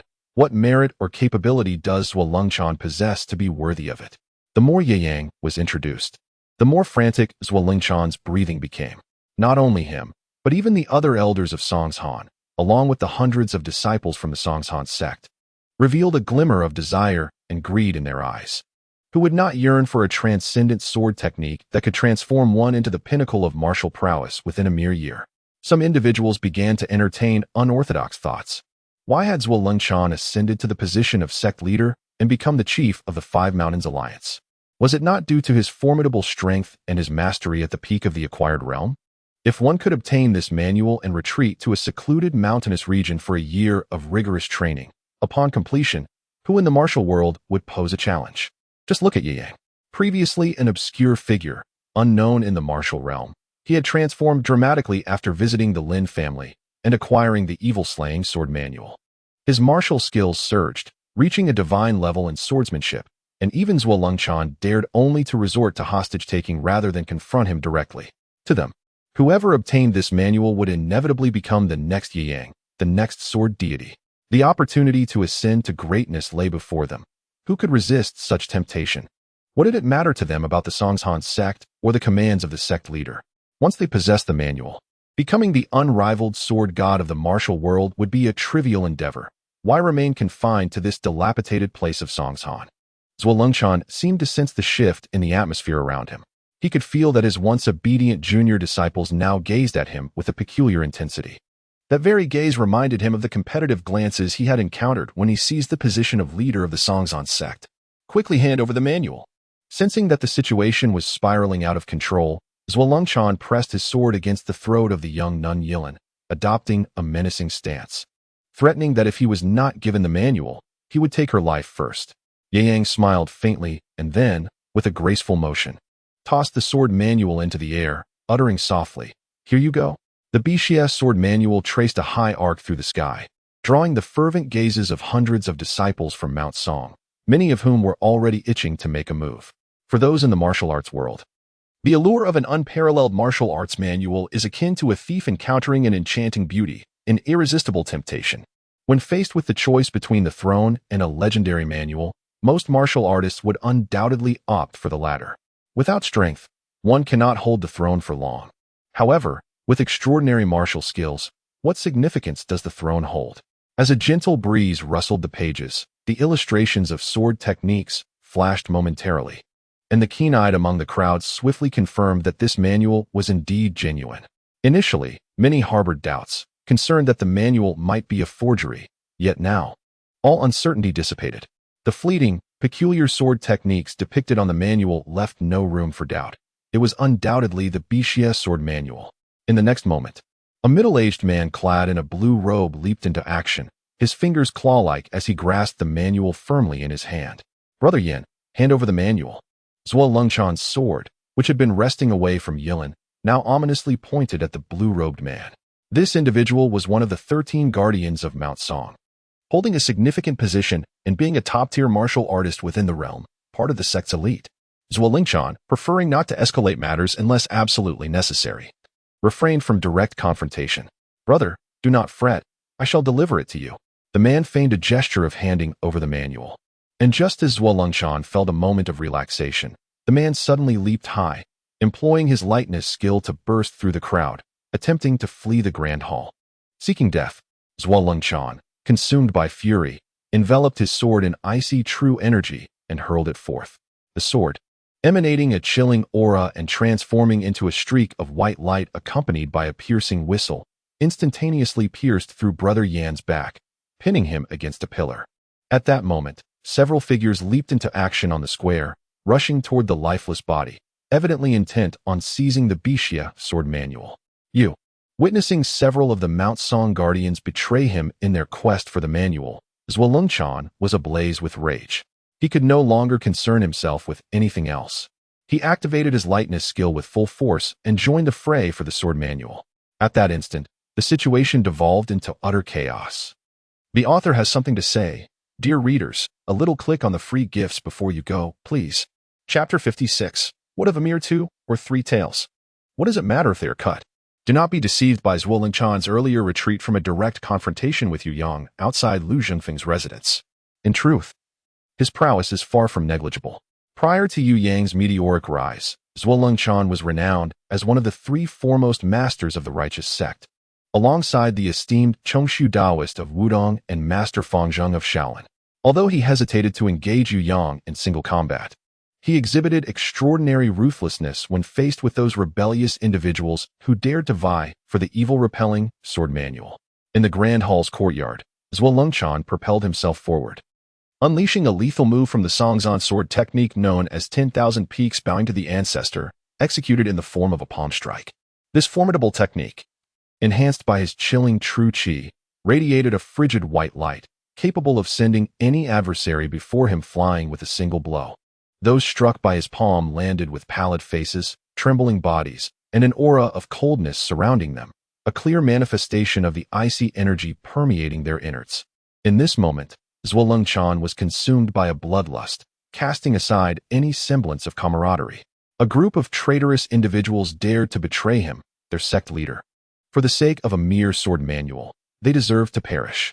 With a swift motion, he snapped the neck of a nearby Songzhan disciple and then swiftly approached the corpse of his disciple Yan, retrieving the sword manual from his embrace before extracting the long sword impaled in the pillar.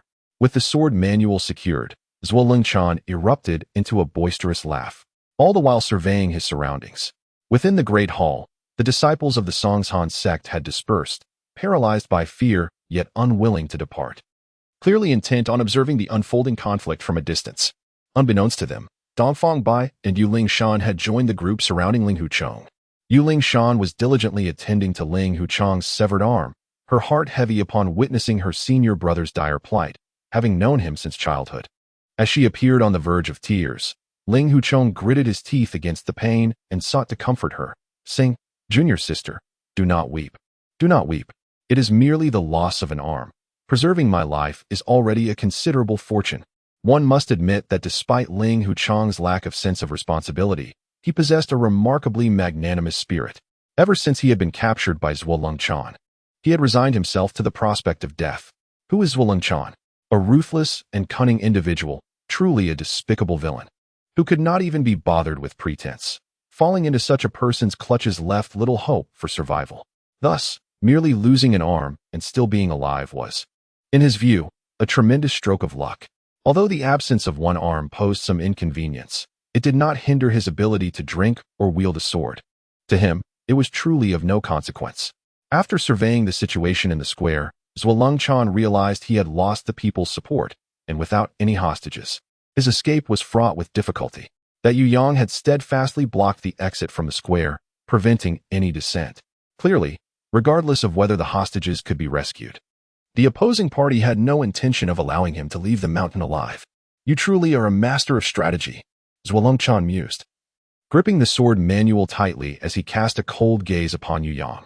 In this expansive Mount Song, you have managed to sow discord within my century-old sect using only a single sword manual. In terms of cunning, even that hypocrite Yu Buchuan pales in comparison to you. Yu Yang smiled faintly and remarked, Zhualengchan, will you not take a look at the sword manual?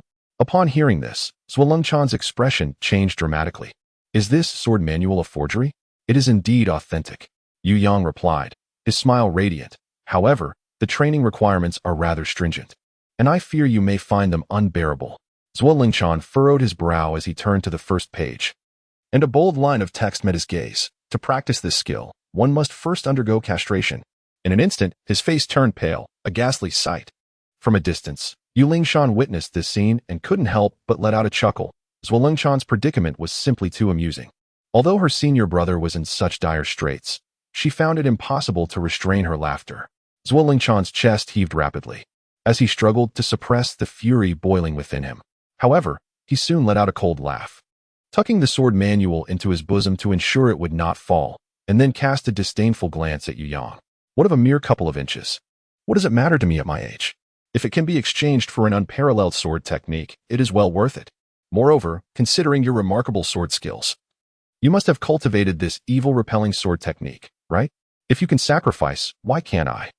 As his words fell, he swiftly drew his sword. A sharp sound cut through the air, and blood stained the hem of his long robe as a certain object fell to the ground. Ha ha! Zhualengchan laughed maniacally. With this nuisance severed, I shall be invincible in this world. You are ruthless, Yu Yang. Yet I, Zhualengchan, am even more so. Even Yu Yang found himself momentarily awed by Zhualengchan's audacity, and after a pause, he extended his thumb in approval. Zhualengchan, I must admit, I genuinely admire you in this regard. Then, with a hint of sympathy, he looked at Zhualengchan and said, in truth, I did not go through with it. The laughter ceased abruptly.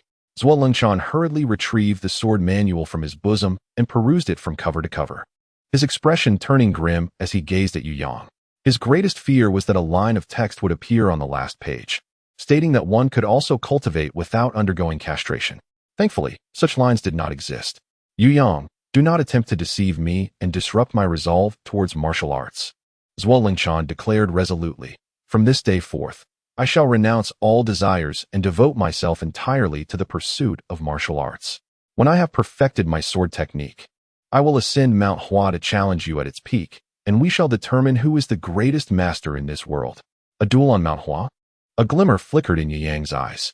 Over 2 centuries ago, the most formidable warriors of the martial world convened at Mount Hua to engage in a contest of swords, ultimately determining the 5 great masters of the world, who thereafter became renowned across the land. For any martial artist who has not yearned for the opportunity to stand atop Mount Hua, vanquishing all competitors and reigning at the pinnacle of martial arts. Yet, almost immediately, Yu Yang shook his head. While I eagerly anticipate the spectacle of the contest at Mount Hua, I regret to inform you, Zhualengchan, your demise is inevitable. Inevitable demise? Zhualengchan felt no fear, retorting, I am aware of your exceptional swordsmanship, but no matter how skilled you are merely a 16-year-old youth. Do you truly believe we, the older generation, are mere novices? With a sharp exclamation, he suddenly called out loudly to the heavens, Master Fangzheng, if you do not intervene now, then when will you? Chapter 57. My sister almost died before as Zhualengchan's cry faded. A figure swiftly emerged from a nearby peak, accompanied by the sound of rushing air. In no time, the figure landed on the plaza. Amipa, a deep voice intoned, and a robust monk, hands clasped in reverence, addressed Yu Yang. Greetings, esteemed you. Master Fangzheng. Yu Yang nodded slightly and remarked, do you intend to protect this Zhualengchan? Fangzheng, with his gaze lowered, replied slowly. The layman has drawn his sword and stirred the martial world into a frenzy in such a short time, compelling this old monk to intervene. Is that so? Yu Yang refrained from expressing his opinion. While it is true that Fangzheng harbors a compassionate heart, seated in the position of the abbot of Shaolin, He resembles more a competent politician than a devout monk. The Huashan sect has rapidly expanded in recent years, its reputation soaring within the martial realm. And Yang firmly believes that this surge could not have occurred without the backing of Shaolin. Supporting the Huashan sect to dominate the righteous paths of the martial world while opposing the demonic sect allows Shaolin to remain in a position of detached observation. A most astute strategy indeed. Furthermore, Yang suspects that the bolstering of the Huashan sect may not solely be Shaolin's intent. Even Wudong might be involved. All in an effort to ensure that both Wudong and Shaolin maintain their exalted status. It is better to resolve enmities than to deepen them. I have come not to be adversaries with you, layman you, but to seek a reconciliation between the two of you. Is that agreeable? Yang smiled faintly and shook his head. The master pondered, is there truly a need to resolve the animosity between myself and Zhulingshan? Amitba. I have been acquainted with the grievances that exist between you two. Though the discord runs deep, it is not insurmountable. Master Fangzhong, with a countenance radiating benevolence, continued. It must be noted that while both of you have suffered losses, it is indeed the Huashan sect that bears the heaviest toll. One may calculate for oneself. Since the conflict initiated within the estate of Lu Zhengfeng and extending to the present battle at Mount Song, the disciples of the Huashan sect who have perished under the sword of the recluse have exceeded 200. Yet, on the side of the recluse, have there been any casualties? Yu Yang shook his head, exclaiming, but my sister Ling Shan nearly lost her life. Master Fangzhong paused in surprise, glancing at the now lively Yu Ling Shan, and gently replied, yet, Miss Yu appears to be perfectly well now, but she was on the brink of death.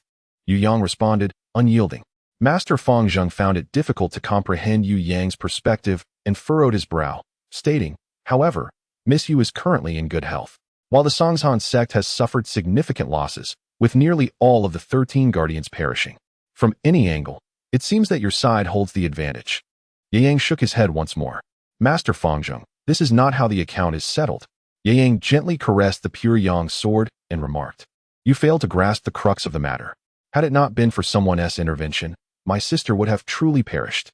And what then? Is my sister not quite well now? For this, you have already claimed the lives of over 200 individuals. Can such a multitude of lives truly be outweighed by her mere injury? Master Fangzhong's countenance darkened, and he ceased to address Yang with the honorific of layman. He endeavored to reason with the other party, yet Yang persistently reiterated, my sister narrowly escaped death. Narrowly escaped, indeed. But she still lives, does she not? As the abbot of the venerable Shaolin, a sect that has wielded its influence for a millennium, he commands immense respect. In the past, whenever disputes arose within the martial world, if he intervened, who would dare to dismiss him? Why then, in conversing with Yang, does it become such a formidable challenge? Is it because of his formidable prowess and exceptional swordsmanship that he believes he can act with impunity? This, indeed, is hardly justifiable. Yang's expression turned icy, and he regarded the disciples of the Huashan sect with unmasked malice. My sister almost met her demise. Yet the Huashan sect has merely lost over 200 disciples. Is this truly sufficient? Upon this declaration, a palpable aura of menace enveloped the atmosphere, and even Master Fangzhong's visage transformed, not to mention the other disciples of the Huashan sect watching from a distance. Yang, are you unwilling to seek reconciliation? At this moment, Master Fangzhong's face had grown exceedingly grim.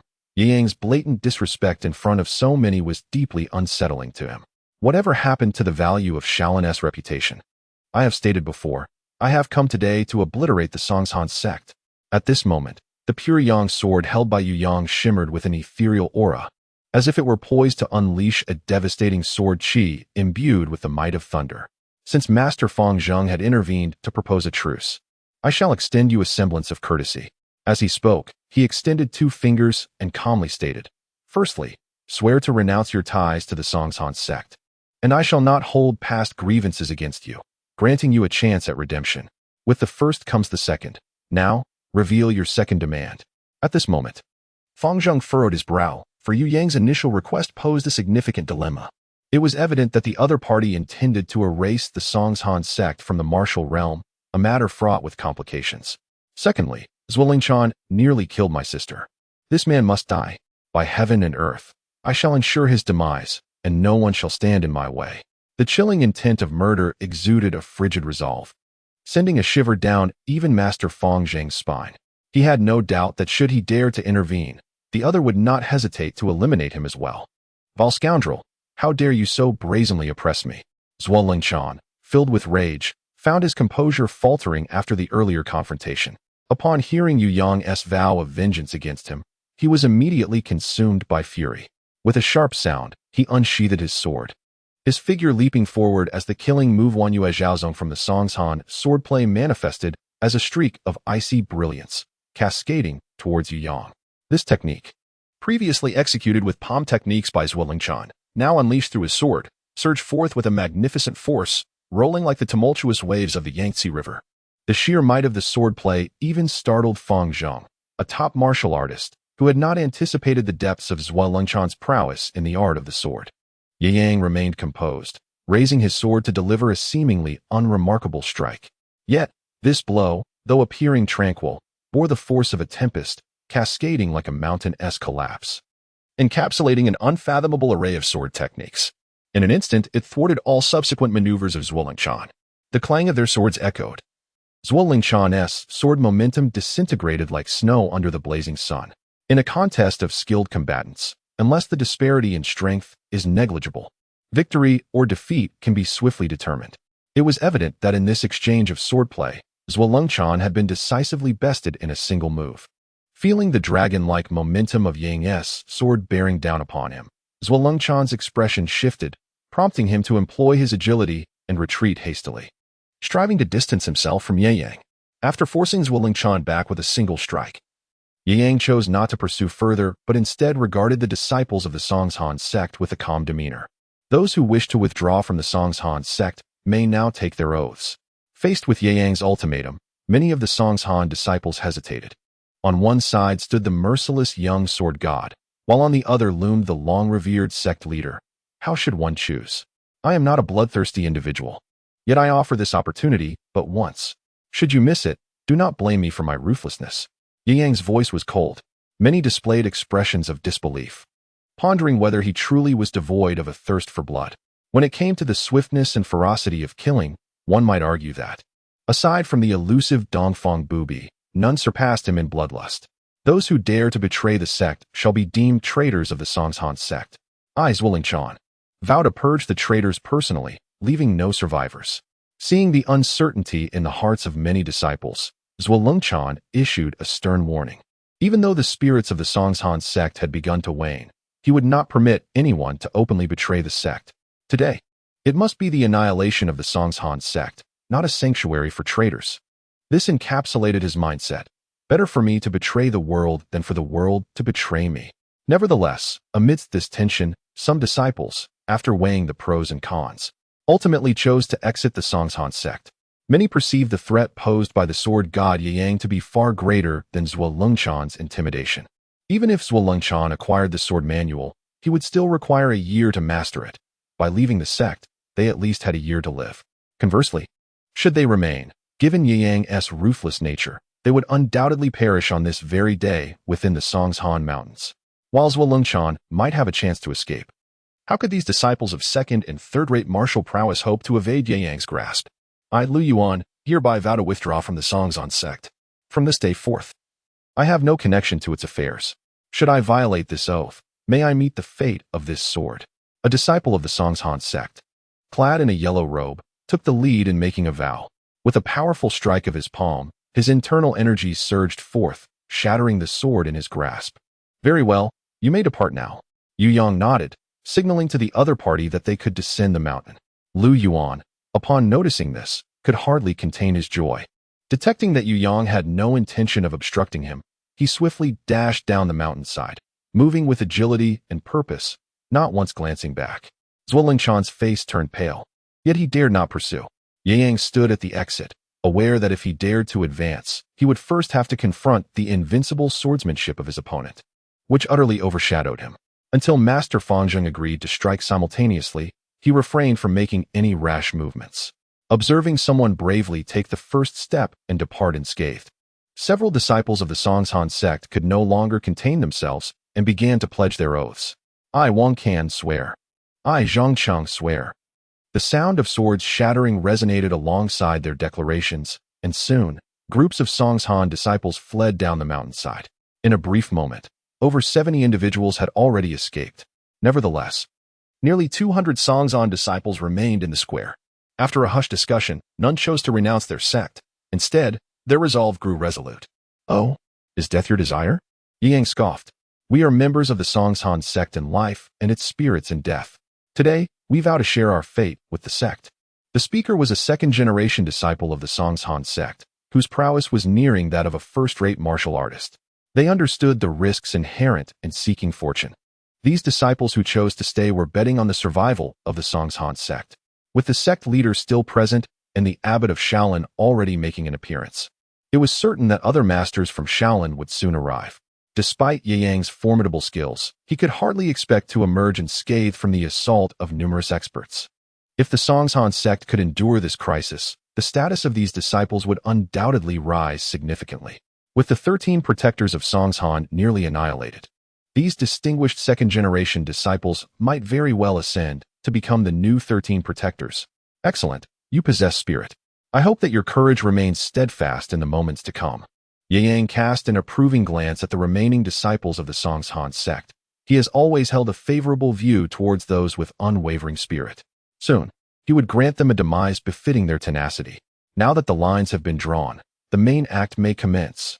Ye Yang gently shook the long sword in his hand and turned to face the solemn-faced abbot of Shaolin, a faint smile gracing his lips.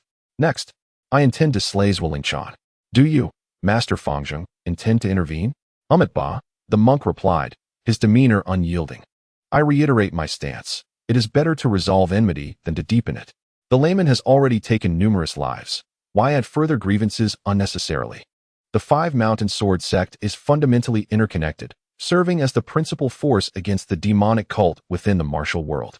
If the Song's Han sect were to be cast aside, how would we withstand the impending might of the demonic cult?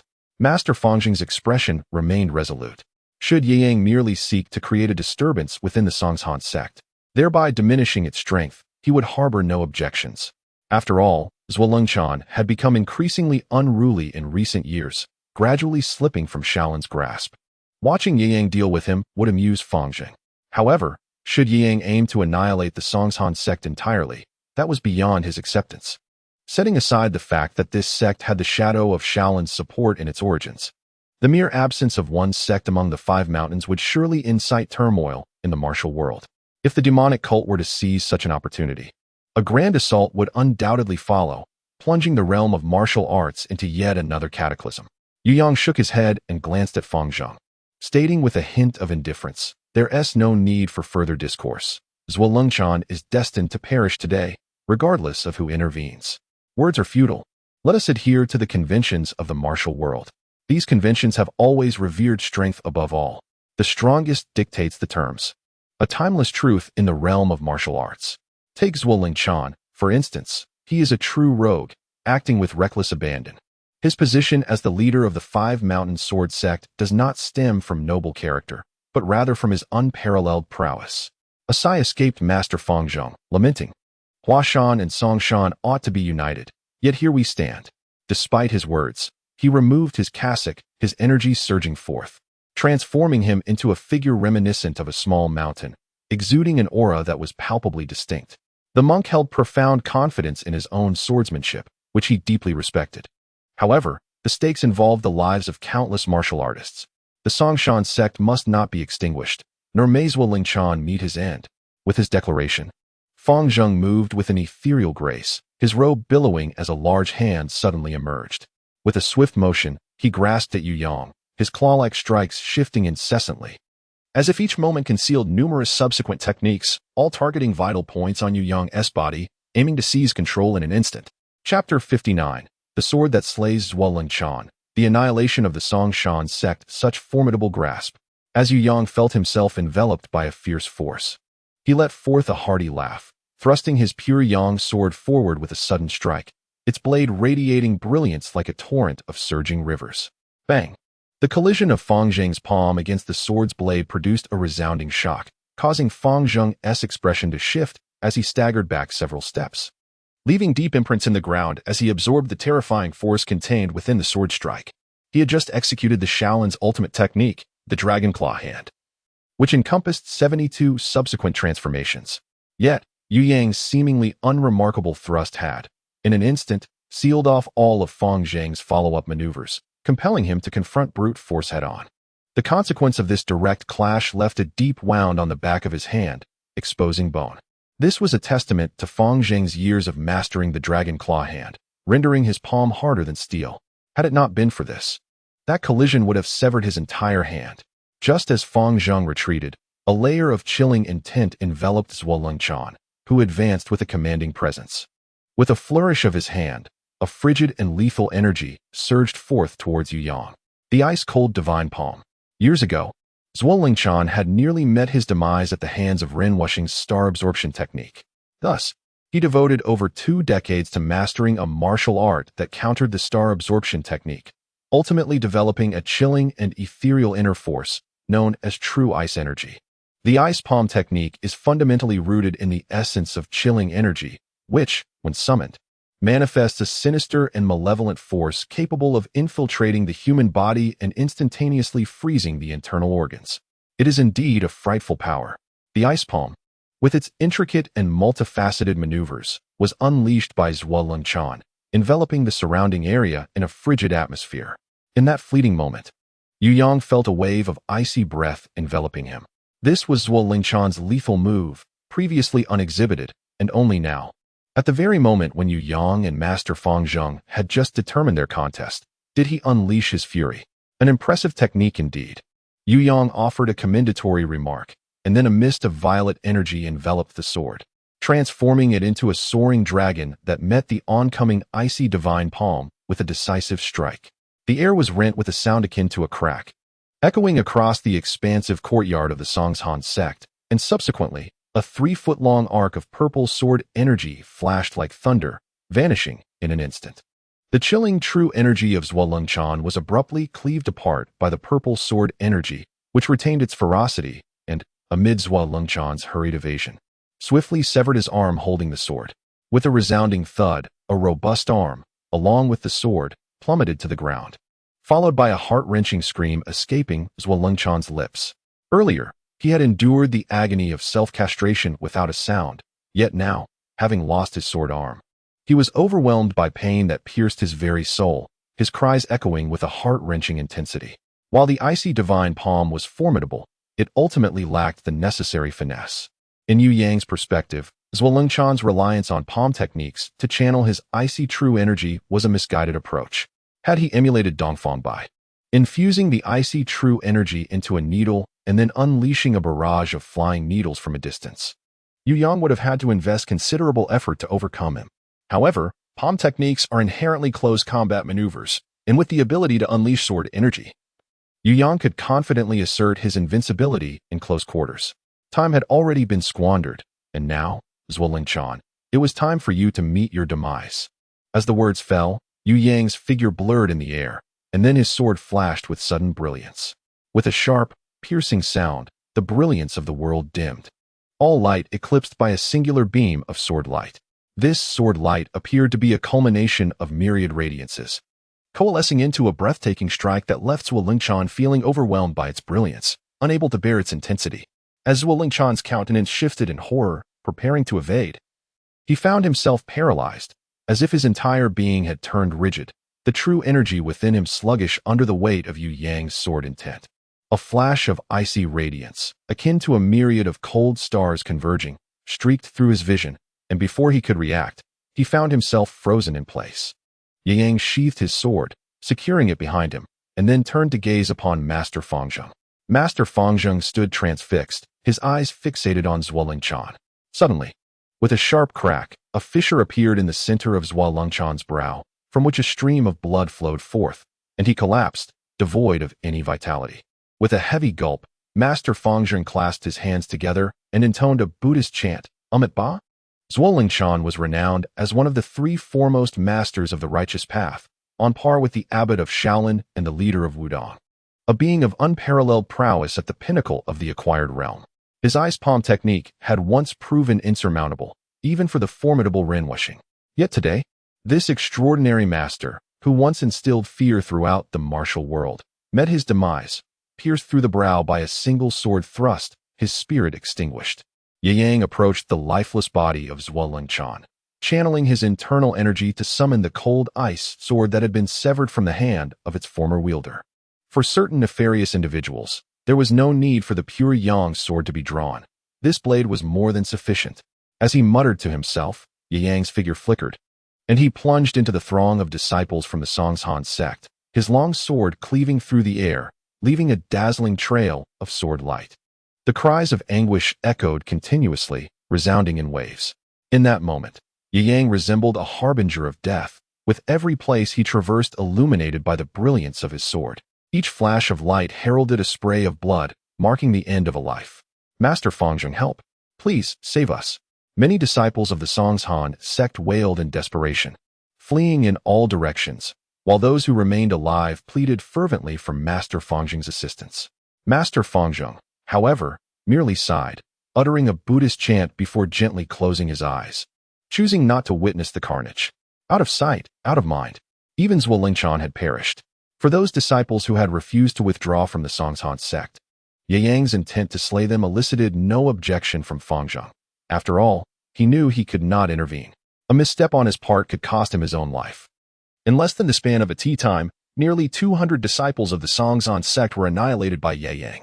It was not that these individuals did not wish to escape. Regrettably, Dongfang Bai and Yu Lingshan, accompanied by Ling Huchong and Master Dingyi, had long since blocked the path down the mountain. Anyone daring to flee was swiftly dispatched by Yu Lingshan's sword, though she may not have been Zhuo-Lin-Chan's equal.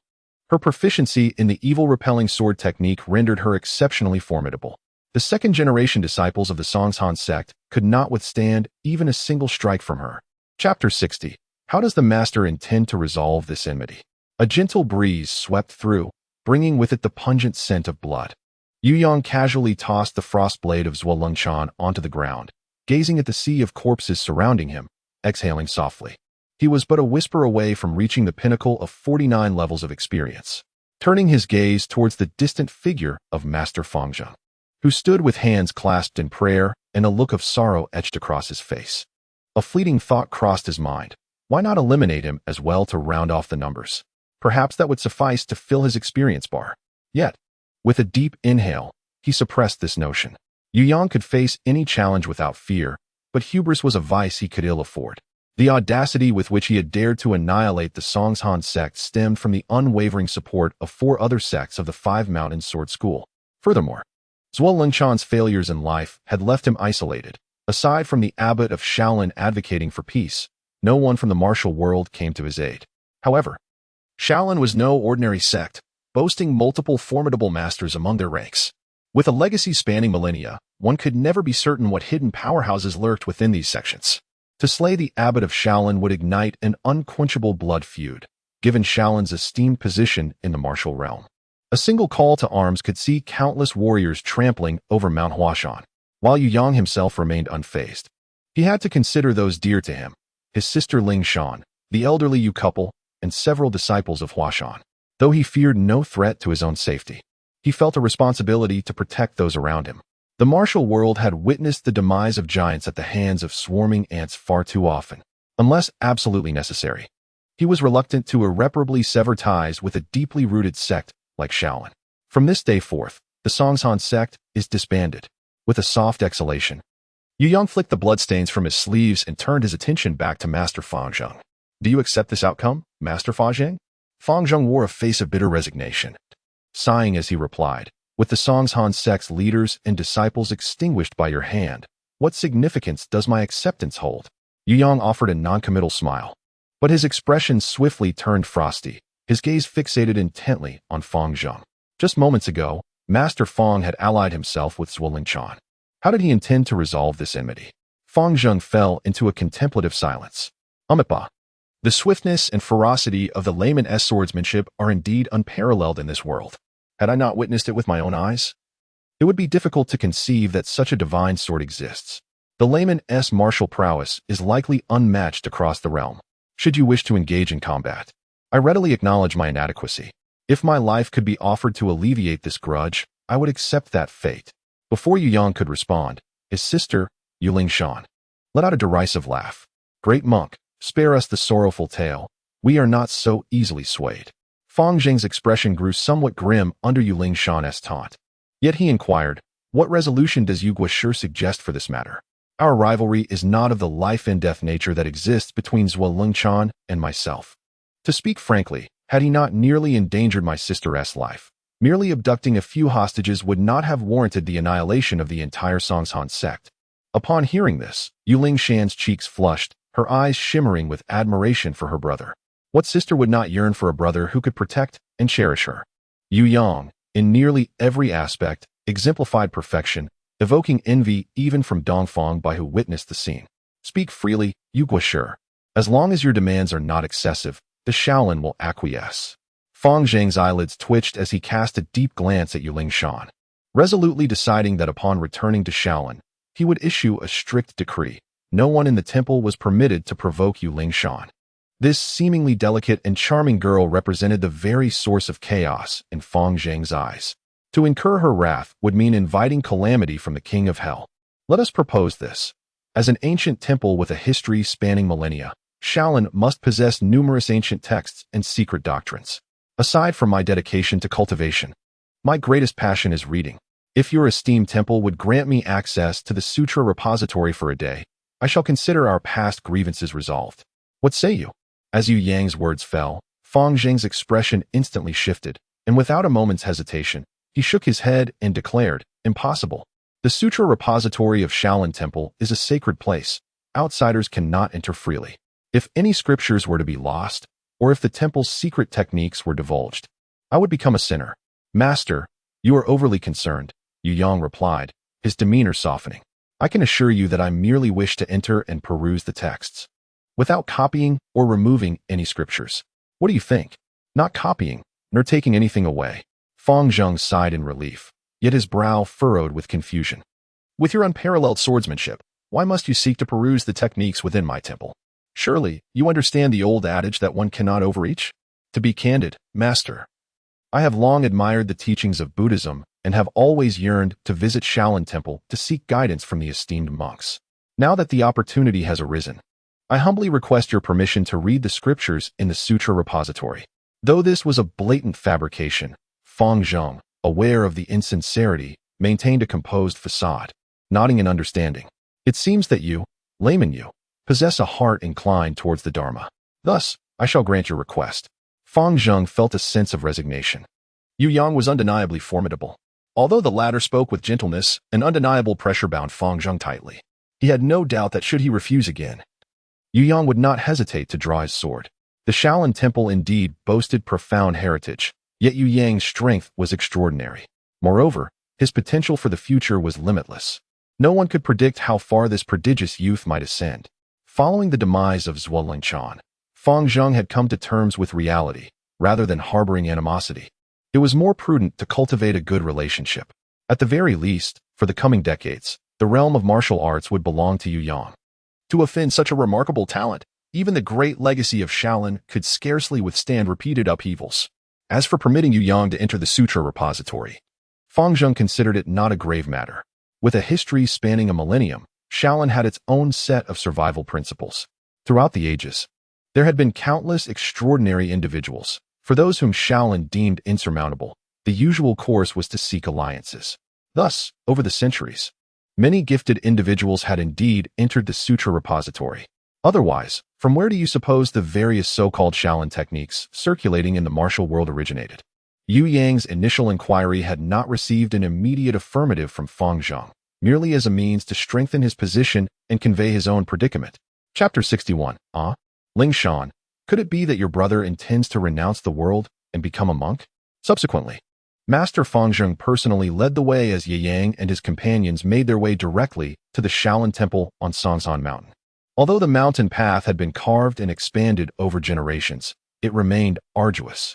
Fortunately, the group consisted of martial artists, each possessing considerable inner strength. Thus they felt no fatigue. Even the injured Ling Hu Chong bore the pain, unwilling to separate from Ye Yang and the others. At last, halfway up the mountain, an ancient temple emerged amidst the forest, with its sprawling complex faintly visible. The group made no effort to conceal their presence. Their commotion was significant. and it was almost as if the eminent monks within the temple had already received word of their approach. Open the temple doors to welcome our esteemed guests. Standing before the millennia-old Shaolin Temple, Master Fangzheng intoned a Buddhist chant and proclaimed loudly. In the next moment, with creaks and groans, the heavy temple doors slowly swung open, and a multitude of monks emerged with reverence, bowing in utmost respect to Master Fangzheng. This is Yi Yang, the young master of the Huashan Sect, a distinguished layman, Master Fangzheng announced, introducing Yi Yang to the monks. As for the others, he exhibited no intention of introducing them, even though Master Dingyi was the leader of the Huashan Sect. In Master Fangzheng's eyes, her importance paled in comparison to that of Yi Yang. Had it not been for Yi Yang's initiative, today, Master Dingyi and her companions would not have had the honor of being welcomed into the Shaolin Temple. Yi Yang nodded with a smile, greeting several esteemed monks before the group entered the temple in a steady stream. They settled into a relatively spacious meditation room. Initially, one might have expected Yi Yang to eagerly rush to the scripture pavilion to peruse the sacred texts. However, to everyone's surprise, once seated in the meditation room, he exhibited no such urgency. Instead, he engaged in a profound discussion with Fangzheng and a few other monks, delving into the intricacies of Buddhist scriptures. The more they explored, the more astonished they became, for Yi Yang's understanding of Buddhist philosophy truly did not pale in comparison to that of the venerable monks. As he held his own in their intellectual exchanges, Lingshan, could it be that your brother intends to renounce the world and become a monk? Dong Fangbai remarked, seated beside Yu Lingshan in a corner. They exhibited little interest in the somewhat tedious discourse on Buddhist doctrines and soon began conversing quietly among themselves. My brother has always preferred the solitude of the mountains, rarely venturing out. Besides honing his martial skills, his greatest passion lies in reading. He has explored a wide array of texts from various schools of thought, including Buddhism, Taoism, and Confucianism. Even folk tales, novels, and some dubious biographies capture his interest.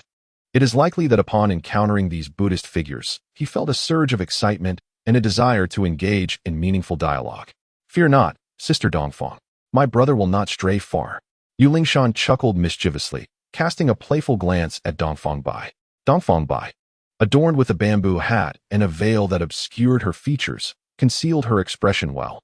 However, from the slight exhalation that escaped her lips, it was evident that she breathed a sigh of relief. Clearly, moments ago, she had genuinely harbored concerns that Yu Yang might impulsively decide to renounce the world and embrace a monastic life. I used to think your brother was merely a martial arts enthusiast, but I never imagined he also enjoyed reading novels. By the way, what genre does he prefer? I might purchase a few to peruse myself. My brother, you see, is quite eclectic in his tastes and welcomes all genres. Oh, and Sister Bai, I must share a secret with you. There lies a forbidden book in my brother's study. A forbidden book? Dongfang Bai's eyes sparkled with intrigue, as if she had stumbled upon a newfound treasure, and she promptly leaned in to inquire in hushed tones, what book is it?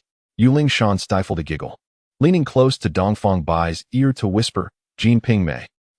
Dongfang Bai exclaimed in surprise.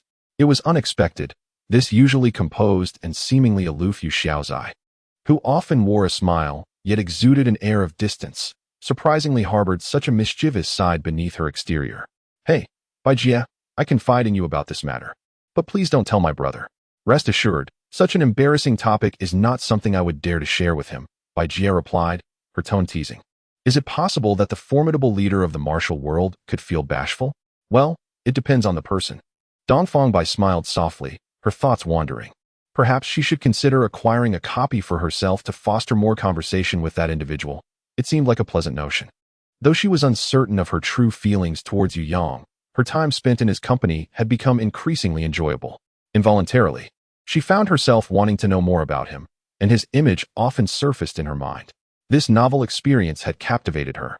Even as a demoness of the dark sect, Bai Jie, although my brother may appear ethereal and detached, making it difficult for outsiders to connect with him, those who earn his trust and enter his heart will discover he is undoubtedly the finest person in the world. I believe that wholeheartedly. Dongfang Bai nodded, convinced by the affection Yu Yang displayed towards Yu Lingshan. He had imparted the esteemed Zixia divine skill, traditionally reserved for the next sect leader, to his sister without hesitation. Techniques like the evil repelling swordplay and the shadowless phantom steps, coveted by many in the martial world, were freely given to her.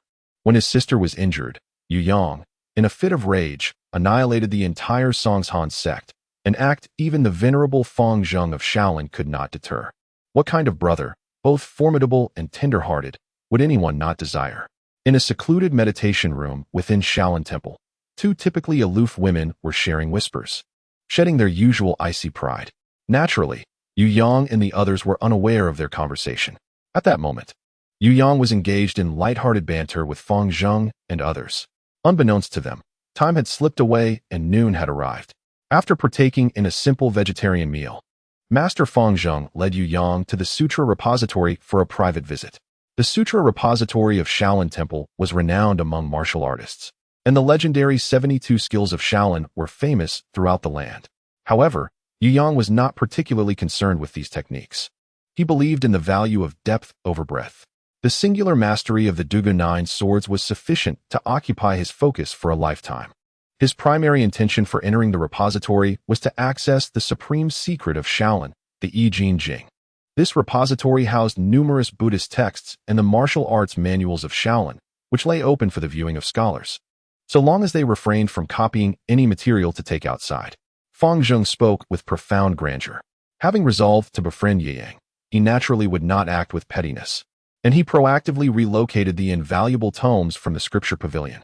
Rest assured, esteemed master, I have always adhered to my word. A commitment once made shall never be retracted. With a smile gracing his face, Ye Yang found no need to transcribe or pilfer any sacred texts. After all, with the system at his disposal, merely perusing a complete martial arts manual would enable him to automatically acquire its techniques. Although further cultivation was required to elevate the level of these skills, it was certainly preferable to struggling for days without even grasping the basics. Chapter 62, The Supreme Shaolin Technique. I Ching Jing. The Sutra Repository, though aloft, was quite expansive. It housed an array of Shaolin scriptures, martial arts manuals, and extraordinary techniques. The reason Shaolin has endured for a millennium lies not only in its diplomatic approach, but, more importantly, in its unbroken lineage. One could assert that this repository is the very foundation of Shaolin. As long as it remains intact, the legacy of Shaolin can persist for countless generations. As a pivotal sanctuary of the Shaolin Temple, the Sutra Repository was naturally guarded by formidable masters. Upon entering the loft, Ye Yang immediately sensed several powerful presences dispersed throughout the repository. These energies were steady and profound, rivaling even that of Master Feng Zheng. It was evident that these individuals were indeed the elite guardians of the Sutra Repository. Ye Yang could not help but reflect on the profound heritage of this ancient temple as he ventured deeper within. The repository contained numerous rare scriptures, and as he casually leafed through a few, he felt a sense of tranquility wash over him. In recent days, his existence had been consumed by violence, either in the act of killing or en route to it. While he had mentally classified his adversaries as mere monsters from a game, the reality remained that he was taking lives, each one a flesh and blood being. The frequency of such acts had inevitably tainted his spirit with a hint of malevolence. Even he had begun to recognize that his propensity for violence had significantly intensified lately. However, after engaging in discussions about Buddhist philosophy with Feng Zheng and others, and immersing himself in the scriptures within the Sutra Repository, much of his inner turmoil had been alleviated. His spirit regained its previous serenity and harmony. The first floor of the Sutra Repository primarily housed Buddhist texts, with martial arts manuals being a rarity. In this layer, Ye Yang lingered for over 2 hours, having read numerous scriptures, before finally making his way towards the second tier, under the astonished gaze of Master Feng Zheng. In the second layer, the Buddhist texts were considerably fewer. While the coveted 72 unique skills of Shaolin, sought after by martial artists, were predominantly displayed here, Ye Yang casually picked up a book on the burning wood sword technique and began to leaf through its pages. This martial art, with its unique cultivation path, allows one's internal energy to transform into a fire attribute after circulation. It manifests as a blade in the palm, radiating searing power akin to a blazing long sword, possessing remarkable lethality. Upon completely absorbing the essence of this extraordinary skill, he discovered a new entry in his system attributes, the burning wood sword technique. Remarkably, it had already reached the realm of great mastery without any need for dedicated practice. It is worth noting that when Ye Yang initially acquired the solitary 9 swords, he had only achieved a minor mastery, having claimed numerous lives to hone his skills to a state of great accomplishment. This comparison led Yang to surmise that the burning wood sword technique, in the eyes of the system, was inferior to the solitary 9 swords. Subsequently, he quickly perused other Shaolin marvels such as the dragon claw hand, flower-picking finger, golden bell shield, iron cloth shirt, and the demon-subduing pestle. In less than an hour, he had added over a dozen Shaolin techniques of great mastery to his system attributes. What delighted him the most was the inclusion of a lightness skill known as the one reed crossing the river. This technique, reputedly created by the illustrious Bodhidharma, allegedly enables one to traverse water without contact, making it an unparalleled lightness skill in the world. The Huashan Sect's shadowless phantom steps excelled in combat agility, more akin to a martial maneuver than true lightness. In contrast, the one reed crossing the river specializes in long-distance pursuits, employing a distinctive breathing method and cultivation technique that allows for prolonged operation of lightness, boasting endurance surpassing that of horses. The only disappointment for him was that this lightness skill was marked as having only achieved minor mastery in the system attributes, indicating that considerable time would be necessary to reach great mastery. After thoroughly studying the manuals that piqued his interest or held potential future utility, Yang wasted no time and proceeded to the 3rd level of the Sutra repository. The 3rd level appeared somewhat cramped, yet Yang understood that this was the true core of Shaolin Temple. The revered inner cultivation method known as the I Ching Jing should be concealed within these walls. However, after inspecting the shelves on either side, he found nothing. "What is it that you seek, layman?" Master Fangjung inquired nearby. "I have long heard of the supreme Buddhist text of Shaolin, the I Ching Jing. Might I have the honor of viewing it?" Yang asked with a smile. "Why should that be a problem?" Master Fangjung replied, his expression warm and untroubled. To speak candidly, as long as Yang did not take the scriptures outside or transcribe them, merely perusing them here was of little consequence. Master Fangjung had already observed Yang's previous study session on the 2nd level of the repository. In his view, Yang was likely just indulging in curiosity, seeking to learn more about the martial arts of other sections. After all, mastering Shaolin techniques is not something that can be achieved simply by glancing at a manual without extensive practice.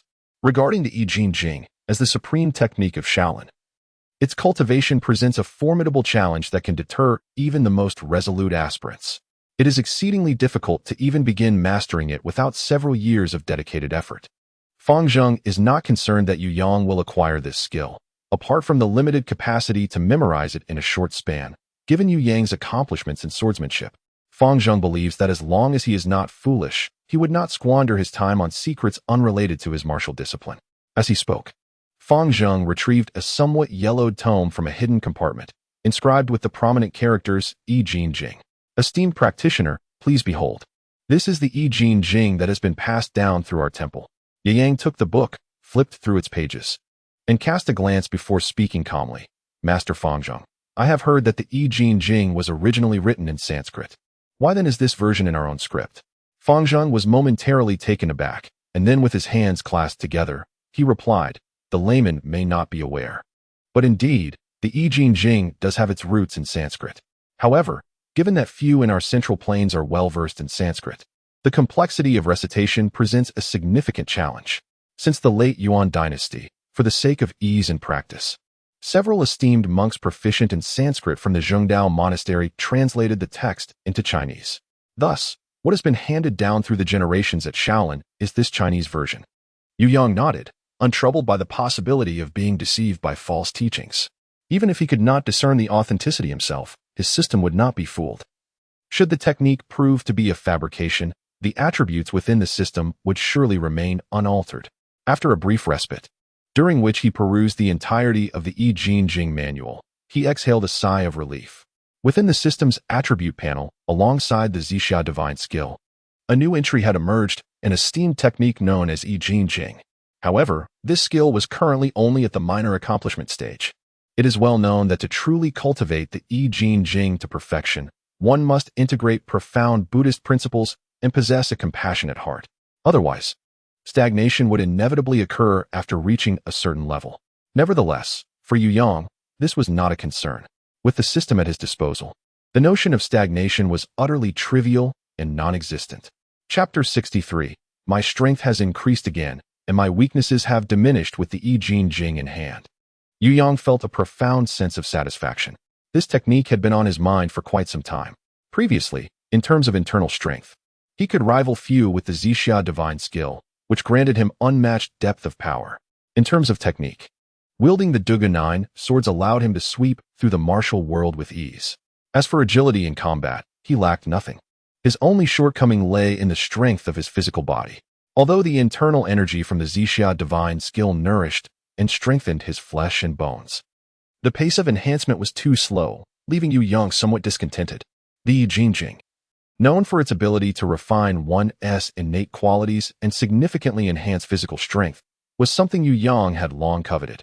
Speaking of Shaolin, as a traveler from another world, his first thought was of the robust physique associated with its monks. Shaolin monks are often perceived as hardy and resilient, characterized by their thick skin and high endurance. Even in gaming realms, disciples of the Huashan Sect predominantly embody the role of formidable tanks, a reputation closely tied to the I Ching Jing's capacity to improve physical attributes. Having acquired the I Ching Jing and already reached a minor level of mastery, Yu Yang now felt a surge of warmth coursing through his body, as if his very essence were being purified and strengthened. In that moment, he sensed an inexhaustible vigor within himself, confident that even without summoning internal energy, he could unleash a force equivalent to 1,000 Jun with a mere punch. With such raw power, he would undoubtedly stand among legendary warriors like Xiang Yu and Li Tsunxiao on the battlefield. Once again, his strength had escalated, and his vulnerabilities had diminished. Reflecting on this, Yu Yang returned the manual to Master Feng Zheng, bowing earnestly in gratitude. The profundity of the I Ching Jing had truly broadened his horizons, and he was deeply appreciative of the opportunity to study this sacred text. The layman jested. Master Yu is a rare prodigy seldom encountered in a century within the realm. He shall become the pillar of support for the future of the martial world, and the safety of the martial arts community will depend greatly on the layman's diligent care, Feng Zhengdao remarked. Yang smiled faintly, choosing not to elaborate on the lofty praise bestowed upon him by Feng Zheng.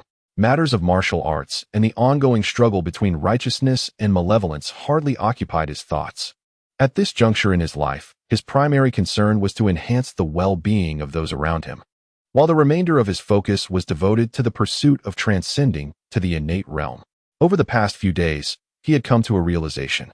Relying solely on slaying monsters for experience points, his level could only achieve a maximum of 49, and reaching the coveted 50 was no simple task. Until now, he had never encountered such an obstacle in his ascent. He had never before been stymied by his level. This led Yang to harbor certain suspicions. In his view, the definitive cap for this world's levels was 49, and having reached this pinnacle, the only viable means of advancement lay in transitioning to a realm with a higher limit of martial prowess. However, the prospect of changing worlds left him feeling somewhat helpless. Although he possessed a system, it was a gaming system rather than one for traversing realms, making departure from this world a formidable challenge. He decided to be patient. He was merely a fraction of experience points shy of reaching the full 49, which would likely be resolved in a month or two. Once he attained that milestone, he would then see if the system would offer any further guidance. He had an inkling that the system held the key to transcending this world's limitations and achieving level 50, yet the specifics remained elusive for the time being. His journey to the Shaolin Temple had been fruitful, and as he regarded Feng Zheng and the others, his demeanor had softened considerably, effectively burying any lingering grievances. However, as he departed the scripture depository, a gaze from the first floor fixed upon him, accompanied by a soft sound of surprise, as if tinged with perplexity. Yang cast a sidelong glance and locked eyes with the other party. Before him stood an elderly man, appearing to be in his 70s or 80s. Wielding a broom as he diligently swept the ground, his expression one of astonishment and uncertainty. Yang offered a gentle smile and nodded to his companion before stepping out of the grand entrance of the sutra repository. He could distinctly sense the powerful vitality emanating from the internal energy of the other, a manifestation of the I Ching Jing flowing within. Despite the old monk's frail appearance, should he unleash his full strength, even Master Feng Zheng might find himself outmatched. Indeed, none who sweep the floors of the Shaolin Sutra repository are mere ordinary individuals. Without commendable skill, one would not even be deemed worthy of such a task. As Yang departed, the brilliance in the old monk's eyes dimmed once more. and he resumed his leisurely sweeping, murmuring to himself all the while. In such a brief time, the I Ching Jing had been grasped. This young man is truly destined to be intertwined with our Buddhist teachings. Alas, he has been born into the Taoist sect. Upon leaving the sutra repository, Master Fangzheng earnestly invited Yi Yang to extend his stay by another day to engage in a deeper discourse on Buddhist principles. Yi Yang, feeling grateful for the immense benefits he had received, graciously accepted the invitation. After all, in light of the great favor bestowed upon him, it seemed ungracious to decline the opportunity for further conversation. In the serene confines of the Zen room, Yu Yang engaged in casual conversation with several esteemed monks, including Fangzheng. Meanwhile, under the guidance of the Shaolin monks, Ling Yishirtai and others retreated to their respective quarters for rest. However, Dongfang Bai and Yu Lingshan found themselves restless. After briefly informing Yu Yang, they decided to wander the ancient temple, which had stood for a millennium. Master Fangzheng had no objections to this. Although he sensed that the young lady wearing a bamboo hat might possess an extraordinary background, she was, after all, a companion of Yu Yang, and he deemed it inappropriate to inquire further. Over the coming decades, it is safe to say that the martial arts world would belong to Yu Yang. He had even been shown the secrets of the I Ching Jing, rendering any trivial matters unworthy of offending her. Yu Yang felt a tinge of curiosity, for he could not shake the peculiar impression that the two young women cast him glances imbued with a suppressed mirth as they exited the Zen room. He chose not to dwell on it, recognizing that regardless of their affiliations, they were still women, and the complexities of a woman's mind are notoriously elusive. Instead of indulging in conjecture, he deemed it wiser to devote his energies to cultivation, which at least offered a tangible measure of progress. Little did he know that if he were to discover that his private collection of Jinping may have been exposed by his sister, his mood would surely take a different turn altogether. Within the vast expanse of the Shaolin Temple, Ling Shan and Dongfang Bai continued their leisurely exploration. Yu Lingshan, lacking both seniority and strength, was unqualified to visit Shaolin. Conversely, Dongfang Bai possessed sufficient prowess. However, her identity as the leader of a demonic sect rendered her situation rather delicate. Had it not been for Yu Yang accompanying her today, she would likely have never had the opportunity to step through the gates of Shaolin in her lifetime. The monks within the temple recognized the two as esteemed guests, and as long as they did not trespass into the sacred areas, no one intervened to obstruct their exploration, allowing them to wander with great enjoyment. Previously, my brother spoke of a wondrous treasure found on the celestial mountains overseas, known as a mobile phone, capable of capturing beautiful moments through mystical arts, enabling one to revisit those cherished memories at will. Yu Lingshan sighed. A day trip to a millennium-old temple. What a splendid scene it would be. If only we had that phone, the beautiful moment of my sister Bai and I exploring together could have been preserved. Chapter 64. 10 years of hardship goes unnoticed. One day of fame recognized by the world hand chicken? Dongfang Bai was taken aback, a hint of confusion gracing her delicate features. How is it different from the chicken we usually eat? Yu Lingshan scratched her head, unsure of how to articulate her thoughts, and merely said, I do not quite understand either. It is simply what my brother mentioned. He has a penchant for reading a myriad of eclectic books, and I cannot discern from which obscure volume he derived this information. Knowledge indeed bestows wisdom. Although your brother is not yet 17, his demeanor is remarkably composed, and his actions exhibit a maturity that may surpass my own. Since he has specifically broached this subject, it is quite conceivable that such a treasure may indeed exist overseas. Dongfang Bai expressed a sense of yearning, saying, Once I relinquish my position as the leader, I shall procure a grand vessel and embark on a journey across the seas. It certainly sounds rather intriguing. The overseas world. Yu Lingshan blinked and then shook her head, saying, Perhaps it is best to let it be. If you were to leave for several years without returning, my brother's child might very well be able to run errands by then. Dongfang Bai was taken aback for a moment, but after careful contemplation, he nodded in agreement. Then let us wait a while. It would not be too late to explore overseas when I am older. Yu Lingshan chuckled softly. Deep within her heart, she had already discerned the truth. Despite the fearsome reputation of this formidable Bai-sister in the martial world, it became apparent that, in matters of the heart, she was rather naive. Though she had never explicitly voiced it, the emotional nuances in her words unmistakably revealed a burgeoning affection for her brother. Perhaps she had not yet reached the status of a beloved, but Lingshan felt certain that if their interactions continued in this manner, with her occasionally stoking the flames and whispering sweet nothings, this sister-in-law would inevitably be drawn closer. Yet, as she smiled, an unsettling discomfort stirred within her. She too bore the weight of her own worries. Once her brother took a wife, would he still cherish her, his sister, as he did now? The notion of a brother forgetting his sister in favor of a spouse was all too common. The mere thought of her brother distancing himself, preoccupied with others and neglecting her place as his sister, filled her with an inexplicable sense of dread. With a silent sigh escaping her lips, she turned to gaze once more at the breathtaking sister, akin to a celestial being, and suddenly, the allure of this future sister-in-law seemed to fade. In the tranquil and serene ambience of the Shaolin Temple, Yu Yang and his companions found temporary refuge. However, outside, the martial world was already engulfed in tumultuous waves. The news of the annihilation of the Huashan sect had spread throughout the realm, having fermented over the course of an entire day. Initially, the martial artists who heard this news reacted with skepticism and disbelief. How could it be possible for the revered Huashan sect, not a mere third-rate faction, to face such a fate? The esteemed 13 protectors of Huashan, each a renowned master within the martial community, alongside the sect's hundreds of disciples, positioned Huashan among the top 5 sects in the entire realm, rivaling even the Sun Moon Holy Cult, Shaolin, and Wudong. Particularly, the sect leader, Zhuo was regarded as one of the finest experts of the era, standing alongside Feng Zheng of Shaolin and Chongshu Daoist of Wudong as the 3 foremost figures of the righteous path. With such a formidable foundation, even the Sun Moon Holy Cult would suffer significant losses should they attempt to eradicate the sect. Furthermore, the 5 Mountain Sword sect was closely intertwined with Huashan, and in recent years, the demonic sect had refrained from provoking them.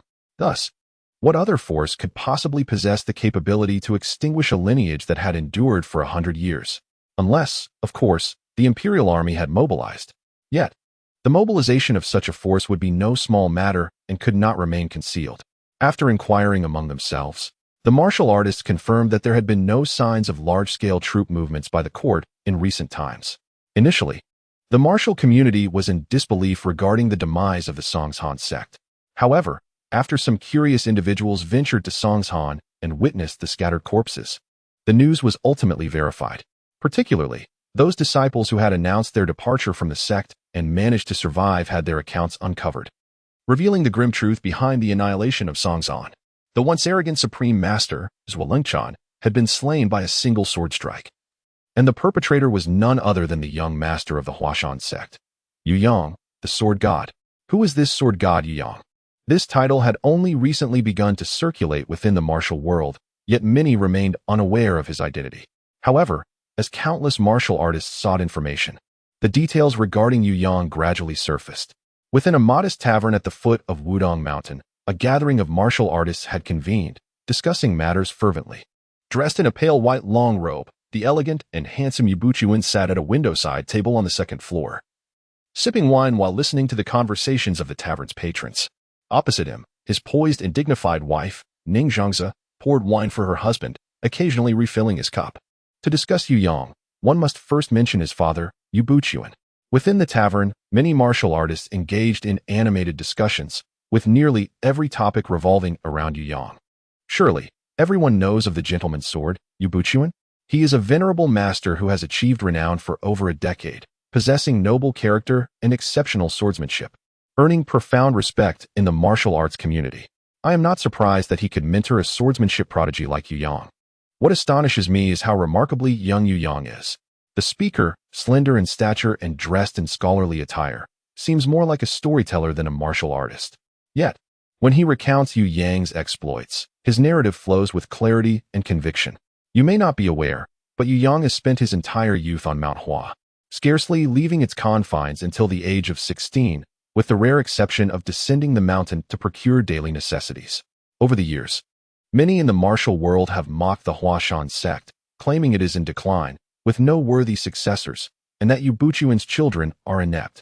The downfall of Huashan has become an accepted truth.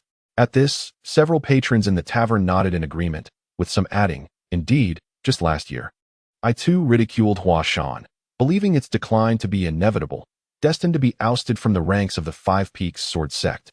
Who would have imagined that within this seemingly inconspicuous sect lay a formidable dragon?" The storyteller chuckled heartily before continuing. "You all see Yu Yang's strength. yet fail to comprehend the depth of his character. I pose a question to you.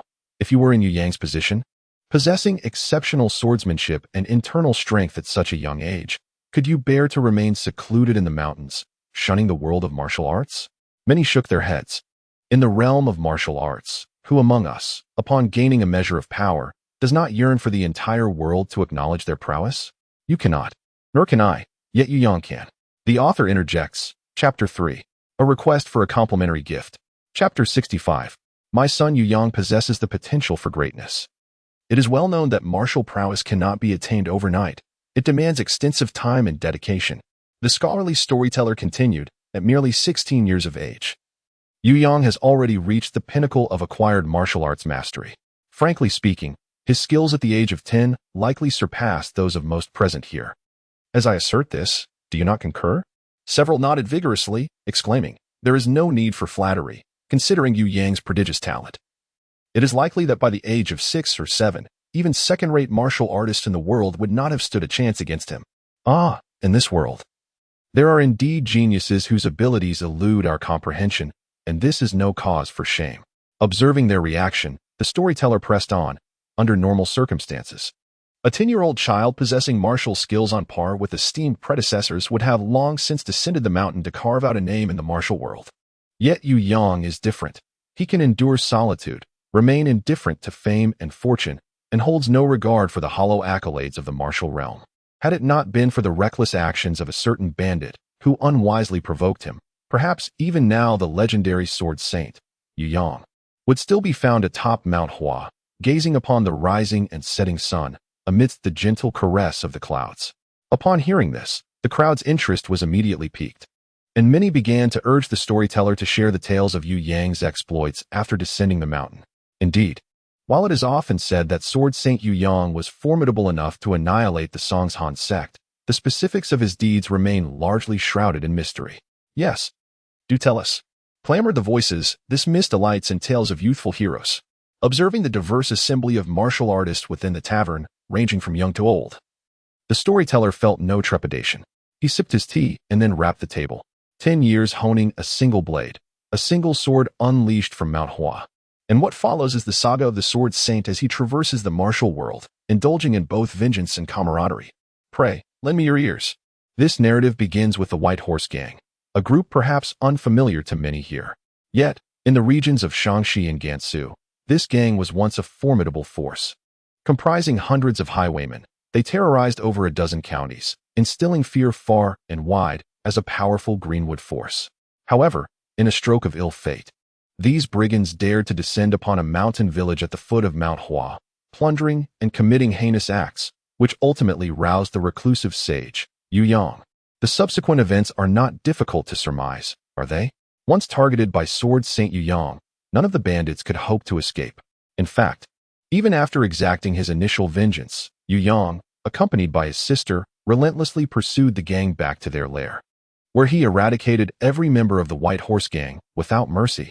I have heard of this. Someone in the tavern interjected proudly. It is said that the constables of Hunan County required 2 days to clear the bodies, and the number of carts used to transport the corpses was in the dozens. Ah, and I am indeed from Hunan County, he added. The crowd murmured in acknowledgement. Yet some thought, you are from Hunan County, not from Mount Hua. What is there to be proud of? The storyteller nodded. Indeed, this marks the Sword Saint's inaugural foray into the martial realm. Naturally, as this battle involved the annihilation of a bandit gang rather than venerable martial elders, it did not create a significant stir in the world of martial arts at the time. Following this, Yu Yang journeyed southward with his sister, arriving in Guangdong, where he resolved the perilous situation faced by the Lin family of the Fuwei escort agency. The storyteller continued to recount Yu Yang's many deeds, such as his chivalrous intervention at Lu Zhengfeng's residence, engaging in combat with the members of the Huashan Sect. Furthermore, in an act of vengeance for his sister, he single-handedly infiltrated the Huashan Sect, where he faced off against the sect leader, Zhuo Lengchan, and systematically eliminated nearly every disciple, save for a fortunate few. The various tales, vividly recounted by him, captivated the audience, leaving them enraptured and exhilarated.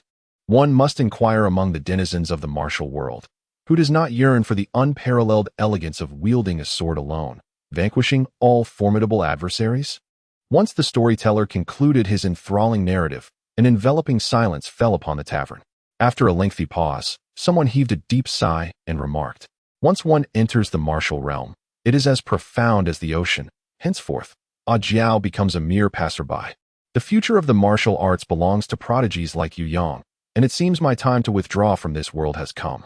Indeed, another echoed this sentiment, lamenting, "The waves of the Yangtze River push the former waves ashore. We, the earlier waves, shall be washed away upon the sands. Growing old, we cannot compare to the vigor of the youth." Reflecting on my own entry into the martial world, when the village beauty, Siwa, bid me farewell with reluctance, I realized that over 20 years have swiftly passed without a return. Alas, while I still possess the strength to walk, it is time to revisit my roots. The seasoned warriors of the martial world, each one melancholic, felt the weight of autumn and spring, grappling with the sensation of being outpaced by time. Many even contemplated retreating into seclusion. Conversely, those in the prime of their lives remained largely unaffected, engaging in animated discussions. Have you noticed that sword god Yu Yang and the invincible leader of the demonic sect, Dongfang Bubi, both seem to have ascended as top masters in just the past couple of years? Indeed, after Dongfang Bubi subtly claimed the title of the world's strongest, the righteous path soon witnessed the emergence of sword god Yu Yang. Could this be the will of heaven? Such a balance between good and evil is fortuitous. With Yu Yang safeguarding the righteous path, the martial world should remain tranquil for the next several decades. Pray tell, between sword god Yu Yang and the leader of the demonic sect, Dongfang Bubi, who possesses greater prowess? This question is rather difficult to answer. However, I believe Yu Yang holds greater potential, for he is merely 16 years old. Just imagine, give him another decade, and the martial world may witness the rise of yet another legend. He is already a legend in his own right, single-handedly annihilating the Huashan sect throughout history. How many have achieved such feats? The title of sword god is not merely a boast. While the martial artists fervently debated and speculated, Yu Buqian and his wife had already departed from the tavern, accompanied by the scholarly storyteller clad in a scholar's robe. "Mr. Wu, you speak truly. It was well worth my journey from Huashan to bring you forth." Yu Buqian gently patted Wu Yang's shoulder, expressing his satisfaction. "Our next destination is the south of the Yangtze River. This time, I am determined to make my son's name resonate throughout the land." Ning Zhongzi rolled her eyes and remarked, "Our Yang has never cared for such fleeting fame." "I am aware," Yu Buqian acknowledged candidly. "Yet, I do care. After enduring so many years of frustration, our Huashan sect deserves a moment of glory, and as a father, must I not take pride in it at least once?" Chapter 66. The first intimate encounter between young hero Yu and Miss. By setting aside old Yu's exuberance, even if Yu Yang were to learn of it, he would probably merely smile in amusement. The fact that his father could finally release years of pent-up frustration without succumbing to further darkness was a development Yu Yang welcomed. Engaging in discussions on doctrines with Master Feng Zheng and others, they conversed until nightfall. Afterward, the group partook of a simple vegetarian meal before Yu Yang retreated to his meditation chamber to rest. In unfamiliar territory, Yu Yang had never developed the habit of sleeping. Instead, he naturally settled into a cross-legged position on his bed, closing his eyes in meditation to cultivate his inner strength. At present, he was but a fraction away from reaching level 49, and according to his estimations, with another 2 months of dedicated practice, he would achieve his limit. Following that, he would need to devise a strategy for breaking through to the innate realm. In the dead of night, Yu Yang opened his eyes from his cultivation. With his keen hearing, he discerned a commotion emanating from the distant confines of Shaolin Temple. Judging by the direction of the sound, it seemed to originate from the scripture depository. Had someone infiltrated the scripture depository? In an instant, Yu Yang deduced the reason, and a certain individual emerged in his mind, Dongfang Bai. Looking across the world, aside from himself, there seemed to be no one else with the audacity and capability to infiltrate the sutra repository of Shaolin Temple, except for Dongfang Bai. Perhaps that reclusive elder, Feng Qingyang, residing on Mount Hua at the Cliff of Regret, could manage it.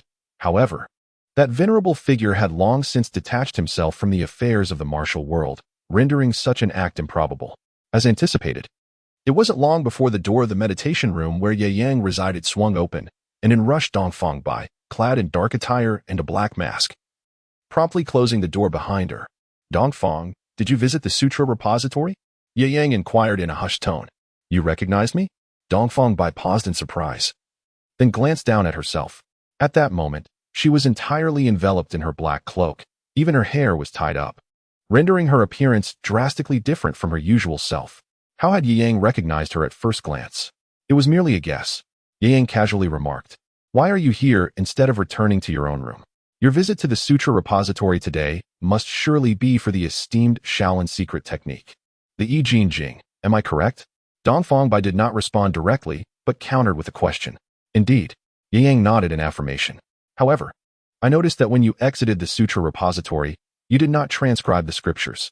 I presume there lingers a sense of regret within you, does there not? Thus, you decided to infiltrate the sutra repository and pilfer the I Jing Jing? Dongfang Bai, removing his black veil, smiled with satisfaction and declared, There is an old monk within the repository, exceedingly powerful. I had to circle the temple a few times to temporarily elude him. Now that I have secured the scriptures, let us summon Ling Shan and depart from Shaolin promptly. Yu Yang's lips twitched momentarily as he sighed. Miss Dongfang, the I Jing Jing, I truly do not require it. At that moment, Dongfang Bai's smile faltered, and the words spoken by Ling Shan earlier that evening echoed in her mind. Sister Bai, my brother is as unyielding as a block of wood. Do not expect him to take the initiative unless the heavens themselves collapse. If you genuinely believe my brother is worthy, allow him to owe you a few favors. The more debts he accumulates, the more likely certain matters will naturally unfold. It was this very statement that had prompted her, in a moment of inexplicable impulse, to embark on the audacious venture of infiltrating that night to pilfer the I Jing Jing. She had assumed that acquiring the I Jing Jing would delight Yu Yang, and he would appreciate her gesture, yet it seemed she had inadvertently caused him trouble instead. At that juncture, the clamor within the monastery intensified, and faintly, both Yu Yang and Dongfang Bai heard a monk loudly addressing Fang Zheng. Abbot, we have thoroughly investigated the White Maiden's meditation chamber. It is unoccupied. Unless unforeseen circumstances arise, the thief who has stolen our scriptures must be her. Upon hearing this, Yu Yang's expression shifted dramatically, and he beckoned Dongfang Bai. Come here, to the bed, and cover yourself properly. Dongfang Bai, taken aback, disregarded everything else and leaped onto the bed, pulling the covers over her head, enveloping herself entirely. Before long, a series of urgent knocks resounded from outside the meditation chamber. A grave matter has arisen within the temple. I implore you to open the door, for I have important matters to discuss. Yang took a deep breath, turned over, and lay upon the bed, savoring the warmth emanating from the blanket beside him, a wave of inexplicable days washing over his mind. The door was unlocked. Master Fangjing may enter. Suppressing the restlessness within, Yang spoke calmly. Creak. The door swung open, and Master Fangjing stepped inside, while several solemn monks stood outside, poised and vigilant. Yu Yang rose from his bed, fastening the buttons of his garment while yawning, and inquired, Master, what brings you here at such a late hour? You resident? Our temple has suffered a theft tonight. The treasured text, the I Jing Jing, has been stolen. I have just been informed by the monks that the young lady accompanying you is not in the room. Upon seeing Yu Yang's displeased frown, Fang Zheng hastily added, I do not wish to cast suspicion upon her, but the I Jing Jing is the foundation of our temple as practices. I hope you can. Before Fang Zheng could finish his sentence, a pair of arms, as translucent as sheep's fat jade, emerged from the ample duvet, encircling Yu Yang's waist. What is happening? Came a languid voice, followed by a stunningly beautiful visage, still tinged with sleep, peeking out from beneath the covers. However, upon noticing Master Fang Zheng at the door, she gasped in surprise and promptly buried her head back under the duvet. Amipa. Master Fang Zheng, feeling somewhat awkward, uttered a Buddhist incantation and swiftly retreated outside. I apologize for interrupting your moment. Nonetheless, as this is a sacred place, I hope you can exercise some restraint. Well, I shall take my leave to pursue the thief responsible for the theft of our scripture. Achieving early fame, possessing exceptional strength, and having a few beautiful confidants by one's side is quite commonplace. Although Master Fang Zheng is a monk, he understands these truths. He felt a sense of helplessness at having stumbled upon Yu Yang's private affair, and he foresaw that future encounters would inevitably carry a hint of awkwardness. However, he soon cast these thoughts aside, dedicating himself entirely to the pursuit of the thief. The loss of the I Jing Jing was a matter of great significance that could shake the very foundation of the Shaolin Temple, other matters could be addressed later. Once the door was closed and he confirmed that the coast was clear, Yu Yang patted the juve and said nonchalantly, "All right, they have left. You may come out now."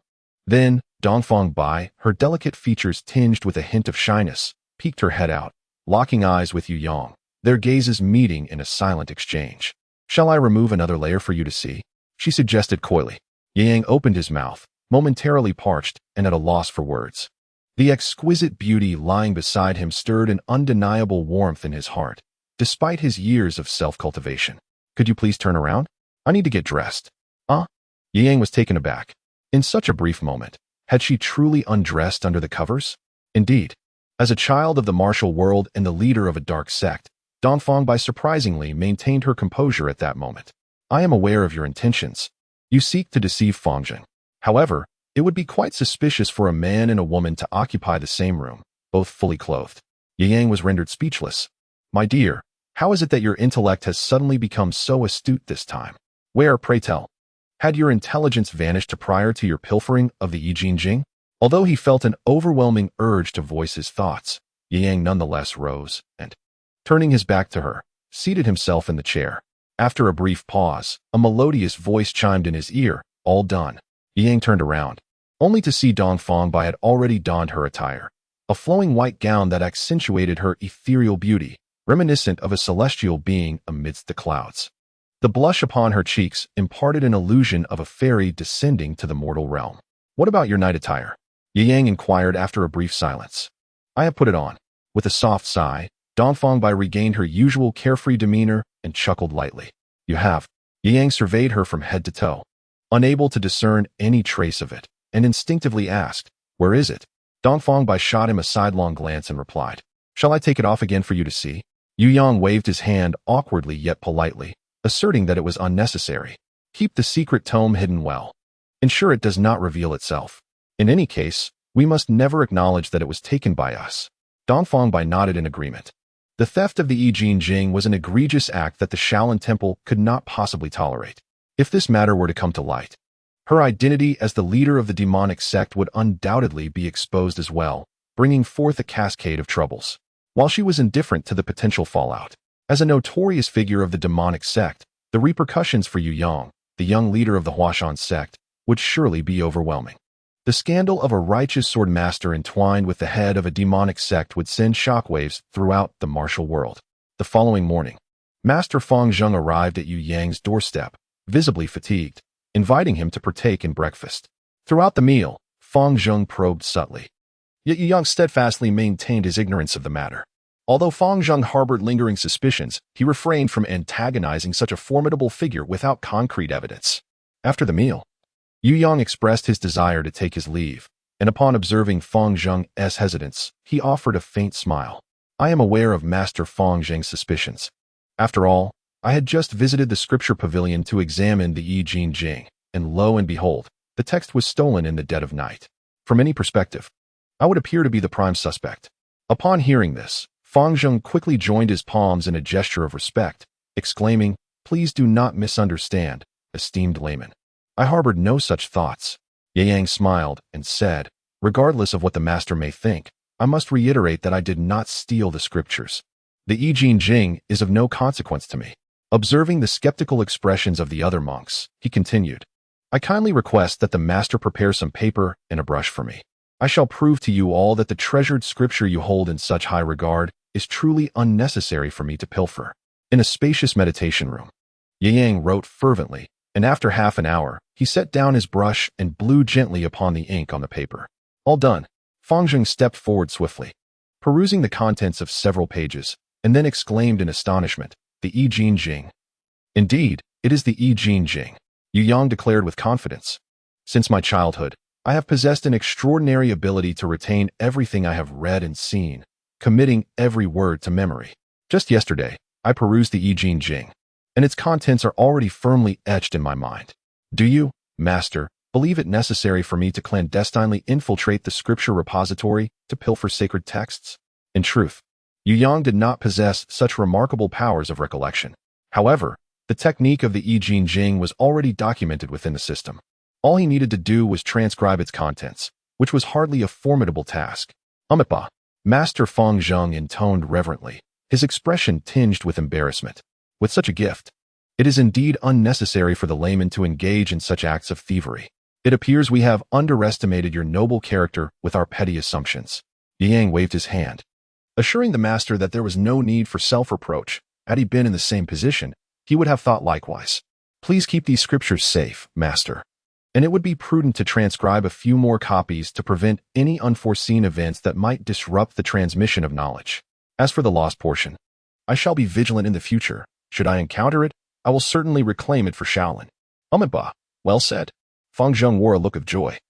Although he was saddened by the loss of the scriptures, this incident had effectively solidified his bond with Yi Yang, which he deemed a significant blessing.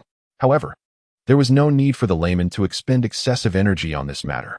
The I Ching Jing is an extraordinary technique, and to master it requires profound Buddhist cultivation. Even if outsiders were to steal it, they would not be able to cause any significant upheaval. I see, Yi Yang remarked with a knowing smile, casting a glance at Dongfang Bai. But the world is ever-changing. Perhaps decades from now, Shaolin may gain an eminent monk because of this. Feng Zheng laughed heartily, replying, Then I shall take your words as a good omen. The group engaged in pleasant conversation, and after several insistences from Master Feng Zheng, Yi Yang and his companions set off, departing from the region of Songshan. As they watched the figures of Yi Yang and his companions fade into the distance, the abbot of the Dharma Academy sighed deeply, saying, With such an extraordinary memory, it seems Yi Yang has absorbed all of Shaolin's 72 secret skills. If he has indeed learned them, then so be it. Feng Zheng waved his hand dismissively. I would welcome it if you were to showcase our Shaolin techniques in future encounters. Indeed, the head of the Jindao Academy nodded in agreement, adding, Even the sword god has practiced our Shaolin martial arts. Does this not validate the saying that all martial arts originate from Shaolin? Thus, it is a boon for our temple. For at least the world knows the sword god Yi Yang shares a profound connection with us, allowing Shaolin to maintain its esteemed status in the martial world for the decades to come. However, master, who do you think was the thief that stole the scriptures last night? To have escaped under the pursuit of the guardians in the scripture repository, their strength must be astonishing. Master Feng Zheng furrowed his brow in contemplation. It is difficult to say. Yi Yang visited the scripture repository, and the thief infiltrated it that very night to steal the scriptures. It is evident that Yi Yang has attracted the attention of an extraordinary powerhouse. Let us wait and see. Once that individual achieves proficiency in the I Ching Jing, they will undoubtedly seek out Yi Yang for a duel. At that time, we shall uncover the truth. Chapter 68, Dongfang Bai, Yi Yang, I wish to battle you. After leaving the Shaolin Temple, Yi Yang and his party headed towards the Shangshigansu region, where both Mount Hua and the Blackwood Cliff of the Demon Sect are located. Upon my return to Blackwood Cliff, I will swiftly attend to the affairs of the sect, and afterward, I hope to engage you in a fierce battle. Dongfang Bai once again expressed his desire to duel with Yi Yang. You are so eager for a confrontation with me? Yi Yang furrowed his brow. At present, he had achieved a modest mastery of the I Ching Jing, and the physical shortcomings of his body had nearly been rectified, coupled with his profound internal strength and the consummate skill of the Dugu Nine Swords. He felt undaunted at the prospect of confronting Dongfang Bubi. Yet, even so, he preferred to avoid conflict if possible. At their level of prowess, determining a victor was no simple task. A single misstep could result in mutual destruction. At merely 16 years of age, Yu Yang had yet to savor the splendor of life. Should he meet an untimely end, whom could he appeal to for justice? Dongfang Bai fell silent, then raised a hand to gesture towards the heavens, lowering his voice as he remarked, With your capabilities, you must have sensed it. Haven to you? Yu Yang was taken aback and asked, Is it the suppression from heaven and earth? Recently, I have had a faint sense of it. Indeed, Dongfang Bai replied, his expression growing more serious. Since the founding of the Ming dynasty by Emperor Han Wu, and after Liu Bowen severed the dragon vein, the innate energy of the world has become exceedingly scarce. The difficulty for martial artists to ascend to the innate realm has been elevated to its utmost limit. Since then, there have been virtually no innate martial artists born into this world. The fact that you can perceive the suppression from heaven and earth indicates that you have begun to touch upon the innate level. Yet you are constrained by the heavens and earth, making it challenging for you to break through. Yi Yang closed his eyes in contemplation, and after a moment, he opened them and spoke calmly. So, you wish to engage me in a fierce battle, attempting to force a breakthrough amidst the conflict? Indeed, Dongfang Bai gazed at the heavens and the earth, his voice resolute. The human body is, in essence, an inexhaustible treasure trove, harboring boundless potential. With the acquisition of the Yi Jing, I am confident that I can unlock this treasure even further. The constraints imposed by the cosmos merely heighten the challenge of transcending. However, if I can gradually unveil the hidden treasures within myself, it may indeed be possible to achieve a forced breakthrough. To awaken these hidden reserves and unleash my potential, I require immense pressure, an overwhelming force akin to a tempest. Only through being perpetually ensnared in the throes of life and death can I shatter the bindings imposed by the universe, unlock my inner sanctum, and ascend to the realm of innate existence. Ye Yang nodded in understanding. Between life and death lies profound terror, yet it equally embodies great opportunity. Little White, you are wagering your life on the future. Dongfang Bai sighed and replied, I have no choice but to take this gamble. As one ages, the difficulty of transcending the innate becomes increasingly formidable. I have already surpassed the age of 25 this year. If I delay for a few more years and cross 30, I fear I shall never have the chance to advance further in this lifetime. As she spoke, her countenance grew somewhat unnatural. Gazing skyward, she softly continued, Yi Yang, you are the most gifted warrior I have ever encountered, the one with the greatest potential to transcend the innate. Will you accompany me on this martial journey? Yi Yang rubbed his forehead and cast a glance at his sister, who was stifling her laughter behind her hand, feeling a subtle shift in his emotions. Was this Eastern maiden confessing her feelings to me? Perched upon his steed, Yi Yang gazed at the undulating mountains, a burgeoning sense of ambition stirring within him. After all, is it not merely a matter of battling life and death, seeking opportunities for breakthroughs amidst dire straits? If Dongfang Bai possesses such courage, can Yi Yang himself afford to falter? I require 3 months to attend to certain matters. Yi Yang smiled and said, Next, I shall disseminate the news of the revival of the Huashan Swordsmanship Conference, inviting esteemed masters from across the martial world to engage in a discourse on the supreme truths of martial arts. 3 months hence, atop Huashan, I eagerly anticipate our duel. Excellent. Dongfang Bai nodded emphatically. 2 months later, at the residence of the Huashan Sect, Yi Yang sat cross-legged upon a patch of grass, inhaling the last wisps of ethereal violet mist, which transformed into inner strength within him. Consequently, the oppressive force emanating from the heavens and the earth became increasingly palpable.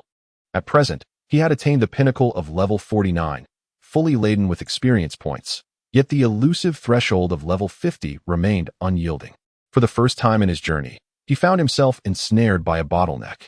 The system had also issued a notification. The host level has reached the world's limit. Would you like to initiate the next realm? This message had persistently lingered for 3 days, yet Yi Yang had yet to respond. He pondered within, questioning whether reaching the world's zenith of cultivation meant he could no longer advance in this realm. No. The system clarified with unequivocal certainty, the level cap of this world is 49. The host's experience points are maxed out, and advancement through system functions is impossible. The host may choose to depart from this world or, through personal strength, transcend his limits and forcibly ascend. Yi Yang sighed with relief.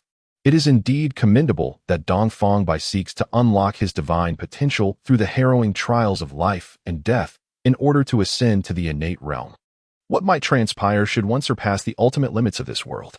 Yi Yang continued to inquire. Ascension. Ascension? Yi Yang blinked in astonishment. Can one truly ascend in such a lowly martial world?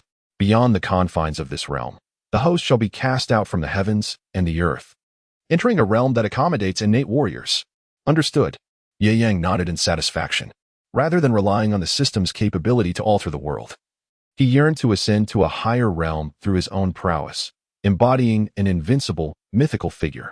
He remained indifferent to fleeting fame. However, he had to consider the safety of his sister and others. The Huashan sect had dispatched an ascendant, and with old-used tactics, it was conceivable that he could transform the entire sect into a sanctuary of martial arts. With the sect's strength amplified, the safety of Ling Shan and the others would be increasingly assured. Moreover, with Yi Yang's title as an ascendant, even those with nefarious intentions would think twice. After all, who could guarantee that an ascendant could not return once more? A familiar voice reached his ears from behind, that of Ling Shan. How has your practice of the Yi Jing and the Duga Nine Swords been going? My foundation in swordsmanship is already solid. In these past 2 months, I have made significant progress with the Duga 9 swords. As for the Yi Jin Jing, I have only just begun. Achieving mastery will not be an easy feat. Ling Shan quickly approached, wrapping her arm around her brother's, her tone playful yet earnest. Not bad. Although the Yi Jin Jing is a Buddhist technique, it inherently contains profound truths of the Taoist path, capable of altering one's innate qualities and enhancing physical strength. Do remember to maintain your practice. Ye Yang affirmed with approval. Rest assured, brother, I understand these principles. She replied, before her expression turned slightly anxious. Brother, will there be any issues in your battle with Sister Bai? If necessary, should we consider breaking our agreement? Yu Yang gently ruffled her hair and smiled kindly, saying, do not overthink it. Since I have dared to agree, there will naturally be no issues. Have you ever seen me undertake something without confidence? Upon hearing this, Yu Lingshan immediately erupted into a peal of laughter, reminiscent of silver bells. Oh, from now on, my brother shall be a congenital master, a legend in the martial world. Chapter 69. The debate on swordsmanship at Mount Hua. As time gradually passed, the day of the debate on swordsmanship at Mount Hua drew ever closer. News of this event had already spread like wildfire throughout the martial community. Over a month ago, numerous martial artists had begun their journeys toward the region of Mount Hua. The debate on swordsmanship at Mount Hua was, after all, a grand spectacle that had captured the attention of the martial world for centuries. In the past, the debate on swordsmanship determined the rankings of the Eastern Evil, Western Poison, Southern Emperor, and Northern Beggar, and the names of the 5 absolutes echoed throughout the realm, passed down through generations. Even after hundreds of years, it remains etched in the memories of countless martial practitioners. Now, with the resurgence of such a monumental event, it is undoubtedly a paramount occasion that no aspiring warrior could afford to miss. Brother, have you received the invitation to the debate on swordsmanship at Mount Hua? This was the foremost question exchanged among martial artists upon meeting. Nearly all discussions within the martial world invariably revolved around this event. The Taoist Master Cheng Su from Wudong had received his invitation. Master Fang Zheng from Shaolin had also been invited. Furthermore, the leaders of the Huashan, Taishan, and Huashan sword sects had each received their own invitations. You are behind the times. As far as I know, even the leader of the evil sect, Dongfang Bubi, seems to have received an invitation and intends to face Yu Yang in a duel to determine who is the true number 1 under heaven. I am aware of this. It is rumored that the evil sect has also announced that Dongfang Bubi will personally take action. On the night of the full moon, atop Mount Hua, a sword will arrive from the west, and a celestial being will descend from the heavens. This invitation was personally extended by the sword god Yu Yang to Dongfang Bubi. Just reading those few lines stirs a surge of blood within me. Mount Hua, often referred to as the Western Peak, is indeed where the sword god Yu Yang resides. The mention of a celestial being descending from the heavens likely refers to the leader of the evil sect, Dongfang Bubi. Is it too exaggerated for the sword god Yu Yang to describe Dongfang Bubi in such celestial terms? Exaggerated? In this world, who else but Dongfang Bubi could stand against the sword god? Indeed, Yu Yang is the sword god. The only one capable of contending with such a divine figure must be a celestial being. By comparing Dongfang Bubi to a celestial being, it is evident how highly Yu Yang regards him, placing him on equal footing as a formidable opponent. This is the ultimate battle between the divine and the celestial within the martial world. After this confrontation, the strongest in the realm will emerge. Let us, my friends, journey to Mount Hua together to witness this once-in-a-lifetime martial spectacle. On the night of the 15th of August, under the luminous full moon, atop the summit of Mount Hua, Master Fangzheng and Taoist Chongshu had long since arrived, each seated upon a massive stone, meditating with their eyes closed, one facing east and the other west. To the north, a strikingly handsome young man, seemingly in his 20s yet exuding an air of authority cultivated from years of high standing, sat with an effeminate demeanor. To the right, a cold and handsome man, clad in a long robe and wielding a sword upon his back, met the gaze of the northern gentleman with an icy indifference, as if enmity simmered between them. At the mountainside, throngs of people filled the area, as martial artists from across the land gathered in their thousands to witness the event. Brother, the 4 absolute masters of the world have essentially been determined. On the rooftop of a grand hall belonging to the Huashan Sect, a man from Yeyang sat, sipping tea, while Ling Shan recounted the unfolding events of the sword discussion at Hua Mountain. Since early morning, warriors had been ascending to the summit, engaging in duels. each believing themselves worthy of fame in this contest of swords. Ultimately, only 4 individuals managed to secure their positions at the peak. Master Fangzheng and Daoist Chongshu are surely familiar to you. As for the other 2, the gentleman to the north, known as Yu Huatian, is the foremost disciple of Lu Jin, the supervisor of the Eastern Depot, his strength unfathomable. The man to the south, Zhao Huayan, is renowned in the martial world as a master swordsman. With the elder Feng having retired and before your brother's rise, he was subtly regarded as the strongest swordsman. However, these 2 harbor a long-standing rivalry, having loved and fought against each other for years. It seems that this time, the sword discussion at Hua Mountain has drawn them both in, and tonight promises to be a fierce battle of dragons and tigers. Ye Yang gazed with great interest at Yu Huatian and Zhao Huayan, surprised to find that the 2 principal characters from the film Dragon truly existed in this world, which was quite fascinating. Raising his eyes to the night sky, he noted that the full moon hung high above, while a gentle breeze wafted the fragrant essence of flowers and grass, invigorating the spirit. Let us go and meet them. With that, he drained his cup of tea, rose to his full height, sheathed his pure yang sword behind him, stretched languidly, and then cast his gaze down the mountain. This Eastern maiden certainly had a poor sense of time. It was nearly time for slumber, yet she had yet to arrive. Surely, she was still preoccupied with bathing, dressing, and adorning herself? Ye Yang felt a tinge of helplessness. The intricacies of a woman's heart eluded him entirely. Even someone as remarkable as Dongfang Bai, a paragon among martial artists, bore resemblances to ordinary women in certain respects. For instance, as midnight approached and the 4 champions of the Huashan sword contest had been chosen, the principal figure remained conspicuously absent. Could tardiness be an inherent trait of women? Sister Bai likely regarded this climactic battle with great seriousness, perhaps engaged in her final preparations. Yu Lingshan chuckled. Brother, do you truly have confidence in your ability to transcend to the innate realm in this decisive confrontation? I believe I possess more than a mere 50% assurance. Ye Yang conservatively remarked. In the realm of inner strength cultivation, there exists the Zixia divine skill. In the art of swordsmanship, the unparalleled Dugu 9 swords, and in physical training, the Yijinjing. For the time being, I perceive no weaknesses within myself. Should I remain unable to transcend to the innate realm, then it would seem that no one in this world could ever achieve such a feat. As he spoke these words, a profound significance enveloped him as he gently tousled his sister's hair. I have already imparted to you the Zixia divine skill, the Dugu 9 swords, and the Yijinjing. Should I succeed in transcending to the innate realm, it would affirm the correctness of this path of simultaneous cultivation of the 3. Henceforth, you shall tread this path, and the possibility of stepping into the innate realm in the future is not beyond reach. In this world, the one who occupies his deepest thoughts is none other than Ling Shan.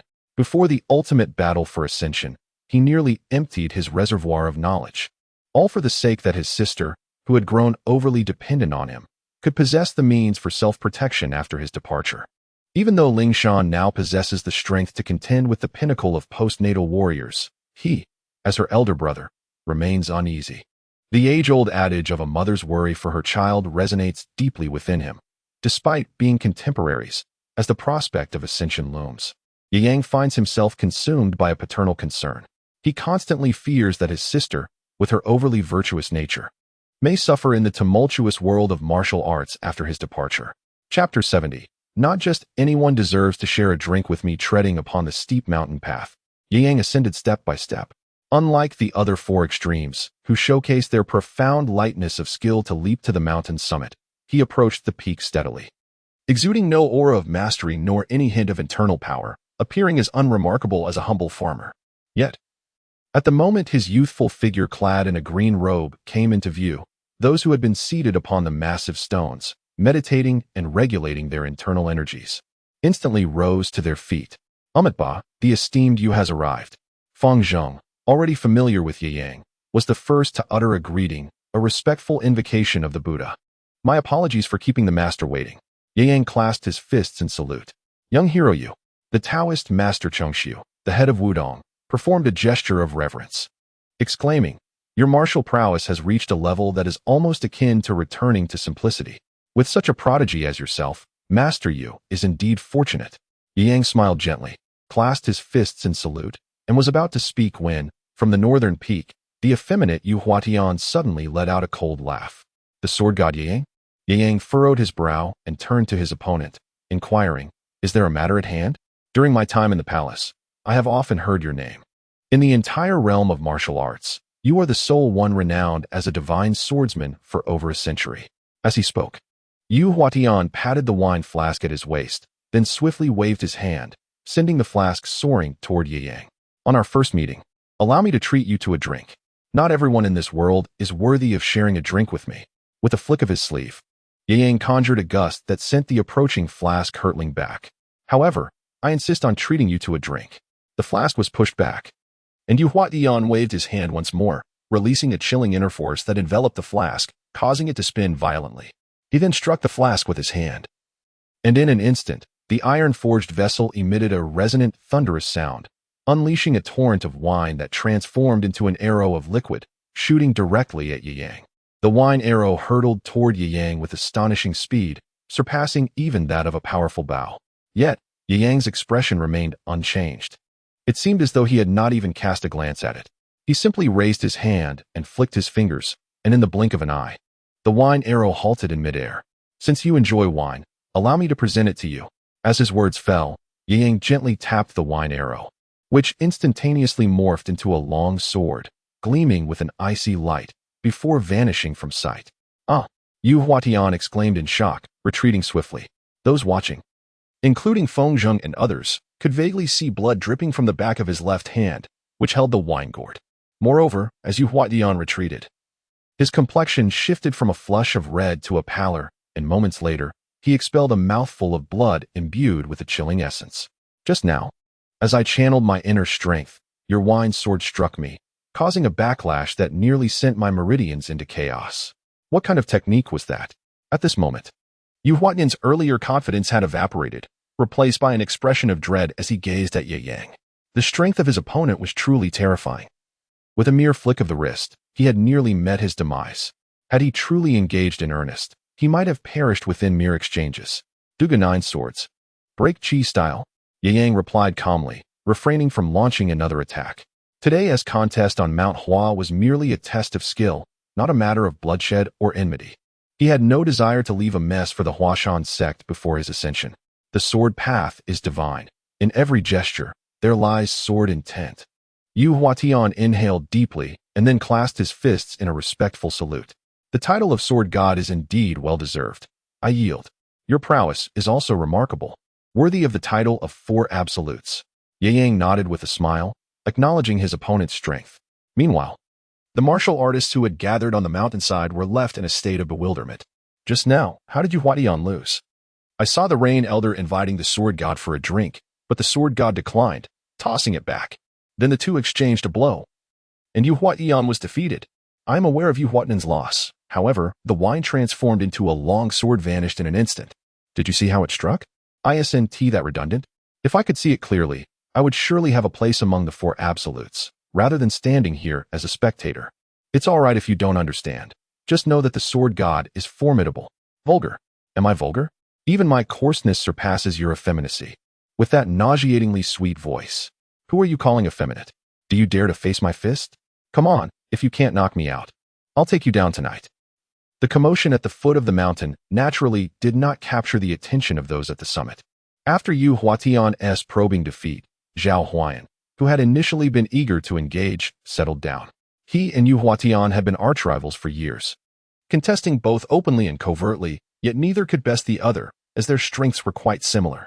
Yu Huatian's swift defeat clearly indicated that even if he had personally intervened, the outcome would likely have been no different. At this moment, observing the figure of Yu Yang, significantly younger than himself, Zhao felt a profound sense of nostalgia. The waves of the Yangtze River pushed the previous waves forward. He, once a master of the sword, has indeed aged. As expected, no one of renown is without merit. To earn the title of sword god in the martial world is a testament to extraordinary prowess. With Yu Yang's capabilities, he could be deemed unrivaled in the realm. Such an existence, should he wish to take a life, even those within the palace would find no refuge.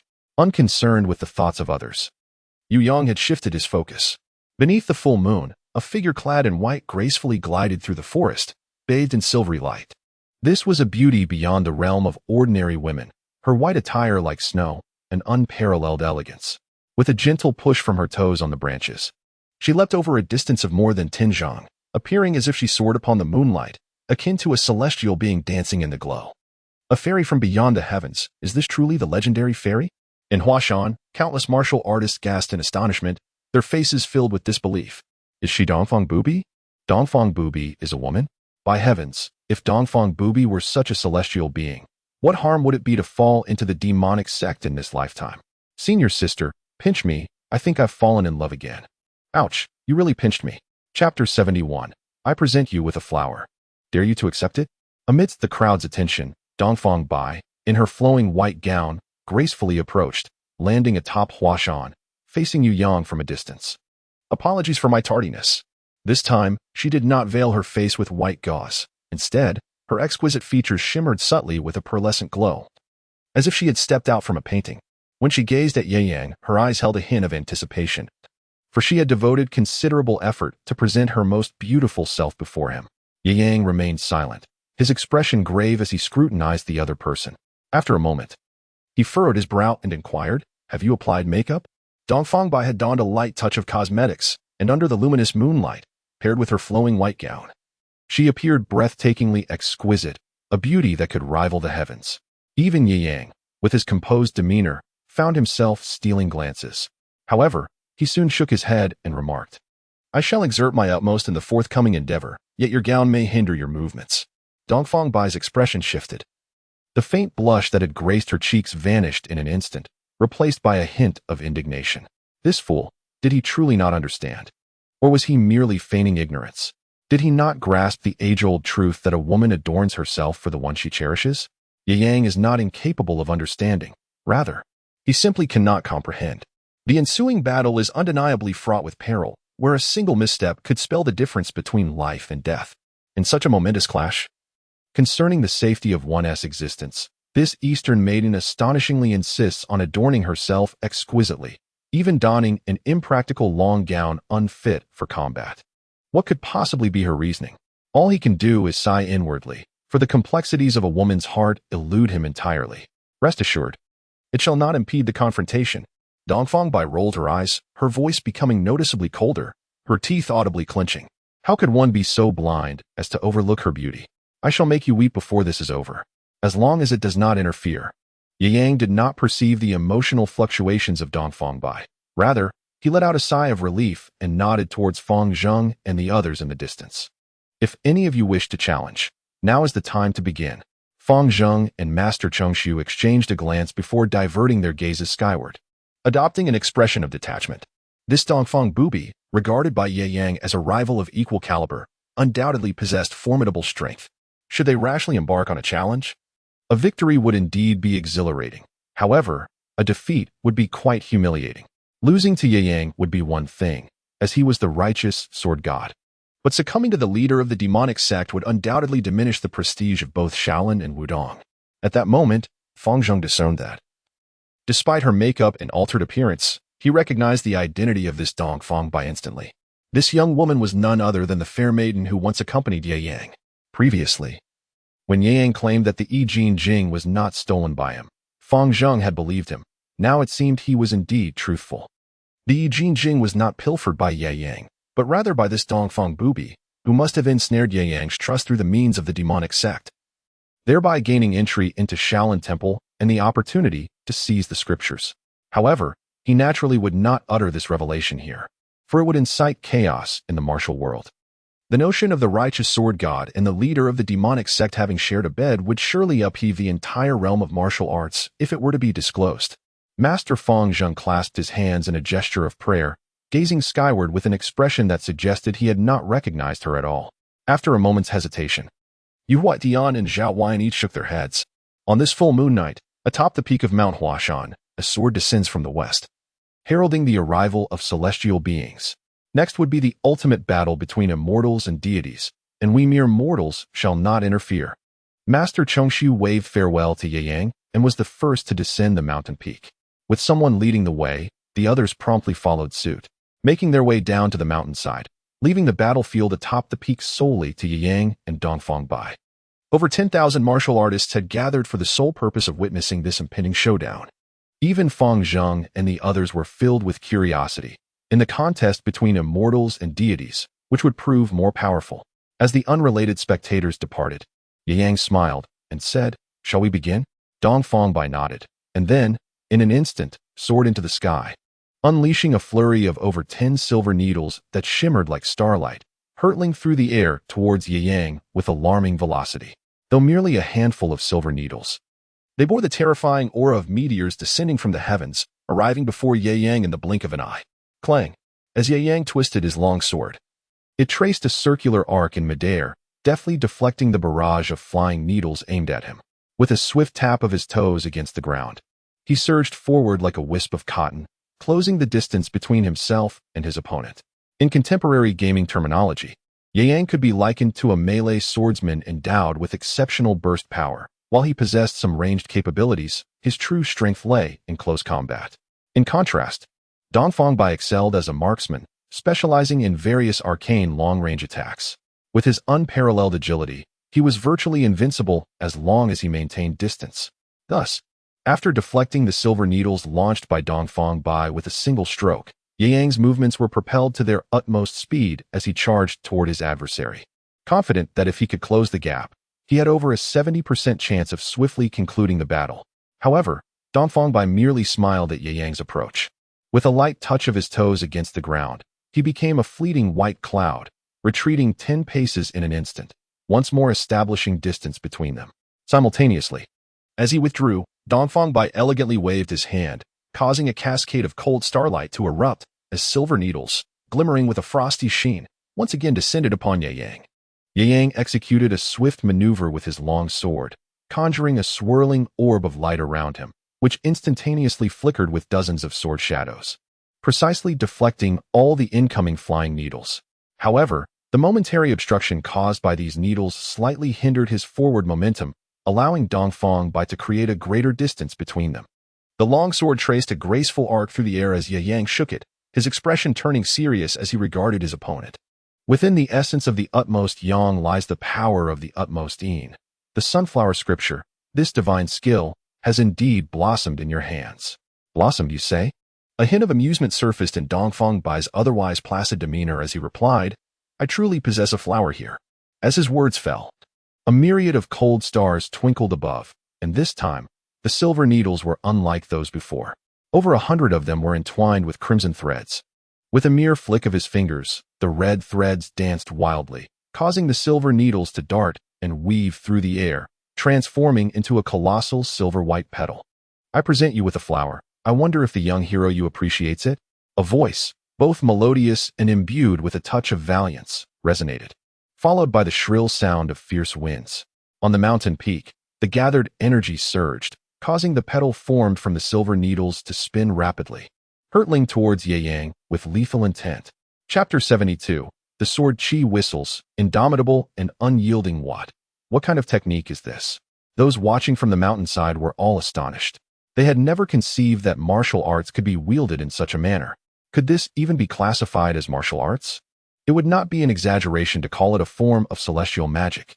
The silver giant petal, composed of the gathered silver needles, spun rapidly in the high sky and, under Dong Fangbai's command, suddenly surged downward with incredible speed. Yu Yang's expression was grave. In the fleeting moment when the petals fell, his figure traced several afterimages in midair, retreating to a distance of 10 zhang in an instant. Boom!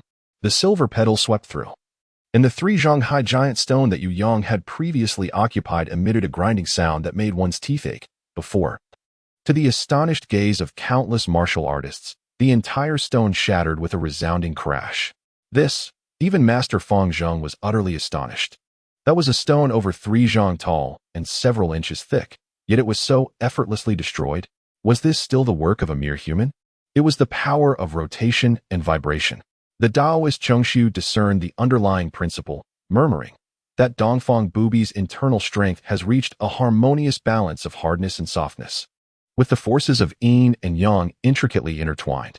The shock waves generated by the rapid rotation of these two powers are simply indomitable. No wonder he is referred to by you as a celestial being from beyond the heavens. Such prowess has transcended the limits of human capability, verging on the path of martial enlightenment. Master Fang Zheng's heart was filled with trepidation. With such formidable strength, if even Yu Yang could not suppress Dongfang Bubi, who in the future Jiang Hu could possibly contend with him? Yu Yang, it seemed, was in peril. Daoist Chongshu's expression also bore signs of anxiety. Not necessarily. Yu Huatian replied with indifference. Among these individuals, if anyone held the utmost confidence in Yu Yang, it was undoubtedly him. Having exchanged a brief clash with Yu Yang, he was acutely aware of the latter's terrifying capabilities. Despite his youth, Yu Yang had already reached the forefront of martial prowess. While Dongfang Bubi was indeed formidable, Yu Yang was also remarkably powerful. The outcome between the two remained uncertain. Indeed, at the very moment Yu Huatian's words fell, the previously retreating Yu Yang abruptly halted. And then, a faint purple glow flickered from the long sword in his hand, as if he were gathering strength. The sword energy, the sword god was about to unleash it. On the mountainside, numerous martial artists erupted in joyous cheers. The name of the sword god resonated throughout the Jianghu. For the long-lost sword energy had been reignited in his hands, and the indomitable, all-slicing sword energy had long been yearned for by the masses. Yu Lingshan clenched her fist. Her small face flushed with excitement, as she murmured, "My brother is invincible," trembling with exhilaration. The couple, Yu Buchuan and his wife, maintained a semblance of composure. Yet their palms were tightly clasped together, with Ning Zhong's nails digging into old Yu's flesh. Meanwhile, Yu Buchuan's gaze remained fixated on his son, seemingly oblivious to the pain radiating from his hand. Just as the colossal silver petals approached within 3 paces of Yu Yang, the poised young man suddenly lifted his head. His demeanor transformed in an instant. At that moment, he no longer appeared human, but rather, he embodied a divine being, one imbued with the authority of judgment and decree. An awakened deity among mortals. Flash. The sound, devoid of any earthly warmth, escaped Yu Yang's lips, and with it, the pure Yang sword was swept through the air in a decisive arc, devoid of any ostentation. Everything appeared unremarkable. Yet, within that seemingly mundane strike, a radiant sword aura erupted forth, akin to the sun piercing through the clouds, tearing apart the darkness of the night with its brilliance. It was a sword energy that defied verbal description, swift as a lightning bolt and soaring like a rainbow across the sky, accompanied by a sharp, rending sound that split the very fabric of space as it met the oncoming silver needle petals. Boom! The force surged violently, with a cacophony of thunderous roars interspersed with the sounds of cutting and tearing, as well as the resounding clinks of metal. The amalgamation of these sounds resembled the thunder of heaven, resonating in a deafening din. Many martial artists, whose internal power was relatively weaker, found themselves temporarily deafened, perceiving nothing but the blinding light before their eyes, devoid of any other hues. Time became nebulous. It could have been an instant or an eternity. When the blinding white light faded and the battlefield came into view once more, gasps of disbelief erupted from the crowd. The sword energy had vanished, and the petals, once formed by oriental silver needles, had also disappeared without a trace, as though everything had been but an illusion. At that moment, Yu Yang and Oriental stood on opposite sides of an ancient tree atop the mountain, each positioned within a 30-zhang radius of one another. The ground between them lay strewn with rubble and wood shavings, as if it had been plowed repeatedly, marked by uneven trenches and furrows. In short, within the distance that separated them, nothing remained unscathed, standing intact in that place. Yang gently shook the pure Yang sword in his hand, exhaling softly as he regarded the equally labored breathing Dongfang Bai.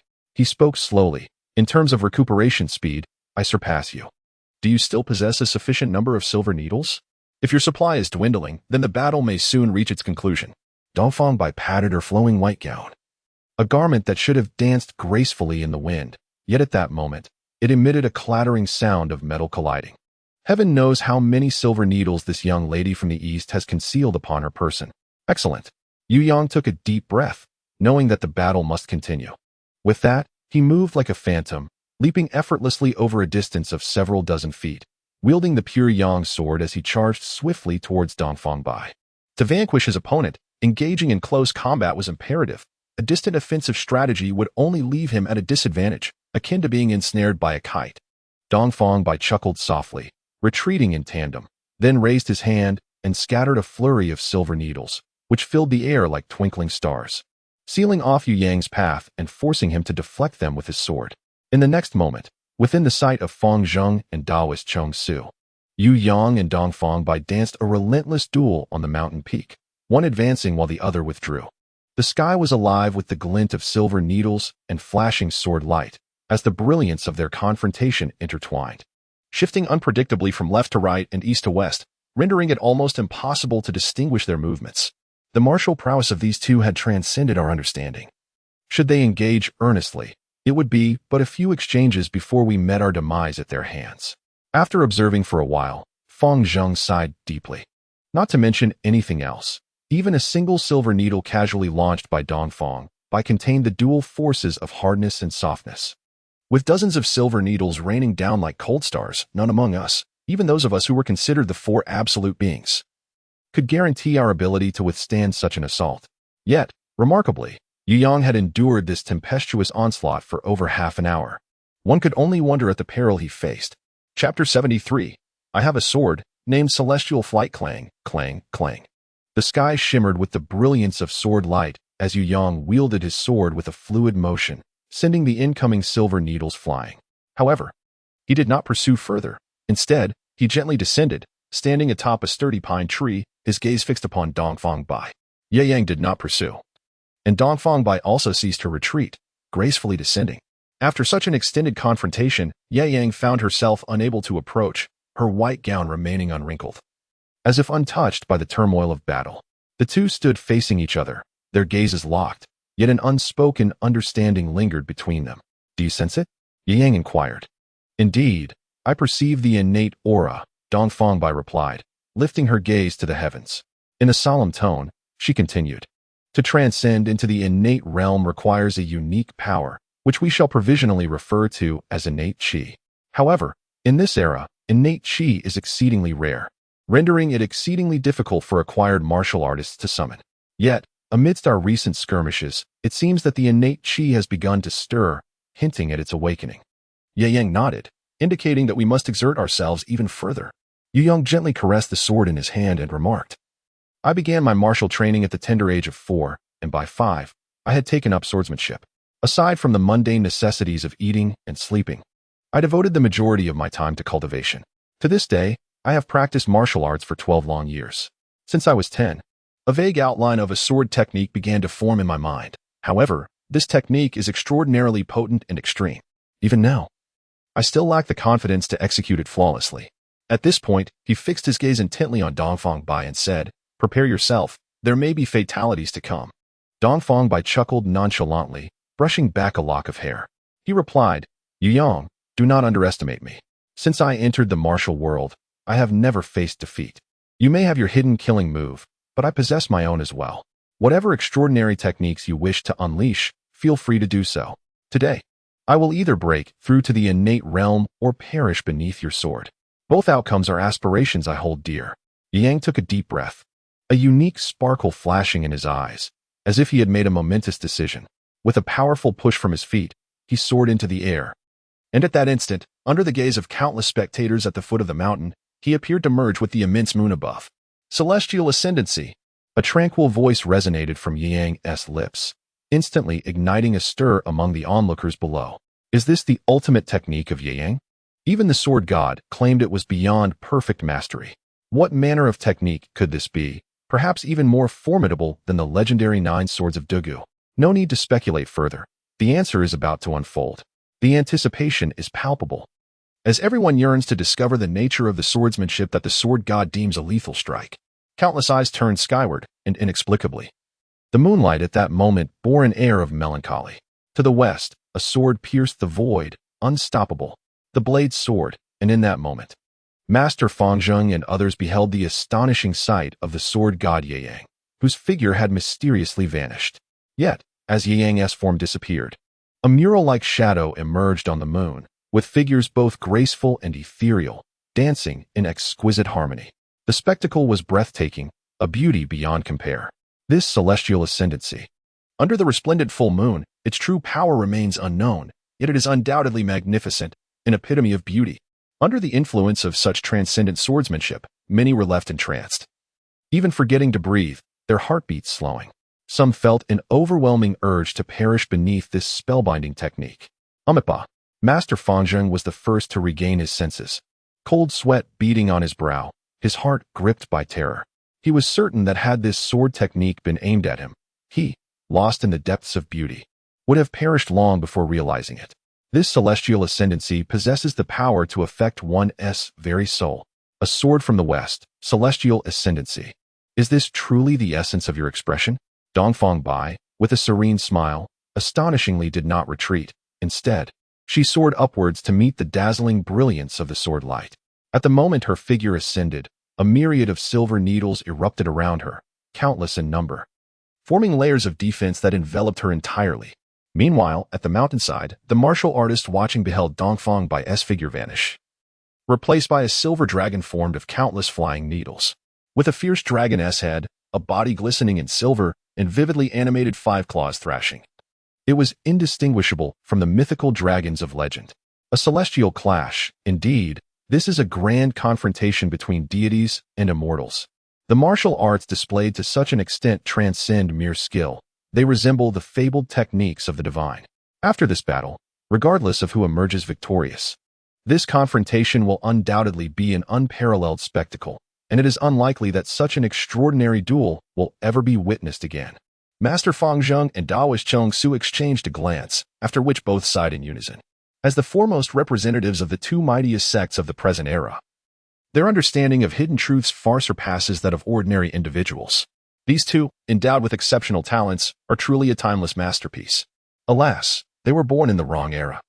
Had they lived over a century ago, during the age when innate abilities could be cultivated, their prodigious gifts would have rendered them invincible across the globe.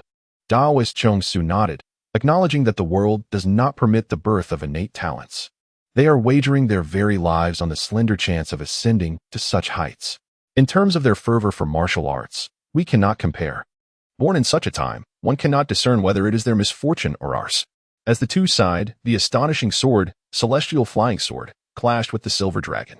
Subsequently, the brilliant sword light surged like a tidal wave, instantly piercing through the fearsome dragon's head.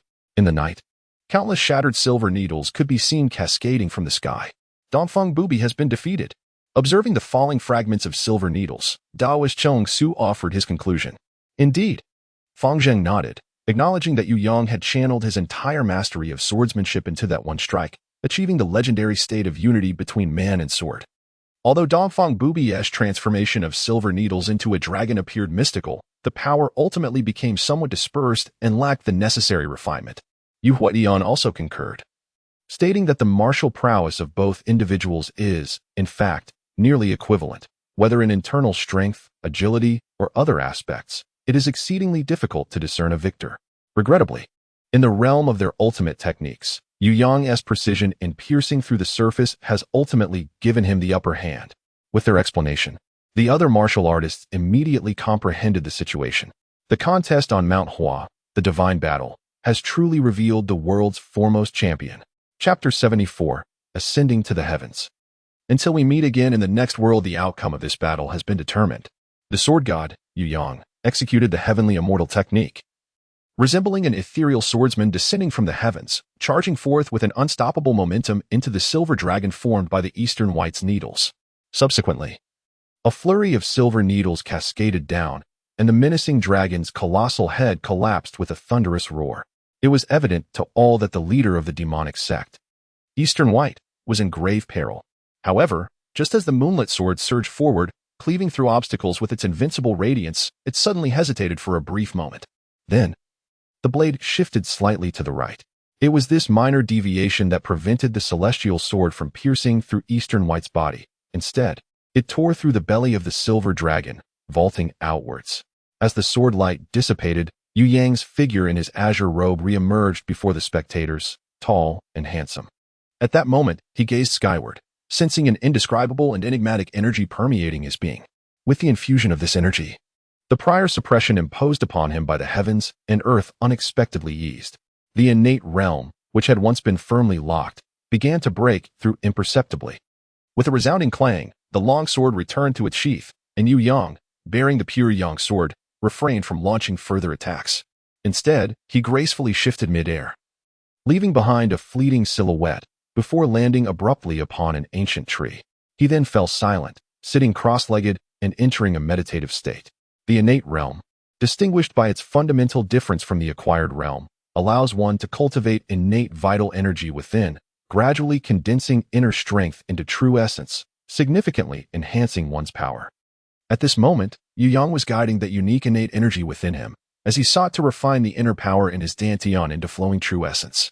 Meanwhile, as he concentrated on cultivating his true essence, Eastern White, having dispelled the silver needle dragon, cast a bewildered glance at Yu Yang, her crimson lips biting down gently. Her gaze complex. She was acutely aware that the final strike had been altered. Had it not been for that, she would now be nothing more than a lifeless corpse. In this sense, she owed him a debt of life. What could one use to repay such a kindness? Unbeknownst to her, a faint blush crept across her cheeks, her thoughts wandering in unfamiliar directions. Yet, in the next moment, her expression shifted dramatically as she suddenly lifted her gaze to the heavens, her eyes cold. She could sense an esoteric aura swirling above her head, which, if not mistaken, should signify the opportunity to ascend to the innate realm. However, this opportunity lingered, seemingly assessing whether Eastern White possessed the qualification to transcend worldly limits and enter the legendary innate state. If it is not granted to me, then I shall seize it for myself.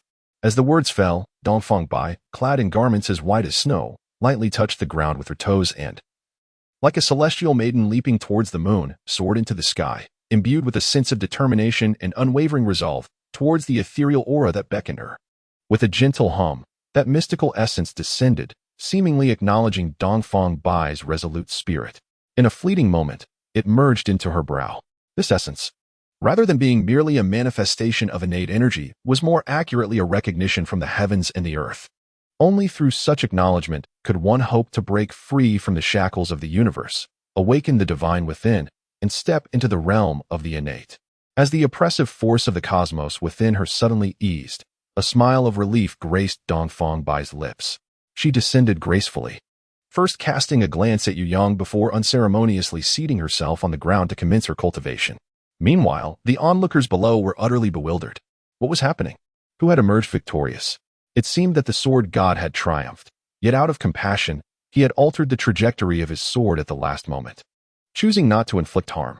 The notion of the sword god being merciful elicited instinctive laughter from some, though they quickly corrected themselves, pondering if perhaps he was reluctant due to the rarity of worthy opponents.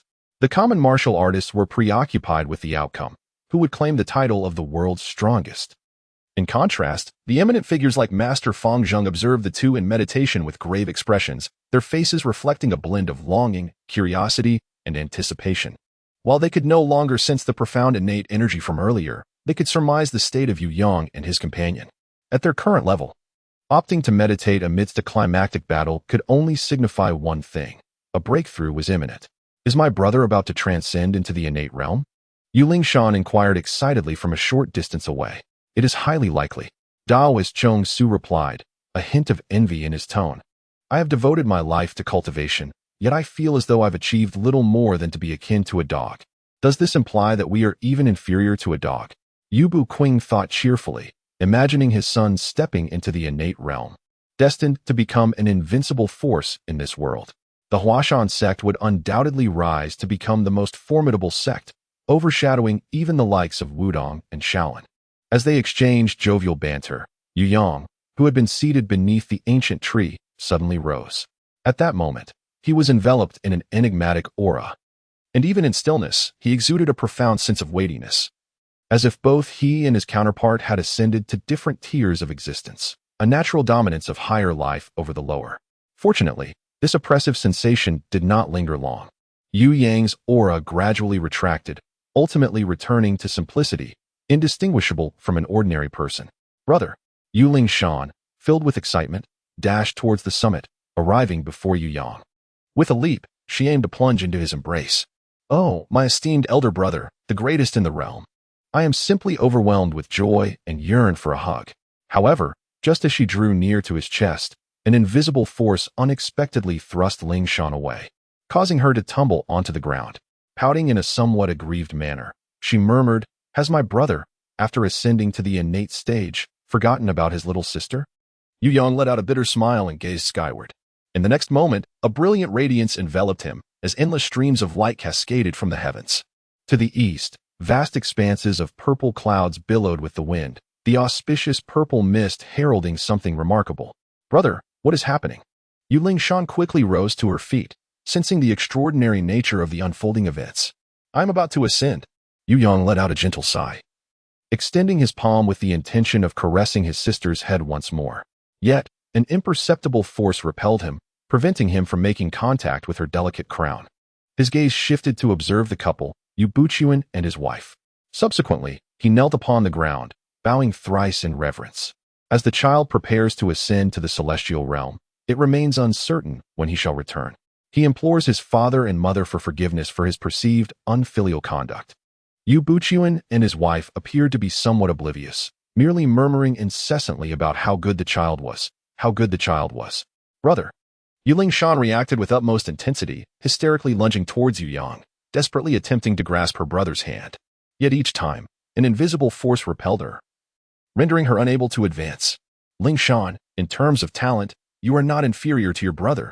It is merely your excessive reliance on me that diminishes your brilliance. In the soft glow of his eyes, Yu Yong whispered gently, it is merely a temporary parting. Do not be sorrowful. Brother awaits you in the upper realm. Upon uttering these words, a brilliant radiance enveloped him, and amidst the gaze of thousands, a sweeping tide of purple mist ascended as he soared into the heavens, breaking through the void. In the fleeting moment before his form vanished entirely, he cast one last glance at Dongfang Bai, who had also completed her cultivation and radiated a similar brilliance, and offered her a tender smile. Until we meet again in the next world, Lady Bai? On this day, the sword god Yu Yong ascended to the heavens, and the cosmos rejoiced in celebration. Similarly, on that day, the leader of the demon sect, Dongfang Bai, also ascended, marking a monumental event of celestial beings rising to the skies on the same day. Later generations would commemorate this occasion as the Day of Celestial Ascendance, a tale passed down through the ages, transforming into a legendary myth. As for Mount Hua, it became a revered sanctuary in the hearts of countless martial artists, celebrated for the Sword Conference and the ascension of divine beings, a topic for another time, which we shall set aside for now. End of Volume 1. Chapter 1. The World of the Divine Eagle, scheming for mastery in the Southern Song Dynasty during the third year of the Duanping era. The lands of Hunan lay under the dominion of the Mongols. Following the disgrace of Jinkong, the Song emperors relocated to the south, and vast territories north of the Yangtze River fell under the rule of the Jin dynasty. Subsequently, with the rise of Genghis Khan on the Mongolian steppes, the various tribes were unified, and the Mongols allied with the Song to extinguish the Jin. Thus, the lands north of the Yangtze River came under the Mongol Empire's control. At this moment, in the early spring, nature was awakening. Flowers bloomed vibrantly, marking the ideal time for spring plowing. However, due to prolonged warfare, the common folk faced devastation. Many perished, while others fled, leaving the land littered with bones and in utter disarray. As Yu Yong walked along the official road, he cast his gaze upon a few skeletal remains by the roadside and could not help but sigh. Whether the Jurchens emerging from the Black Mountains or the Mongols rising from the grasslands, their level of civilization was markedly low. Although they excelled in warfare, their governance was woefully inadequate. The present era in the Central Plains could be regarded as one of the darkest in history, particularly for the Han Chinese in the northern regions, who were subjected to severe subjugation, their safety and lives devoid of any assurance. This marked Yu Yang's third day in this world. Over these 3 days, he encountered very few living souls. Those he did see would flee in terror upon catching sight of him. It was evident that the populace in the northern territories harbored extreme wariness towards outsiders, suffering from a profound lack of security.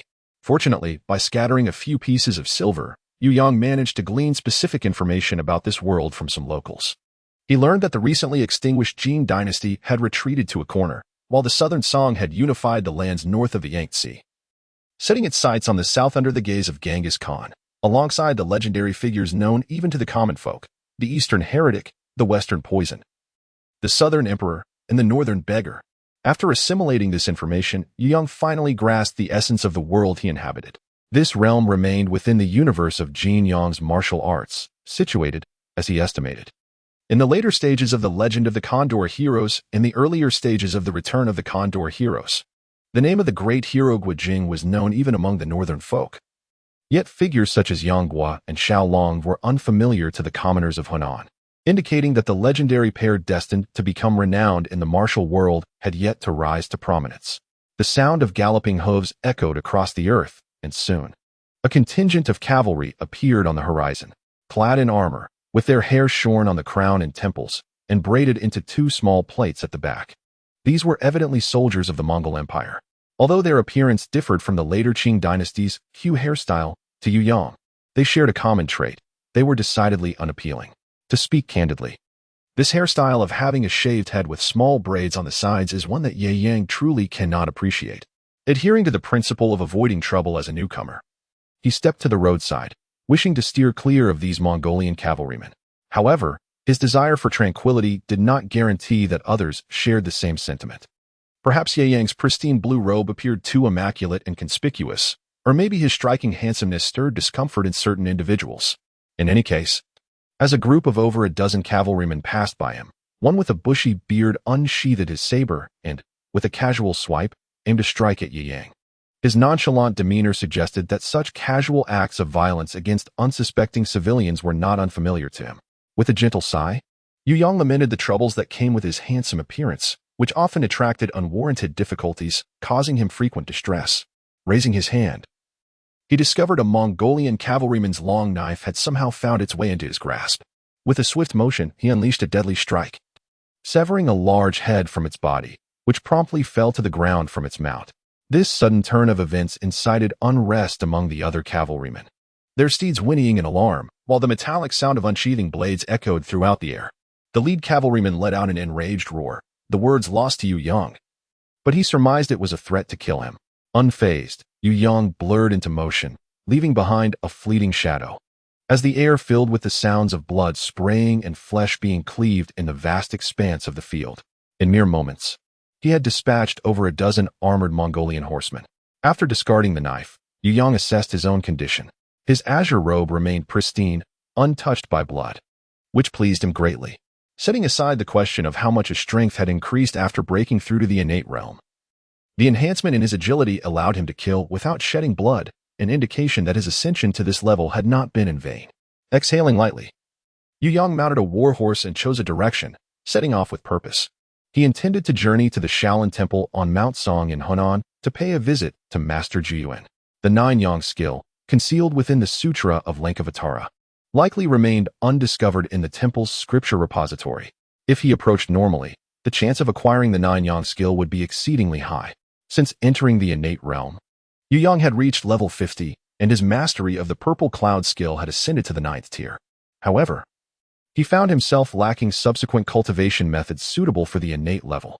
Although the I Jing Jing could still be practiced, its advantages lay in altering innate talent and enhancing physical strength, rather than in the realm of internal martial arts. Thus, Yu Yang's ambitions crystallized into three objectives. First and foremost was the acquisition of the nine-yang skill, renowned for its unparalleled prowess, often regarded as equal to the esteemed Nine Manual, a pinnacle of martial arts in Jin Yang's narratives. Should he successfully obtain the nine-yang skill, he would then journey to Zhongnan Mountain to seek the remnants of the Chongyang inscriptions within the ancient tomb, which were said to hold the legendary Nine Manual, albeit only a fragment. Nonetheless, the pursuit would be worth his personal endeavor. Lastly, he planned to pay a visit to the foremost sect of the age, the Chuanjin school. The supreme technique of the Chuanjin sect, the primal technique, must be personally observed. Long ago, Yu Yang harbored suspicions that the purple cloud divine art he primarily practiced had profound connections to the primal technique. Even now, he firmly believes this to be true. In his perspective, the purple cloud divine art is likely a simplification derived from the primal technique by the founding master of the Huashan Sect, Hao Datong, tailored to suit the cultivation of postnatal martial artists. If this holds true, then the primal technique would indeed be the most suitable advanced method for Yu Yang's cultivation, as the continuity of the technique ensures that the practice would yield twice the results with half the effort. Chapter 2. I am Dongfang Bai, a wanderer without sect or affiliation, a mere solitary cultivator. The Shaolin Temple of Mount Song, an indomitable giant in the realm of martial arts, remains ever-present despite the rise and fall of countless sects within the Jianghu. Mount Song, before the glory of the Songhan sect emerged in later years, is currently home only to the ancient Shaolin Temple, which has stood for a millennium. Before the grand temple, a centuries-old welcoming pine stands tall, and upon its lush trunk lies a figure clad in white garments, reminiscent of snow. A woman reclines there, gazing intently at the endless stream of passers-by along the mountain path. Ba, benefactor, you have lingered here for 2 days. Might you consider descending from the tree? The temple's gates swing open, and a middle-aged monk steps out, palms pressed together in reverence, his tone tinged with mild discontent. As a sacred site of Buddhism, Shaolin Temple has never lacked female devotees. Any who come to offer incense are always welcomed with open arms. However, encountering someone who neither offers incense nor departs, but instead remains perched in a tree, is a first for them. Initially, the monks turned a blind eye, presuming it was merely the folly of a visitor who would soon tire of their antics. Yet, 2 days have passed, and the woman shows no intention of leaving, hinting at a desire to linger in her lofty perch for an extended period. This behavior is intolerable for the Shaolin Temple, as her presence has begun to attract considerable attention. The mysterious woman atop the welcoming pine has gained notoriety within the region of Mount Song, with many devotees forsaking their offerings to embark on long journeys solely to catch a glimpse of the so-called fairy sister. The once hallowed grounds of the Buddhist sanctuary have descended into such disarray that several senior monks have begun to express their dissatisfaction, with the higher-ups displeased. The mid-level monks dare not slacken their efforts. After a brief discussion, they dispatched a monk skilled in guest relations to negotiate. Yet, upon delivering his message, the woman in the tree remained unresponsive, leaning against the trunk as if in meditation or deep contemplation. Benefactor, should you choose to remain silent any longer, I may be compelled to resort to more forceful measures. The guest monk felt a surge of anger within. The esteemed monks of the temple were closely observing this matter. If he could not manage even such a trivial issue, his prospects at Shaolin would surely be bleak. Just as his words faded, the woman in white atop the welcoming pine suddenly stirred. With a graceful wave of her delicate hand, a flurry of shimmering starlight erupted, and in an instant, it descended upon the monk. Boom! The blue stone floor before him shattered violently, and in a mere heartbeat, a chasm over 3 yards long emerged, obstructing his path. Swallowing hard, the guest monk retreated in silence, his heart pounding with trepidation. This situation had surpassed his capabilities. The visitor was no ordinary martial artist, but a formidable master endowed with profound inner strength. Had the assailant harbored any murderous intent, he would have surely been riddled with holes. As he withdrew to the temple, the spacious main gate swung open, revealing Master Tianming, the current abbot of Shaolin, accompanied by several senior monks hurrying forth. Ba, the old monk mused, I perceive that the practitioner just now wielded silver needles, reminiscent of the infamous Chilean fairy, Limacho. Master Tianming intoned a Buddhist chant but refrained from immediate action, his expression tinged with caution as he gazed at the woman in the tree. Rumors in the martial world spoke of Limacho's extraordinary beauty, akin to that of a celestial being, yet her heart was as ruthless as her skills were lethal. Her mastery of silver needles had claimed countless lives, earning her the notorious title of Chilean fairy. Now, it appeared that the tales held truth. Limacho was not only breathtakingly beautiful, but also possessed an unfathomable strength. From her casual strike, one could surmise that she had likely entered the realm of innate mastery. Those who reached this pinnacle in the martial arts could walk with impunity, and even the millennium-old Shaolin Temple would hesitate to provoke such an entity. Limacho? The woman in white atop the welcoming pine finally spoke, her voice as melodious as a golden aureole yet laced with an unmistakable chill, an aura that repelled others from a great distance. She, too, favored the use of silver needles? Upon hearing her voice, Master Tianming instantly realized that she was not Limacho. A wave of relief washed over him. After all, he had heard of Limacho's merciless nature. And even as the abbot of Shaolin, he preferred not to engage with such a woman. Limacho, with her ice-cold silver needles, was nearly unmatched. And in this era devoid of the 5 absolute masters, few in the martial world could stand against her. As Master Tianming pondered the identity of the woman in the tree, he dared not speak ill of Limacho, but rather continued to probe cautiously. Might I inquire if this esteemed lady has any connections to Limacho? I do not know her. The woman clad in white gracefully rose from the tree, standing atop the pine, her eyes shimmering with curiosity and anticipation. She remarked, however, should the opportunity arise, I would indeed relish the chance to engage in combat with her. Upon hearing this, Master Tianming exhaled in relief, a smile gracing his visage as he inquired, might I ask how the esteemed lady is addressed? And what brings you to our Shaolin temple? I am Dongfang Bai, a solitary wanderer with no affiliation, here to await someone. There is no need for concern, master. The woman perched in the tree was none other than Dongfang Bai, having ascended from the world of smiling proud wanderer. After her arrival in this realm, she experienced a brief period of bewilderment. Upon failing to locate Ye Yang, she inquired about the location of Shaolin and hastened her way there. Do not question her motives for visiting Shaolin, given Ye Yang's fervent obsession with martial arts, upon learning that this world also harbors a Shaolin temple. How could he resist the urge to explore? Yet, the exact timing of his arrival eluded her judgment, prompting her to remain at the temple's entrance. With her innate martial prowess, sustaining herself without food or drink for half a month posed no challenge. Are you waiting for someone, esteemed lady? Master Tianming was taken aback.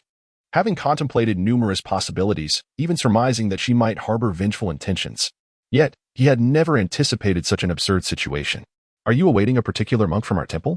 If so, might you share with this humble monk? We are not waiting for a monk. Dongfang Bai's delicate brow furrowed, as she recalled the image of Ye Yang renouncing the world and shaving his head, leading to her growing discontent with Shaolin Temple. His name is Ye Yang. Have you heard of him? Chapter 3, Little Bai. We meet again, Ye Yang? Master Tianming shook his head. He was familiar with the Ye Yang Tower. Yet the name Ye Yang itself was unknown to him. To be awaited so eagerly by the white-clad woman before him suggested she was no ordinary person. However, it raised the question of when such a formidable figure had emerged in the martial world, unbeknownst to them at Shaolin Temple. Disappointment flickered in Dongfang Bai's eyes. It seemed that the recently arrived Ye Yang was, like her, still obscure and lacking in renown. In a world as vast as this, wandering aimlessly without a destination seemed futile. It would be wiser to remain at the foot of Shaolin Temple, patiently waiting for fortune to smile upon her. Upon failing to gather any news of Ye Yang, Dongfang Bai lost interest in further conversation and coolly remarked, Master, please return. I shall wait a while longer. Master Tianming intoned a Buddhist chant and offered, Dongfang, why not accompany me into the temple to wait? It is rather unsuitable for you to linger in the trees. No, Dongfang Bai shook her head. I shall remain here. If he arrives, I will see him at once. With her assertion, Master Tianming deemed it inappropriate to press further and folded his hands in prayer, stating, It appears you are a person of deep sentiment. In that case, I shall not disturb you. An enigmatic, innate master awaited an old acquaintance. Given the circumstances, it was likely that the person she waited for was no ordinary individual. After weighing the pros and cons, Master Tianming chose to acquiesce.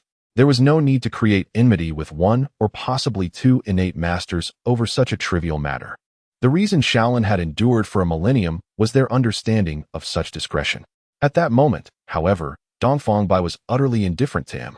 Her gaze fixed intently upon the mountain path below, where a figure clad in green was strolling towards her. Though still at a distance, she instantly recognized Ye Yang. The tall, handsome youth, with striking eyebrows and bright eyes, exuded an ethereal charm as he walked, his green robe billowing in the wind. Illuminated by the golden hues of the setting sun, resembling a celestial being descended from the heavens. With a gentle push off a branch, Dongfang Bai gracefully descended, hurrying down the mountain path. Ye Yang. A cool breeze swept along the mountain trail, lifting the strands of her hair. Upon the reunion with an old friend, she felt a mix of excitement and shyness. After calling out his name, she found herself at a loss for words. Little Bai, it is a pleasure to see you again. Ye Yang's radiant smile, akin to the gentle caress of spring breezes, brings forth a sense of tranquility and delight. Indeed, separated by two realms, we have reunited. Dongfang Bai mused. In this unfamiliar world, surrounded by strangers, everything seemed so illusory. Only upon seeing Ye Yang did she feel a palpable sense of reality. The world before her no longer appeared so ephemeral, and everything seemed to take on a tangible essence. Shouldn't we celebrate this extraordinary encounter? Suppressing her excitement, Dongfang Bai remarked with a smile. Yes, it is indeed a cause for celebration, Ye Yang agreed, acknowledging that encountering a familiar face in this new world was truly worthy of festivity. Come, let me treat you to a drink. With a seemingly carefree gesture, Dongfang Bai waved her sleeve and began to descend the mountain.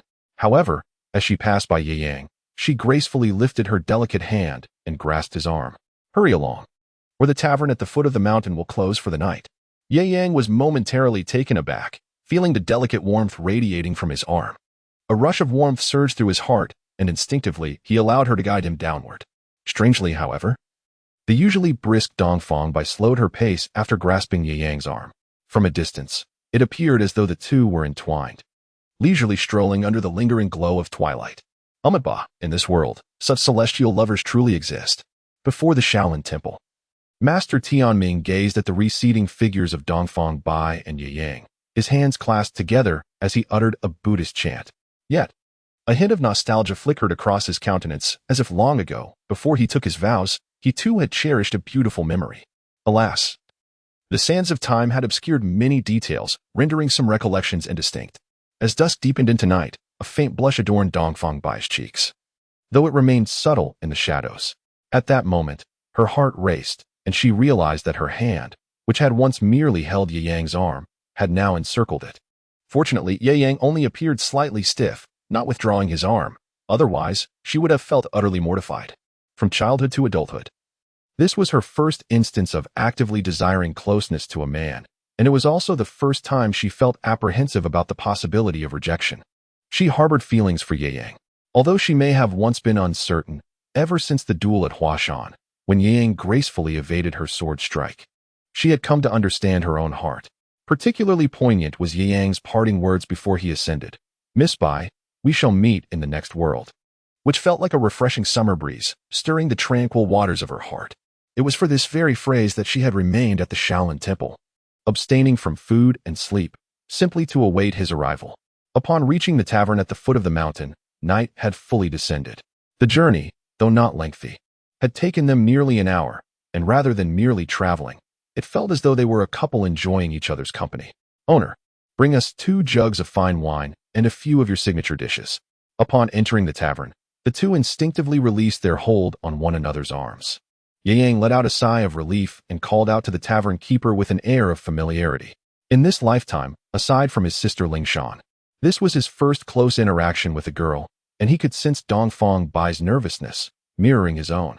His heart raced with concern, especially for someone as exemplary as Dongfang Bai. After calling out, the tension in his heart eased somewhat, and they chose a cozy table by the window on the 2nd floor, observing the sparse pedestrians outside, which lightened the atmosphere considerably. The tavern wasn't crowded, and soon, the waiter arrived with their drinks, visibly startled by Dongfang Bai's beauty, causing his hands to tremble slightly as he set down the cups. Yu Yang smiled gently, raising his hand with a graceful gesture, summoning a chair that glided effortlessly to the table, coming to rest beside the flustered waiter. "Why not sit down, my young friend, and share a drink with us?" "And no, I couldn't," the waiter stammered, retreating in a hurried panic. He was merely a worker, and although he had encountered numerous martial artists, he had never witnessed such a display of supernatural prowess, an act akin to celestial sorcery. It was merely a polite invitation, and he lacked the audacity to accept such a proposition.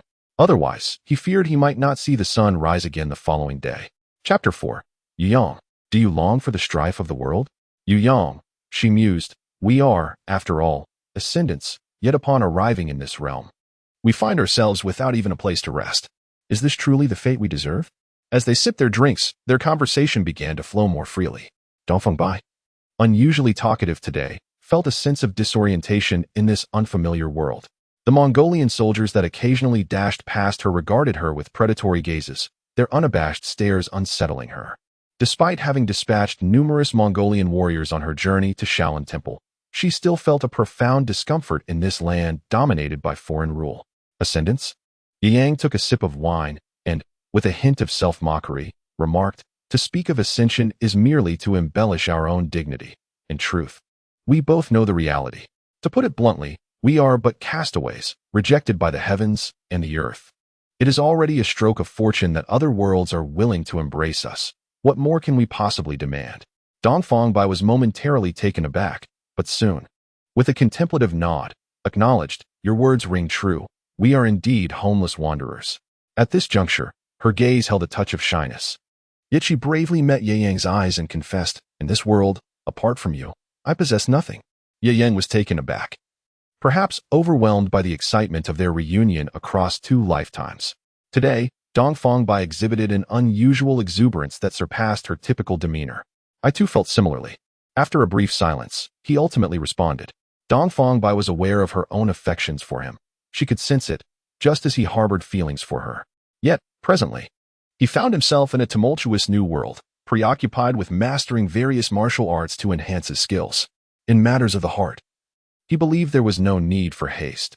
It was best to let things unfold naturally. Upon hearing Ye Yang's expression of sentiment, Dongfang smiled softly. She understood his nature. He had always been somewhat oblivious when it came to emotions.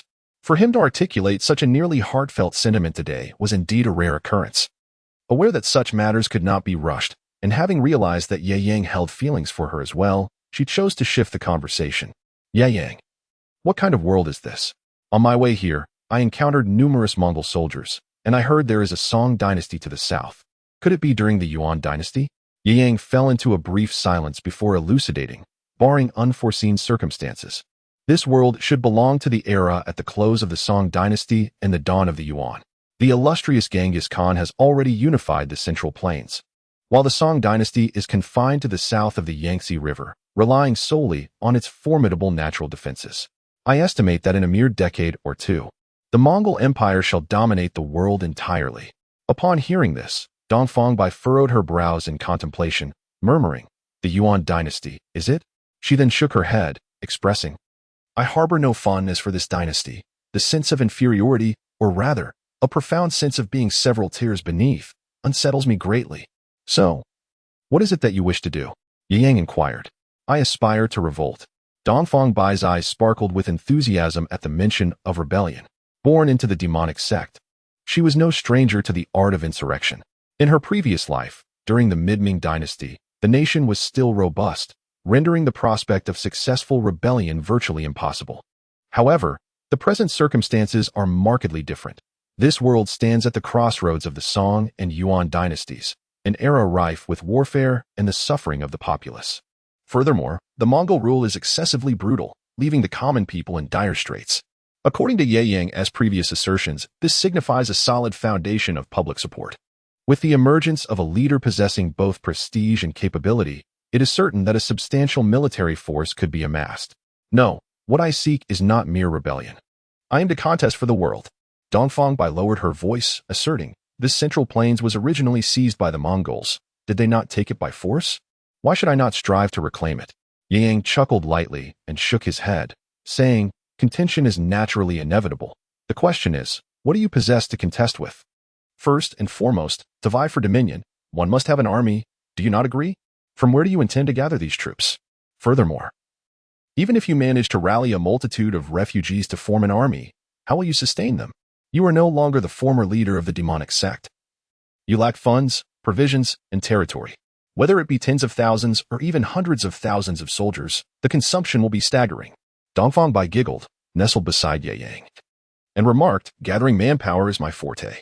While I cannot promise hundreds of thousands, I am confident in my ability to assemble several thousand troops.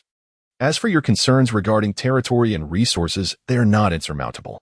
The Central Plains are vast, and the Mongol forces cannot possibly garrison every city. I could infiltrate those cities where their defenses are weak. The wealth in their treasuries and granaries would then be mine. However, upon reflecting on this, I find myself in a quandary. The Mongol Empire is currently at its zenith. The terrain of the Central Plains is clear and unobstructed, and all Mongol soldiers are cavalry, possessing exceptional mobility, making guerrilla tactics quite challenging to execute." Ye Yang nodded thoughtfully. In the present day, Mongolia thrives under the enduring legacy of Genghis Khan. With the Mongol Empire at the zenith of its power, sweeping across Eurasia with unrivaled might. To contend with the Mongol Empire at its peak is no trivial endeavor. There remains a decade or more until the fall of the Song dynasty. Pondering such matters now seems premature. Perhaps, in a decade's time, we may have departed from this world altogether. To be frank, Ye Yang harbored little interest in the tumult of seizing the world. With a system at his disposal, his focus lay in mastering a few extraordinary skills. Armed with subsequent cultivation techniques, he could steadily enhance his prowess. Once he reached the limits of this realm, he could prepare for ascension once more. In his eyes, the pursuit of dominion was a distraction that could hinder his progress in cultivation. The great chivalrous spirit, exemplified by figures like Guijing, commands his respect. Yet, despite this admiration, Ye Yang never considered himself a hero of such stature. Unable to emulate Guijing's selfless dedication to country and people, he could only vow not to betray the interests of his nation or its people for personal gain. In these turbulent times, many matters lie beyond the influence of individual strength. Innate martial artists possess formidable power, yet even the strongest have their limits. Confronted by the seemingly endless tide of Mongolian cavalry, the personal strength of a warrior appears fragile. Sighing, Dongfang Bai shared in this understanding, recognizing the difficulties ahead. Contemplating the relentless cavalry of the Mongol Empire, she felt a swell of anxiety. Personal martial prowess seems insignificant against the grand currents of history. Oh well, let us take each step as it comes. You are right. We are but transient travelers, and perhaps one day we shall depart. Yang nodded, deciding to set aside those bothersome matters. Miss Bai, the night is wearing on. Shall we take our rest here at the inn tonight? Oh? Dongfang Bai's eyes sparkled with intrigue. Chapter 5. If I were to steal a kiss, would she notice? So, we're to spend the night in this inn, are we? A flicker of apprehension gripped Dongfang Bai, pondering whether something significant might transpire that evening. Indeed, tomorrow morning, we shall visit Shaolin Temple. I do not have much silver left, so I have only booked one room. I hope you have no objections? None at all. I shall follow your lead. At this moment, Dongfang Bai's heart raced with a mixture of nervousness and delight. Had Yang finally awakened from his obliviousness? Indeed, it seemed Ling Shan was correct. Her brother was quite dense, and only through her initiative could there be any progress. As anticipated, when she had taken the initiative to embrace him earlier that day, she had not expected such a favorable outcome. Even this dense fellow had taken the initiative to secure a room. However, was this pace too swift? They had not yet exchanged vows beneath the blossoms, yet they were proceeding directly to the final step. Truth be told, Dongfang Bai felt a twinge of conflict within her. She wished to exhibit a modicum of restraint in front of Ye Yang, yet feared that a refusal might dishearten him, leading to a future where this oblivious man would never again take the initiative. What was she to do? Let us proceed. The lodging was on the 3rd floor. Noticing that Dongfang Bai had no objections, Ye Yang took her arm and guided her upstairs. At that moment, Dongfang Bai lowered her head, her cheeks flushed, her eyes shy and timid, resembling a newlywed bride rather than the bold leader of a demonic sect, before the object of one's affection. Even the strongest woman can reveal a delicate side. The room was spacious, but Ye Yang merely cast a fleeting glance before striding toward the expansive bed. Is it that urgent? Dongfang Bai scoffed lightly, previously unaware that Ye Yang harbored such a hasty temperament, utterly devoid of romantic flair. Should one not first indulge in a bath before engaging in such activities? Indeed. Yu Yang nodded, swiftly approaching the bed, removing his shoes, and promptly settling into a cross-legged position atop the mattress. In the next instant, an ethereal purple aura began to waft above his head, leaving Dongfang Bai in a state of astonishment. This mischievous lad, he was actually, under such an intimate setting between a man and a woman, engaging in breathing exercises for cultivation.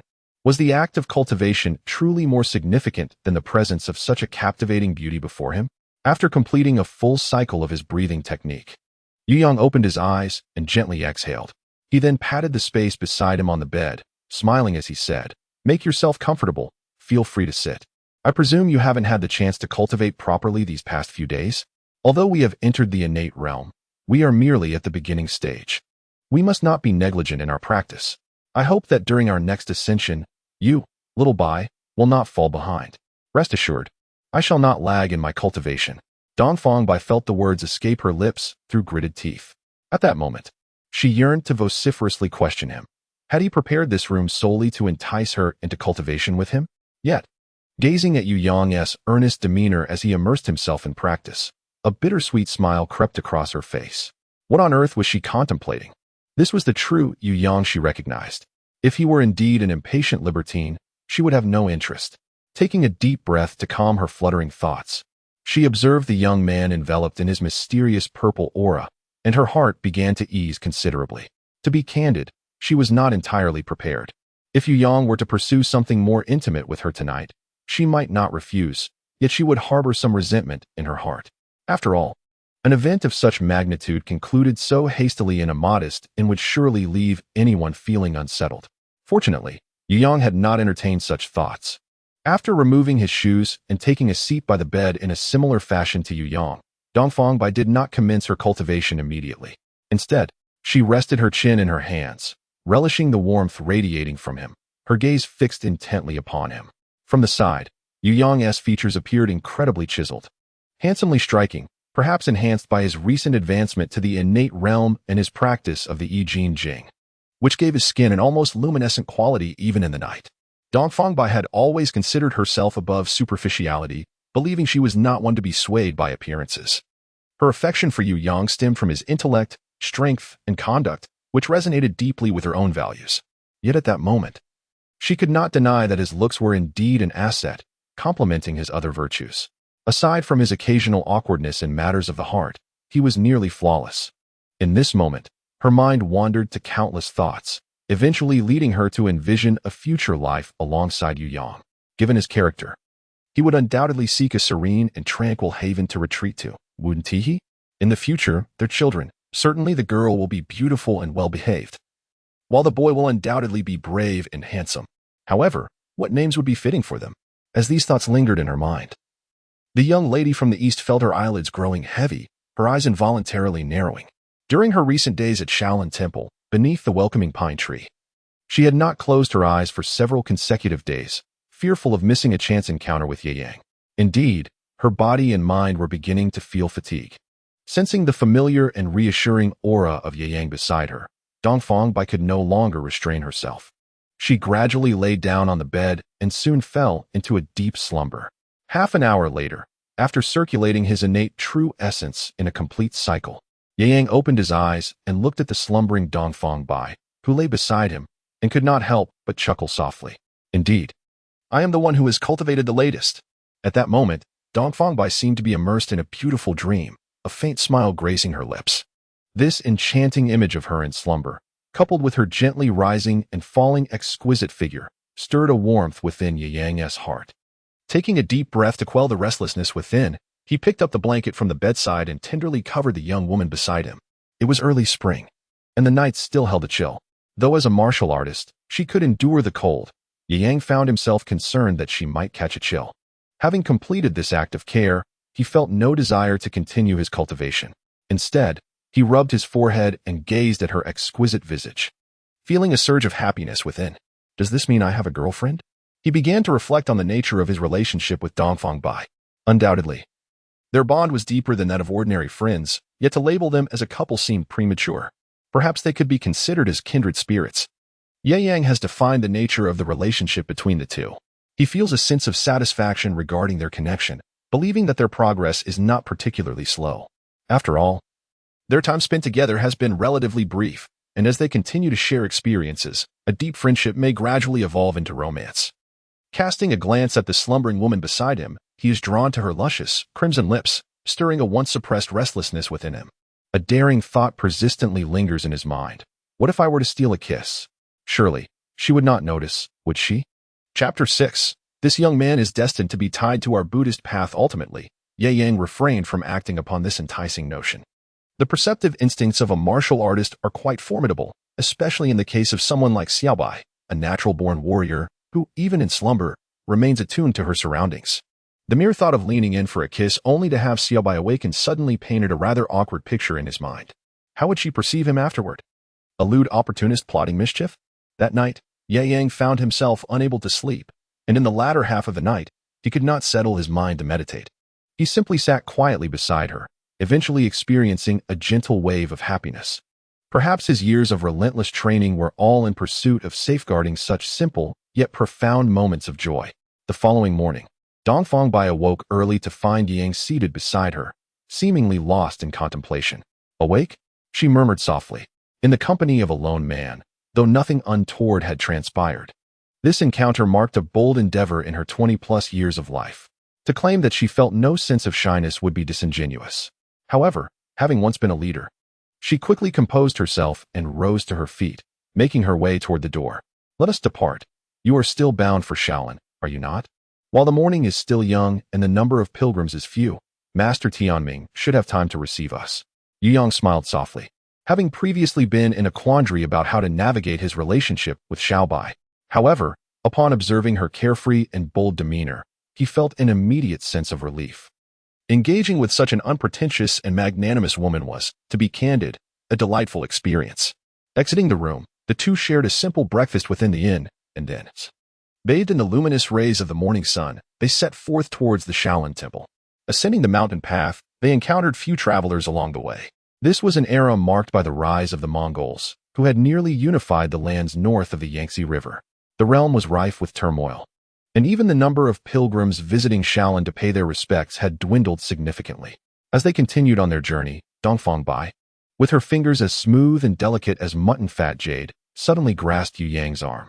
Yu Yang, somewhat taken aback, glanced around, pondering whether there was some lurking danger nearby. In this world, you are the only one I truly know. Dongfang Bai gazed upward at the sky, his expression inscrutable, and softly remarked, "Therefore, I must act swiftly, lest I lose you once more." Yu Yang's body stiffened momentarily, but he soon nodded earnestly. "You must act swiftly. I hope that decades from now, in the next world, we shall not lose each other." The hand gripping Yu Yang's arm trembled slightly, and Dongfang Bai felt a surge of joy in his heart. Yu Yang. Is he expressing his feelings for me? Does he wish for us to be eternally inseparable? Such a declaration stirs her heart far more than mere vows of everlasting love.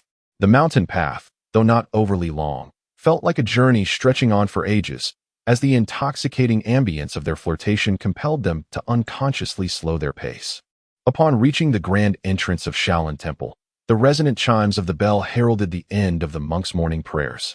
The welcoming monk at the mountain gate had long observed the peculiar interaction between the young couple on the path. Especially recognizing the lady as the Eastern White from the previous day, he hastily reported this to the authorities. It seemed that Master Tianming had anticipated their return to Shaolin, and thus had made arrangements, gathering several esteemed monks to await them outside the temple. However, the wait extended for over half an hour, and the monks, observing the couple's affectionate exchanges, felt a twinge of discomfort. To flaunt their affection before a monk was perhaps the greatest folly imaginable. Had they not known the formidable nature of these two, they might have been tempted to admonish them. The sacred grounds of the Buddhist realm are hardly a place for romantic entanglements. Such behavior is utterly audacious. Yet, this discontent remained unvoiced, externally. They maintained their dignified demeanor as venerable monks, hands clasped in prayer as they greeted the approaching Yu Yang. "Amba, I am Tianming, having awaited your esteemed presence for quite some time." Yesterday, when he faced the Eastern White alone, he referred to himself as the old monk, but today, upon seeing Yu Yang accompany her, he no longer deemed himself as such, instead identifying as the humble monk. Indeed, Yu Yang's aura conveyed a sense of danger far more acute than that of the Eastern White. As the abbot of Shaolin, Tianming possessed innate martial prowess. Yet, even so, his instinctive awareness of danger warned him of the peril posed by the young man before him. Though the latter's presence exuded no discernible threat, Tianming instinctively sensed the looming danger. This instinct, honed through years of devotion, granted him a superior perception of risk, surpassing that of most martial artists in the world. "I apologize for the prolonged wait. It is my fault," Yu said. This time, Yu Yang arrived in pursuit of the Nine Sons' divine skill, rather than seeking vengeance. His demeanor towards the abbot of Shaolin Temple was notably gentle. He clasped his fists in a gesture of respect and offered a polite apology. "You are too courteous, Master Yu." The abbot, Tianming, perceived Yu Yang's attitude and realized that he was not there for retribution, which eased his mind somewhat. Without inquiring about the intentions of the two visitors, the abbot took the lead and guided them into the Shaolin Temple, subsequently inviting Yu Yang and his companion to the side hall of the Mahaviro Hall for tea. Yu Yang and his companion, being innate martial artists, occupy a lofty position within the realm of martial arts. Regardless of their intentions, the Shaolin Temple must uphold its traditions of courtesy. After a leisurely tea and conversation, Yu Yang expressed his desire not only to pay his respects but also to stay at the temple for several days to engage in discussions with the esteemed monks regarding Buddhist teachings and martial arts. Naturally, the Shaolin Temple welcomed such an accomplished, innate master seeking to delve into spiritual discourse and exchange martial skills. The enduring legacy of the Shaolin Temple, which has thrived for a millennium, is largely attributed to its adeptness in forming alliances with various martial experts, maintaining amicable relations with most formidable figures in the martial world. This is why, whenever significant matters arise that require delicate handling, it is customary to summon the venerable monks from Shaolin for resolution. Their extensive network of friendships, coupled with their monastic integrity, renders them respected among the heroes of the martial world, who are inclined to extend them favors. The mutual desire for camaraderie between Yu Yang and the Shaolin monks, alongside Yu Yang's intention to reside at the temple to strategize the cultivation of the Nine Yang divine art, resulted in a harmonious rapport, filled with enthusiastic discourse. Although Ye Yang may not be a master of Buddhist doctrine, he was able to engage in conversation with Abbot Tianming and several senior monks, which softened their demeanor towards him. This young man, indeed, possesses a connection to our Buddhist teachings. Chapter 7. My ideal in my previous life was, in fact, to be a librarian. It is worth noting that Ye Yang and the Shaolin Temple share a significant bond. In his previous existence, he acquired the I Ching Jing from Shaolin, which significantly enhanced both his innate qualities and physical prowess. Without it, he would have been unable to execute the transcendent sword techniques akin to those of celestial beings. Such a relentless sword style, capable of cleaving through all obstacles, demands not only formidable inner strength but also exceptional physical attributes. Without the I Ching Jing, his ascension, alongside Dongfang Bai, would not have been so seamless. Upon arriving in this world, his first destination remains the Shaolin Temple. It must be said that, in Ye Yang's eyes, this temple is nothing short of a sanctuary. After settling into the Shaolin Temple, he refrained from hastily requesting a visit to the Sutra Repository. During his adventures in the previous world, he had sought access to the repository, and Master Fangzheng did not deny him, as at that time Ye Yang was renowned as the sword god, the foremost expert of the righteous path, and his request could not be refused. However, the circumstances in this world differ somewhat. Although Ye Yang possesses innate talent, he has yet to achieve unparalleled supremacy in the world. His personal prowess may invoke a degree of apprehension among the monks of Shaolin. Yet it is insufficient to compel the vast Shaolin Temple to submit. During his stay at the temple, Ye Yang remained unhurried, frequently engaging in discussions of Buddhist scriptures with several eminent monks, and occasionally borrowing a few texts for contemplation. As the days passed, familiarity blossomed. The monks developed a fondness for Ye Yang, who was humble, courteous, and possessed formidable strength. Sensing the opportune moment approaching, after perusing the borrowed scriptures, Ye Yang sought an opportunity to express his desire to visit the scripture repository. Initially, Abbot Tianming was reluctant to grant this request. However, upon Ye Yang clarifying his intentions to merely examine some Buddhist texts, without delving into the martial arts manuals housed within, Tianming conferred with several senior monks and ultimately acquiesced. Buddhist scriptures, after all, are meant to be read. While it is impossible for an ordinary person to gain access to the repository, an innate master like Ye Yang, who is inclined towards the Dharma and maintains a cordial relationship with Shaolin, could be permitted to enter for the purpose of study without great concern.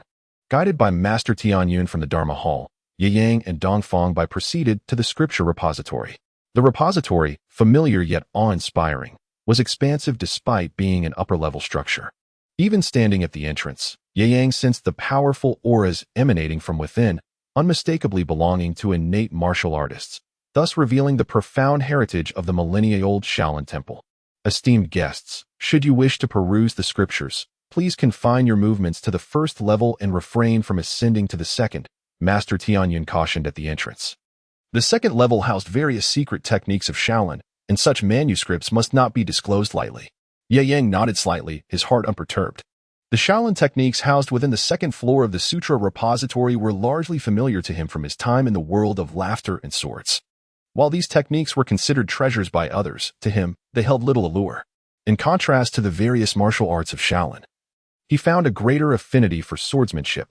The exhilarating sensation of a single sword shattering myriad laws was something that most could never truly comprehend. After a respectful nod, Ye Yang led Dongfang Bai into the first level of the Sutra Repository, while Master Tianyun did not follow them inside. Within the repository, there were high monks stationed as guardians, rendering any concerns for safety unnecessary. Upon entering, they were greeted by a tall, slender monk in his 30s, who reverently proclaimed a Buddhist invocation.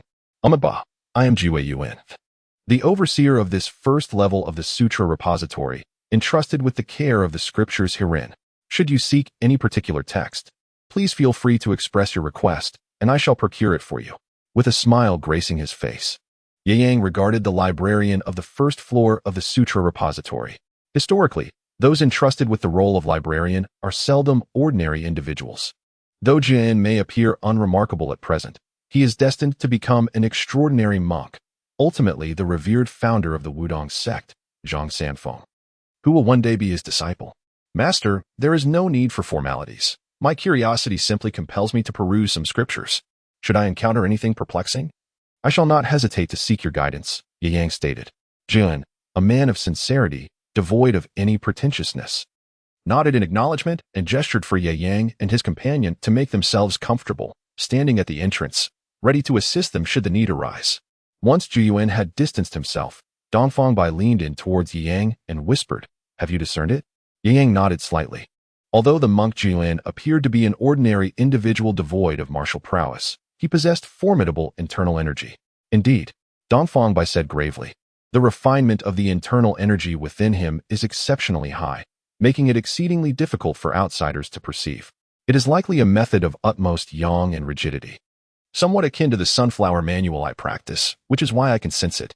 At this point, she seemed eager and remarked, "Ye Yang, I believe this technique would be immensely beneficial to me. I wish to acquire it. Do not act recklessly." Ye Yang gently shook his head and whispered, "I will handle this matter. You may observe, but do not interfere." Ever since the incident where Dongfang Bai had audaciously pilfered scriptures from the scripture pavilion, Ye Yang had developed a newfound understanding of this bold leader. He was certain that, without restraint, this young lady might indeed dare to stealthily ascend to the second floor of the scripture pavilion to peruse the manuals. "Very well, I shall heed your advice," Dongfang Bai replied obediently, nodding. Despite Ye Yang being significantly younger, in terms of psychological maturity, he appeared more composed and seasoned than she. He consistently considered matters more thoroughly than she did. Perhaps this was a manifestation of exceptional talent?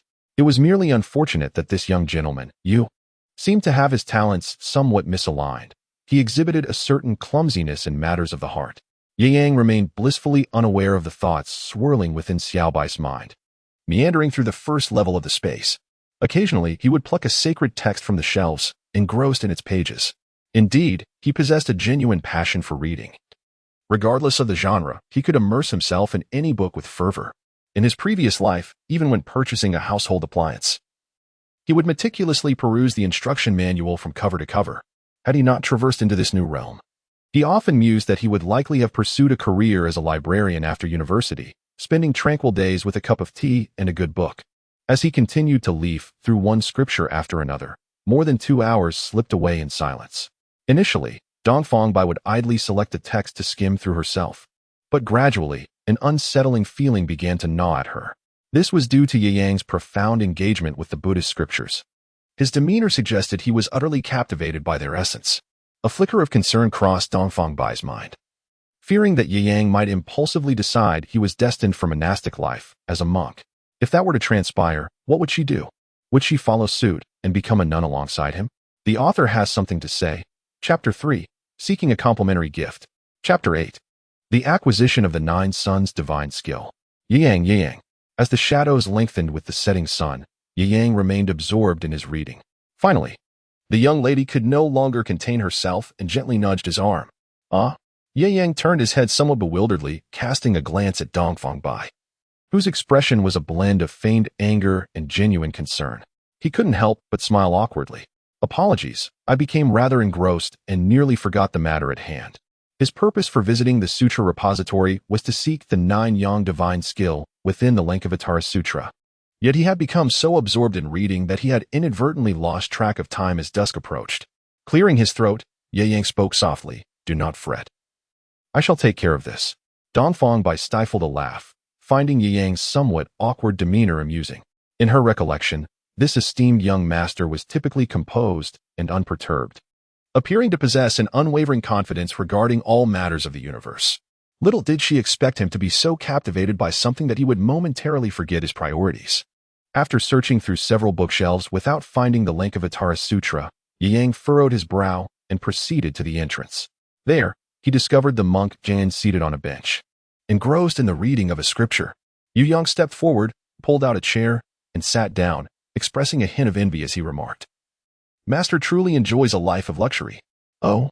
Zhu Yuan set aside his scriptures and inquired with curiosity, "As a monk, what enjoyment could I possibly know?" Ye Yang reclined on the bench, smiling as he remarked, "To light a stick of incense here, pour a cup of tea, and immerse oneself in the pages of a book. What could be more delightful? When weariness sets in, a sip of tea while gazing out at the scenery. Is this not a form of exquisite enjoyment?" With that, Ye Yang stretched languidly and continued, "Indeed, this lifestyle espoused by the master has long been my cherished aspiration."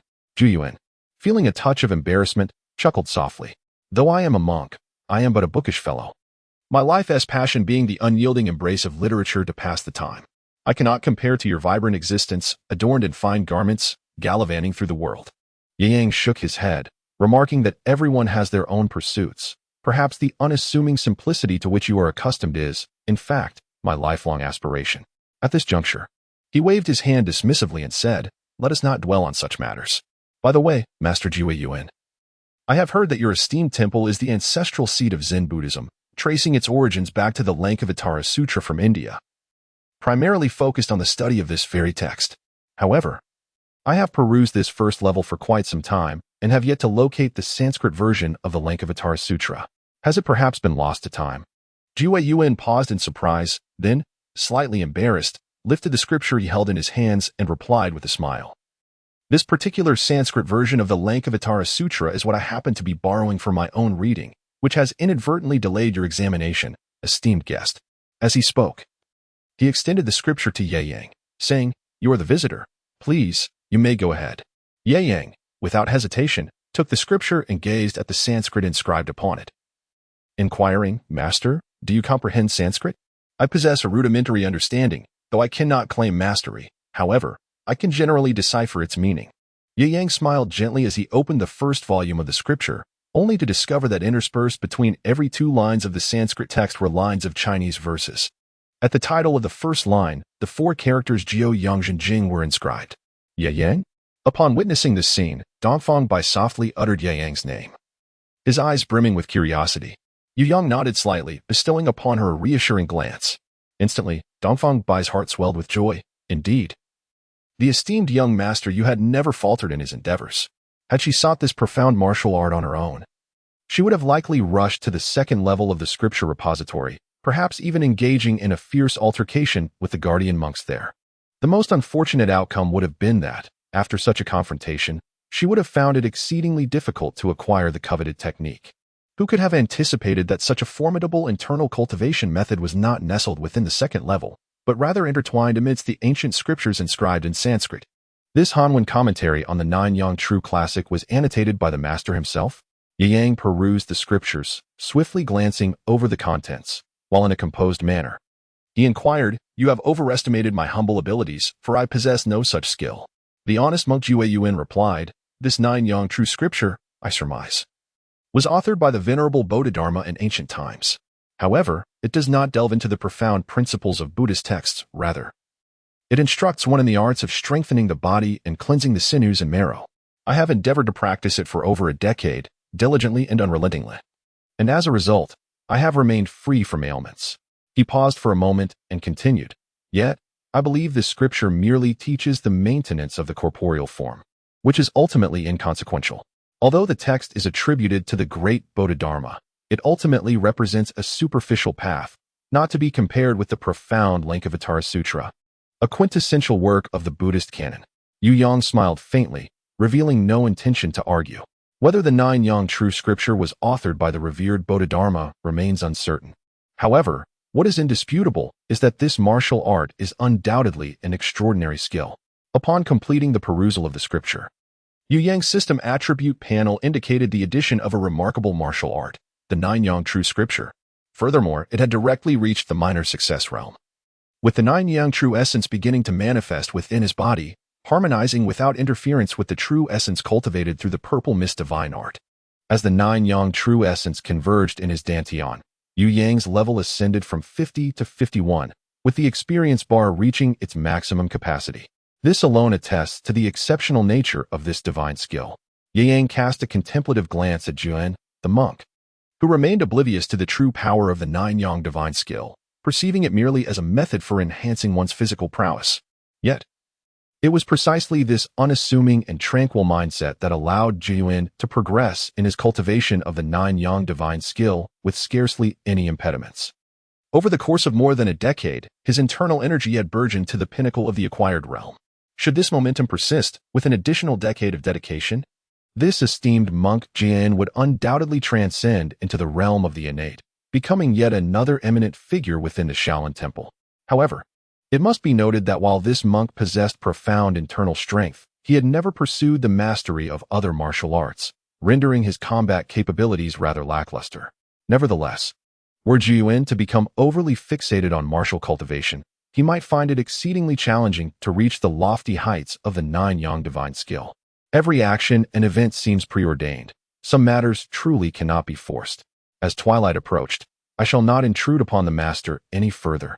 With the nine-yang divine skill now in hand, Ye Yang chose not to linger, presenting the scripture he held to Jiuyin before clasping his fists in a gesture of farewell.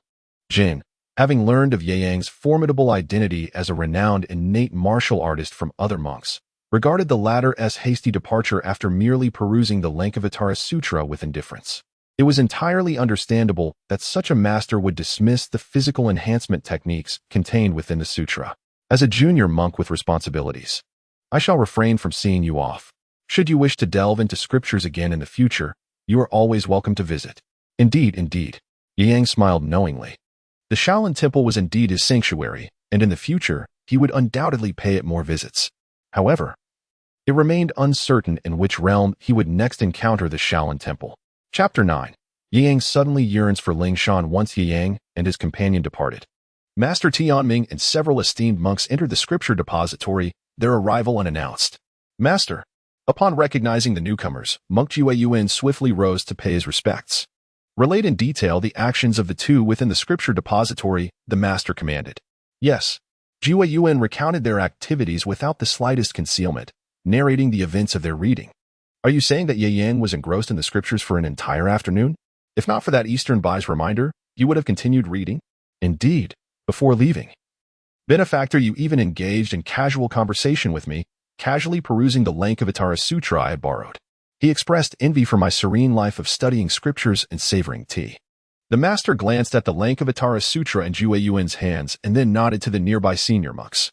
Thus, it is evident that this young man possesses a connection to Buddhism. Most individuals would find scriptures tedious at a glance. Yet he relishes them and even envies such a life. This is indeed the essence of Buddhism.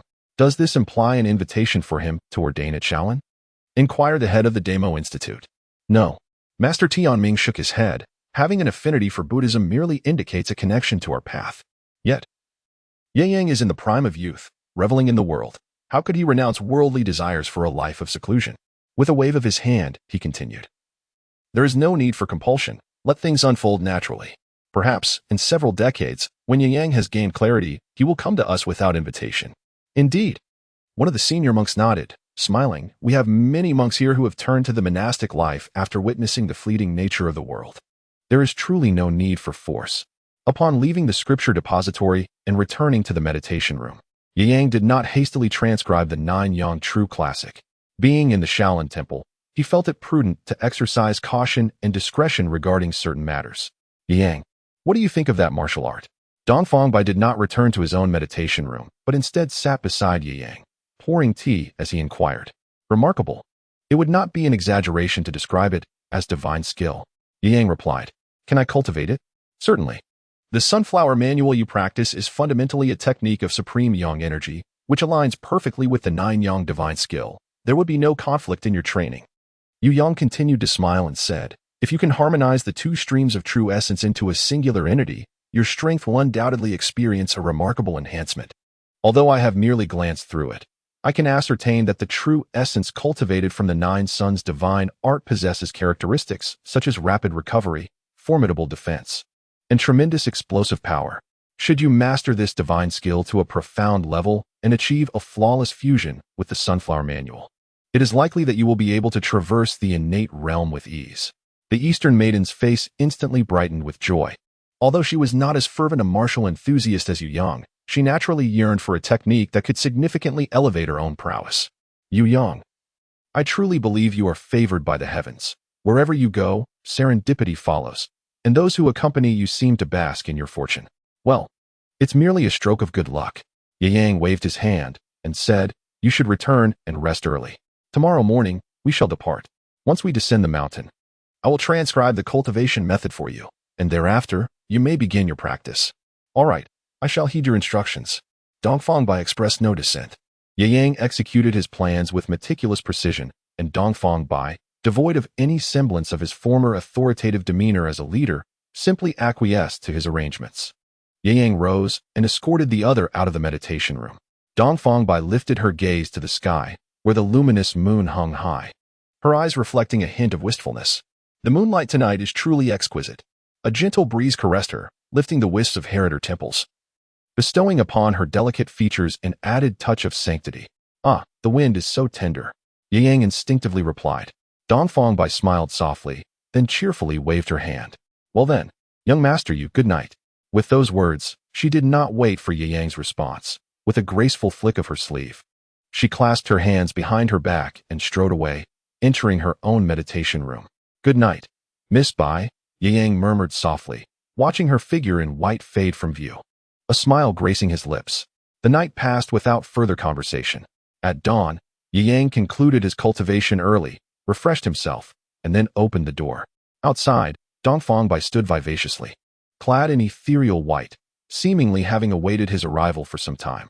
Yang smiled faintly, refraining from uttering a word, instead guiding her to the abbot of Tianming to take their leave. The abbot, attempting to dissuade them, soon recognized their resolute intent and ceased to insist on their stay. After exchanging pleasantries and engaging in conversation, amidst the reluctant expressions of the esteemed monks within the temple, Yang and his companion strolled leisurely down the mountain path. Behind them, a group of monks gazed on with eyes that revealed a tinge of envy. In a quaint inn at the foot of the mountain, the two began their day with a modest breakfast. Subsequently, they secured a room and requested some writing materials from the innkeeper, eager to retreat to their quarters. The innkeeper, having become somewhat acquainted with the duo, could not help but smile at their palpable urgency. What an insatiable appetite they must have.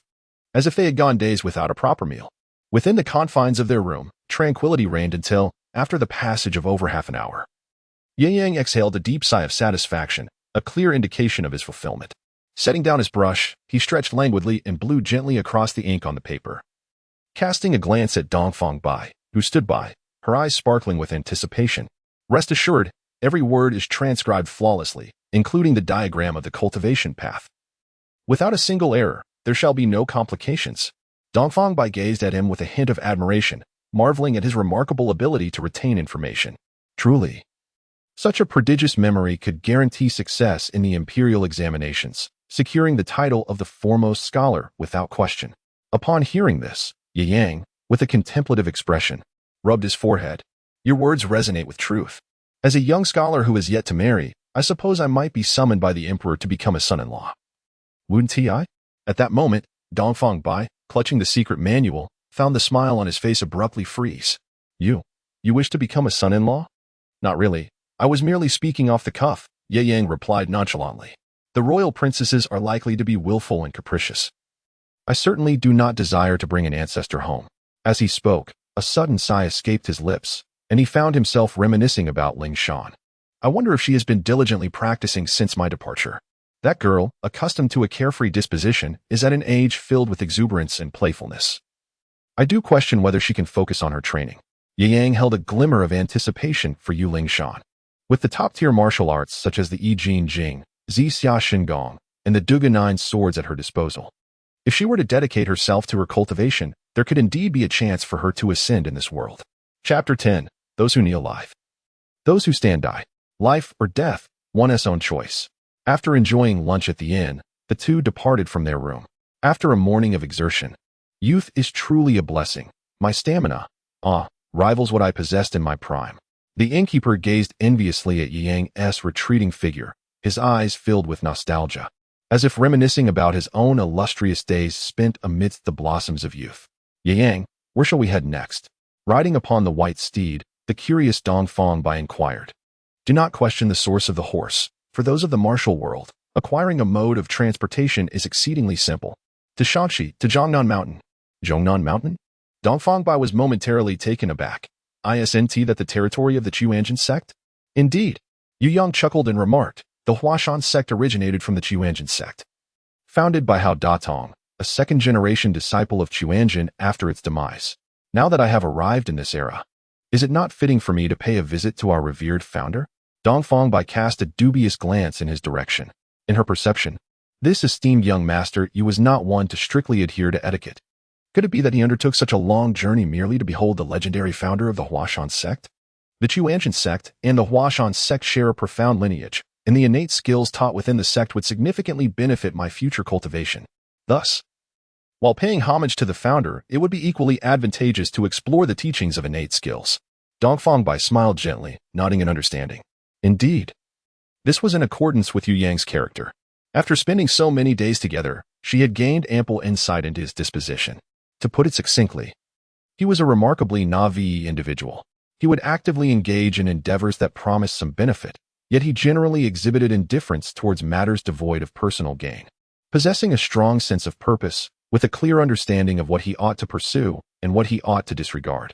In his eyes, apart from a select few, others were akin to fleeting clouds, hardly worthy of consideration. Dongfang Bai even felt that had she and Yu Yang not ascended to this world together, their connection might have been akin to a bond from 2 lifetimes ago. Coupled with her proactive demeanor during this period, she had finally etched a trace in his heart. Otherwise, she, Dongfang Bai, would likely be merely a familiar stranger in Yu Yang's eyes, not much different from the clouds. Such a person, if allowed into his heart, could undoubtedly become a most trustworthy companion, characterized by profound emotions and sincerity. However, should one fail to penetrate his heart, he would reveal himself as the most indifferent and heartless of individuals, displaying little emotional response to the life or death of others. Contemplating this, Dongfang Bai caressed the cultivation manual in her embrace, her heart warming with a sense of fortune. Ultimately, she had left a mark in Yu Yang's heart. Otherwise, he would not have taken the initiative to copy the divine technique and present it to her. Yet, soon after, she felt a pang of conflict within. The gratitude owed for the mercy during the Huashan Sword Conference, along with the boon of the divine skill, had unknowingly accumulated into an ever-growing debt of gratitude. As they journeyed, upon entering the Shanshigansu region, they encountered an increasing number of mountain bandits along the way. Although most areas north of the Yangtze River had been claimed by the Mongols, it was quite normal for a group adept in slaughter, yet lacking in governance, to spawn a multitude of bandits. As long as they did not directly rise up against the Mongolian tribes, the Mongolian army showed little inclination to muster a large force to eliminate bandits scattered across the land. For Genghis Khan, who was currently ambitious, aiming to conquer the western Xia and the southern Song, and to subjugate even more distant lands to the west, there was little time to waste on mountain thieves. Throughout their journey, Yu Yang and his companion encountered numerous bandits. However, most dispersed in disarray after Dongfang Bai effortlessly dispatched a few with her silver needles. Presently, not far from them, they encountered a relatively sizable group of bandits, who, as they approached, began to sing boisterously. The king has summoned me to patrol the mountains. Oh, after patrolling the northern mountains, I shall patrol the southern ones. Oh, having traversed the eastern mountains to slay passers-by, and the western mountains to behold the sun. One day, I shall become the mountain king, and as the great king, I shall cease my patrols, letting my underlings seize the world, plundering young maidens and the delicate, snatching the young and the fair, taking them all. Oh, oh. The singing was profoundly passionate, so much so that even Yang couldn't help but tap to the rhythm. The lyrics were undeniably captivating, and when a crowd joined in for a grand chorus, it indeed possessed a certain rugged beauty. However, Dongfang Bai furrowed her brow and glanced at Yang, who appeared to be engrossed in the music, and inquired with curiosity, "Is it enjoyable?" Yang blinked, slightly perplexed by the dialect from Shaanxi, as I contemplated its meaning. "I see," Dongfang Bai remarked, a look of realization dawning upon him. Before casually inquiring, "Which do you think is preferable, a youthful maiden or a mature woman?" Yu Yang instinctively replied, "A young matron, perhaps." However, he immediately cleared his throat and turned his gaze, only to meet the profound gaze of Dongfang Bai, which was laden with meaning. The implication was unmistakable. "So, young master, you has a taste for that sort." In an effort to alleviate the awkwardness, Yu Yang shifted his attention to the bandits ahead. Directly in front was a considerable group. Among them were over 300 riders, with the remainder being foot soldiers, all clad in tattered garb, each wearing a red scarf. A dilapidated banner fluttered in the wind, bearing the hastily scrawled words, "Red Scarf Army." Beside it, a more tattered flag waved, inscribed with the phrase, "Upholding Heaven's Will." Though the characters had already suffered several small tears, despite their ragged attire, the morale of these individuals was commendable. Only a few appeared haggard, while each possessed weaponry. Be it a broadsword or a spear, all of them robust young men. They were not mere common bandits. They had already begun to take on the semblance of a military force. Ye Yang scrutinized the individual before him. pondering the possibility that this might be one of the earliest rebels against the Mongol Empire, the Red Turbans. However, at this juncture, the Red Turbans were still akin to mere bandits and could hardly be deemed righteous warriors. It was not until a century later, during the era of Zhu Yuanzhang, that the Red Turbans would truly come into their own. What a beautiful young lady, as a robust song concluded. The bandits on horseback at the forefront were taken aback by Dong Fongbai's appearance, their expressions transforming in astonishment. "Quick, seize her. She shall be the wife of our chieftain," exclaimed a man who appeared to be the leader of the band, his eyes brimming with excitement. This man, bearing a rugged visage and clad in dark battle armor, was equipped with a quiver of arrows and a dagger at his side. Urging his companions to advance and capture her, Dong Fongbai emitted a cold snort.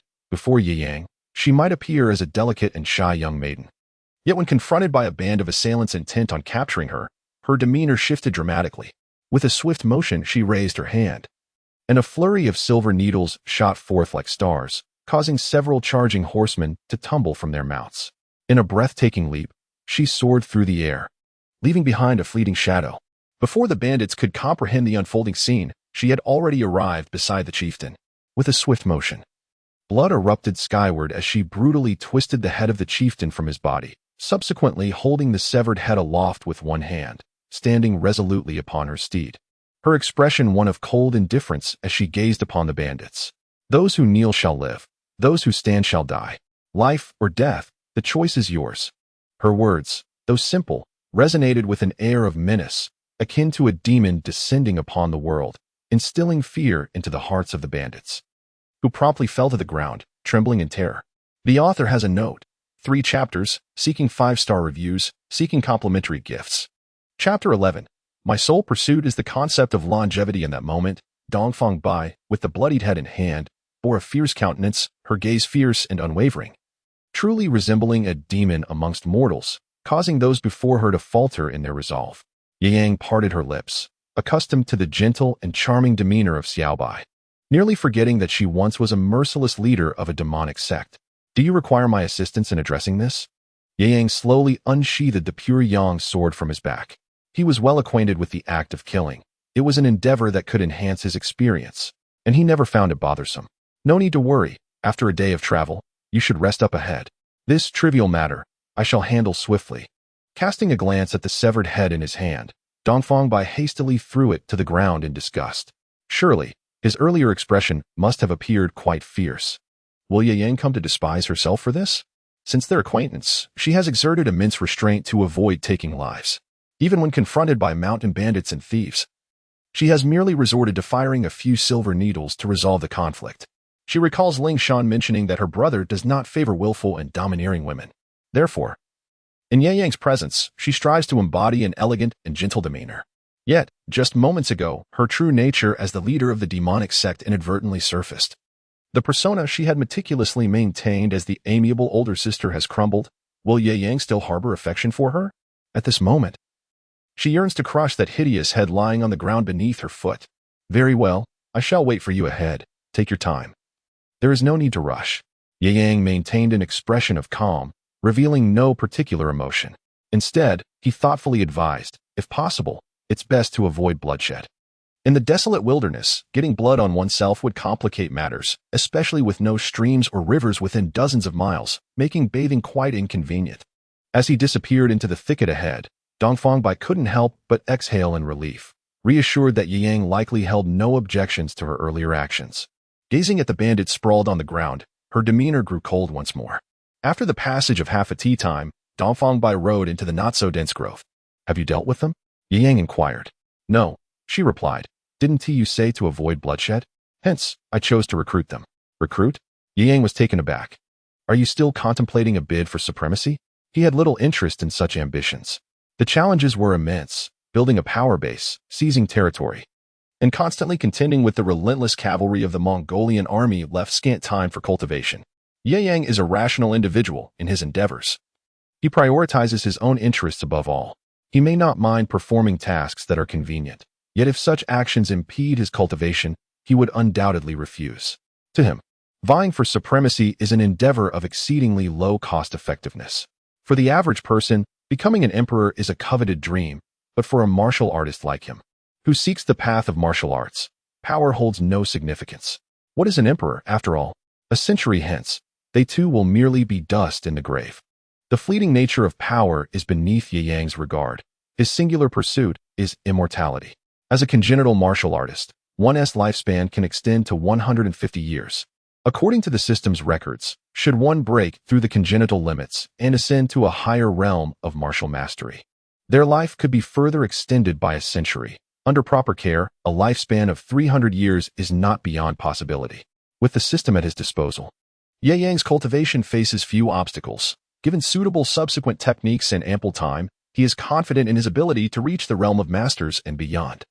The ultimate goal he seeks is eternal life, not the transient throne of a mortal realm, which he deems utterly worthless. In Ye Yang's view, Dongfang Bai's gathering of troops to contend for the world is a misguided endeavor. Should it hinder martial cultivation, it would be an egregious waste. Breaking through the limitations of a world like Zioao, where one cannot surpass the congenital stage, and achieving recognition from heaven and earth as a congenital martial artist speaks volumes of Dongfang Bai's aptitude for martial training. Moreover, he is still quite young, with boundless potential ahead. If he strays from the path, what would it matter if he were to seize the world? After neglecting martial pursuits, a century later, he would be nothing more than a handful of earth. Noticing the displeasure in Ye Yang's eyes, Dongfang Bai quickly shook his head. The world is somewhat unfamiliar to us. I will gather a few subordinates. Certain matters can be entrusted to them, ensuring that trivial worldly affairs do not hinder our cultivation. Upon hearing this, Ye Yang's expression softened somewhat. Having a few people at his disposal is not a detriment. In these chaotic times, the world is far from peaceful, and they can be useful for gathering intelligence. At this point, Ye Yang cautioned, I understand that you are accustomed to being a leader, surrounded by followers. It may feel strange to have no one to command. However, you must discern who to accept and who to reject. In short, your subordinates and influence should serve to facilitate your own cultivation. Martial arts are the foundation of our existence in this world. I hope you do not lose sight of this and allow your martial pursuits to stagnate. Dongfang Bai readily accepted this advice, nodding repeatedly. Rest assured, we have already agreed that in the next world, we shall reunite. I will not go back on my word. And I hope you will not either. Despite receiving a reprimand from Ye Yang, Dongfang Bai felt an unexpected joy within. One must understand that given Ye Yang's disposition, if he were not concerned for you, he would scarcely bother with your fate, let alone offer you guidance. In the past, only his younger sister, Yuling Shan, had ever been subjected to such admonishments. This indicates that in Ye Yang's heart, Dongfang Bai has already been regarded as one of his own. Zhongnan Mountain is the territory of the Huashan Sect. Established by the esteemed Wang Chongyang, the foremost of the five absolutes, the Huashan Sect has, over decades, surpassed both Shaolin and the Beggar's Sect to become the preeminent school in the martial world. Though Wang Chongyang has long since passed, the prestige of the Huashan Sect remains undiminished, standing as a formidable power within the realm. Particularly after the Jin dynasty seized control of the Central Plains, the Huashan Sect, unlike the reclusive Shaolin Temple, saw its Taoist disciples frequently descend from the mountain to champion righteousness and alleviate suffering, engaging in numerous acts of benevolence. During this tumultuous time, as the north fell to foreign invaders and the populace endured great hardship, the people of the Central Plains, witnessing the futility of the Song dynasty's efforts to reclaim their lands, often regarded the Huashan Sect as their savior. North of the Yangtze River, the renown of the Huashan Sect even eclipsed that of the government, thereby solidifying its status as the unparalleled leader of the martial world. On this particular day, a pair of unfamiliar visitors arrived at the foot of Zhongnan Mountain. Chapter 12. You view me as a lowly commoner. Yet little do you know I perceive you as an ant. Typically, the entrance to Zhongnan Mountain is guarded by disciples of the Huashan Sect, making it difficult for ordinary individuals to gain entry. However, today, the mountain's entrance was besieged by hundreds of Mongolian cavalrymen, a dark mass that obstructed the path forward. On horseback, Ye Yang gazed into the distance, where, at the forefront of the cavalry, a nobleman wielding a fan and a concealed monk were engaged in a heated dispute with the disciples of the Huashan Sect at the mountain pass. Ye Yang furrowed his brow. Were the Mongols truly intent on making a move against the Huashan Sect? Throughout the Jin and Mongol eras, the Huashan Sect has steadfastly resisted foreign invasions, earning the ire of these outsiders. In the past, the Jin dynasty had harbored ambitions to eradicate the Huashan Sect.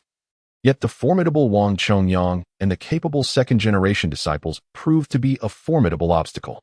After several failed attempts, the Jin dynasty chose to adopt a policy of tolerance towards this powerful martial arts faction, provided they did not openly rebel. However, with the fall of the Jin dynasty to the Mongol Empire, Genghis Khan's authority had reached its zenith, and the existence of a defiant martial sect would surely not be tolerated. Given the current circumstances, it appeared that these Mongols had come to either coerce the Chuanjian sect into submission or to gauge their strength. Yet, their blockade had inadvertently complicated Ye Yang and his companions' ascent to the mountain.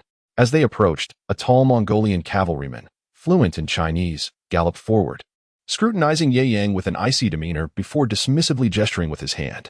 "Lowly Han, get lost." Typically, Ye Yang refrained from instigating conflict, preferring reasoned discourse in the absence of enmity. However, being insulted as lowly was something he could not abide.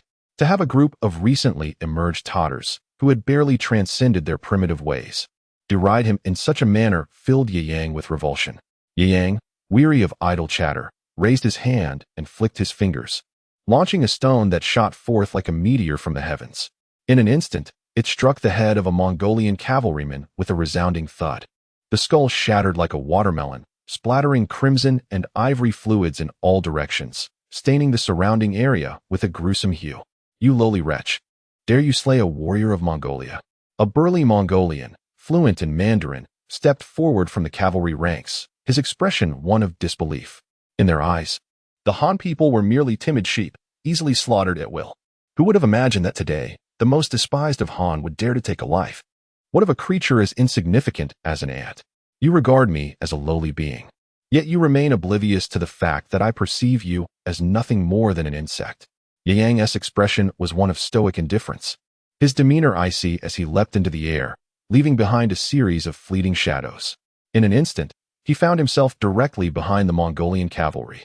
A chilling sound echoed, a grotesque symphony of bones and sinew being torn and shattered. In his grasp lay an enormous severed head, from which thick streams of blood dripped steadily to the ground.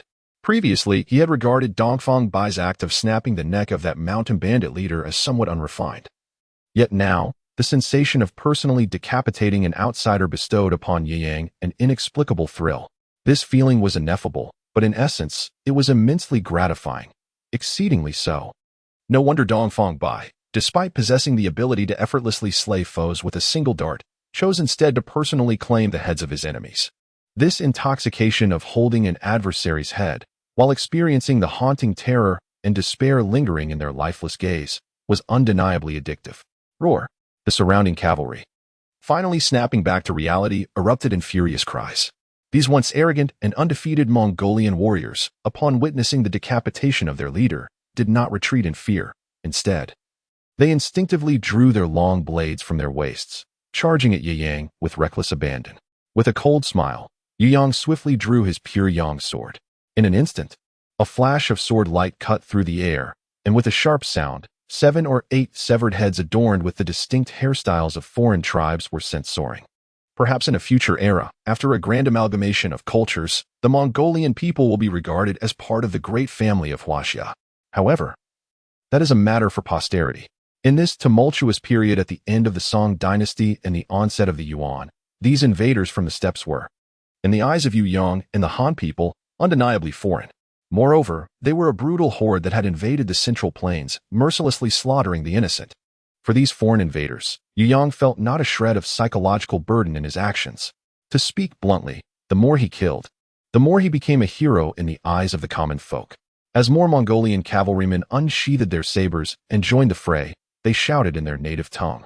Although Yu Yong could not comprehend their language, he surmised that it likely signified a call to slay. Undeterred by the ferocity of these savage horsemen, Yu Yong moved like a specter, his sword dancing in harmony with his every motion. Shadows flickered among the ranks of cavalry, and soon, heads began to fall to the ground. His speed of execution was astonishing. In the blink of an eye, over 200 of the steppe warriors were dispatched. Even the young nobleman and Tibetan monk, who were previously embroiled in a dispute at the entrance of Zhongnan Mountain, halted their quarrel, taken aback by the spectacle. "Stop!" roared the massive Tibetan monk, brandishing his vajra and charging towards Yu Yong.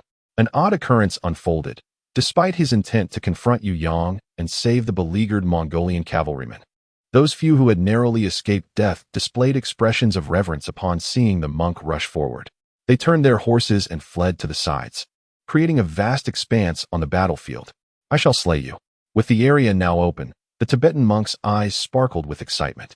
He swung his vajra, his form spinning with the motion, advancing towards Yu Yang with a whirlwind of force. It was no wonder that the surrounding cavalrymen had fled. Such a sweeping attack was indiscriminate, and should the vajra strike, even the sturdiest of the steppe warriors would undoubtedly meet their doom. This Tibetan monk was known as Darba, the disciple of the esteemed martial arts master, king of the Golden Wheel. This particular technique was tailored specifically for him by his master. It had been said that he possessed innate strength, suited for overwhelming force, yet lacking in agility. Recognizing that Yu Yang was undoubtedly a nimble swordsman, Darba understood that engaging in a contest of skills would render him vulnerable. Thus, he immediately unleashed the ultimate technique taught to him by his master. Without a formal stance, he resorted to a frenzied dance of combat, daring his opponent to close the distance and see who would perish first. Closer, closer. The distance to the young man in the blue robe was rapidly diminishing, yet the latter showed no inclination to retreat. A surge of exhilaration coursed through Dalba's heart, for he envisioned the exquisite moment when his weapon would descend, shattering the opponent's skull with a resounding impact. However, at that very instant, the indifferent Ye Yang slowly extended his palm, which was long and fair, yet emanated an almost unbelievable strength. Buzz. The speed at which Ye Yang struck appeared to be languid, yet it arrived before its time, firmly grasping Darba's vajra in his hand. He then gazed at the astonishment and disbelief etched upon his opponent's face, allowing himself a slight smile. Is this all? Chapter 13. How to become a master of martial arts. Turn, and keep turning. With one hand gripping Darba's vajra, Ye Yang scoffed. The opponent's whirlwind-like spinning assault seemed quite intimidating, and indeed, most skilled practitioners would hesitate to confront it head-on. However, it is unfortunate for them that Ye Yang is far from an ordinary individual. As an innate master who has cultivated both the I Ching Jing and the Nine Yang divine art, his explosive power was nothing short of terrifying. To others, Darba appeared to possess divine strength, but to Ye Yang, it was akin to a child flailing about with a wooden stick, rife with vulnerabilities. Not to mention, had Ye Yang merely leaned back and glided forward with a sword strike, he could have effortlessly severed his opponent's waist in an instant. Of course, this maneuver demanded exceptional agility, a feat that most martial artists would find exceedingly challenging. Darba's hands bulged with veins as he desperately struggled to wield the vajra, yet alas, Ye Yang's slender and fair hand was like an immovable mountain, impervious to all attempts at upheaval. Let go. With a gentle strike of his left hand upon the vajra, Yu Yang unleashed a resonant wave of formidable power. The reverberations surged forth, and Dalba, who clutched the vajra, found his hands instantly reduced to a mangled state under the onslaught of that spiraling force. A cry of anguish escaped his lips as he hastily relinquished his grip and recoiled in horror. Since embarking on his journey through the martial world, he had never encountered a being, aside from his master, who so thoroughly dominated him in terms of strength. The sensation of being trampled in an arena where he had once taken great pride filled him with despair and humiliation.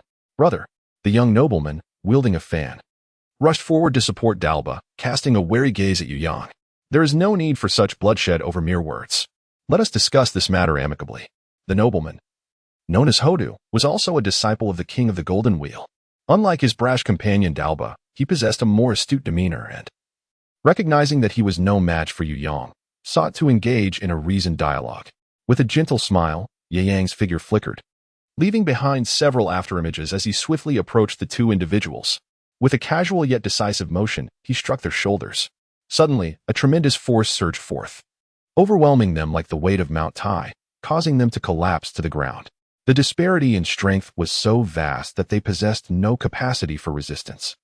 The sensation was utterly terrifying. In the limited existence of Huadu, only his master, the Golden Wheel Dharma King, had ever exerted such an intimidating aura. A feeling of utter helplessness that rendered one resigned to their fate, which was utterly crushing. Esteemed young hero, I bear no grudge against you from the past, nor do I harbor any enmity in the present. Our encounter today is merely our first meeting. Why must it be treated as if it were a deep-seated hatred? In this life-or-death moment, Huadu's mind raced with thoughts, believing there must be some misunderstanding. Let us sit down and clarify this misunderstanding. If I have inadvertently offended you in any way, I sincerely apologize and am willing to make amends. Misunderstanding? Ye Yang regarded the young nobleman with a bemused smile. I have slain the majority of your companions. Can this still be considered a misunderstanding? Oh, these matters are trivial. Huadu responded humbly. For those of us from the grasslands, dying in battle is merely our destiny. To perish at the hands of a formidable warrior such as yourself is indeed an honor. Previously, we may have spoken disrespectfully. I am willing to offer apologies on their behalf. Should you remain unsatisfied, I can contact my master, the Golden Will Dharma King, who has always held me in great affection and would surely be willing to bring gifts to personally atone for their transgressions. With a sardonic smile, Ye Yang placed his foot upon Hodu's calf, and in an instant, the sound of shattering bones intertwined with Hodu's anguished cries, echoing in succession. Are you attempting to use the King of the Golden Wheel to suppress me? Hodu exclaimed. Esteemed hero, you have misunderstood my intentions. I assure you, that was never my aim. Sweat dripped from Hodu's forehead as he felt an innate terror towards Ye Yang that penetrated to his very core. The man's thoughts were exceedingly inscrutable. A single misstep in words could lead to torment. Was this disposition not exceedingly sinister? Ye Yang, weary of further engagement, surveyed the scant remaining dozen cavalrymen. He nodded towards Dongfang Bai, signaling, eliminate them all. At this, Dongfang Bai offered a subtle smile. Then, with a delicate lift of her slender hand, a flurry of icy brilliance erupted forth. The subsequent sounds of bodies tumbling from their mounts echoed in succession. In terms of the swiftness with which they dispatched lives, Dongfang Bai's silver needles proved far more efficient than Ye Yang's methods. Should we eliminate them both? Dongfang Bai inquired softly after leaping effortlessly to Ye Yang's side. Covering a distance of several paces. Let us first have them kneel here. We shall discuss further matters upon their master's arrival. Yu Yang cast a fleeting glance at the terrified duo, Huadu and Daer Ba, before making his way towards the entrance of the Zhongnan Mountain. Dongfang Bai acknowledged with a soft sound, gracefully flicking her delicate hand as several silver needles transformed into glistening rays, pinning Huadu and Daer Ba's limbs firmly to the ground. Having accomplished this, she elegantly swept her sleeve, placing her hands behind her back, and strode purposefully towards Yu Yang. As she reached his side, her expression softened considerably, and with a hint of shyness, she entwined her arm with his. She was utterly enamored by his recent display of prowess, effortlessly severing the enemy's head with one hand. The more they interacted, the more Dongfang Bai felt that they were indeed a match made in heaven. Their personalities harmonized remarkably. Yu Yang, is that King of the Golden Wheel formidable? Uncertain, but undoubtedly not weak.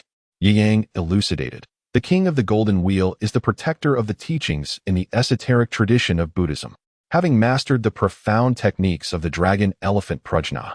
This formidable practice is divided into 13 levels, each external skill imbued with immense strength and ferocity.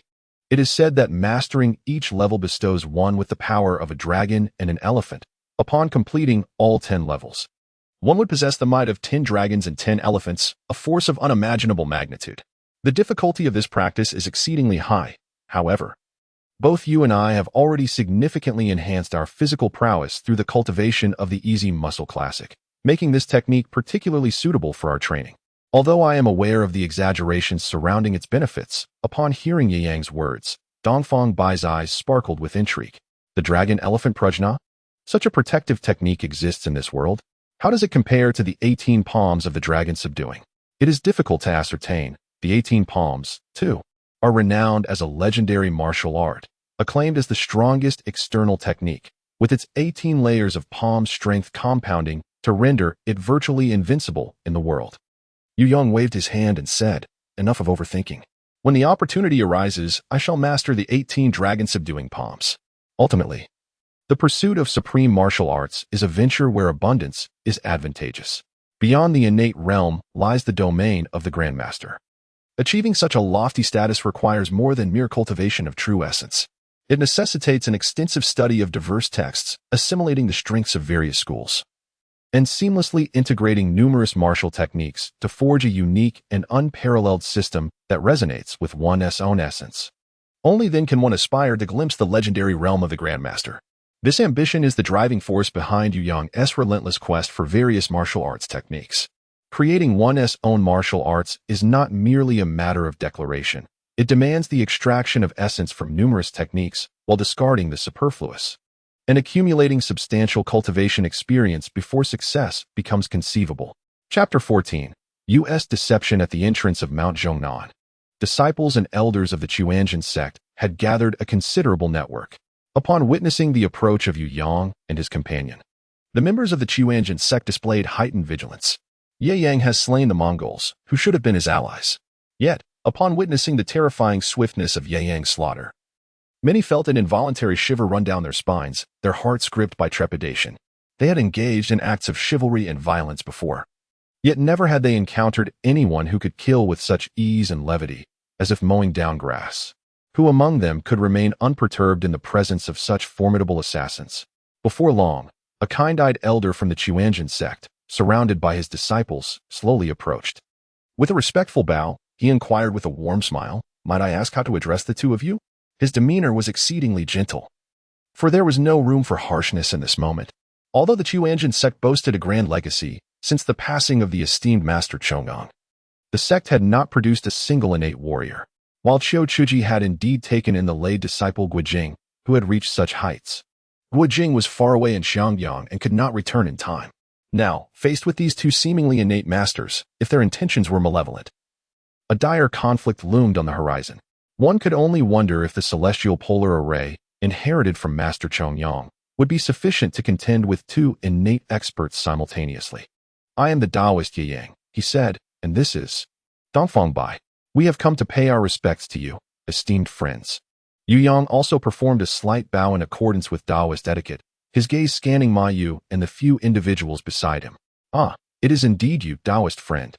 Please, do come in." Upon witnessing Yu Yang's impeccable adherence to Taoist customs, Ma Yu's expression transformed into one of uncontainable joy. The emergence of another innate master within the Taoist realm is, without a doubt, a momentous occasion. Yu Yang nodded slightly, stepping forward to walk alongside Ma Yu. It must be said that Ma Yu is a man of integrity. Upon merely hearing Yu Yang express his intention to visit, he refrained from probing further and instead warmly invited him to ascend the mountain for a conversation.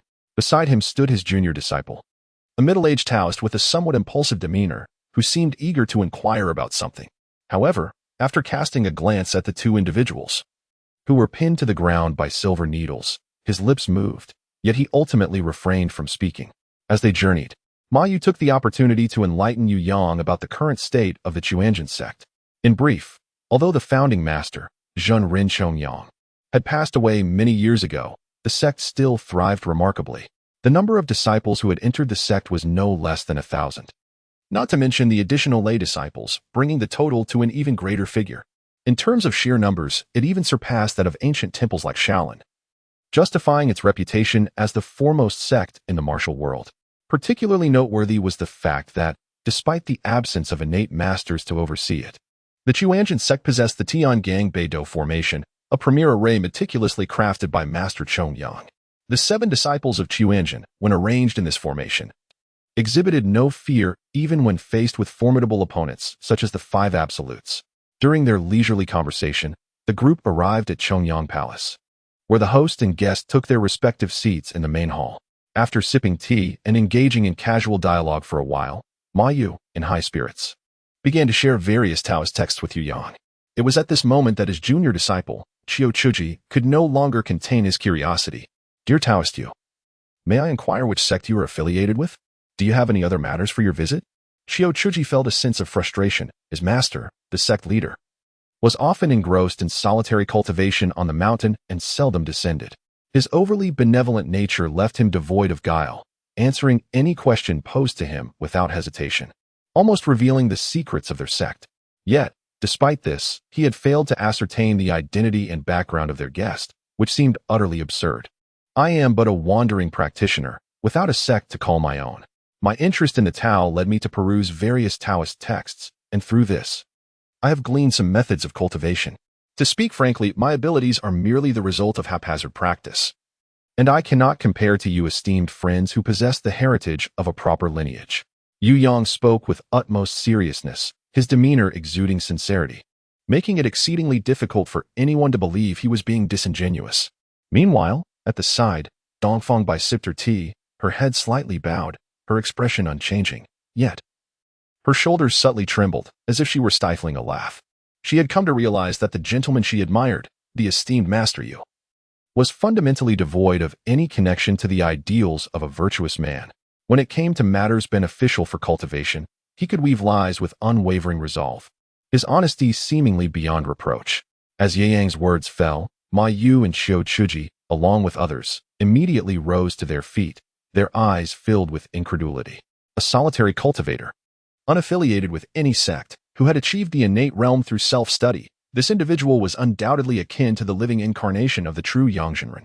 In the hearts of Ma Yu and the others, their master, the true Yangzhenren, was also a latecomer to the path, a solitary practitioner endowed with extraordinary talents, who forged the pinnacle of martial arts such as the innate skill, the complete truth heart method, and the heavenly gang northern dipper formation, leading to the establishment of the vast Huashan Sect. How strikingly similar was Ye Yang's current situation to that of the true Yangzhenren in his time. Even Qiu Chuji cast a discreet glance at Dongfang Bai, seated to one side, silently pondering. Could this young lady, Dongfang, be another rare gem in the world, akin to their revered master Lin Chaoying? They held no suspicion that Ye Yang was lying. After all, at his level, there were but a handful of individuals in existence, rendering it unnecessary to fabricate tales about sect lineage. A fellow cultivator of remarkable talent, Ma Yu remarked with a sense of awe. Remarkable talent may be overstated. Perhaps it is merely a stroke of good fortune. Ye Yang waved his hand modestly, stating, "The young lady and I have devoted ourselves to diligent practice and seclusion, and we have finally achieved modest proficiency in our martial arts. Thus, we thought it prudent to venture out, as much of my cultivation stems from Taoist teachings. Upon discovering the location of the Huashan sect, I took the liberty to visit, hoping you would not take offense." The Taoist friend chuckled, replying, "Your visit to our Huashan sect is indeed an honor. There is no reason for offense." Even Qiu Chuji, at that moment, was grinning with unabashed joy. A formidable master of the Taoist arts, unbound by any sect, had appeared before them, a clear sign from the heavens bestowing talent upon Huashan. If they could recruit him as an elder, their sect would boast a renowned innate master in the martial world. Noticing the increasingly warm disposition of the Huashan leadership, Ye Yang felt the moment was ripe. He then retrieved a tome from his robe, a manual of the Zixia divine skill. This was the martial art he had transcribed during his journey, intended to exchange for the Huashan sect's supreme technique, the innate skill. "I have devoted over 20 years to the study of Taoist texts since my youth, and all my efforts have culminated in this Zixia divine skill, which has enabled me to successfully break through to the innate realm." With a hint of persuasion in his tone, Ye Yang observed the eager expressions on Qiu Chuji and Ma Yu, and smiled gently. "As esteemed practitioners of the Tao, might you assist me in discerning any deficiencies within this skill?" Chapter 15. Join my Huashan sect, and the position of sect leader may be granted to you. Ma Yu was so overwhelmed with excitement that he struggled to articulate his thoughts. However, Qiu Chuji quickly interjected, "Is it true, esteemed friend? You truly intend to present such a remarkable secret technique for our perusal? Is there anything amiss?" Ye Yang, somewhat taken aback, remarked, "We are all fellow practitioners. Is there truly any taboo against discussing our techniques?" Qiu Chuji and several other disciples exchanged glances, each displaying a hint of shame. Although Ye Yang lacked the lineage of the Taoist sect, he possessed a heart of pure sincerity, while they harbored their own minor schemes. In comparison, their years of cultivation seemed vastly inferior. Indeed, there are no taboos. However, this is a technique that can lead to the attainment of the innate realm, and is thus exceedingly precious. Your open-heartedness in presenting it is greatly admirable. Ma Yu praised. "It is merely a technique. What is there to hold back?" Ye Yang sighed. "As I journeyed, I witnessed the suffering of the people, displaced and in despair. In this time of turmoil, with foreign invaders besieging our lands, I sincerely hope that more talented warriors among our Han people will emerge. For every chivalrous hero in the world, there is one less calamity for the common folk to endure." Ma Yu and the others stood in solemn respect, bowing deeply to Ye Yang, exclaiming, "Fellow practitioner, your magnanimity and noble spirit deserve our reverence." Ye Yang hastily rose to offer support, and after a brief exchange of pleasantries, Qiu Chuji and his companions, under Ye Yang's persistent urging, finally opened the revered text of the Purple Cloud divine art. Subsequently, a profound silence enveloped them as they meticulously examined the methods of cultivation inscribed within the scriptures, not uttering a word until they reached the final page. Only then did Ma Yu and the others exchange astonished glances. Was this art formidable? Undoubtedly. Although Ye Yang appeared remarkably youthful, Seemingly no more than in his early 20s, he had nonetheless entered the realm of the innate through this technique, which could rightly be termed a divine art. However, this was not the crux of the matter. Rather, the pivotal aspect lay in the striking resemblance this art bore to the innate techniques passed down by their sect's master Chongyang. To be precise, in the eyes of Ma Yu and his companions, the purple cloud divine art resembled a simplified version of the innate art. No, to call it merely a simplified version would be somewhat imprecise. The purple cloud divine art more closely resembled a foundational version of the innate art. While the innate art itself could be regarded as an advanced iteration of the purple cloud divine art, this technique was practically tailored as an introductory practice for the innate art. Xiao Chujia's lips quivered slightly as he inquired with uncertainty, "Dear friend, is this art truly of your own creation?" "Indeed, it is," Ye Yang replied solemnly. "This method presents virtually no bottlenecks in its cultivation, should one possess superior aptitude. A breakthrough into the innate realm is not out of reach. Yet, due to its relatively low difficulty, I cannot shake the feeling of unease. Fearing there may be hidden risks, I kindly request that you, my esteemed friends, share any insights on potential improvements for this method." Upon hearing this, Xiao Chudre and the others fell into thoughtful silence, while Ma Yu softly spoke, "Dear friend, please allow us to deliberate for a moment. May we discuss among ourselves?" With a bright smile, Ye Yang remarked, "This is the Huashan Sect. There is nothing inappropriate here." Ma Yu bowed respectfully and then led Xiao Chuji and the other disciples into the side hall. "What do you think of the Zixia divine skill?" asked Ma Yu. Xiao Chuji replied, "It aligns remarkably well with the pre-heaven skill. Could it be possible that it was created by our master but, due to unforeseen circumstances, ended up in Ye Yang's possession?" Hao Datong shook his head, rejecting this hypothesis. "That is impossible. Our master has always hoped we would inherit his teachings and cultivate the pre-heaven skill. If he truly had created this method, he would have certainly informed us before his passing. He would not have left us completely in the dark." "Indeed," Xiao Chuji sighed. "I can only say that there are truly prodigies in this world. In him, I seem to see the shadow of our master." At this point, he turned to Ma Yu with a serious expression and said, "Brother sect leader, the Zixia divine skill is of paramount importance to our Huashan sect. This technique lays the very foundation for cultivating the pre-heaven skill. If we diligently practice the Zixia divine skill to the 9th level, we can seamlessly advance to the subsequent pre-heaven cultivation methods." When it came to the pre-heaven skill, their eyes sparkled with eagerness. How formidable is the pre-heaven skill? This is beyond question. Just look at our master Wang Chongyang, the foremost among the 5 absolutes. Who would dare to say it is not powerful? However, the difficulty of mastering the pre-heaven skill is exceedingly high, bordering on harsh. From its very name, it is evident that this is a technique that can only be practiced by those in the pre-heaven realm. Alternatively, those who do not yet reach that realm but possess innate energy within can also cultivate it. In Ma Yu and the others' view, both situations seem rather unrealistic. In the current world, pre-heaven warriors are already exceedingly rare, and those who manage to ascend to the pre-heaven realm are all exceptionally gifted individuals, each with their own internal cultivation methods. Why would they switch to the pre-heaven skill at this stage? As for those not yet in the pre-heaven realm but harboring innate energy, the likelihood is infinitesimal. Only their master, Wang Chongyang, who possessed extraordinary talent, retained a trace of innate energy from his fetal stage, which is precisely why he was able to create the pre-heaven skill. However, now that we have the Zixia divine skill, everything has changed. The Zixia divine skill is essentially the foundational version of the pre-heaven skill. If one cultivates to the pre-heaven realm using this method, they can continue their progression to the advanced version of the pre-heaven skill without hindrance. In the future, becoming the foremost figure in the martial world, reaching the realm of our master, Zhang Renjun, is not beyond possibility. Brother sect leader, we must retain the Zixia divine skill within our Huashan sect," Xiao Chuji declared with utmost seriousness. "Absolutely not." Ma Yu shook his head vigorously. "Friend Yu's intentions towards us are sincere. How could we conspire to seize his technique? What difference would that make from the ways of evil and heresy?" "I did not mean that," Xiao Chujie continued. "What I mean is that we can also present other techniques to discuss with our friend Yuanyang. How about we exchange methods between us?" Ma Yu displayed a hesitant expression and replied, "I understand your intention, junior brother, but the innate technique is a personal transmission from our master. Although we cannot cultivate it, we cannot casually share it with outsiders." Xiao Chujie quickly interjected, "But if Yuanyang were to join our Huashan sect, would he not cease to be an outsider?" "Yuanyang joining our Huashan sect?" Ma Yu was momentarily taken aback. But then his face lit up with joy. If that were indeed the case, I would not mind relinquishing the position of sect leader to him. In truth, Ma Yu had little ambition for power. He was a person of serene disposition. As he had stated, if Yuanyang were genuinely willing to join Xuanzhen, he would not hesitate to step aside from the position of leader. Not at all, not at all.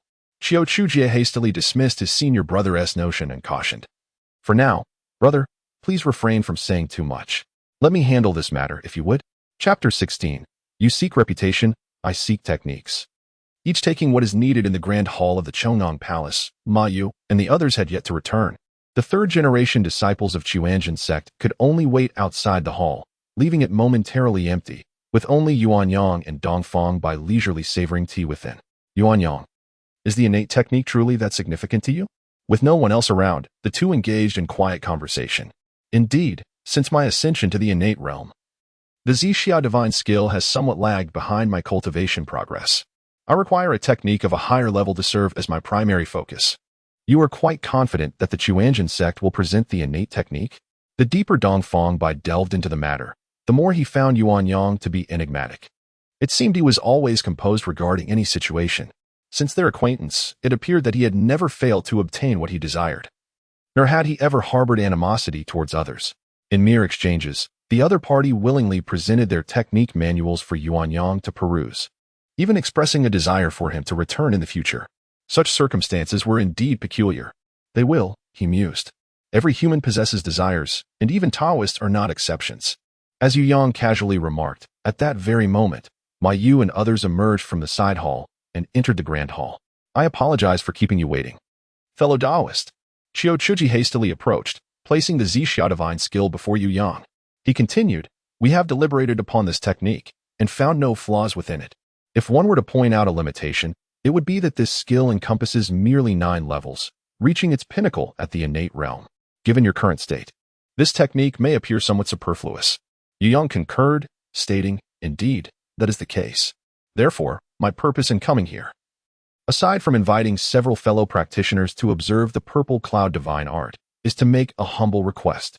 I wish to peruse the Taoist techniques within your esteemed sect, hoping that through the study of other methodologies, I may gain insights that will further refine the subsequent stages of the purple cloud divine art. Qiu Chujin nodded in understanding. Having somewhat anticipated Yu Yang's intentions, he was not taken aback by the request.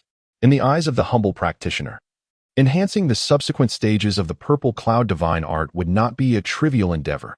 It might very well require a span of a decade or two. Qiu Chujin advised, our complete reality sect possesses a technique particularly suited for innate martial artists, which is also highly compatible with the purple cloud divine art. I wonder, dear friend, would you be interested?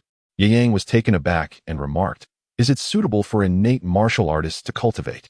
Could it possibly be that legendary innate skill? Indeed, it is the innate skill. Upon mentioning this, Qiu Chujin's expression grew solemn. This skill is the primary cultivation method of my master, the true Yangzhenren. In the past, he wielded this divine art to dominate the 4 unparalleled during the Huashan sword debate, ascending to the pinnacle among them.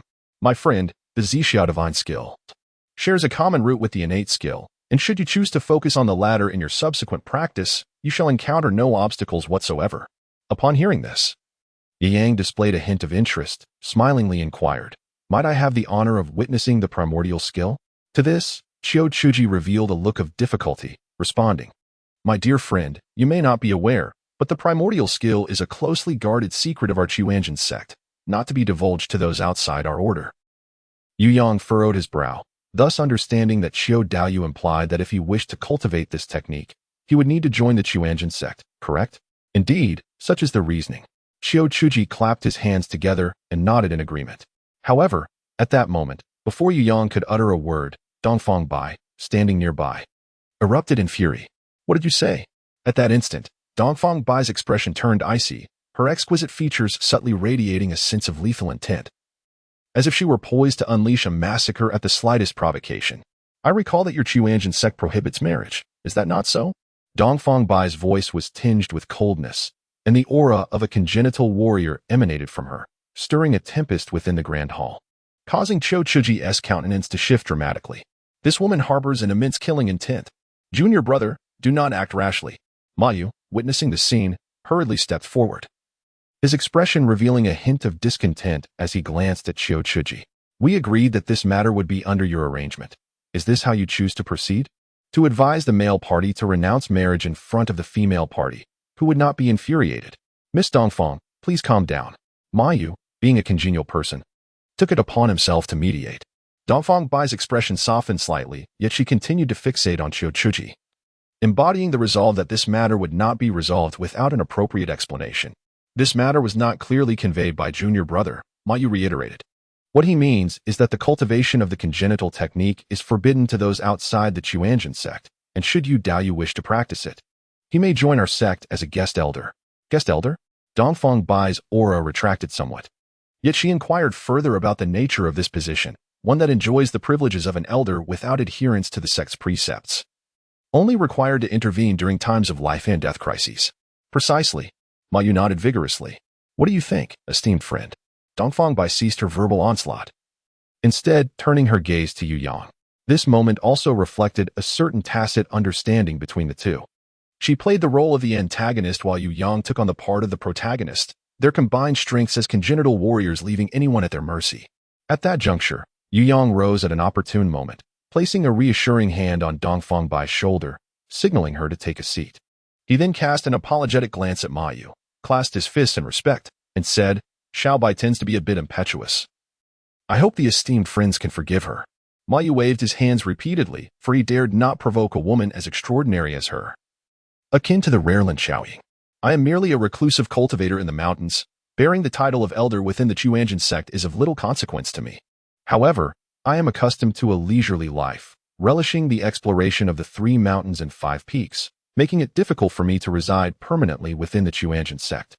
Ma Yu was overjoyed by Yu Yang's declaration. No worries, no worries. You need only accept the position of guest elder in the future. When we promote this to the outside world, please do not deny it. Naturally, I shall comply. Yu Yang nodded, signifying his agreement. By merely acquiring a nominal title, he could gain access to an exceptional martial art suitable for innate warriors. Such an enticing proposition was one he would not decline. A pragmatic individual, he focused solely on the tangible benefits at hand, dismissing the significance of superficial accolades. Observing Yu Yang's nod of consent, Ma Yu took a deep breath and retrieved a somewhat yellowed tome from within his robes, solemnly presenting it to Yu Yang. My friend, please take a moment to peruse this. Should you find it befitting for cultivation after your review, it would be no trouble to accept the position of guest elder thereafter. Ye Yang nodded, harboring a favorable impression of Ma Yu. It must be said, this venerable Taoist is indeed a man of integrity, evoking little animosity. However, it is regrettable that such a sincere individual is not truly suited to lead a grand sect like the Huashan school. Without the support of other disciples, he could easily be deceived by someone with ulterior motives, leaving him utterly stripped of his resources. Chapter 17. The little dragon girl. The Huashan school requires Ye Yang, a master of innate skills, to serve as its nominal elder, while Ye Yang, in turn, seeks the innate skill as a foundation for his subsequent cultivation. This arrangement is mutually beneficial, resulting in a harmonious accord. After thoroughly perusing the innate skill, Ye Yang became resolutely convinced that it is indeed an advanced iteration of the Zixia divine art. Moreover, his system attributes panel now features the innate skill as an addition. However, it appears that the level of this technique is remarkably high. Previously, upon acquiring a manual, Ye Yang would directly attain a minor accomplishment. Yet the innate skill is merely marked as an introductory stage in the system's notation. This is decidedly unusual. With the innate skill now in hand and having reached the introductory phase, the true essence within Ye Yang's body began to undergo significant transformation. Initially, the true essence cultivated through the Zixia divine art began to circulate according to the pathways of the innate skill, ultimately converging in the dantian, transmuting into a pale azure essence that flowed like water. Comparing this newly birthed essence with the Jiyang true essence, Ye Yang noted that, in terms of recovery speed, defensive capabilities, explosive power, and healing properties, the Jiuyang true essence surpassed that of the innate skill. Yet, there remains one aspect in which the Jiuyang true essence cannot compete, the terrifying inclusivity of the essence cultivated through the innate skill. This essence, derived from the innate skill, is akin to an unfathomable ocean, seemingly capable of encompassing all things, and it continuously roams within the dantian, beginning to interweave and merge with the Juyang true essence. Indeed, as Ye Yang sensed the changes within his dantian, a wave of relief washed over him. Daoist techniques may not necessarily boast overwhelming combat prowess, but they possess a unique attribute absent in other forms of cultivation: profound inclusivity. This scenario did not exceed his expectations. It is precisely the formidable capacity for inclusion and fusion inherent in the innate skill that led him to choose it as his primary cultivation method. With the innate skill as his main focus, he would subsequently integrate the true essence from various internal arts, amalgamating the advantages of each into a singular, refined essence. The mere thought of this prospect filled Ye Yang with excitement. As the two essences continued to merge within him, he sensed that only upon their complete fusion, culminating in a more potent essence, would the innate skill transition from the introductory to the minor accomplishment phase. Estimating the speed of the fusion within his dantian, Ye Yang surmised that it would require at least another month or two. Friend, does this method suit you? After patiently waiting for Ye Yang to conclude his contemplation, Mayu finally inquired. Ye Yang opened his eyes and nodded slowly, expressing the innate skill. Indeed, a supreme divine art created by the revered master Chong'an. Just now, I attempted to channel my true essence along the pathway of the innate skill. And the Zixia true essence flowed without any hindrance, already beginning its transformation into the true essence of the innate skill. At this juncture, he gently clasped his fists in a gesture of respect and proclaimed, "From this moment forth, I shall serve as an honorary elder of the Huashan Sect. Greetings to all my esteemed brothers. Haha, we are all one family. There is no need for excessive formalities," exclaimed Ma Yu with great enthusiasm. With Ye Yang's presence, the Huashan Sect could finally be regarded as the true foremost sect in the world. Therefore, dear junior brother Yu, shall I gather the disciples and publicly announce your appointment as an honorary elder at once? Ye Yang waved his hand, expressing his aversion to the clamor of crowds.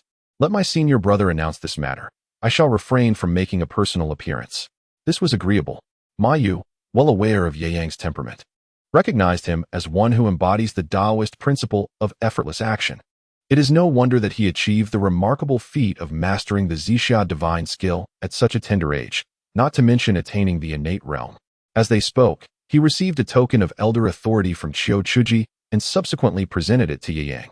Take good care of this elder token, junior brother. In future endeavors, this token will grant you the ability to summon any disciple of the complete perfection sect. Do not misplace it. Ye Yang nodded with a smile, fully understanding the implications, although he merely held the nominal title of an elder guest. The token bestowed upon him by Ma Yu was that of an elder with genuine authority. The intention of fostering connections was unmistakably clear. Nevertheless, he was indifferent to this. Being a native of the Huashan Sect, it is worth mentioning that the complete name of the Huashan Sect is the complete reality sect of the Chuanjian Dao, and he harbored a fondness for its predecessor, the Chuanjian Sect of Zhongnan Mountain.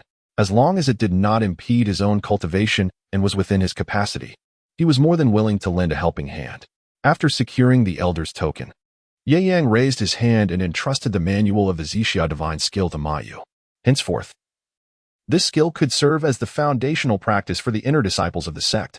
As for who may impart it, let the esteemed brothers deliberate on that matter. Ma Yu was filled with uncontainable joy, his lips trembling with excitement. Junior brother, I. Ye Yang gently patted his shoulder, poised to utter a few words, when suddenly, a resounding howl echoed from the foot of the mountain, even from a considerable distance. The profound force behind the cry resonated within the ears of Ma Yu and the others, causing a dull thrum to reverberate. Such a terrifying surge of energy. Who could be the source? Qiu Chujai and the others exchanged glances, their expressions shifting as they swiftly exited the grand hall to gaze down the mountain. If all went as expected, it must be the king of the Golden Wheel arriving. Let us proceed and witness this esoteric master, said to be one whom even Genghis Khan dared not offend lightly. With a beckoning gesture towards Dongfang Bai, Ye Yang swiftly darted down the mountain. Dongfang Bai smiled subtly. Sensing that Ye Yang's prowess appeared to have escalated, it seemed her efforts to inspire him had borne fruit. In a graceful motion, she transformed into a blur, following closely behind him as they descended. However, before reaching the mountain's base, she halted, for ahead of her, Ye Yang was poised atop an ancient tree, gazing intently at a small peak to the left. Following his line of sight, she discerned a figure clad in white, standing upon a massive stone at that summit. The silhouette was ethereal, and with the distinctive hairstyle, it was evident that it was a woman. She donned a gown as pure as snow, her skin equally fair. And had it not been for her long, flowing hair as dark as a waterfall, she could easily be mistaken for a snow spirit. Quite beautiful, isn't she? Dongfang Bai glided to Ye Yang's side, her voice a whisper. Not bad, Ye Yang replied casually. Not bad? Well, just acceptable. Acceptable? Dongfang Bai chuckled softly, amused. Although the woman was somewhat distant and her features were not entirely discernible, it was clear she was a paragon of beauty, yet in Ye Yang's words, she was merely acceptable? Ye Yang nodded nonchalantly. After all, one's exterior is merely superficial, while I place greater importance on the essence of a person's inner being. The author has remarked, 3 chapters.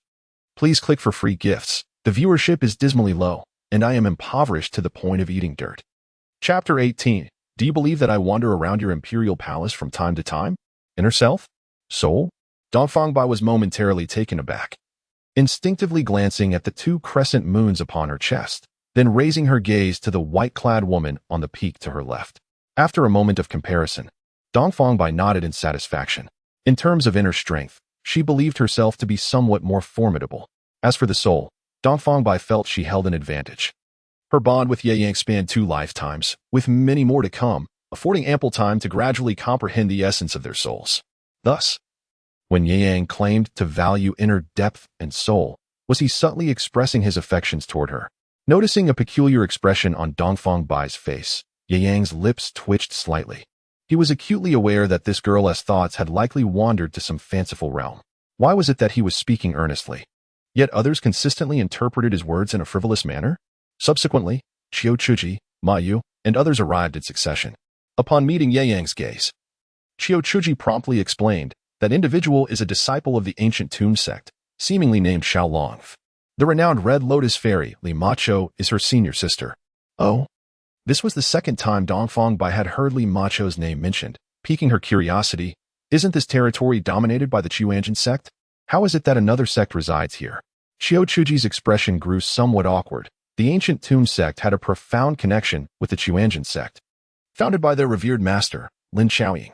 Thus, what was left unsaid by Qiu Chuji was evident. As disciples, they could hardly expel a sect founded by their master's old love. Although Master Wang Chongyang and Lin Xiaoying had never married, in the eyes of the disciples, Lin Xiaoying had always been regarded as their master's consort. Out of respect, they refrained from mentioning her in public. The disciples of the ancient tomb sect typically remained within the confines of their tomb, rarely venturing out, yet here they were. Ma Yu glanced at Xiaolong, his expression growing grave. It seems that the person at the foot of the mountain who emitted a howl has instilled a sense of danger even within the ancient tomb sect. Ye Yang smiled faintly without uttering a word, continuing his descent towards the foot of the mountain. There at the base, Ho Du and his companion were firmly pinned to the ground, a pool of blood forming beneath them, while a monk stood beside them. This figure, donned in a crimson robe, was exceedingly tall and slender, resembling a bamboo stalk. His forehead was slightly sunken, akin to a dish. At first glance, he appeared to be a frail ascetic rather than someone of formidable strength. However, Ye Yang did not dare to underestimate him, being aware of the narrative. He understood that this seemingly tall and thin monk harbored an astonishingly fearsome power within, owing to his mastery of the dragon-elephant prajna skill. Master, save me. Please save me. Ho Du wailed in agony, his cries echoing for several hours. Had it not been for his relatively strong internal energy, the pain alone would have rendered him unconscious, irrespective of the blood loss. Yet, the king of the golden wheel seemed oblivious to his disciples' lamentations, fixated instead on the silver needles piercing the limbs of the 2 men. The energy emanating from these needles was exceedingly peculiar. It possessed a quality that was simultaneously the essence of the utmost yang and the softest yin, intertwining in a spiraling force that made the situation exceedingly vexatious. To extract the silver needles, it was imperative to first dismantle that spiraling energy. Otherwise, a rash attempt at removal would result in an explosive release of power, shattering the needles and rendering Ho Du and Dalba utterly incapacitated. Yet, the king of the golden wheel found himself uncertain in his ability to dispel that spiraling force. One miscalculation could spell disaster for his 2 disciples. King of the golden wheel? At the summit of Zhongnan Mountain, Ye Yang rushed forward like a specter, swiftly reaching the foot of the mountain in mere moments. His innate aura radiated outward as he regarded the king of the golden wheel with an impassive expression, an innate martial artist. Upon witnessing Ye Yang's agile movements and sensing the innate true essence he emanated, the king's countenance darkened considerably. When did the Huashan sect gain such a young, innate martial artist? Did you orchestrate this assault on my two disciples? The king of the golden wheel inquired in a grave tone. It was I, came the ethereal voice of Dongfang Bai as she floated gracefully to Ye Yang's side, her presence exuding the undeniable authority of the demon sect's leader. Another innate master. The king of the golden wheel's expression soured further, wishing fervently to strike down his two disciples with a single blow.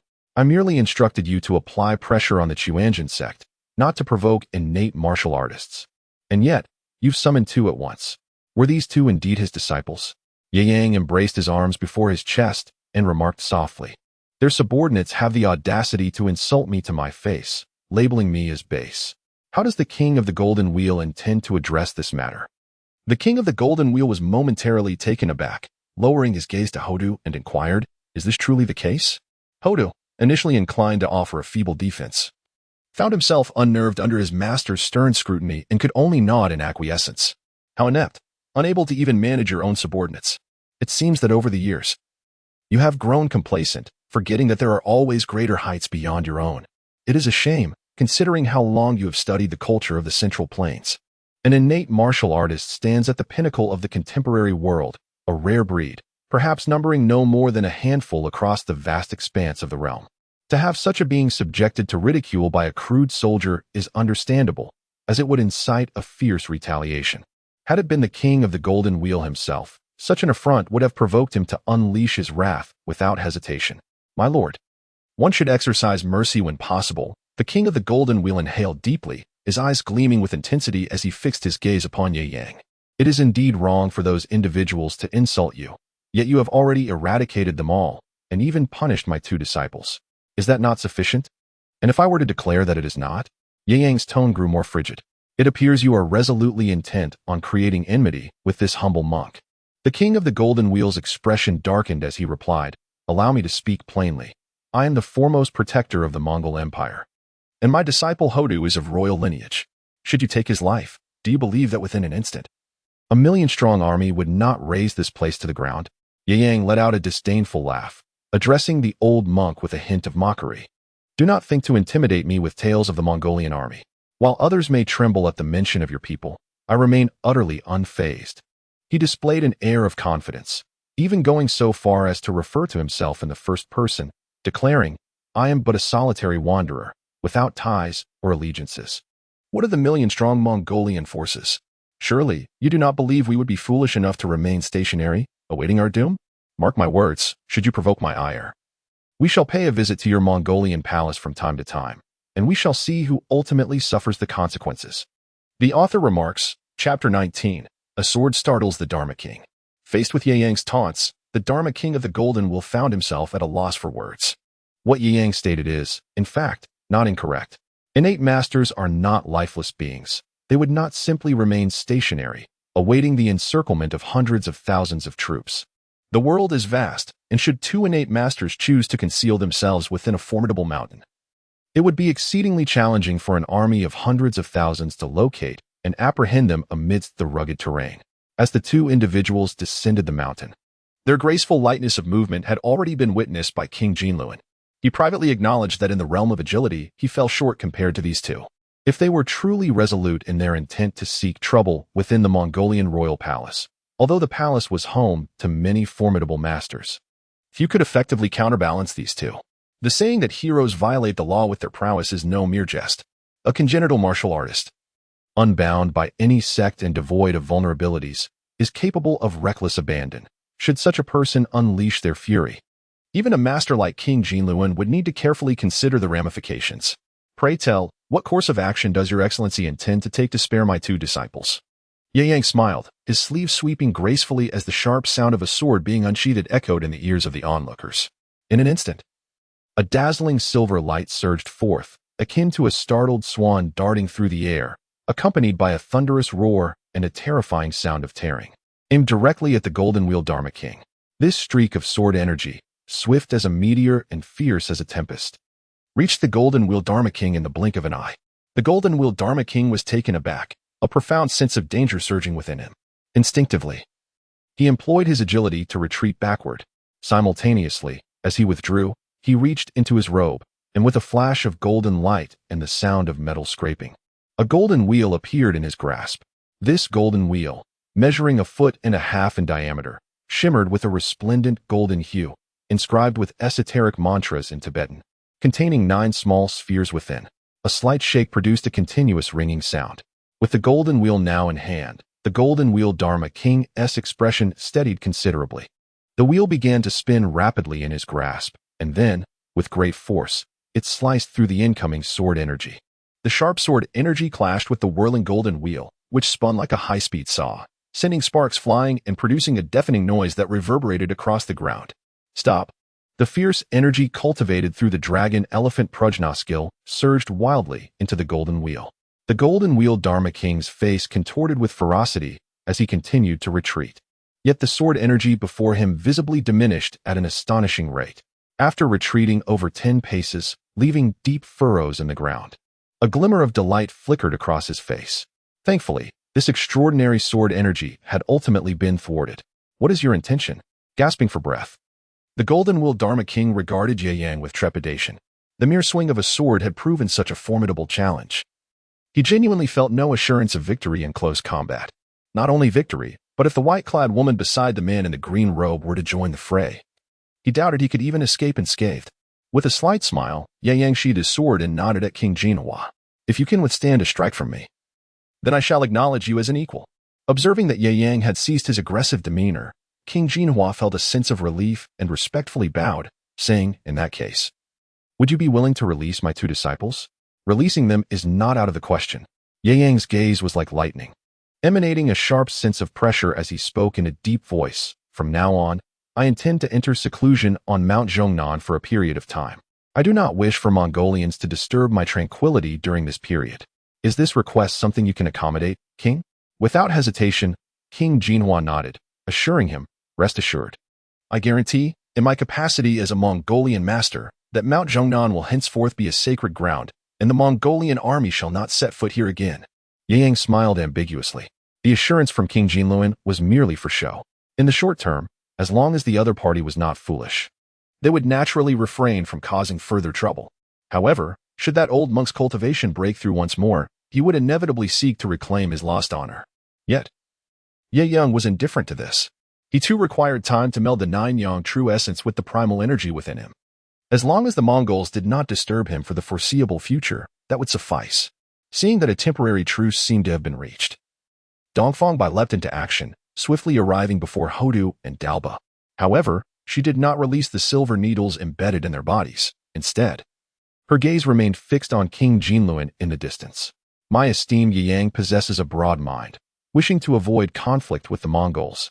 Yet, as a mere woman, I do not share such expansive magnanimity. As she spoke, a sudden rustling sound erupted before her, and in an instant, thousands of silver needles floated around her, emanating spiraling energy, transforming into a fearsome silver dragon. King Jinluan's expression shifted dramatically, while he could face a single silver needle without fear. The terrifying might of thousands of needles coalescing into a dragon surpassed even Ye Yang's earlier sword chi. He was profoundly alarmed. When had such a formidable couple emerged in the Central Plains? They were both innate martial artists, each possessing lethal skills. Whether it was sword chi or the dragon formed from silver needles, they posed a significant threat. If this couple were to strike simultaneously, he would undoubtedly find himself in peril. Xiao Bai. At that moment, Ye Yang spoke, shaking his head at her. Dongfang Bai understood and withdrew her aura. With a flick of her sleeve, the silver needles vanished completely, leaving King Jinluan momentarily stunned by her effortless display of power. With so many needles on oneself, are you not afraid of pricking yourself? Dongfang Bai remained impassive, casting a glance at King Jinluan. Then, she lightly stomped her foot on the ground, and the needles pinning Hodu and Dalba suddenly shot out. Freed from their confinement, the two let out relieved groans and rolled on the ground, gasping for breath as they lay in the dirt. The sensation of liberation was truly exquisite. Thank you. King Jinluan bowed respectfully to Ye Yang and Dongfang Bai. Today, his 2 disciples, for the time being, would not face death. He hurried forward, lifting Hodu and Dalba, and his demeanor towards Ye Yang softened considerably. The tides of the world are beyond my control. However, as a member of the martial world, I greatly admire the prowess of you two as a couple. Setting aside worldly disputes, I would welcome you both to visit my esoteric sect during your leisure. Perhaps another time. In response to the courteous remarks of the Golden Wheel Dharma King, Ye Yang did not decline.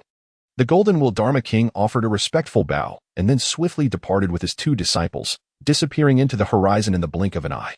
I thought you would slay that old monk and seize the secret teachings of the Vajrayana, remarked Dongfang Bai, who stood beside Ye Yang, observing the departure of the Golden Wheel Dharma King and his companions. To withstand the full force of my sword's aura is no small feat. That old monk is indeed formidable. Ye Yang replied with a smile. Moreover, it is not common for anyone to carry their sacred texts when venturing out. Yet you have always been decisive in your actions. It is somewhat unexpected that you chose to let them go this time.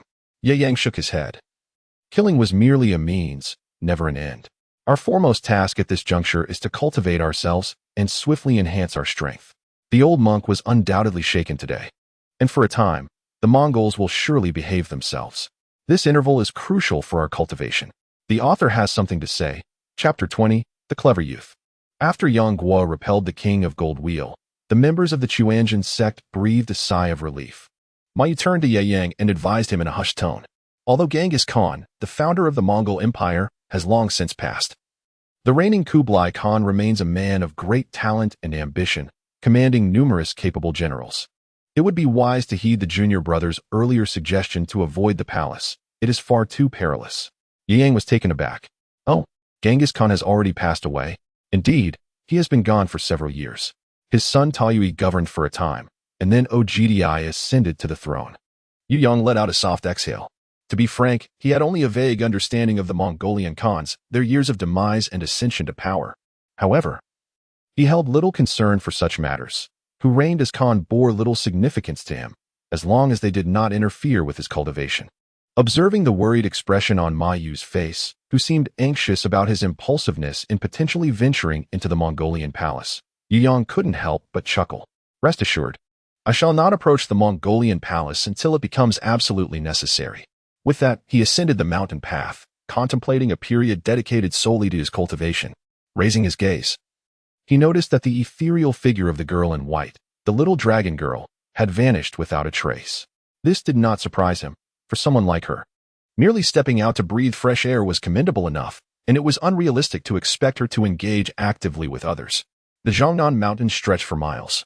An endless expanse. Atop one of the peaks, Yu Yang sat cross-legged, absorbing the essence of heaven and earth while circulating his innate energy, harmonizing the two forms of true essence within him. He could distinctly sense that with each increment of fusion, his true essence grew ever more refined, and his cultivation experience steadily increased. Unbeknownst to him, after a few days, his experience points had nearly reached the halfway mark of level 51. As for Dongfeng Bai, she sometimes practiced alongside Yu Yang, while other times she would descend the mountain to procure supplies or gather skilled individuals from the vicinity.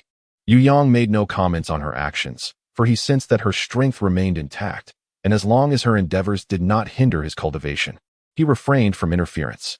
On a particular day, while immersed in meditation, his eyes suddenly snapped open as he turned his gaze toward an ancient tree in the distance. "Come forth," he uttered indifferently. However, after a moment of silence, no one emerged, causing him to furrow his brow slightly. With a sharp sound, his pure yang sword unsheathed itself unbeknownst to him, and with a graceful sweep, a silver beam of light sliced through the air, severing the ancient tree cleanly in two from several paces away. "Great hero, spare me! Spare me!" A youthful voice, tinged with innocence, emerged from behind the tree, followed by a ragged figure rising from the ground. The boy, appearing to be around 15 or 16, bore a somewhat disheveled appearance, yet his countenance was remarkably handsome, and his eyes sparkled with vitality. Although he pleaded for mercy, there was no trace of fear in his eyes. Rather, they darted about with a lively curiosity. Clutching a wine jug in his arms, he quickly bowed and said, "I am Yang Guo, on a quest to buy wine. I happened to pass by this place with no ill intent. I hope the great hero can forgive me." Ye Yang cast a seemingly amused glance at him, remarking, "If you harbored ill intentions, the one severed in half just now would not have been that tree. Furthermore, your chance encounters along this path have become rather frequent. By my count, This marks your third visit in just a few days. Observing that Yang did not appear to be angered, Yanghua couldn't help but grin, feeling emboldened, and he stepped closer. I heard from my aunt that a formidable master has arrived on the mountain, and I couldn't resist the urge to see for myself what kind of person could be regarded as a great master by her. With a hint of pride, Yanghua continued, my aunt is incredibly skilled. Among the renowned practitioners of the Huashan sect, only a handful could match her in a one-on-one duel. He then turned his gaze towards Ye Yang with a touch of flattery, adding, yet, my aunt is indeed correct. You are truly a remarkable master. As he spoke, he exaggeratedly gestured. That tree, as thick as it is, thicker than two of me combined, was effortlessly severed by your sword from a distance of several dozen paces. Could it be that you wield the legendary sword Qi? Ye Yang cast a fleeting glance, inquiring whether your presence here was of your own volition or at the behest of your esteemed aunt. Yanghua's eyes darted thoughtfully, as if contemplating the most prudent response. Speak the truth.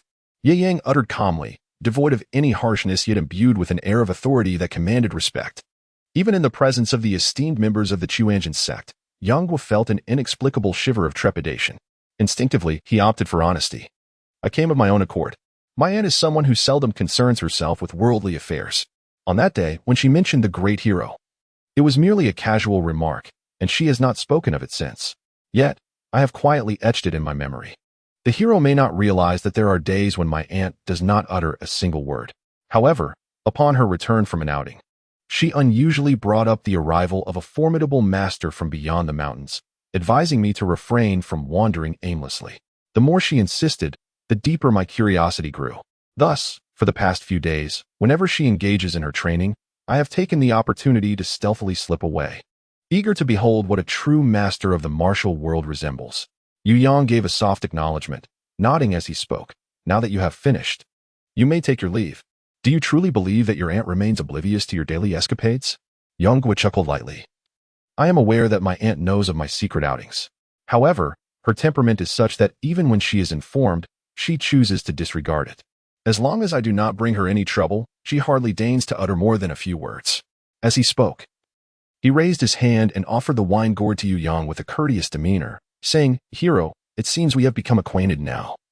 Allow me to treat you to a drink. Ye Yang's gaze scrutinized him for a moment, observing the slight tension in his demeanor before he offered a nonchalant smile. Taking the gourd of wine, he sipped its contents and was immediately struck by its delightful flavor, a sharpness intertwined with a hint of sweetness that was unexpectedly pleasant. He harbored no concerns regarding the possibility of poison in the drink.